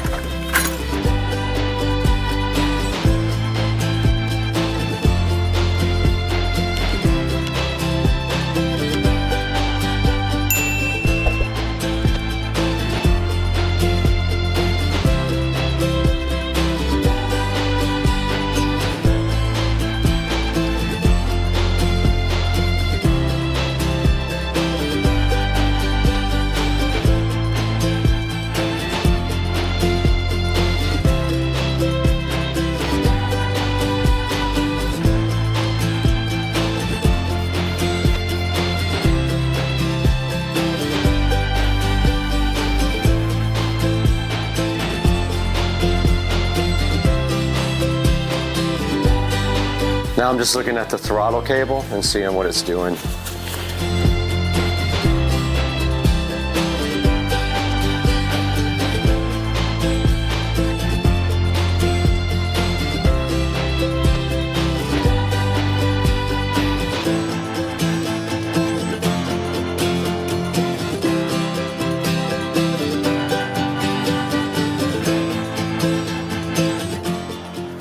right, so the verdict is that the throttle cable does not work. It is not doing anything and the bike is stuck on wide open. So I'm going to pull off this breather and see why it is not doing anything. So we got one wing nut for the breather cover and we got one wing nut for the actual foam air filter.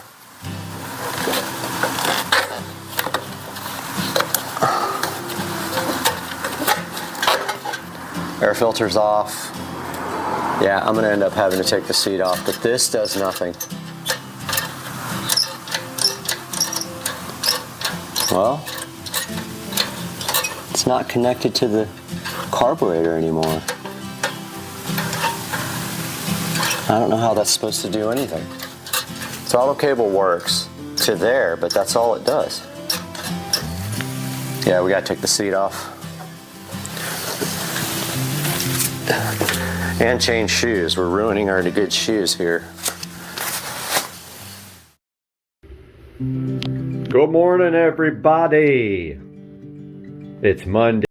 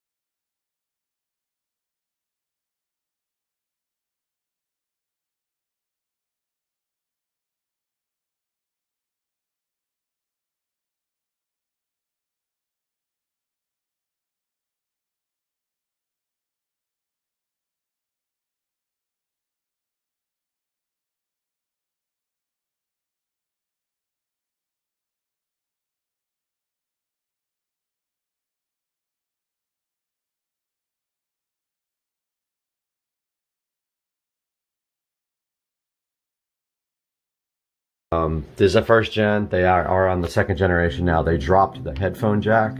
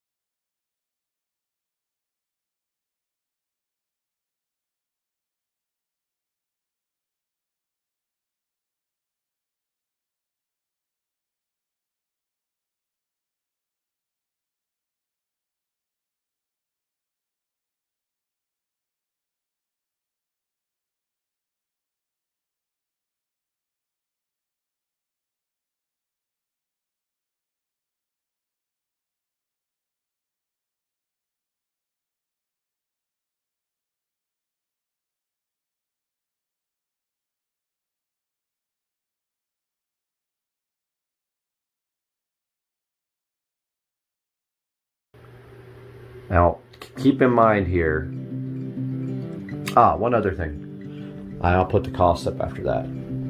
The wall plates, which I did a really bad job on the getting them in there straight.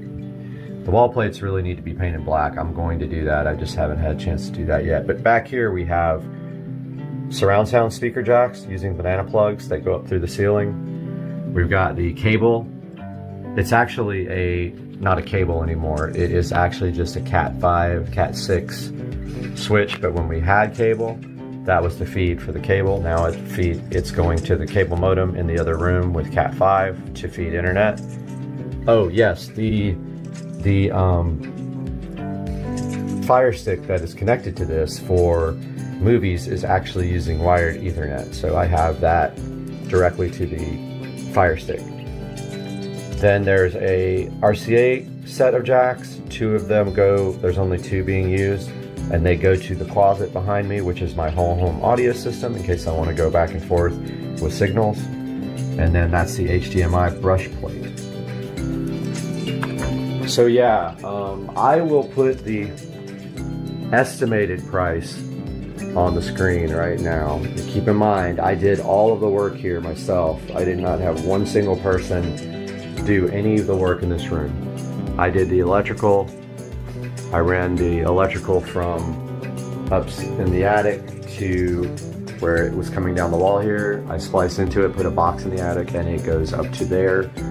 I ran the HDMI cable down the wall, and since this is an inner wall, anything you want to do to this wall is easy because there's no fire breaks or insulation in it. If you're working on this outer wall here, that's exterior, you then have to worry about fire breaks and insulation, and it's much, much harder.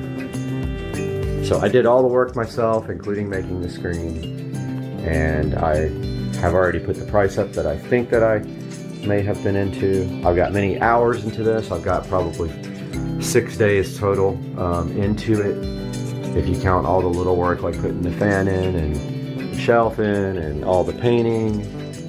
So I hope that you guys can make your own home theater room. If you need any advice or if you have any questions, throw them down in the comments, but that's going to do it for today's video. I hope you guys have a great day. We'll see you soon. Hey guys, welcome back to the channel, Supercar Street Racing. I'm Brad, and what we are looking at today is part 4 of the golf cart audio install, and I am going to insert some clips over that to kind of explain what's going on in the clip this time, because there's not a lot of dialogue. It's just me working, and I didn't give a good explanation of it. So you'll see that now on Supercar Street Racing.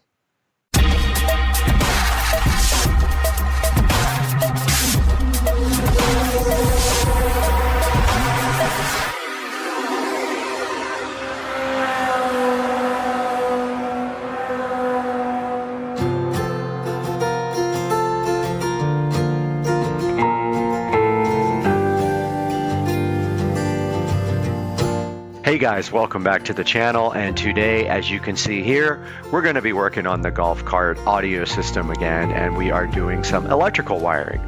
Now this clip you're seeing here is me working in the battery tray, and there are lead acid batteries in that tray that provide 48 volts to the golf cart systems. In order to run the amplifier and everything for the car audio, we want to bring that down to 12 volts. We do have a 12 volt voltage reducer, and this master switch that I am installing is going to drop that 12 volts down to, that 48 volts down to the 12 volts that we need to run the audio system. I hope you guys enjoy it.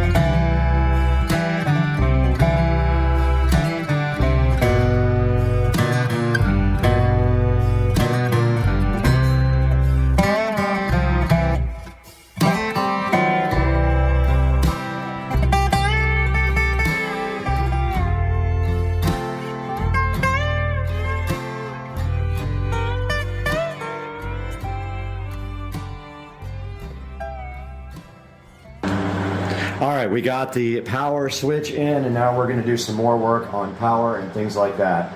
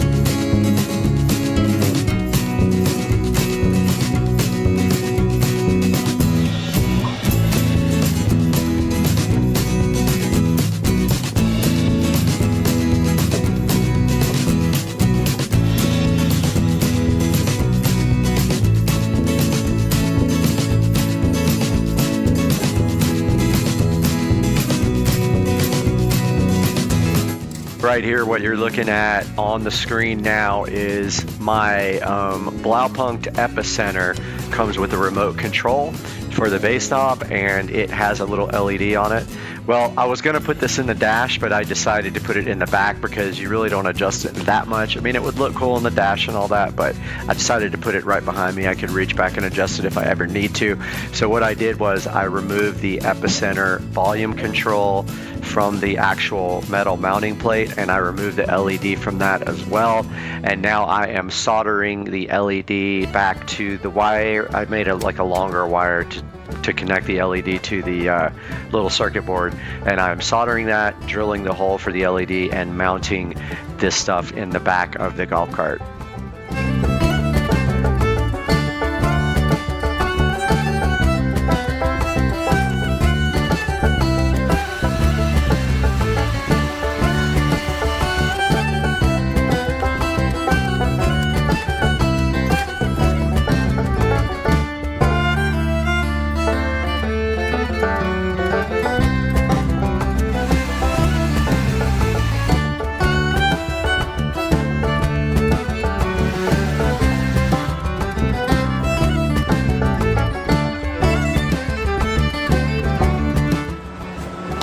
Alright, I'm going to install these bus bars now up front. One for positive, one for negative, so we have a place to actually run wiring.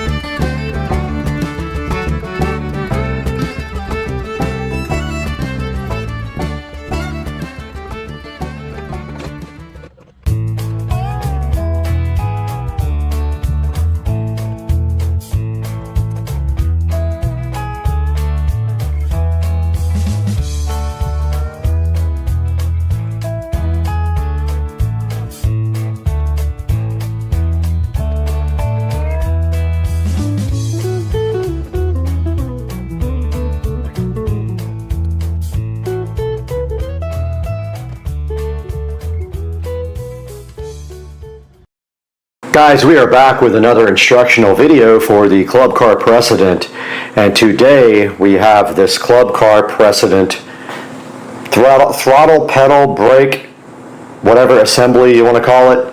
Got this right off of Amazon, so we will hook you guys up with the link for that. But today we're going to be showing you how to install this on Supercar Street Racing.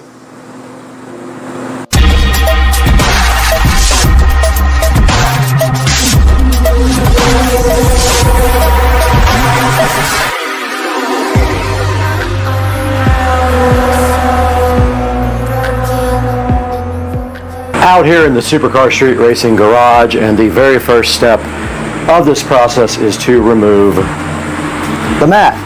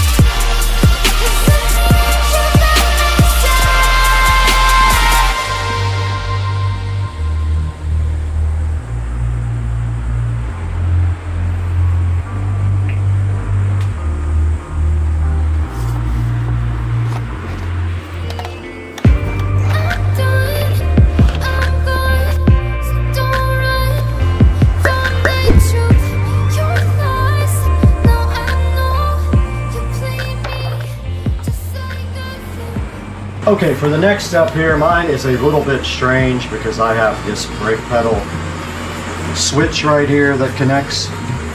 But the next step is to pull out this little area here, and it has one of those little Christmas tree things on it. Set that to the side, and you can see here the brake assembly that we're going to have to disconnect here in a little bit. But on my cart, we also have to remove this extra brake switch.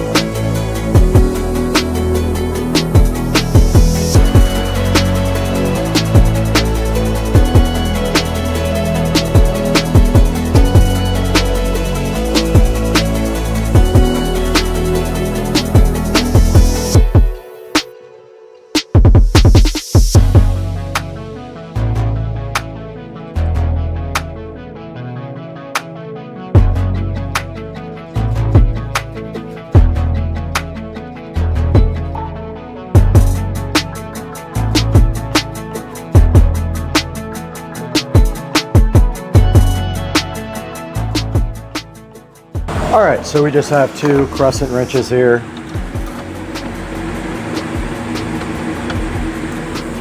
And all we have to do is loosen this guy.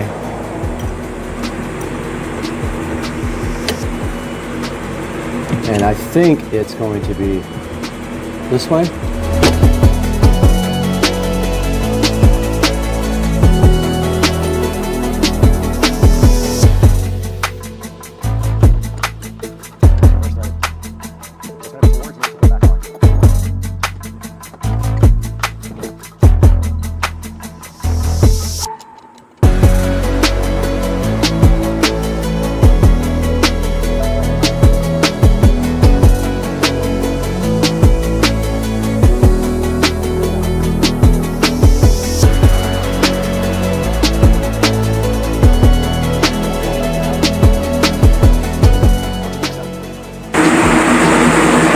Now that we have the brake disconnected, we can go ahead and remove the pedal assembly from the cart. And that is that. It is out. On to the next step. We are back in the nice air conditioning in the Supercar Street Racing kitchen, and as you can see, this guy does not come with another one of these rods, so we have to trade this rod out.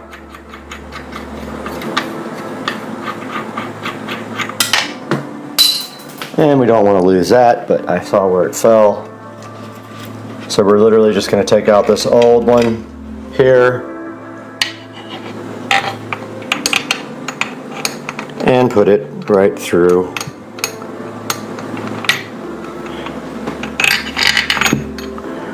Yeah, easier said than done because I dropped the nut.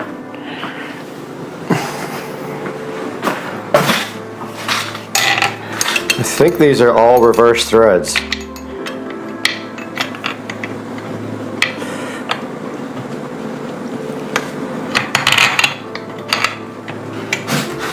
So that would usually be tight. It is reverse threaded.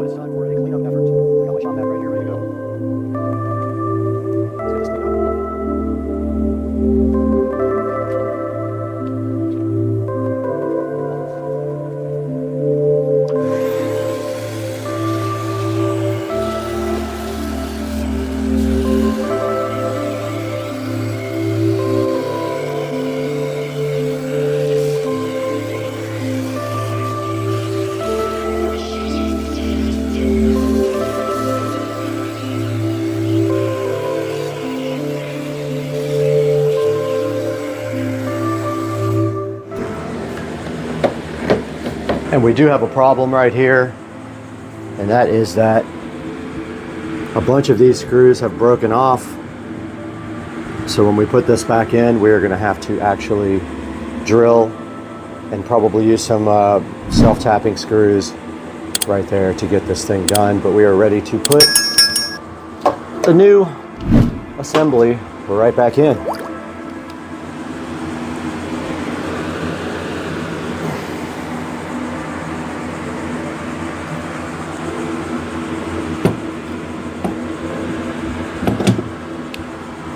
Need a towel to kneel on.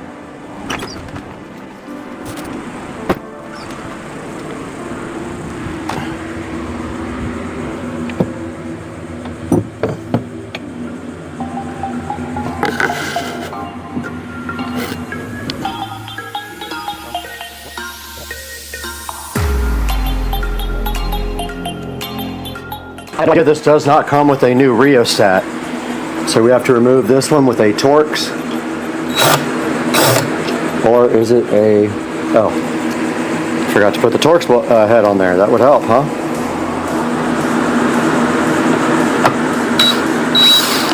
Simple as that. It should come right off. But I don't want to take it off until I have the other one right next to it so I know how it goes back on. I don't know if there's another connection to something here, but I see it clearly on the other one.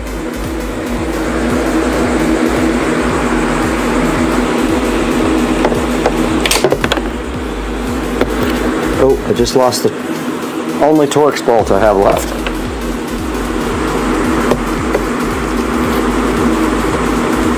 Okay, I can't tell how this comes off.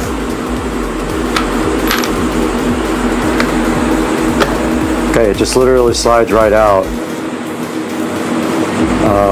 Pretty dirty. I'm gonna go ahead and wash this all up and degrease it. It just slides right out, literally. There's no way to get it wrong. Got the old rheostat cleaned up.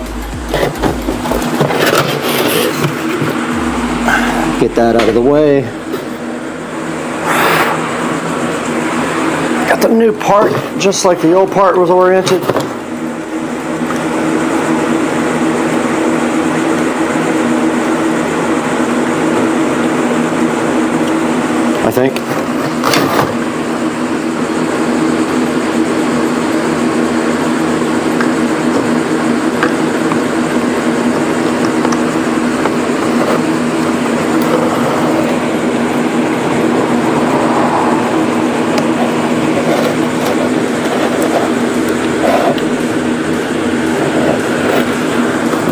Okay, this is harder than I thought to get back on.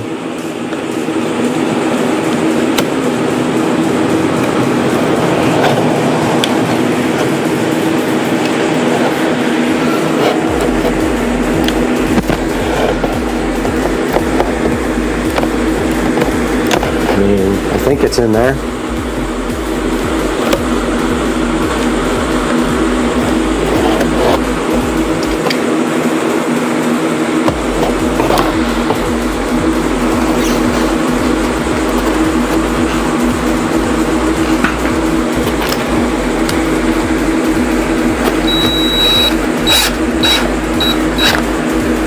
Looks right.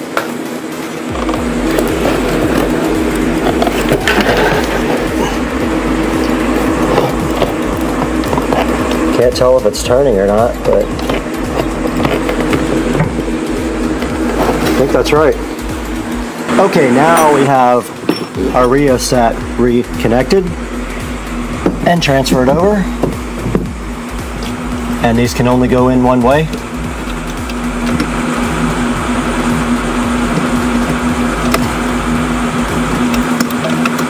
So you can't mess them up. And they have those anti-water dealies.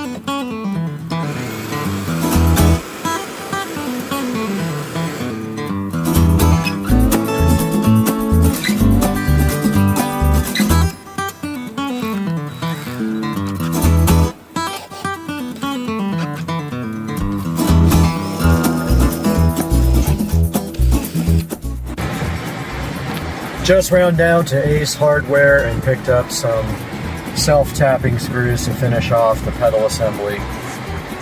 3 out of the 4, well actually all 4 were jacked up to the point where I couldn't save them, so I drilled and used one of the old self-tappers, and then I bought some more to finish off the other 3, which we will have to drill out here shortly.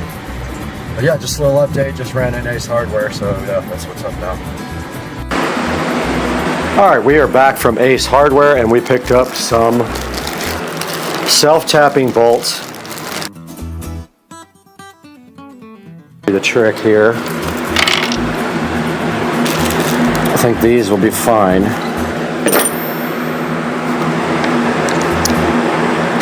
They have the same head as the other ones. Let's see if those will go in.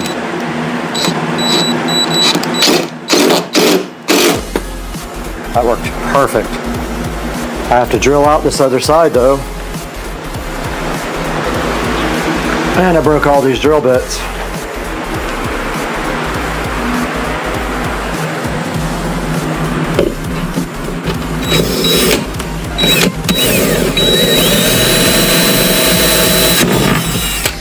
Ah, it's just plastic. It's just plastic, or either there is metal down below there. Yeah, I think there's metal below it. If not, we'll use the bigger ones. Yeah, didn't do anything. That one won't either. We might have to use the big ones on this. Oh. They sold me one of the wrong one.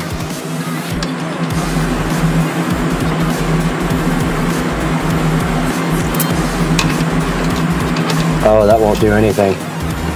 This one might. That back one.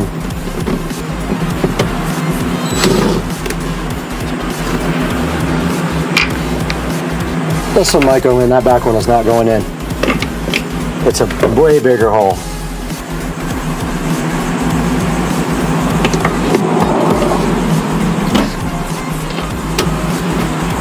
This one might go, maybe not.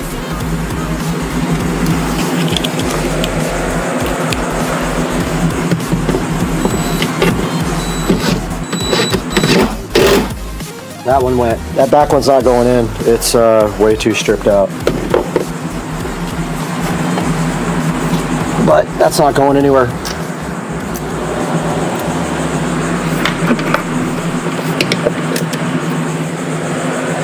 Alright, that part is done. I'm going to call it good with 3 bolts in there.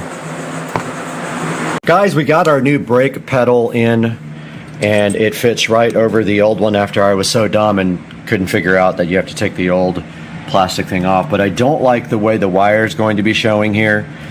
So I think what I'm going to do is notch out this little cover plate here, so that the wire can run under that and down through. And of course my light goes off every time I come out here. Ugh! What I was saying is I don't want my wire showing here, so I think this little plastic plate under here, if I just pull it off and notch it out, the wire can run behind it because there's a space back there, I think. Yeah, there is a space back there. So I'm going to just take this off real quick and notch it out. And hopefully it can go back on and the wire will run behind it instead of like over the top here. You guys will see once I get a better idea of how I'm going to do this. Okay, I think what I'm going to do is drill a hole right through there, literally right where my finger is, and pass the wire right through and behind, if I can. Yeah, and then underneath it. I think that's what I'm going to do. I'm going to work on getting that done now. Okay, I did find a way to route the cable behind the pedal and underneath. I will have to extend it though, I'm pretty sure. So I am going to go ahead and mark off right here and drill a hole right there. And I'm gonna have to go through both the plastic and the metal. So let's see if I can actually get, sorry, I wasn't even on it. Let's see if I can actually get a drill bit to go through there, and it is gonna have to accommodate the wiring. And on the end, it will either have to accommodate this. I think I can get these through there one at a time, hopefully. Yeah, it looks like I can. So it's got to be at least that wide to get through there. So let's grab a drill bit and get to drilling.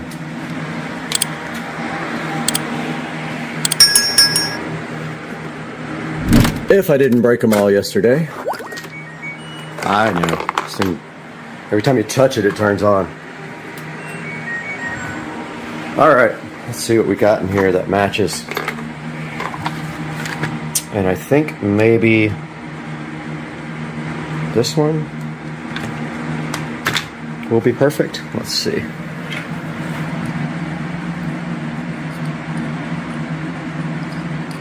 Either that or we just cut the wire and put new ends on it.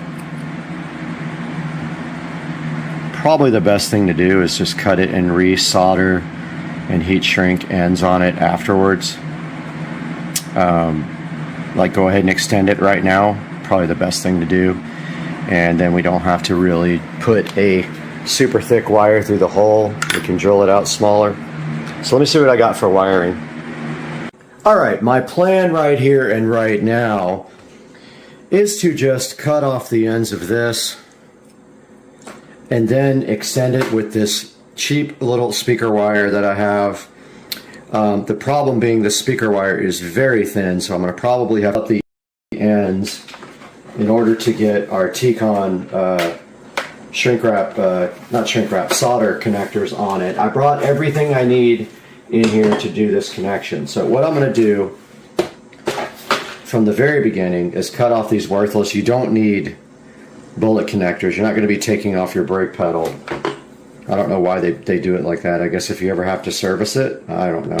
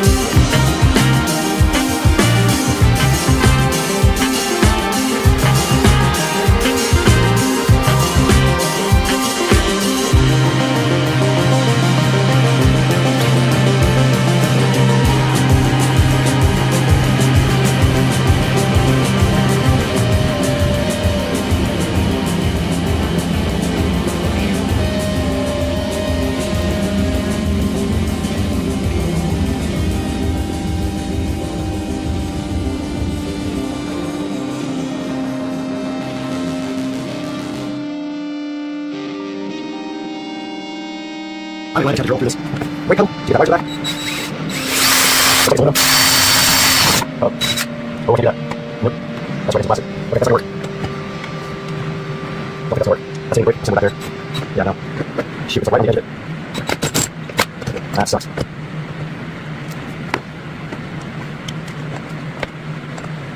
Oh man. Alright, well, I gotta get over here.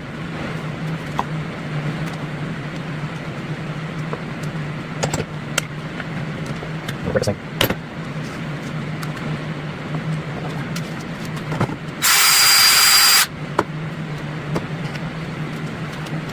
That's good. Oh, wait. Oh, okay. That's well. That's fine.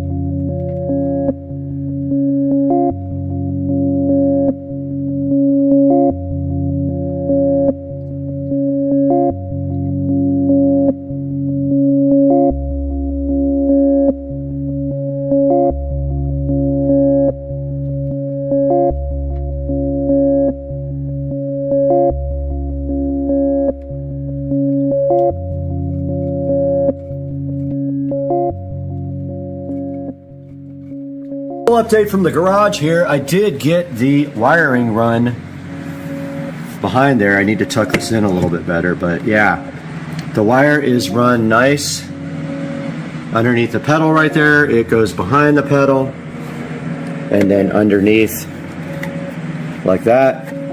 And then what we will do now is just tie this up really nice to the brake pedal and leave a little slack so it can move, and then get this tied in right there.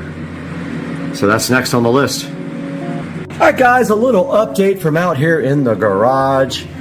I got the brake wire ran to the back and underneath, and I might have already done this update, but the next step is to actually zip tie the brake wire line to the actual brake thingy here, whatever it's called.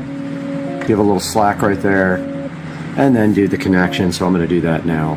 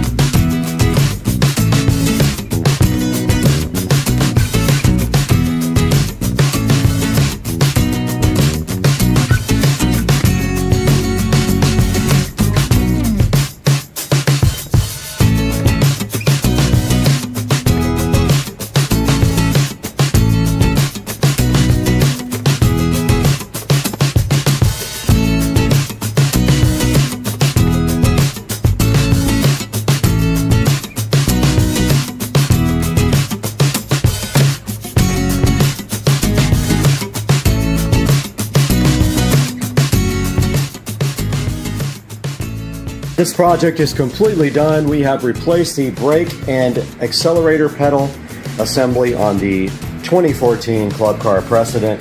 Looking so fresh and fly, and then we wiped it down and it looks great, and now the actual parking brake works again. I hope you guys enjoyed the video. Please thumbs up, subscribe, buy from our affiliate links in the description, and we will see you guys on the next one. Peace out.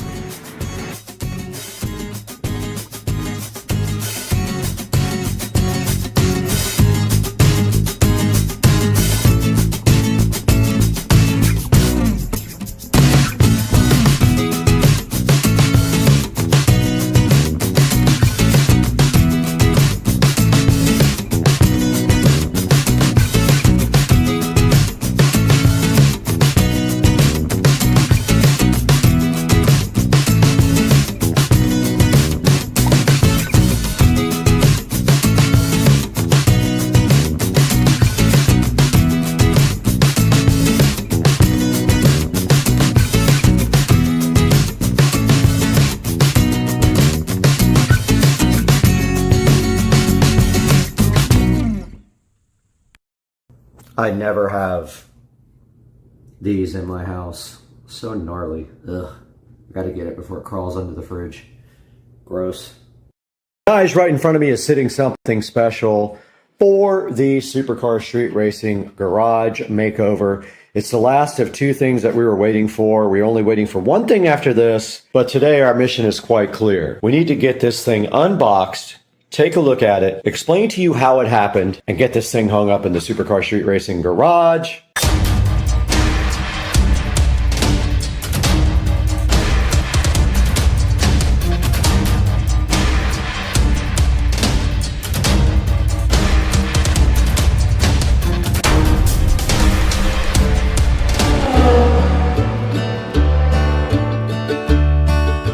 Right in front of me, and still in front of me, is a package here from elephantstock.com, which has nothing to do with elephants and everything to do with cool artwork. We're going to get this opened with you guys joining us so gently, opening this without tearing it apart into a million pieces. Share it with you and let you know how to get your own if you're interested.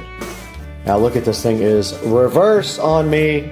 I'm gonna get this unpackaged here because I am on the hype train. Oh, it doesn't want me to. They have packaged this thing nicely. And it is backwards, so let's get this thing frontwards. All right, I am going to flip this over and you guys tell me. Oh, yeah, let's go. Let's go. This is designed by me. I did the design, I did the photography. We got to get this thing out of this plastic so we can see exactly what's looking like underneath this. Let's go.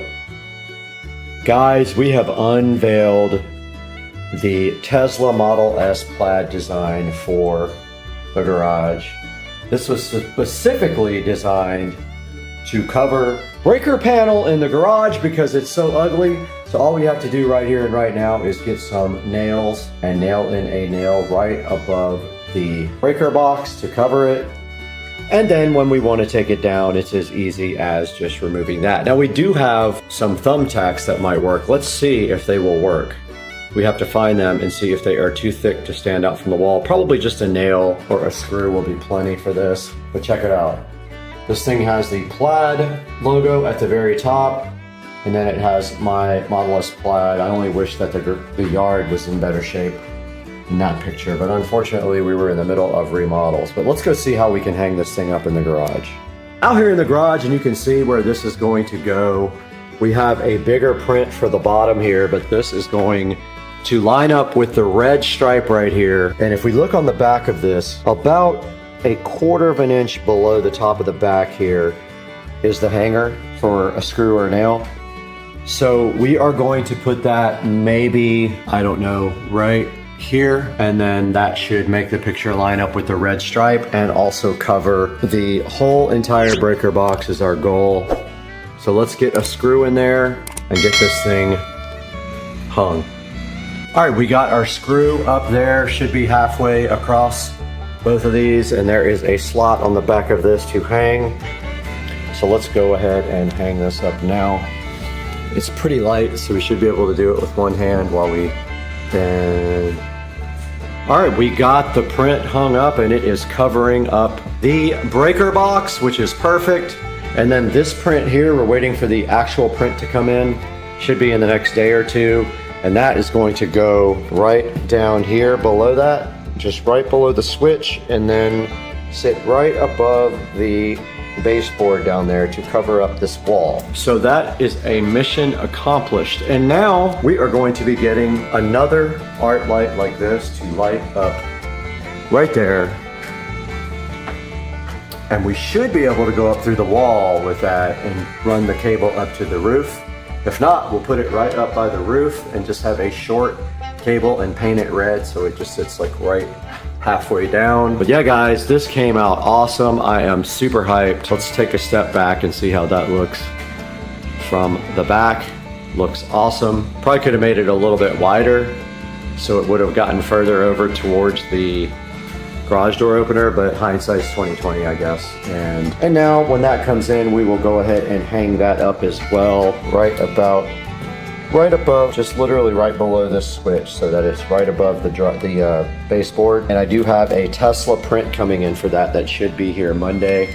Go ahead and get that lamp ordered too right now. I'm pretty sure I can like drill through the cap up there and get a wire run right through there because I have power up in the attic. Shouldn't be a big deal.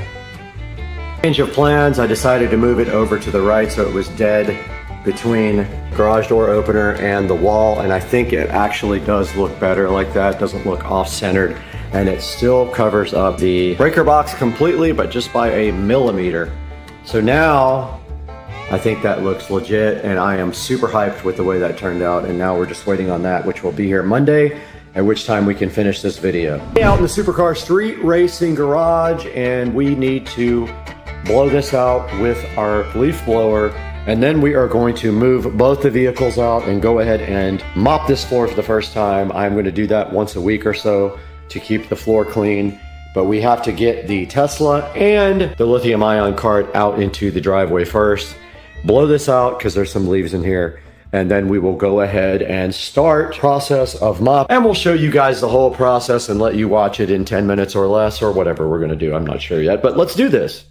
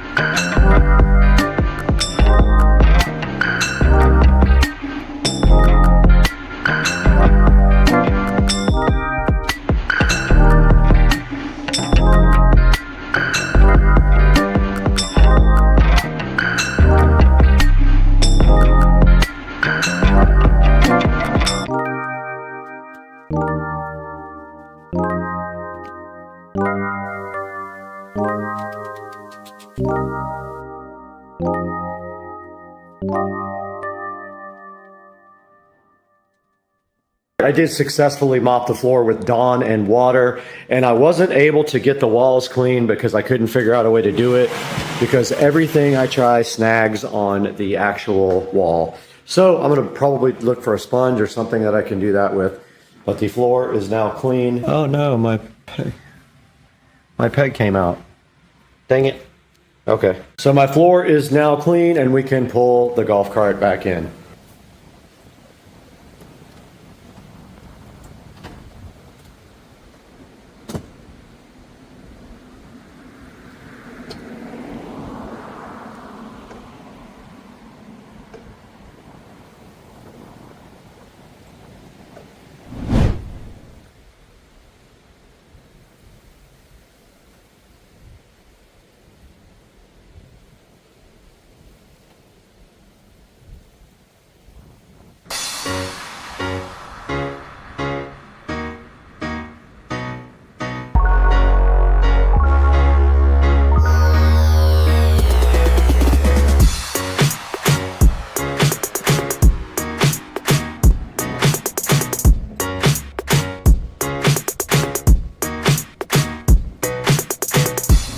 Okay, we finally did get the rest of what we need to go ahead and hang our project up in the garage. So we got our 24x36 frame here. This took about 3 weeks to get. This was custom Tesla art. Let's get this unboxed, unwrapped, get this unboxed and unwrapped, and get this picture in the frame.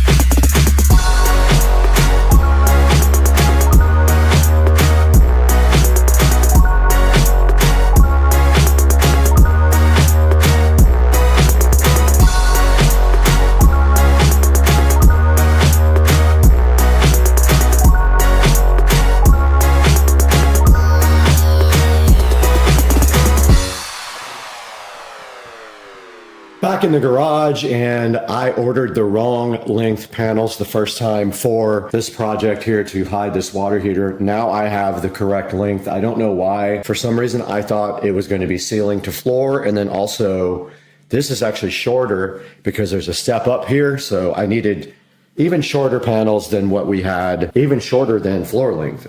So I ordered the correct size. All we have to do now is get these up.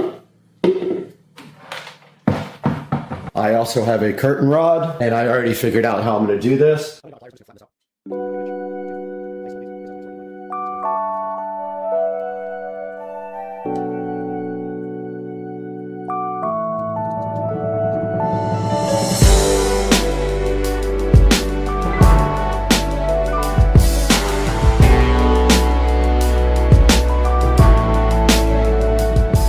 All right, guys, this is going to wrap up this. And you can see right here, we did put the curtains up to hide the hot water heater. All they really need to do is be kind of straightened out. But they came out awesome. Now we just got to clean up, and that's going to wrap it up and throw it out to the studio.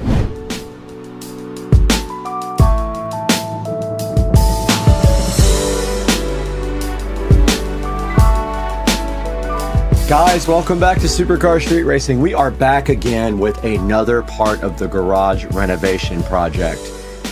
And today you can see that we did 3 or 4 different things to the Supercar Street Racing garage. We went ahead and mopped the entire garage. We ordered custom artwork, which we ordered right here on elephantstock.com. I did design everything in Photoshop myself because I have a lot of experience on Photoshop. And then we also ordered a couple of things from Amazon. Right here in front of me, you can see this 24x36 Tesla poster. It did take about 3 weeks to get to me. But yeah, we ordered this, and then we also ordered this frame right here for it. And we put up curtains, which we got from Walmart. There will be links in the description to everything that just happened in this video, so you can please order everything through my product links. Doesn't matter if it's something you need right now, you can still order through the product links, and you will help us out tremendously. And please make sure that you are liking and subscribing to all the videos. That helps me out as well. But you can see the project came out awesome. We were able to hide the hot water heater with curtains. We hung up custom artwork over the breaker panel, and we put custom artwork right underneath that to cover up the rest of the wall. We got the whole entire garage mopped for the first time after we got shark coated, and we dusted off the Tesla in the process as well. Guys, we can't sit here and play around all day long. We have to go to art school.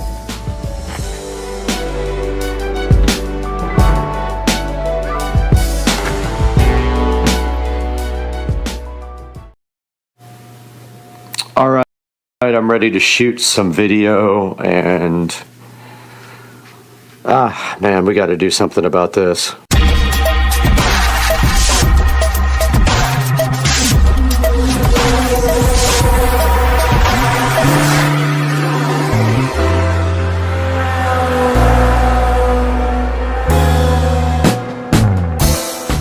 Welcome back to the channel once again, guys. I am so hyped to have you guys here today that I just cannot express it in words. And our mission today is quite simple. This is the home theater room, as you can see here. This is the closet of the home theater room. I need a place to put my charging station and store all of the equipment for Supercar Street Racing, and it is not cutting it in my closet.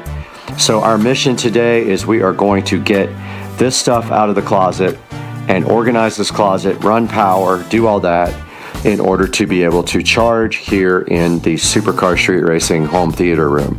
So our first step is to get this stuff out of here and get it moved under the bed in the other room so that it can be stored. We don't need these closet doors under here at all. So let's get to work.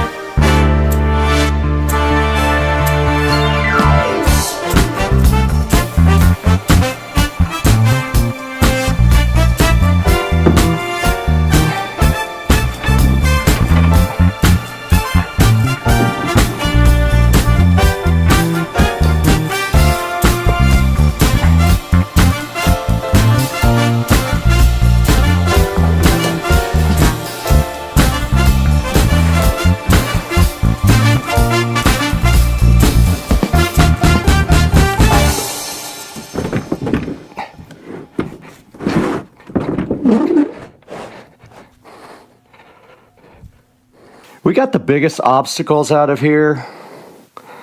I save a lot of things that I shouldn't, but for example, this projector, I tried to sell this projector a while back. Nobody's interested in it. It does not work. The light is very dim. I tried replacing the bulb. That didn't work. So it has an issue. It can go bye-bye.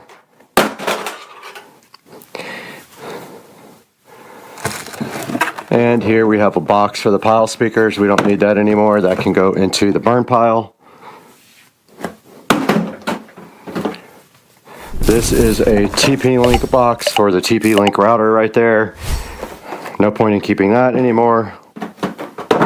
Thing's too old to return anyway.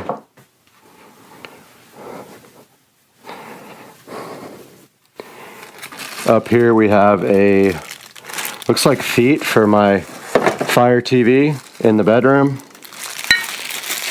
Probably never use those. Kind of pointless. Up here we have some old sheets, an old Govee RGB ICTV backlight that can be trashed, a Fosmon home theater wall plate that can be trashed, and a mount. I think this was for the Fire TV in my bedroom, no longer needed. The remote for the projector, no longer needed. The actual Nebula Cosmos Max box, this thing is well out of warranty now. We can probably go ahead and make sure there's nothing in the box and go ahead and trash that. And really the only bad thing about this whole area is that I had to cut the wall open to do some work on the plumbing. I sealed it once and then it broke again. So as of right now, there's a hole in the wall. We could probably put something on the back of it to kind of hide that hole. But this is the old bulb for the Epson, trash. And the rest of this is just clothes and blankets and sheets, which I can redo the top shelf if I want to store blankets and sheets up there. And then down here on the bottom is where we're going to do the actual charging station. So let's get this clothes and blankets and sheets and stuff out of here.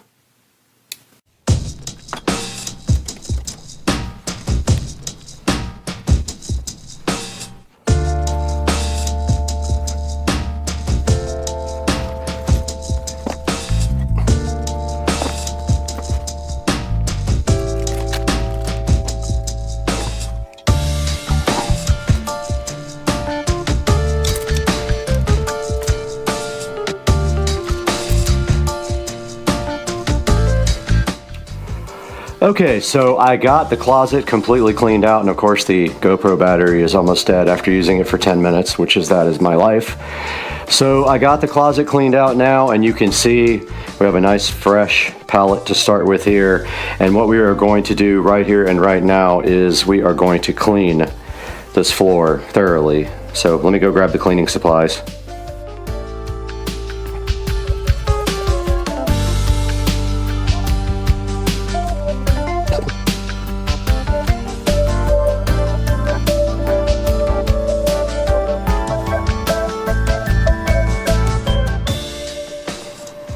Alright, we got the area all nice and clean. I'm thinking about buying an metal access hatchway for that. Not sure at this point, but we are ready now to look at the next steps. And I am going to be moving that table into the closet for a charging station base and pulling power through that wall there and putting a receptacle right there, because I have power in the closet right behind that. And actually there's power right there, but it'll be kind of tough to get through. I guess what I could do is push power through the other side of this and put an outlet there and go from there. But really, honestly, that's probably what I should have done in here when I made the whole home theater closet, is taking power from there, but I wanted power from the attic, so I did it that way. So yeah, so the next step is get this old crappy dilapidated table into here where our charging station is going to exist.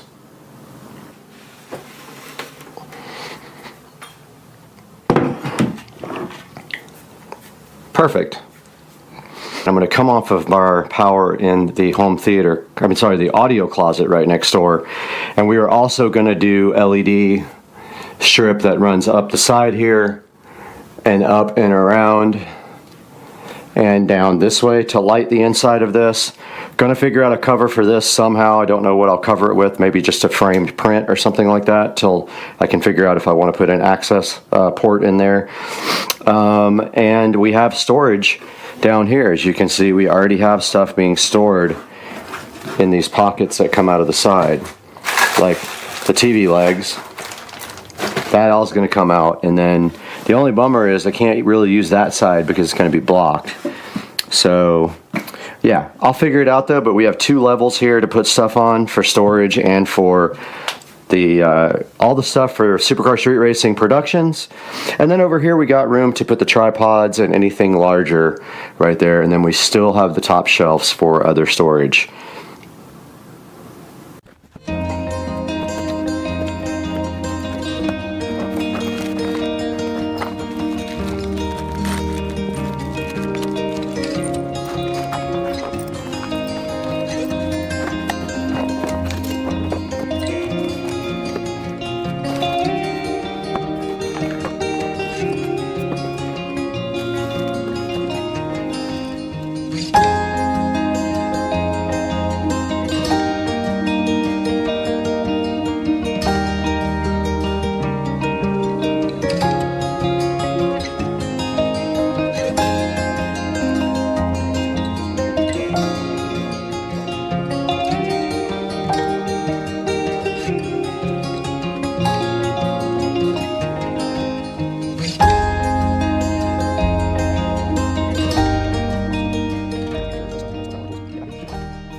Okay, this is the wall we'll be making our cut in, and we need to make 100% sure that there is no stud where that thing is going.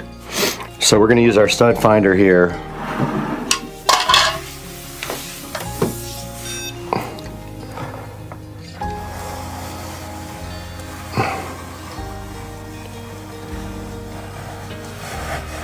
Okay, I don't think there's a stud between this.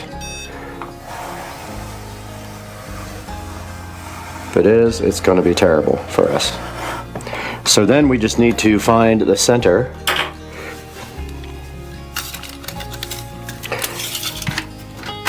All right, it's 24, so 12's dead center. We need to know the height, so all we have to do is measure an existing outlet, and the top of the wall plate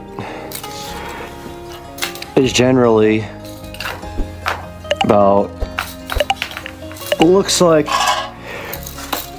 you guys can't see this over here, but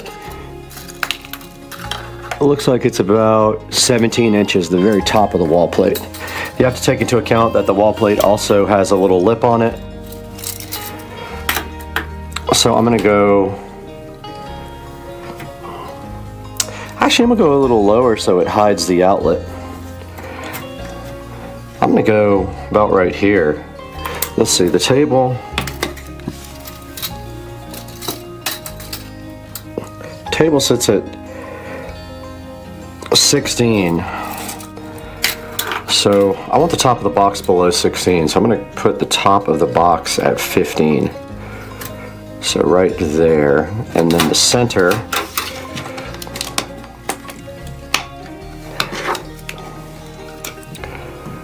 So the center, where is my drywall saw? Somewhere in there. Now the center is 12. Got close, not quite.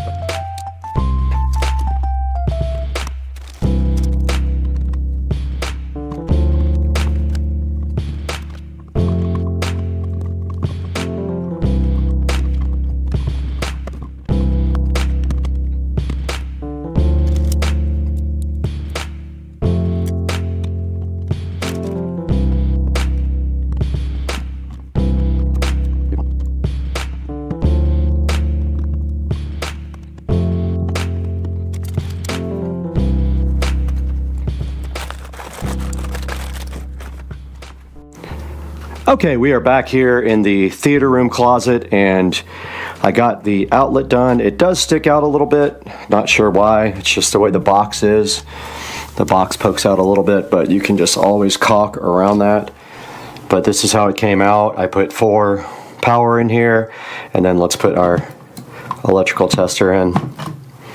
And you can see we have a middle light, and that is just a ground warning. Other than that, there's no reverse polarity or anything. I just got to hook up the ground on the other end. But yeah, this side is done on the electrical. It just pokes out just a tiny bit, and I don't know why.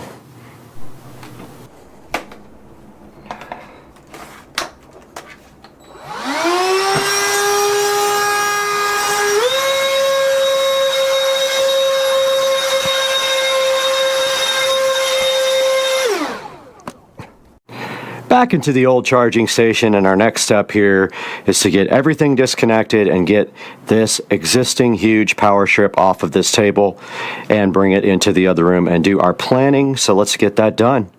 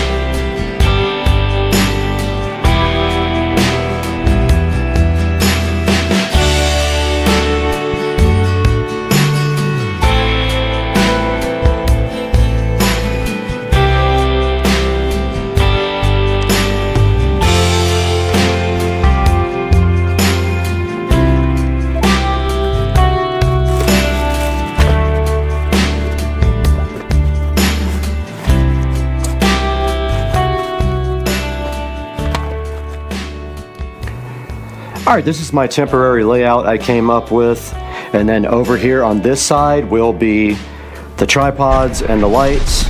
I'm actually about to order a light set, so I'm going to put that right here. I've got power over there for anything I need to do now. I've got the huge power strip. This is looking good. Now we got this big old mess to clean up and get everything reorganized in here. So let's get moving.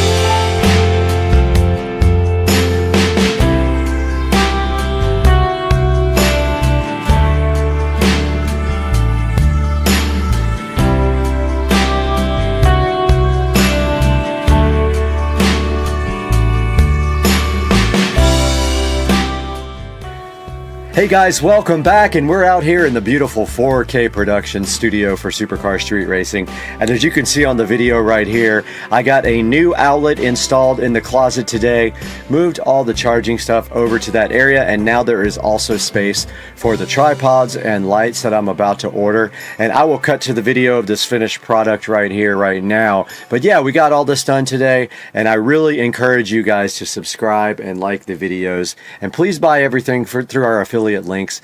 It helps us out so much. We appreciate you being here. We hope to see you for the next project on Supercar Street Racing. I'll see you guys later. I'm out.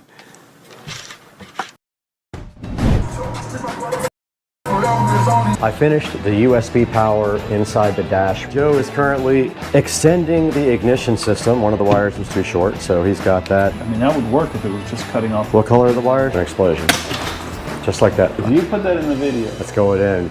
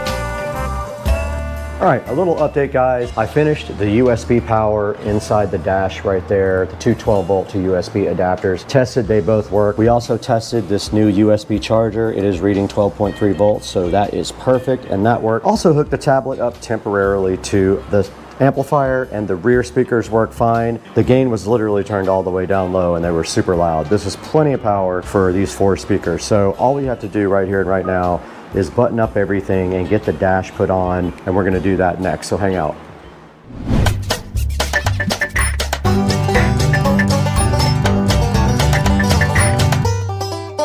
I think that looks good. What do you think? I think it's... Yep. All right, start with this one.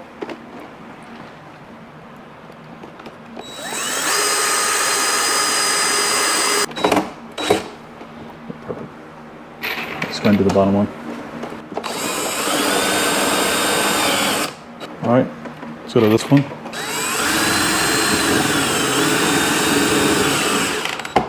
Things look good. Except for that Amazon logo showing. Maybe branded into the dash forever. I can't even see that. That's what she said. Come on, man. Hey, dog. That made me feel What'd you do?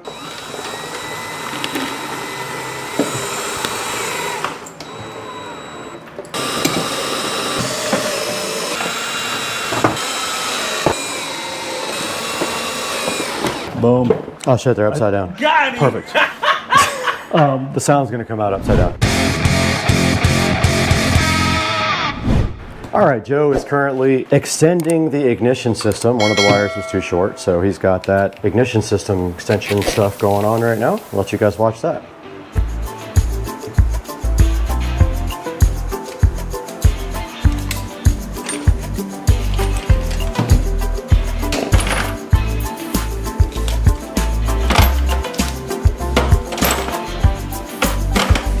All right.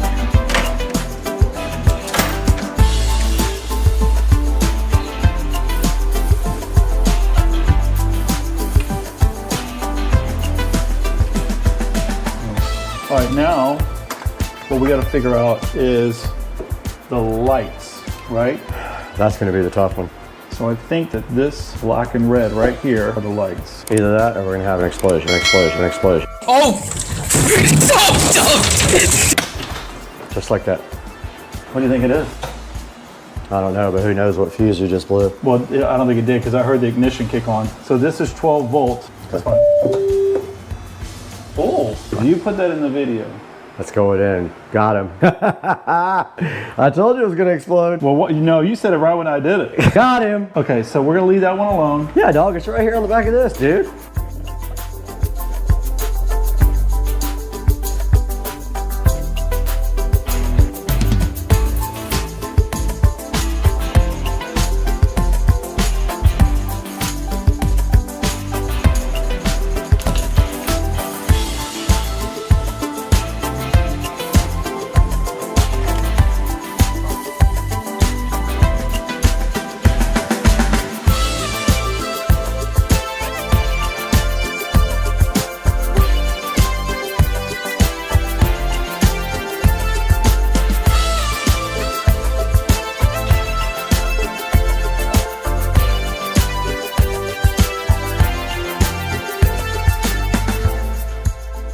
I mean, I've literally tested. Okay, is brown, gray, purple, or blue anywhere disconnected? No. No. What about gray? Gray's disconnected somewhere? Gray looks like it's part of your headlights. I've already tested to see whether or not we lose. Those two together don't turn your headlights on. They don't. Even when this is on. Correct.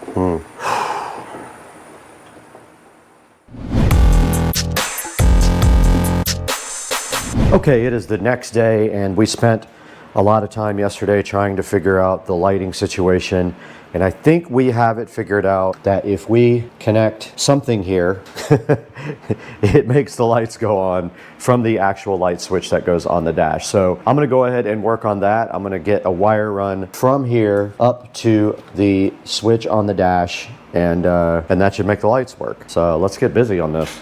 Okay, I think we said if we touch this guy to this blue, the lights come on. They do. All right, so I'm gonna go ahead and cut this spade connector off here. I'm gonna barrel onto that, and then I'm gonna run a wire all the way up this harness. And I have blue wire, so.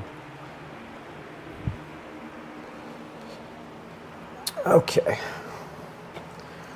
I'm cutting this guy.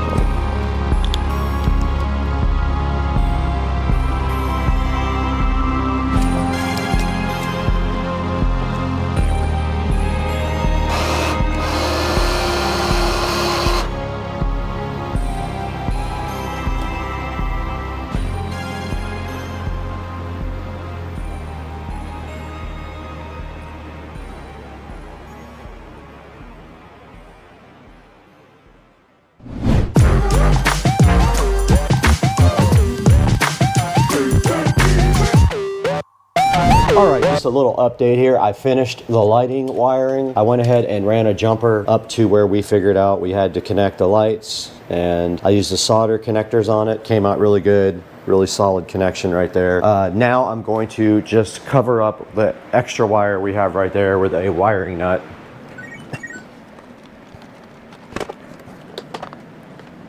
Actually changed my mind. I'm gonna use heat shrink just to cover the end of this wire up. I already got my heat shrink. I mean my heat gun right here. Just cut that off. That part's done. And this part of the harness just runs over this behind the dash. And I think Joe was gonna do something to cover that hole up there to keep the water out. We're also waiting on a charger cable. Yeah, we can't button the dash up without charger cable for the iPad and the iPad as well, where I can, throwing away everything I can here.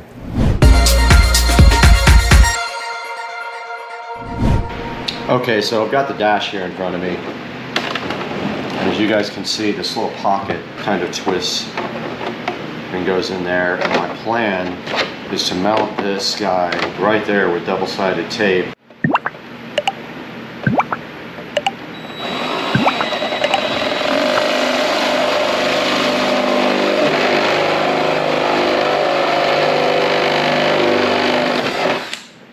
We went right through there, right in the bottom there, and then we have our CAN cable. This is our communications cable for the display. We have stripped back the wire on one side so that it can bend better because the exit is straight out of the bottom.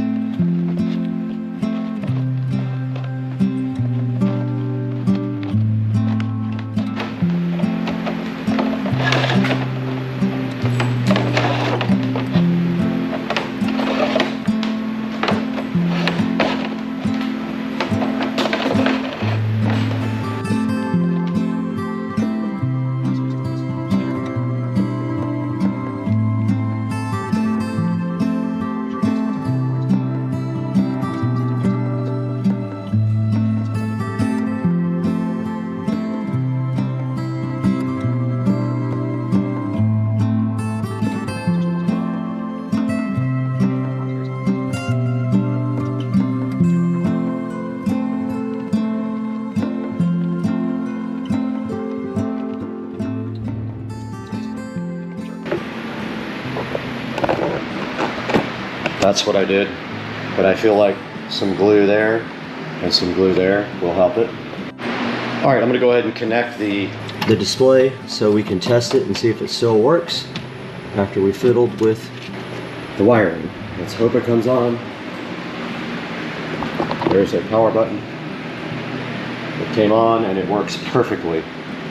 It looks so good. It really just needs like a little bit of silicone sealer around the top.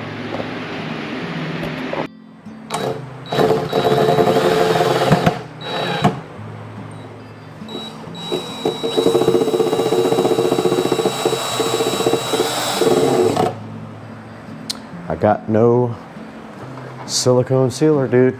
Okay, I just went ahead and fixed the port that was literally falling out of the box. I just put a couple screws in it and then we'll just come around here with some silicone sealer. And then Joe is going to rewrap the box with carpet. The box is literally falling apart right now, so it's getting stuff everywhere. But yeah, so that part is done.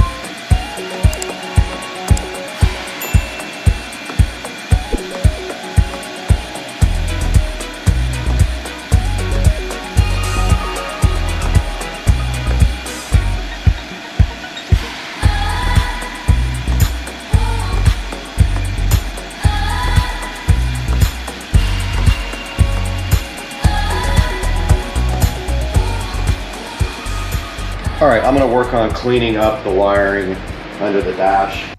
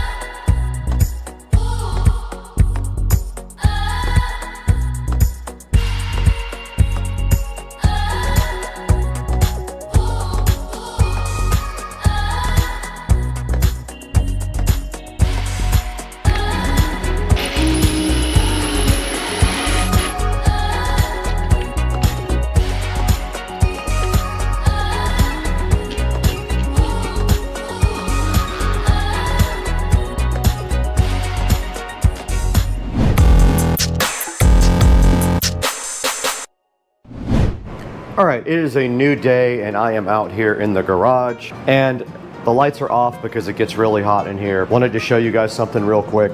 So under the card here, I have one more wire to run and it is the communications cable to the display. If you see those small holes right there, we already got our cables going through one hole and it's not big enough anyway. I'm going to try to make that hole bigger in the center there, right next to the cables. I'm gonna try to drill that out right now and see if I can get it the CAN cable to go through there. So I might have to use my step bit. We will see if I can even do that, but that is my mission right now, is to go ahead and drill that guy out if I can. So I'm gonna get busy on that.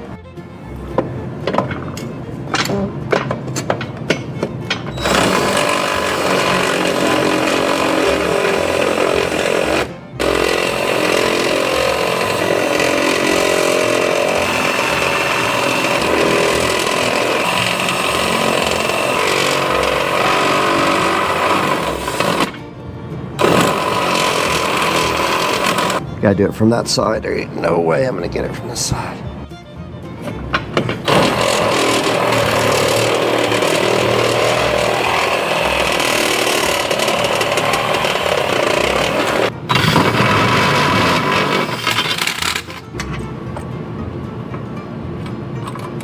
Oh, let's go.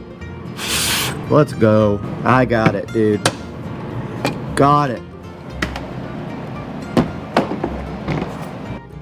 All right, now that I have a place for the display cable to go that connects to the battery, I am gonna go ahead and try to put the ignition key on the new dash. Now the key is laying inside there. I don't know if it will reach. So the first thing I wanna do is get it off of this cart and mount it onto the new dash. So let's get this dash back onto the table right here. This is the old dash. We don't need that anymore where we're going. So all we have to do right here, right now is push this into the new dash. We want the key right there, so that means we have to tighten the nut. Okay, I got the key facing straight up now, and it turns to the right to turn it on. That's where I want it. So now we have to figure out a way to tighten up the nut on the front of the dash. So I think that I can use some wire snips for that. All right, it is really tight now. I never got mine tight. And then this is the bezel. I don't know if it will work with this system. It did not work on mine. That's as good as it's getting. It's not bad. Actually came out good. I got to see if the ignition will actually reach. I don't have the charging cable. I can't do that part. He didn't bring any of the parts over. Kind of hosed. Can't run the charging cable. All I can do is get the dash mocked up in here now.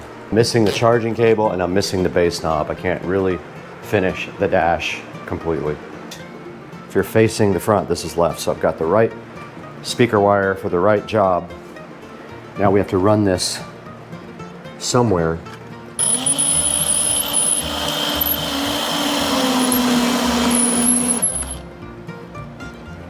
There we go. Got the wires nice and tied up back there so they can't just flop around. We have all this other stuff to deal with now. That's all for Bluetooth. I don't think this cap is going to go on.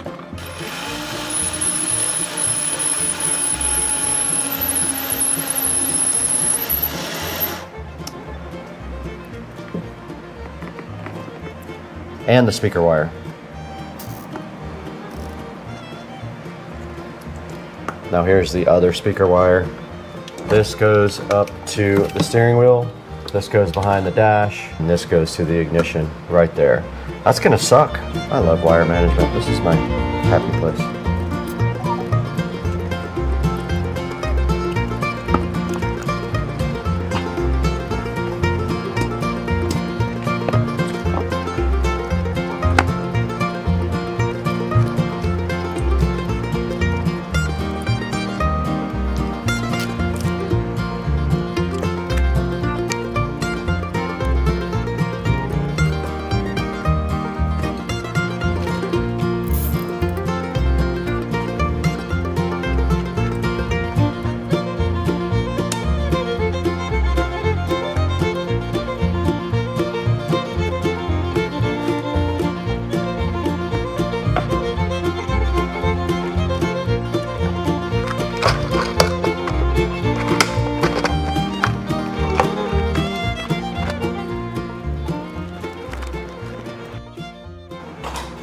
Okay, I'm gonna work on the Bluetooth adapter mounting now. Now this Bluetooth adapter is going to be mounted somewhere where we can actually get to it so that if something happens, you can pair it again. Now the dash is gonna face like this on an angle.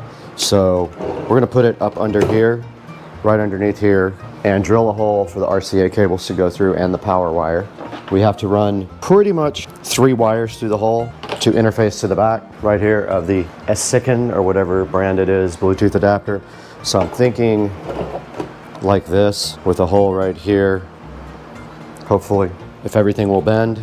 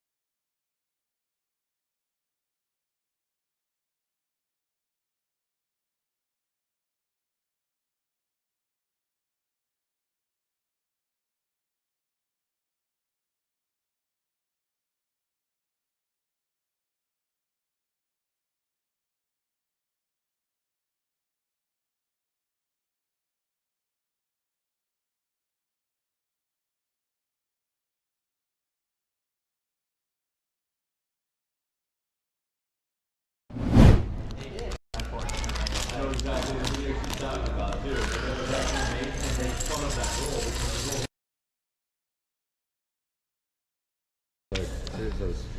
really cool. They gave me a choice of things to get. Like there was a neon YouTube light, and there was this. I figured this would be cool to put in the background and Yeah, it's really cool. and stuff.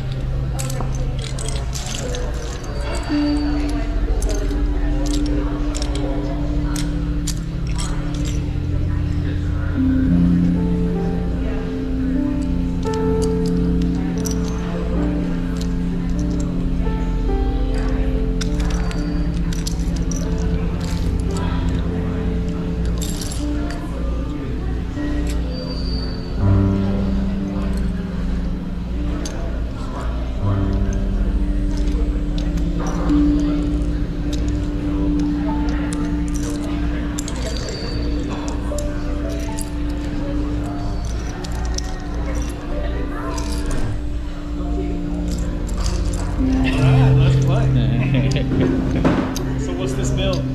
It's he got it from YouTube. Oh, so YouTube. Play button. Awesome.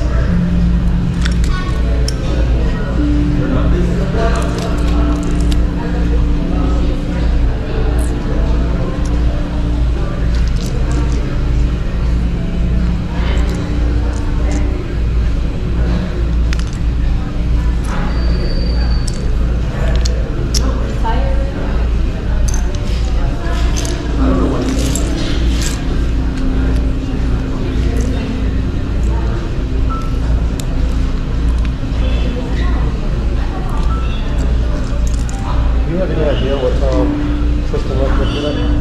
Shoot up the best. Yeah.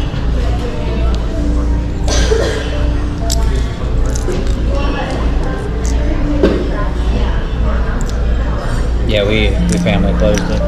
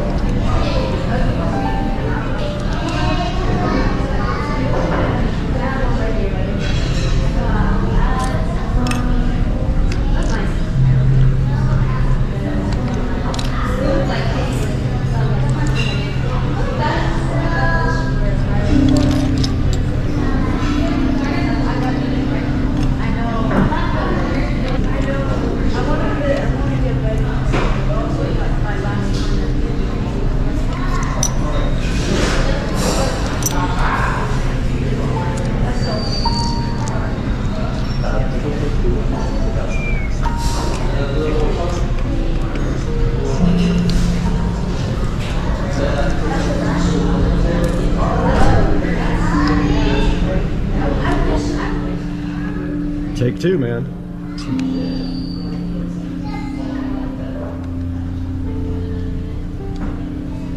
crazy that it only lasts that long. I love how it's 3D, man. That is sick. That's sick.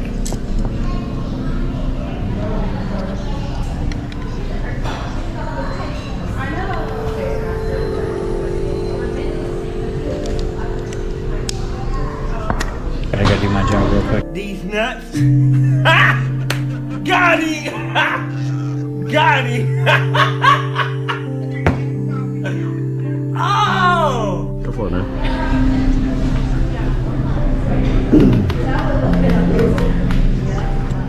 It's going in the video. Yeah.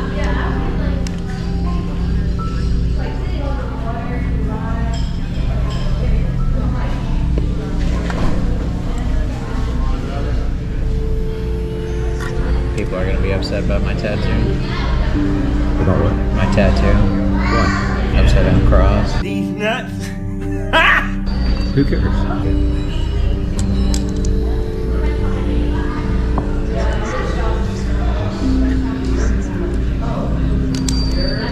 Dang.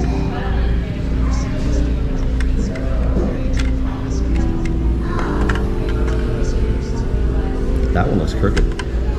Look, the corner piece looks crooked when you flip it over. Yeah, it'll straighten out. It automatically. Dude, I just thought it was twice.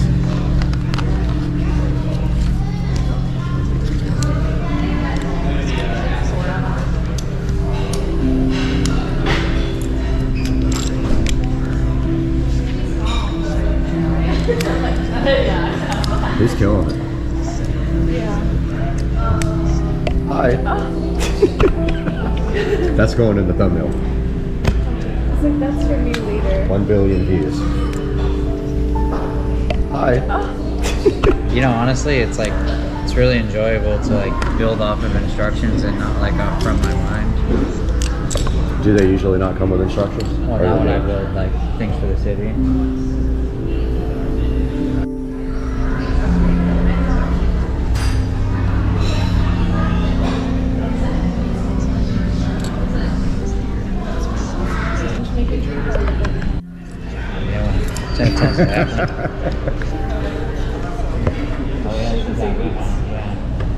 A lot of them are without power right now.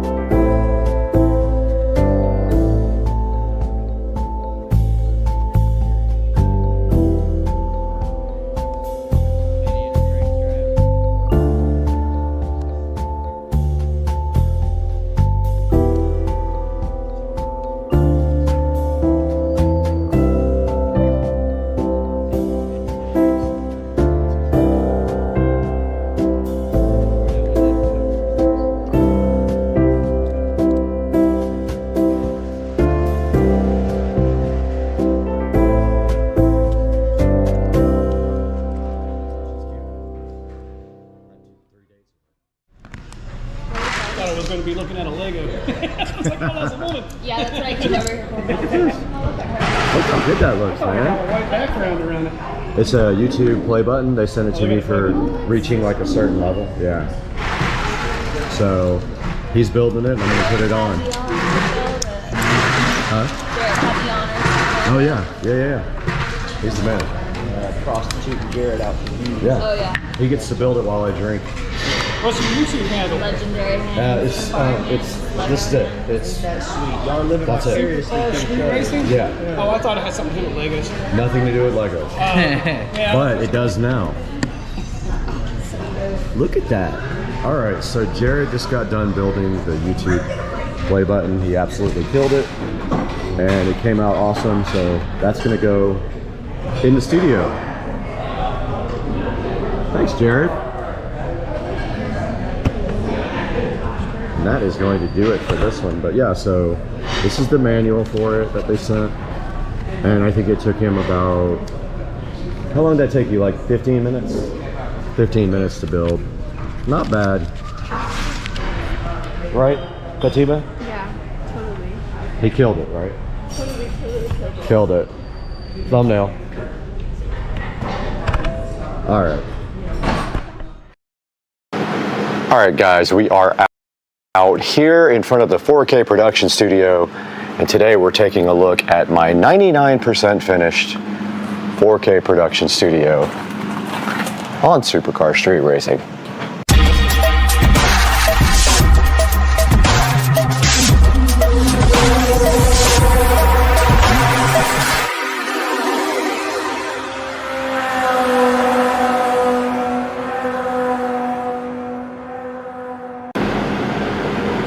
All right, we are out front of the 4K production studio, and I wanted to shoot this before daylight because I wanted to show you guys the outside first.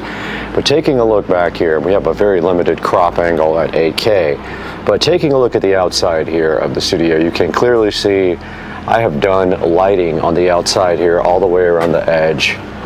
And so the lighting carries all the way this way and around the front of the studio. That would be the front of the house there. And then right here and right now, this is the side of the studio, and you can see I lit it up nicely with some cool outdoor lighting, and that is how it looks from the outside.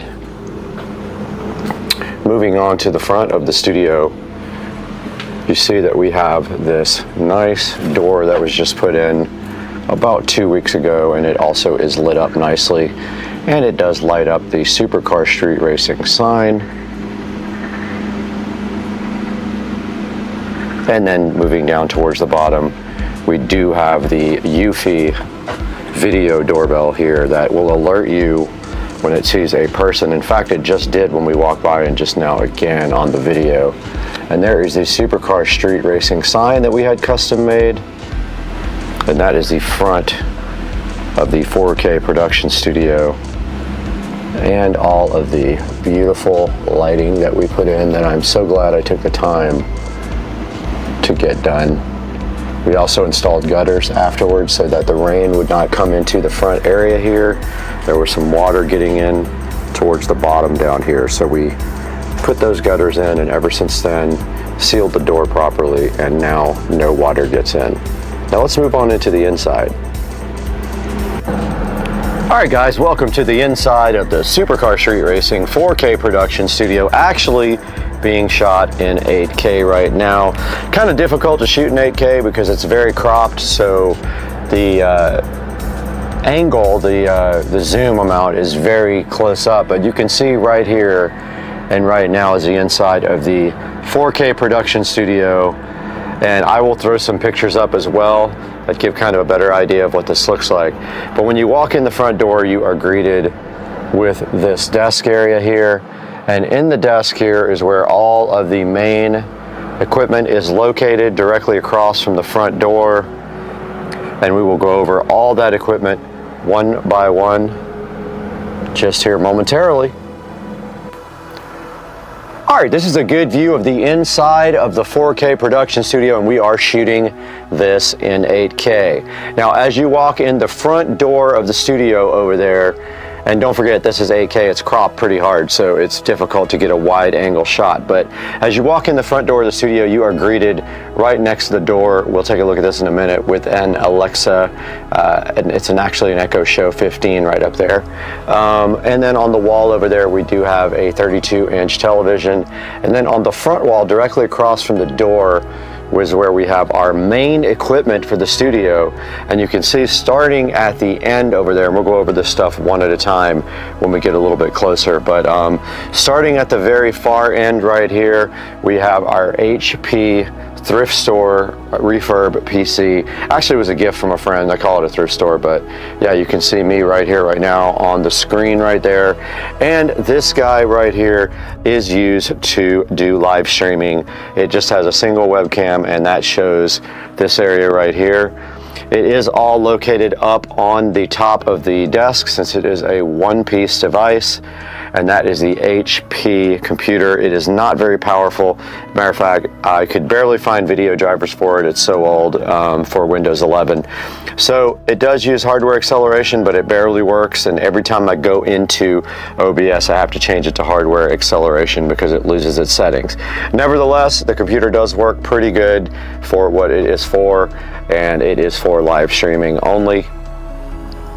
And then up above that, you can see we have our Harbinger powered speakers. I chose those because I already had them, and they were easy enough to put in. And I actually picked a receiver that has preamp outputs just to feed these Harbinger powered speakers. What you don't see underneath that is the subwoofer chilling so fresh down here. And that is the Polk Audio sub. It's I think a PSW10 is what the brand is, or the model number. And then right by that we have a fan I need to take out of here. It was for when the carpet got wet. But yeah, there's the audio system there, and if you move up above that, you will see the Netgear switch. Now that is fed out through the wall and up into the house to the main cable modem / router, and that supplies Ethernet to the whole entire place. Everything in here except a few things is hardwired. These lights up here, these Govee RGB lights, are Wi-Fi, and one of the televisions is Wi-Fi, this 32-inch right here, because it's using a Fire Stick. It is not a smart TV, but I want to get that replaced pretty soon. But anyway, yeah, moving down the bench now, right next to that, you would see my old editing PC. Now this is what I started the channel with before. This is a home-built PC that I built way back in the day. Does have an NVIDIA graphics card in it, Quadro. So not very powerful. It has 16 gigs of RAM. I think a 4-core processor, I can't remember. I think it's a 4-core Intel, and it has an NVIDIA Quadro processor. Barely enough to get by and do editing, but I also do Photoshop on this as well. So that is the next computer. I use this one also for doing live streams from the outside. So if we go to OBS Studio here, it'll pop up and we can do live streams from all the Wisecams in the house. I do have BlueStacks set up in order to open up the Wisecam application and do live streams on this guy. And here is a look at the actual PC. I've had this one for years and I built it. And it is a quad-core processor.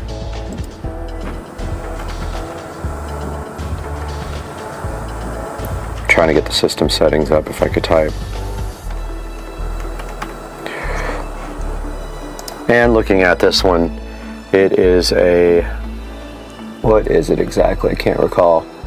So it's a Z77N Wi-Fi with a i7 3770K, 4-core. So that is the second PC in the editing suite in Supercar Street Racing Studios.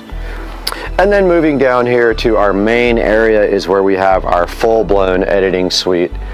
We have our tower PC there with 64 gigs of RAM, the 12-core AMD processor, and a GeForce 3080 Tough ASUS is what's inside that.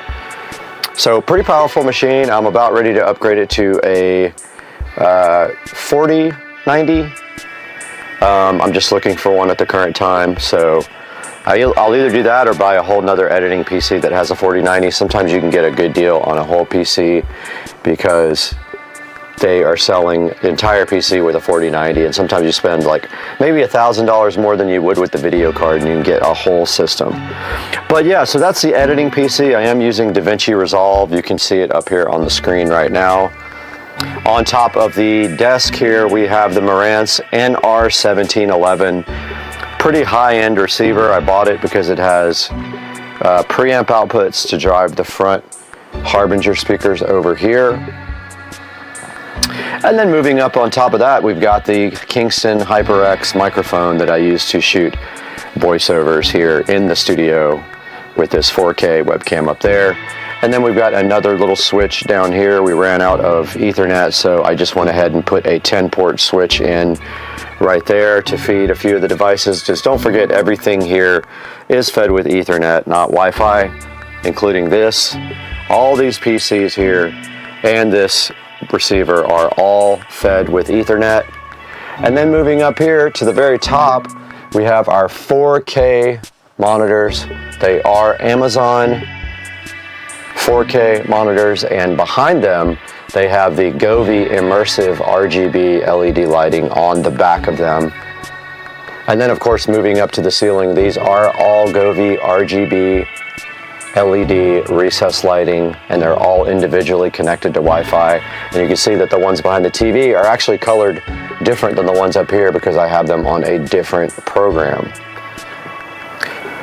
So that is a look at the front of the editing studio here in the Supercar Street Racing Studios, and all the wiring is inside of the walls. I did all that, and then underneath you can see that we have all the wiring tied up really nicely, as much as I possibly could, and all that goes into a home theater wall plate and then up into the walls. All the Ethernet is in the walls. Everything else is tied up underneath the desk, and we do have RGB IC LED strips underneath the desk, which when you pull back a little bit, kinds of look like this. So you can see how it lights up the underneath of the desk. Now moving to the right of that is the lounge area of the studio, and I will step back so you can see how that turned out. So there's the lounge area. We do have a full-size futon here and a coffee table. And then over to the left of that, we have the side table that has a little bit of storage, really the only storage in here. And it does have the top LED lighting on it. It's got the mushroom LED sign, and then the smart, it's got a lamp with a Govee smart RGB bulb in it. And that desk, or that side table, does have power on top of it. And then just above that, we've got our Harbinger powered speaker, and we've got our Starfield projector, which I don't really use very much. It's pretty loud, so if I'm shooting in here, I don't use that. But I want to get a new one. They have way better ones now. That one is pretty old. Moving back to the front and to the top, I forgot to show you. It's hard to see, but we do have complete surround sound in here. We have 7.2 audio.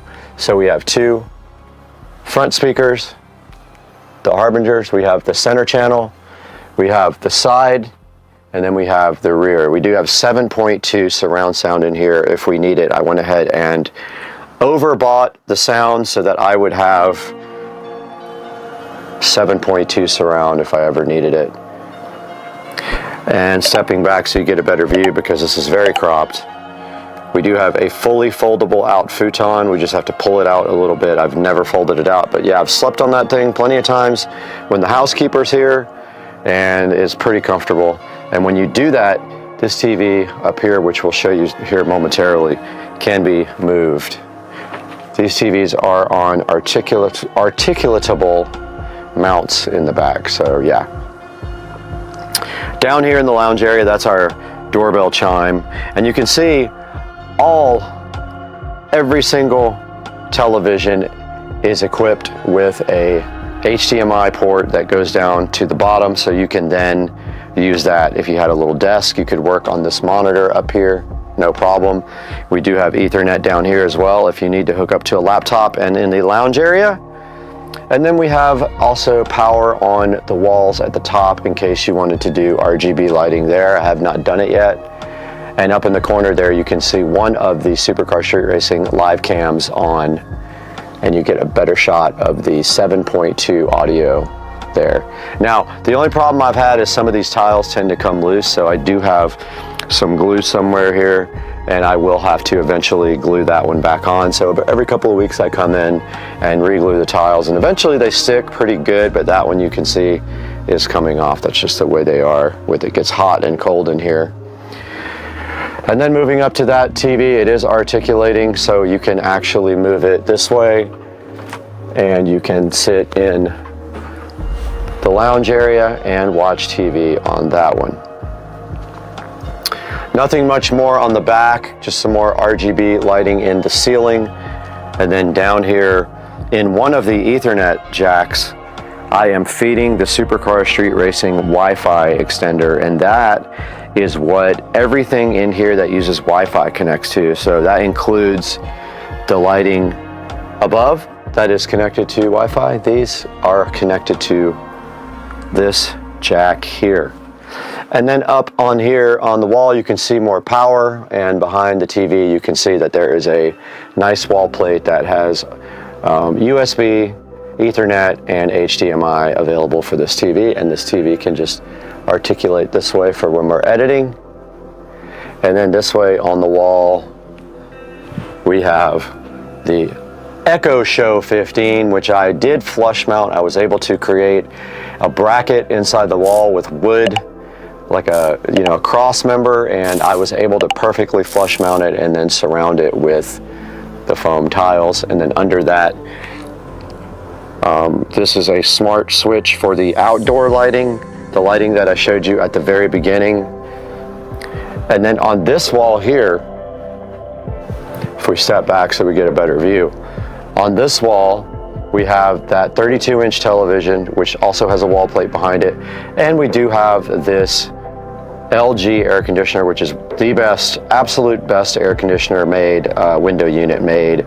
Very quiet, super quiet, hardly makes noise. It does make a little bit of noise, but not like all the other ones. When it kicks off and on, it barely makes any noise. So that's why we got that one. It does keep it cool in here. The only time I ever had issues is when it was 95 degrees out and I tried to turn it on in the middle of the day. It was barely keeping up. So on a very hot day, you just turn it on in the morning and it has no problems keeping this place in the 60s.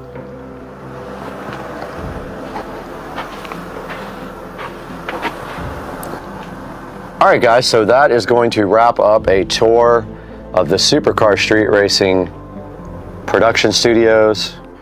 It is 99.9% done. The only thing not done is I have power up here ready for RGB ceiling lights, and I want some that are not flush mounted. I want the ones that are externally mounted there. So I'm still looking for what I'm gonna buy. But that is gonna wrap up the tour, guys. I hope that you enjoyed seeing the 4K production studio in its glory, and I hope you like and subscribe to the videos and watch our live streams when we do editing. They're pretty cool, and you can learn DaVinci Resolve by watching me edit. All right, guys, have a good one. We'll see you on the next one, Supercar Street Racing. 2, 3.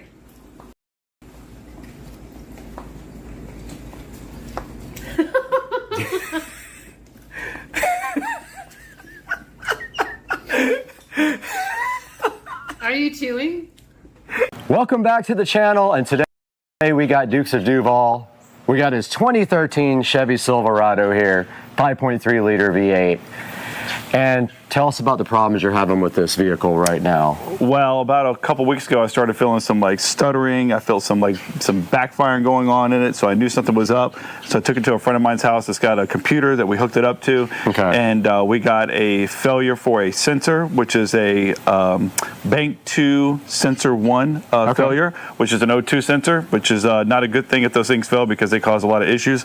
I'll let you speak on that, but definitely causes some pretty good issues, specifically really bad gas mileage. So I've been sucking through gas significantly with this big V8. All right, we're going to take a look at that today, and we're actually going to fix it. We've got everything we need. Yep. It's pretty hot right now. We're trying to let it cool off, but we're going to look at that today on the channel, so hang out. Yep.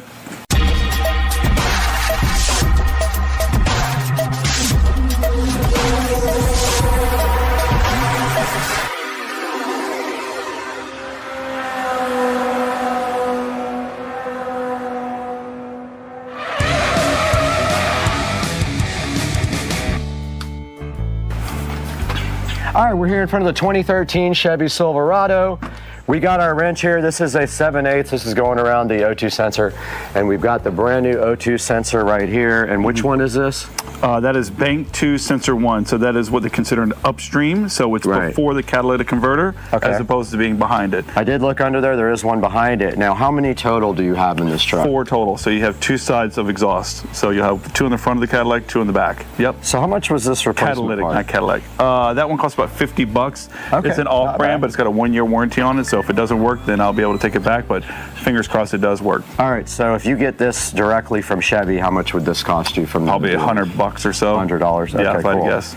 So I looked underneath the truck, and there's a frame rail there, and the catalytic converter sits right above that, and then right above that, or right on the catalytic converter, actually above it, is the O2 sensor. I'm gonna get under there with my lights and stuff and try to get the old one out. But here's the tricky part. You can see right here, there's a clip on that. I have to get under there and clip that off. And so we're gonna see if I can actually do that or if it's gonna break. A lot of times these are so brittle from getting heated up and cooled down so much they just break right off, which that's fine too. Yeah. As long as we can get this thing off, right? Yep. And then the other fun thing about this is that typically you wouldn't use a wrench like this, a box end wrench. They have like a they have a specialized socket that has like a slit in it that will allow the wire goes through. The wire goes through it, right? Yeah, so in this case, we're not going to do that because I don't want to go buy a specialized tool just for this. And you can see I got the anti-seize compound all and this over one, yeah, exactly, came with the factory with anti-seize on it. So if yours does not have anti-seize, because it is going directly into the exhaust, I would apply some on there, but this one already had it on there. Because if you ever try to get that off, sometimes you need heat and other things to get that off. It'll be like welded on there if you try to get it off later down the road for sure. So. All right, well, hey, I'm up for a challenge. Let's get underneath the truck and see if we can get this thing out of here. Let's do it. Let's do it. All right. All right, so I'm underneath Dukes of Duval 2013 Chevy Silverado. And as you guys can see, I got my light right here, so I've got a pretty clear shot of the catalytic converter here. Now you can see the rear O2 sensor behind the cat. So that's the post-cat O2 right there. Super easy to get to that one and the clip as well with the wire. But as you can see up in here, this guy up here is pre-cat, and the actual wire, I'll try to get the GoPro right way up in there. The actual wire goes, had my hand up there before. All right, so I got my hand on the wire. All right, I got the wire now, and that goes, oh, no problem. So the wire actually is right here in my face. So I'm gonna go ahead now and get that wire unclipped. It actually has a safety, it almost looks like a zip tie on it. It's a green safety thing. Yep. You have to pull that out first before you can unclip it. So I'm gonna get my GoPro clipped up here somehow and then show you guys this. All right, so I'm underneath the truck now and I see the clip that I have to remove, and you can see this safety, and I just pulled that right out. And then now we have to do right here, right now, is pull this plug, and there you go, it's completely off. And also it has a Christmas tree on the side that's holding it to the wiring harness, so that also has to come off before it will come out. The actual oxygen sensor end though looks like it might be free. Let's see, let me see if that's the right end. Okay. No, the end with the oxygen sensor is on a Christmas tree, and that is hooked to the wiring harness. So that is not going to come out until we figure out how to get this off.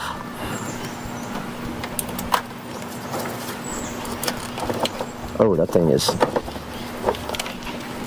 on there.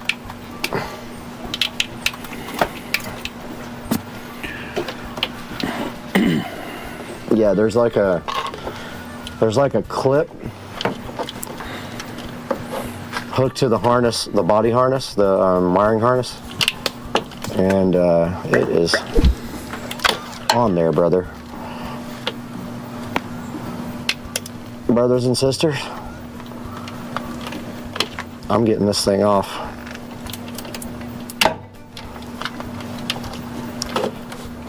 You get it?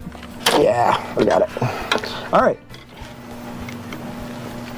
You guys can see right here and right now, I got the actual pigtail disconnected from the wiring harness. It was Christmas treed to the actual vehicle. And now my mission is up there. I've got to get this O2 sensor out. It's the pre-cat O2. And guys, you can see that that is a squeeze right there. So let me get my wrench on that and see what I can do real quick. take the box in. Now, if you've got it loose, if you could slide it over the wire, use the box in so you got more meat on it. I can, yeah. Actually, I think I can literally get all the way around it. It's just not fun. The only reason I'm telling you to use the box in, or the closed end, is because actually, in case we got to put another wrench on it to give it more leverage. Oh my God, dude. All right, so now you know. You want that fan on, or you're not worried about it? No. Now, when you guys know when you do this, this is what you're in for. Also, filming it and doing it at the same time, that's fun. Oh man, this is a fun time.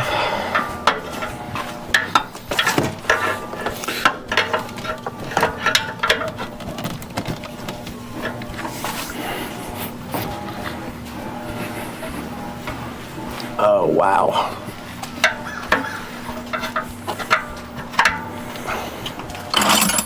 All right, I've got the wrench over the O2 sensor now.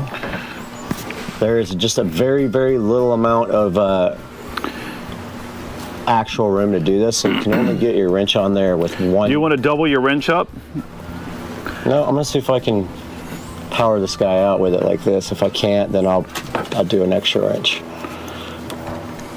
Let me think about this. So I think you gotta go towards my feet. Yep, go towards you. Not like when we were doing the calipers. Yeah, the opposite way of that, the right way. Yep.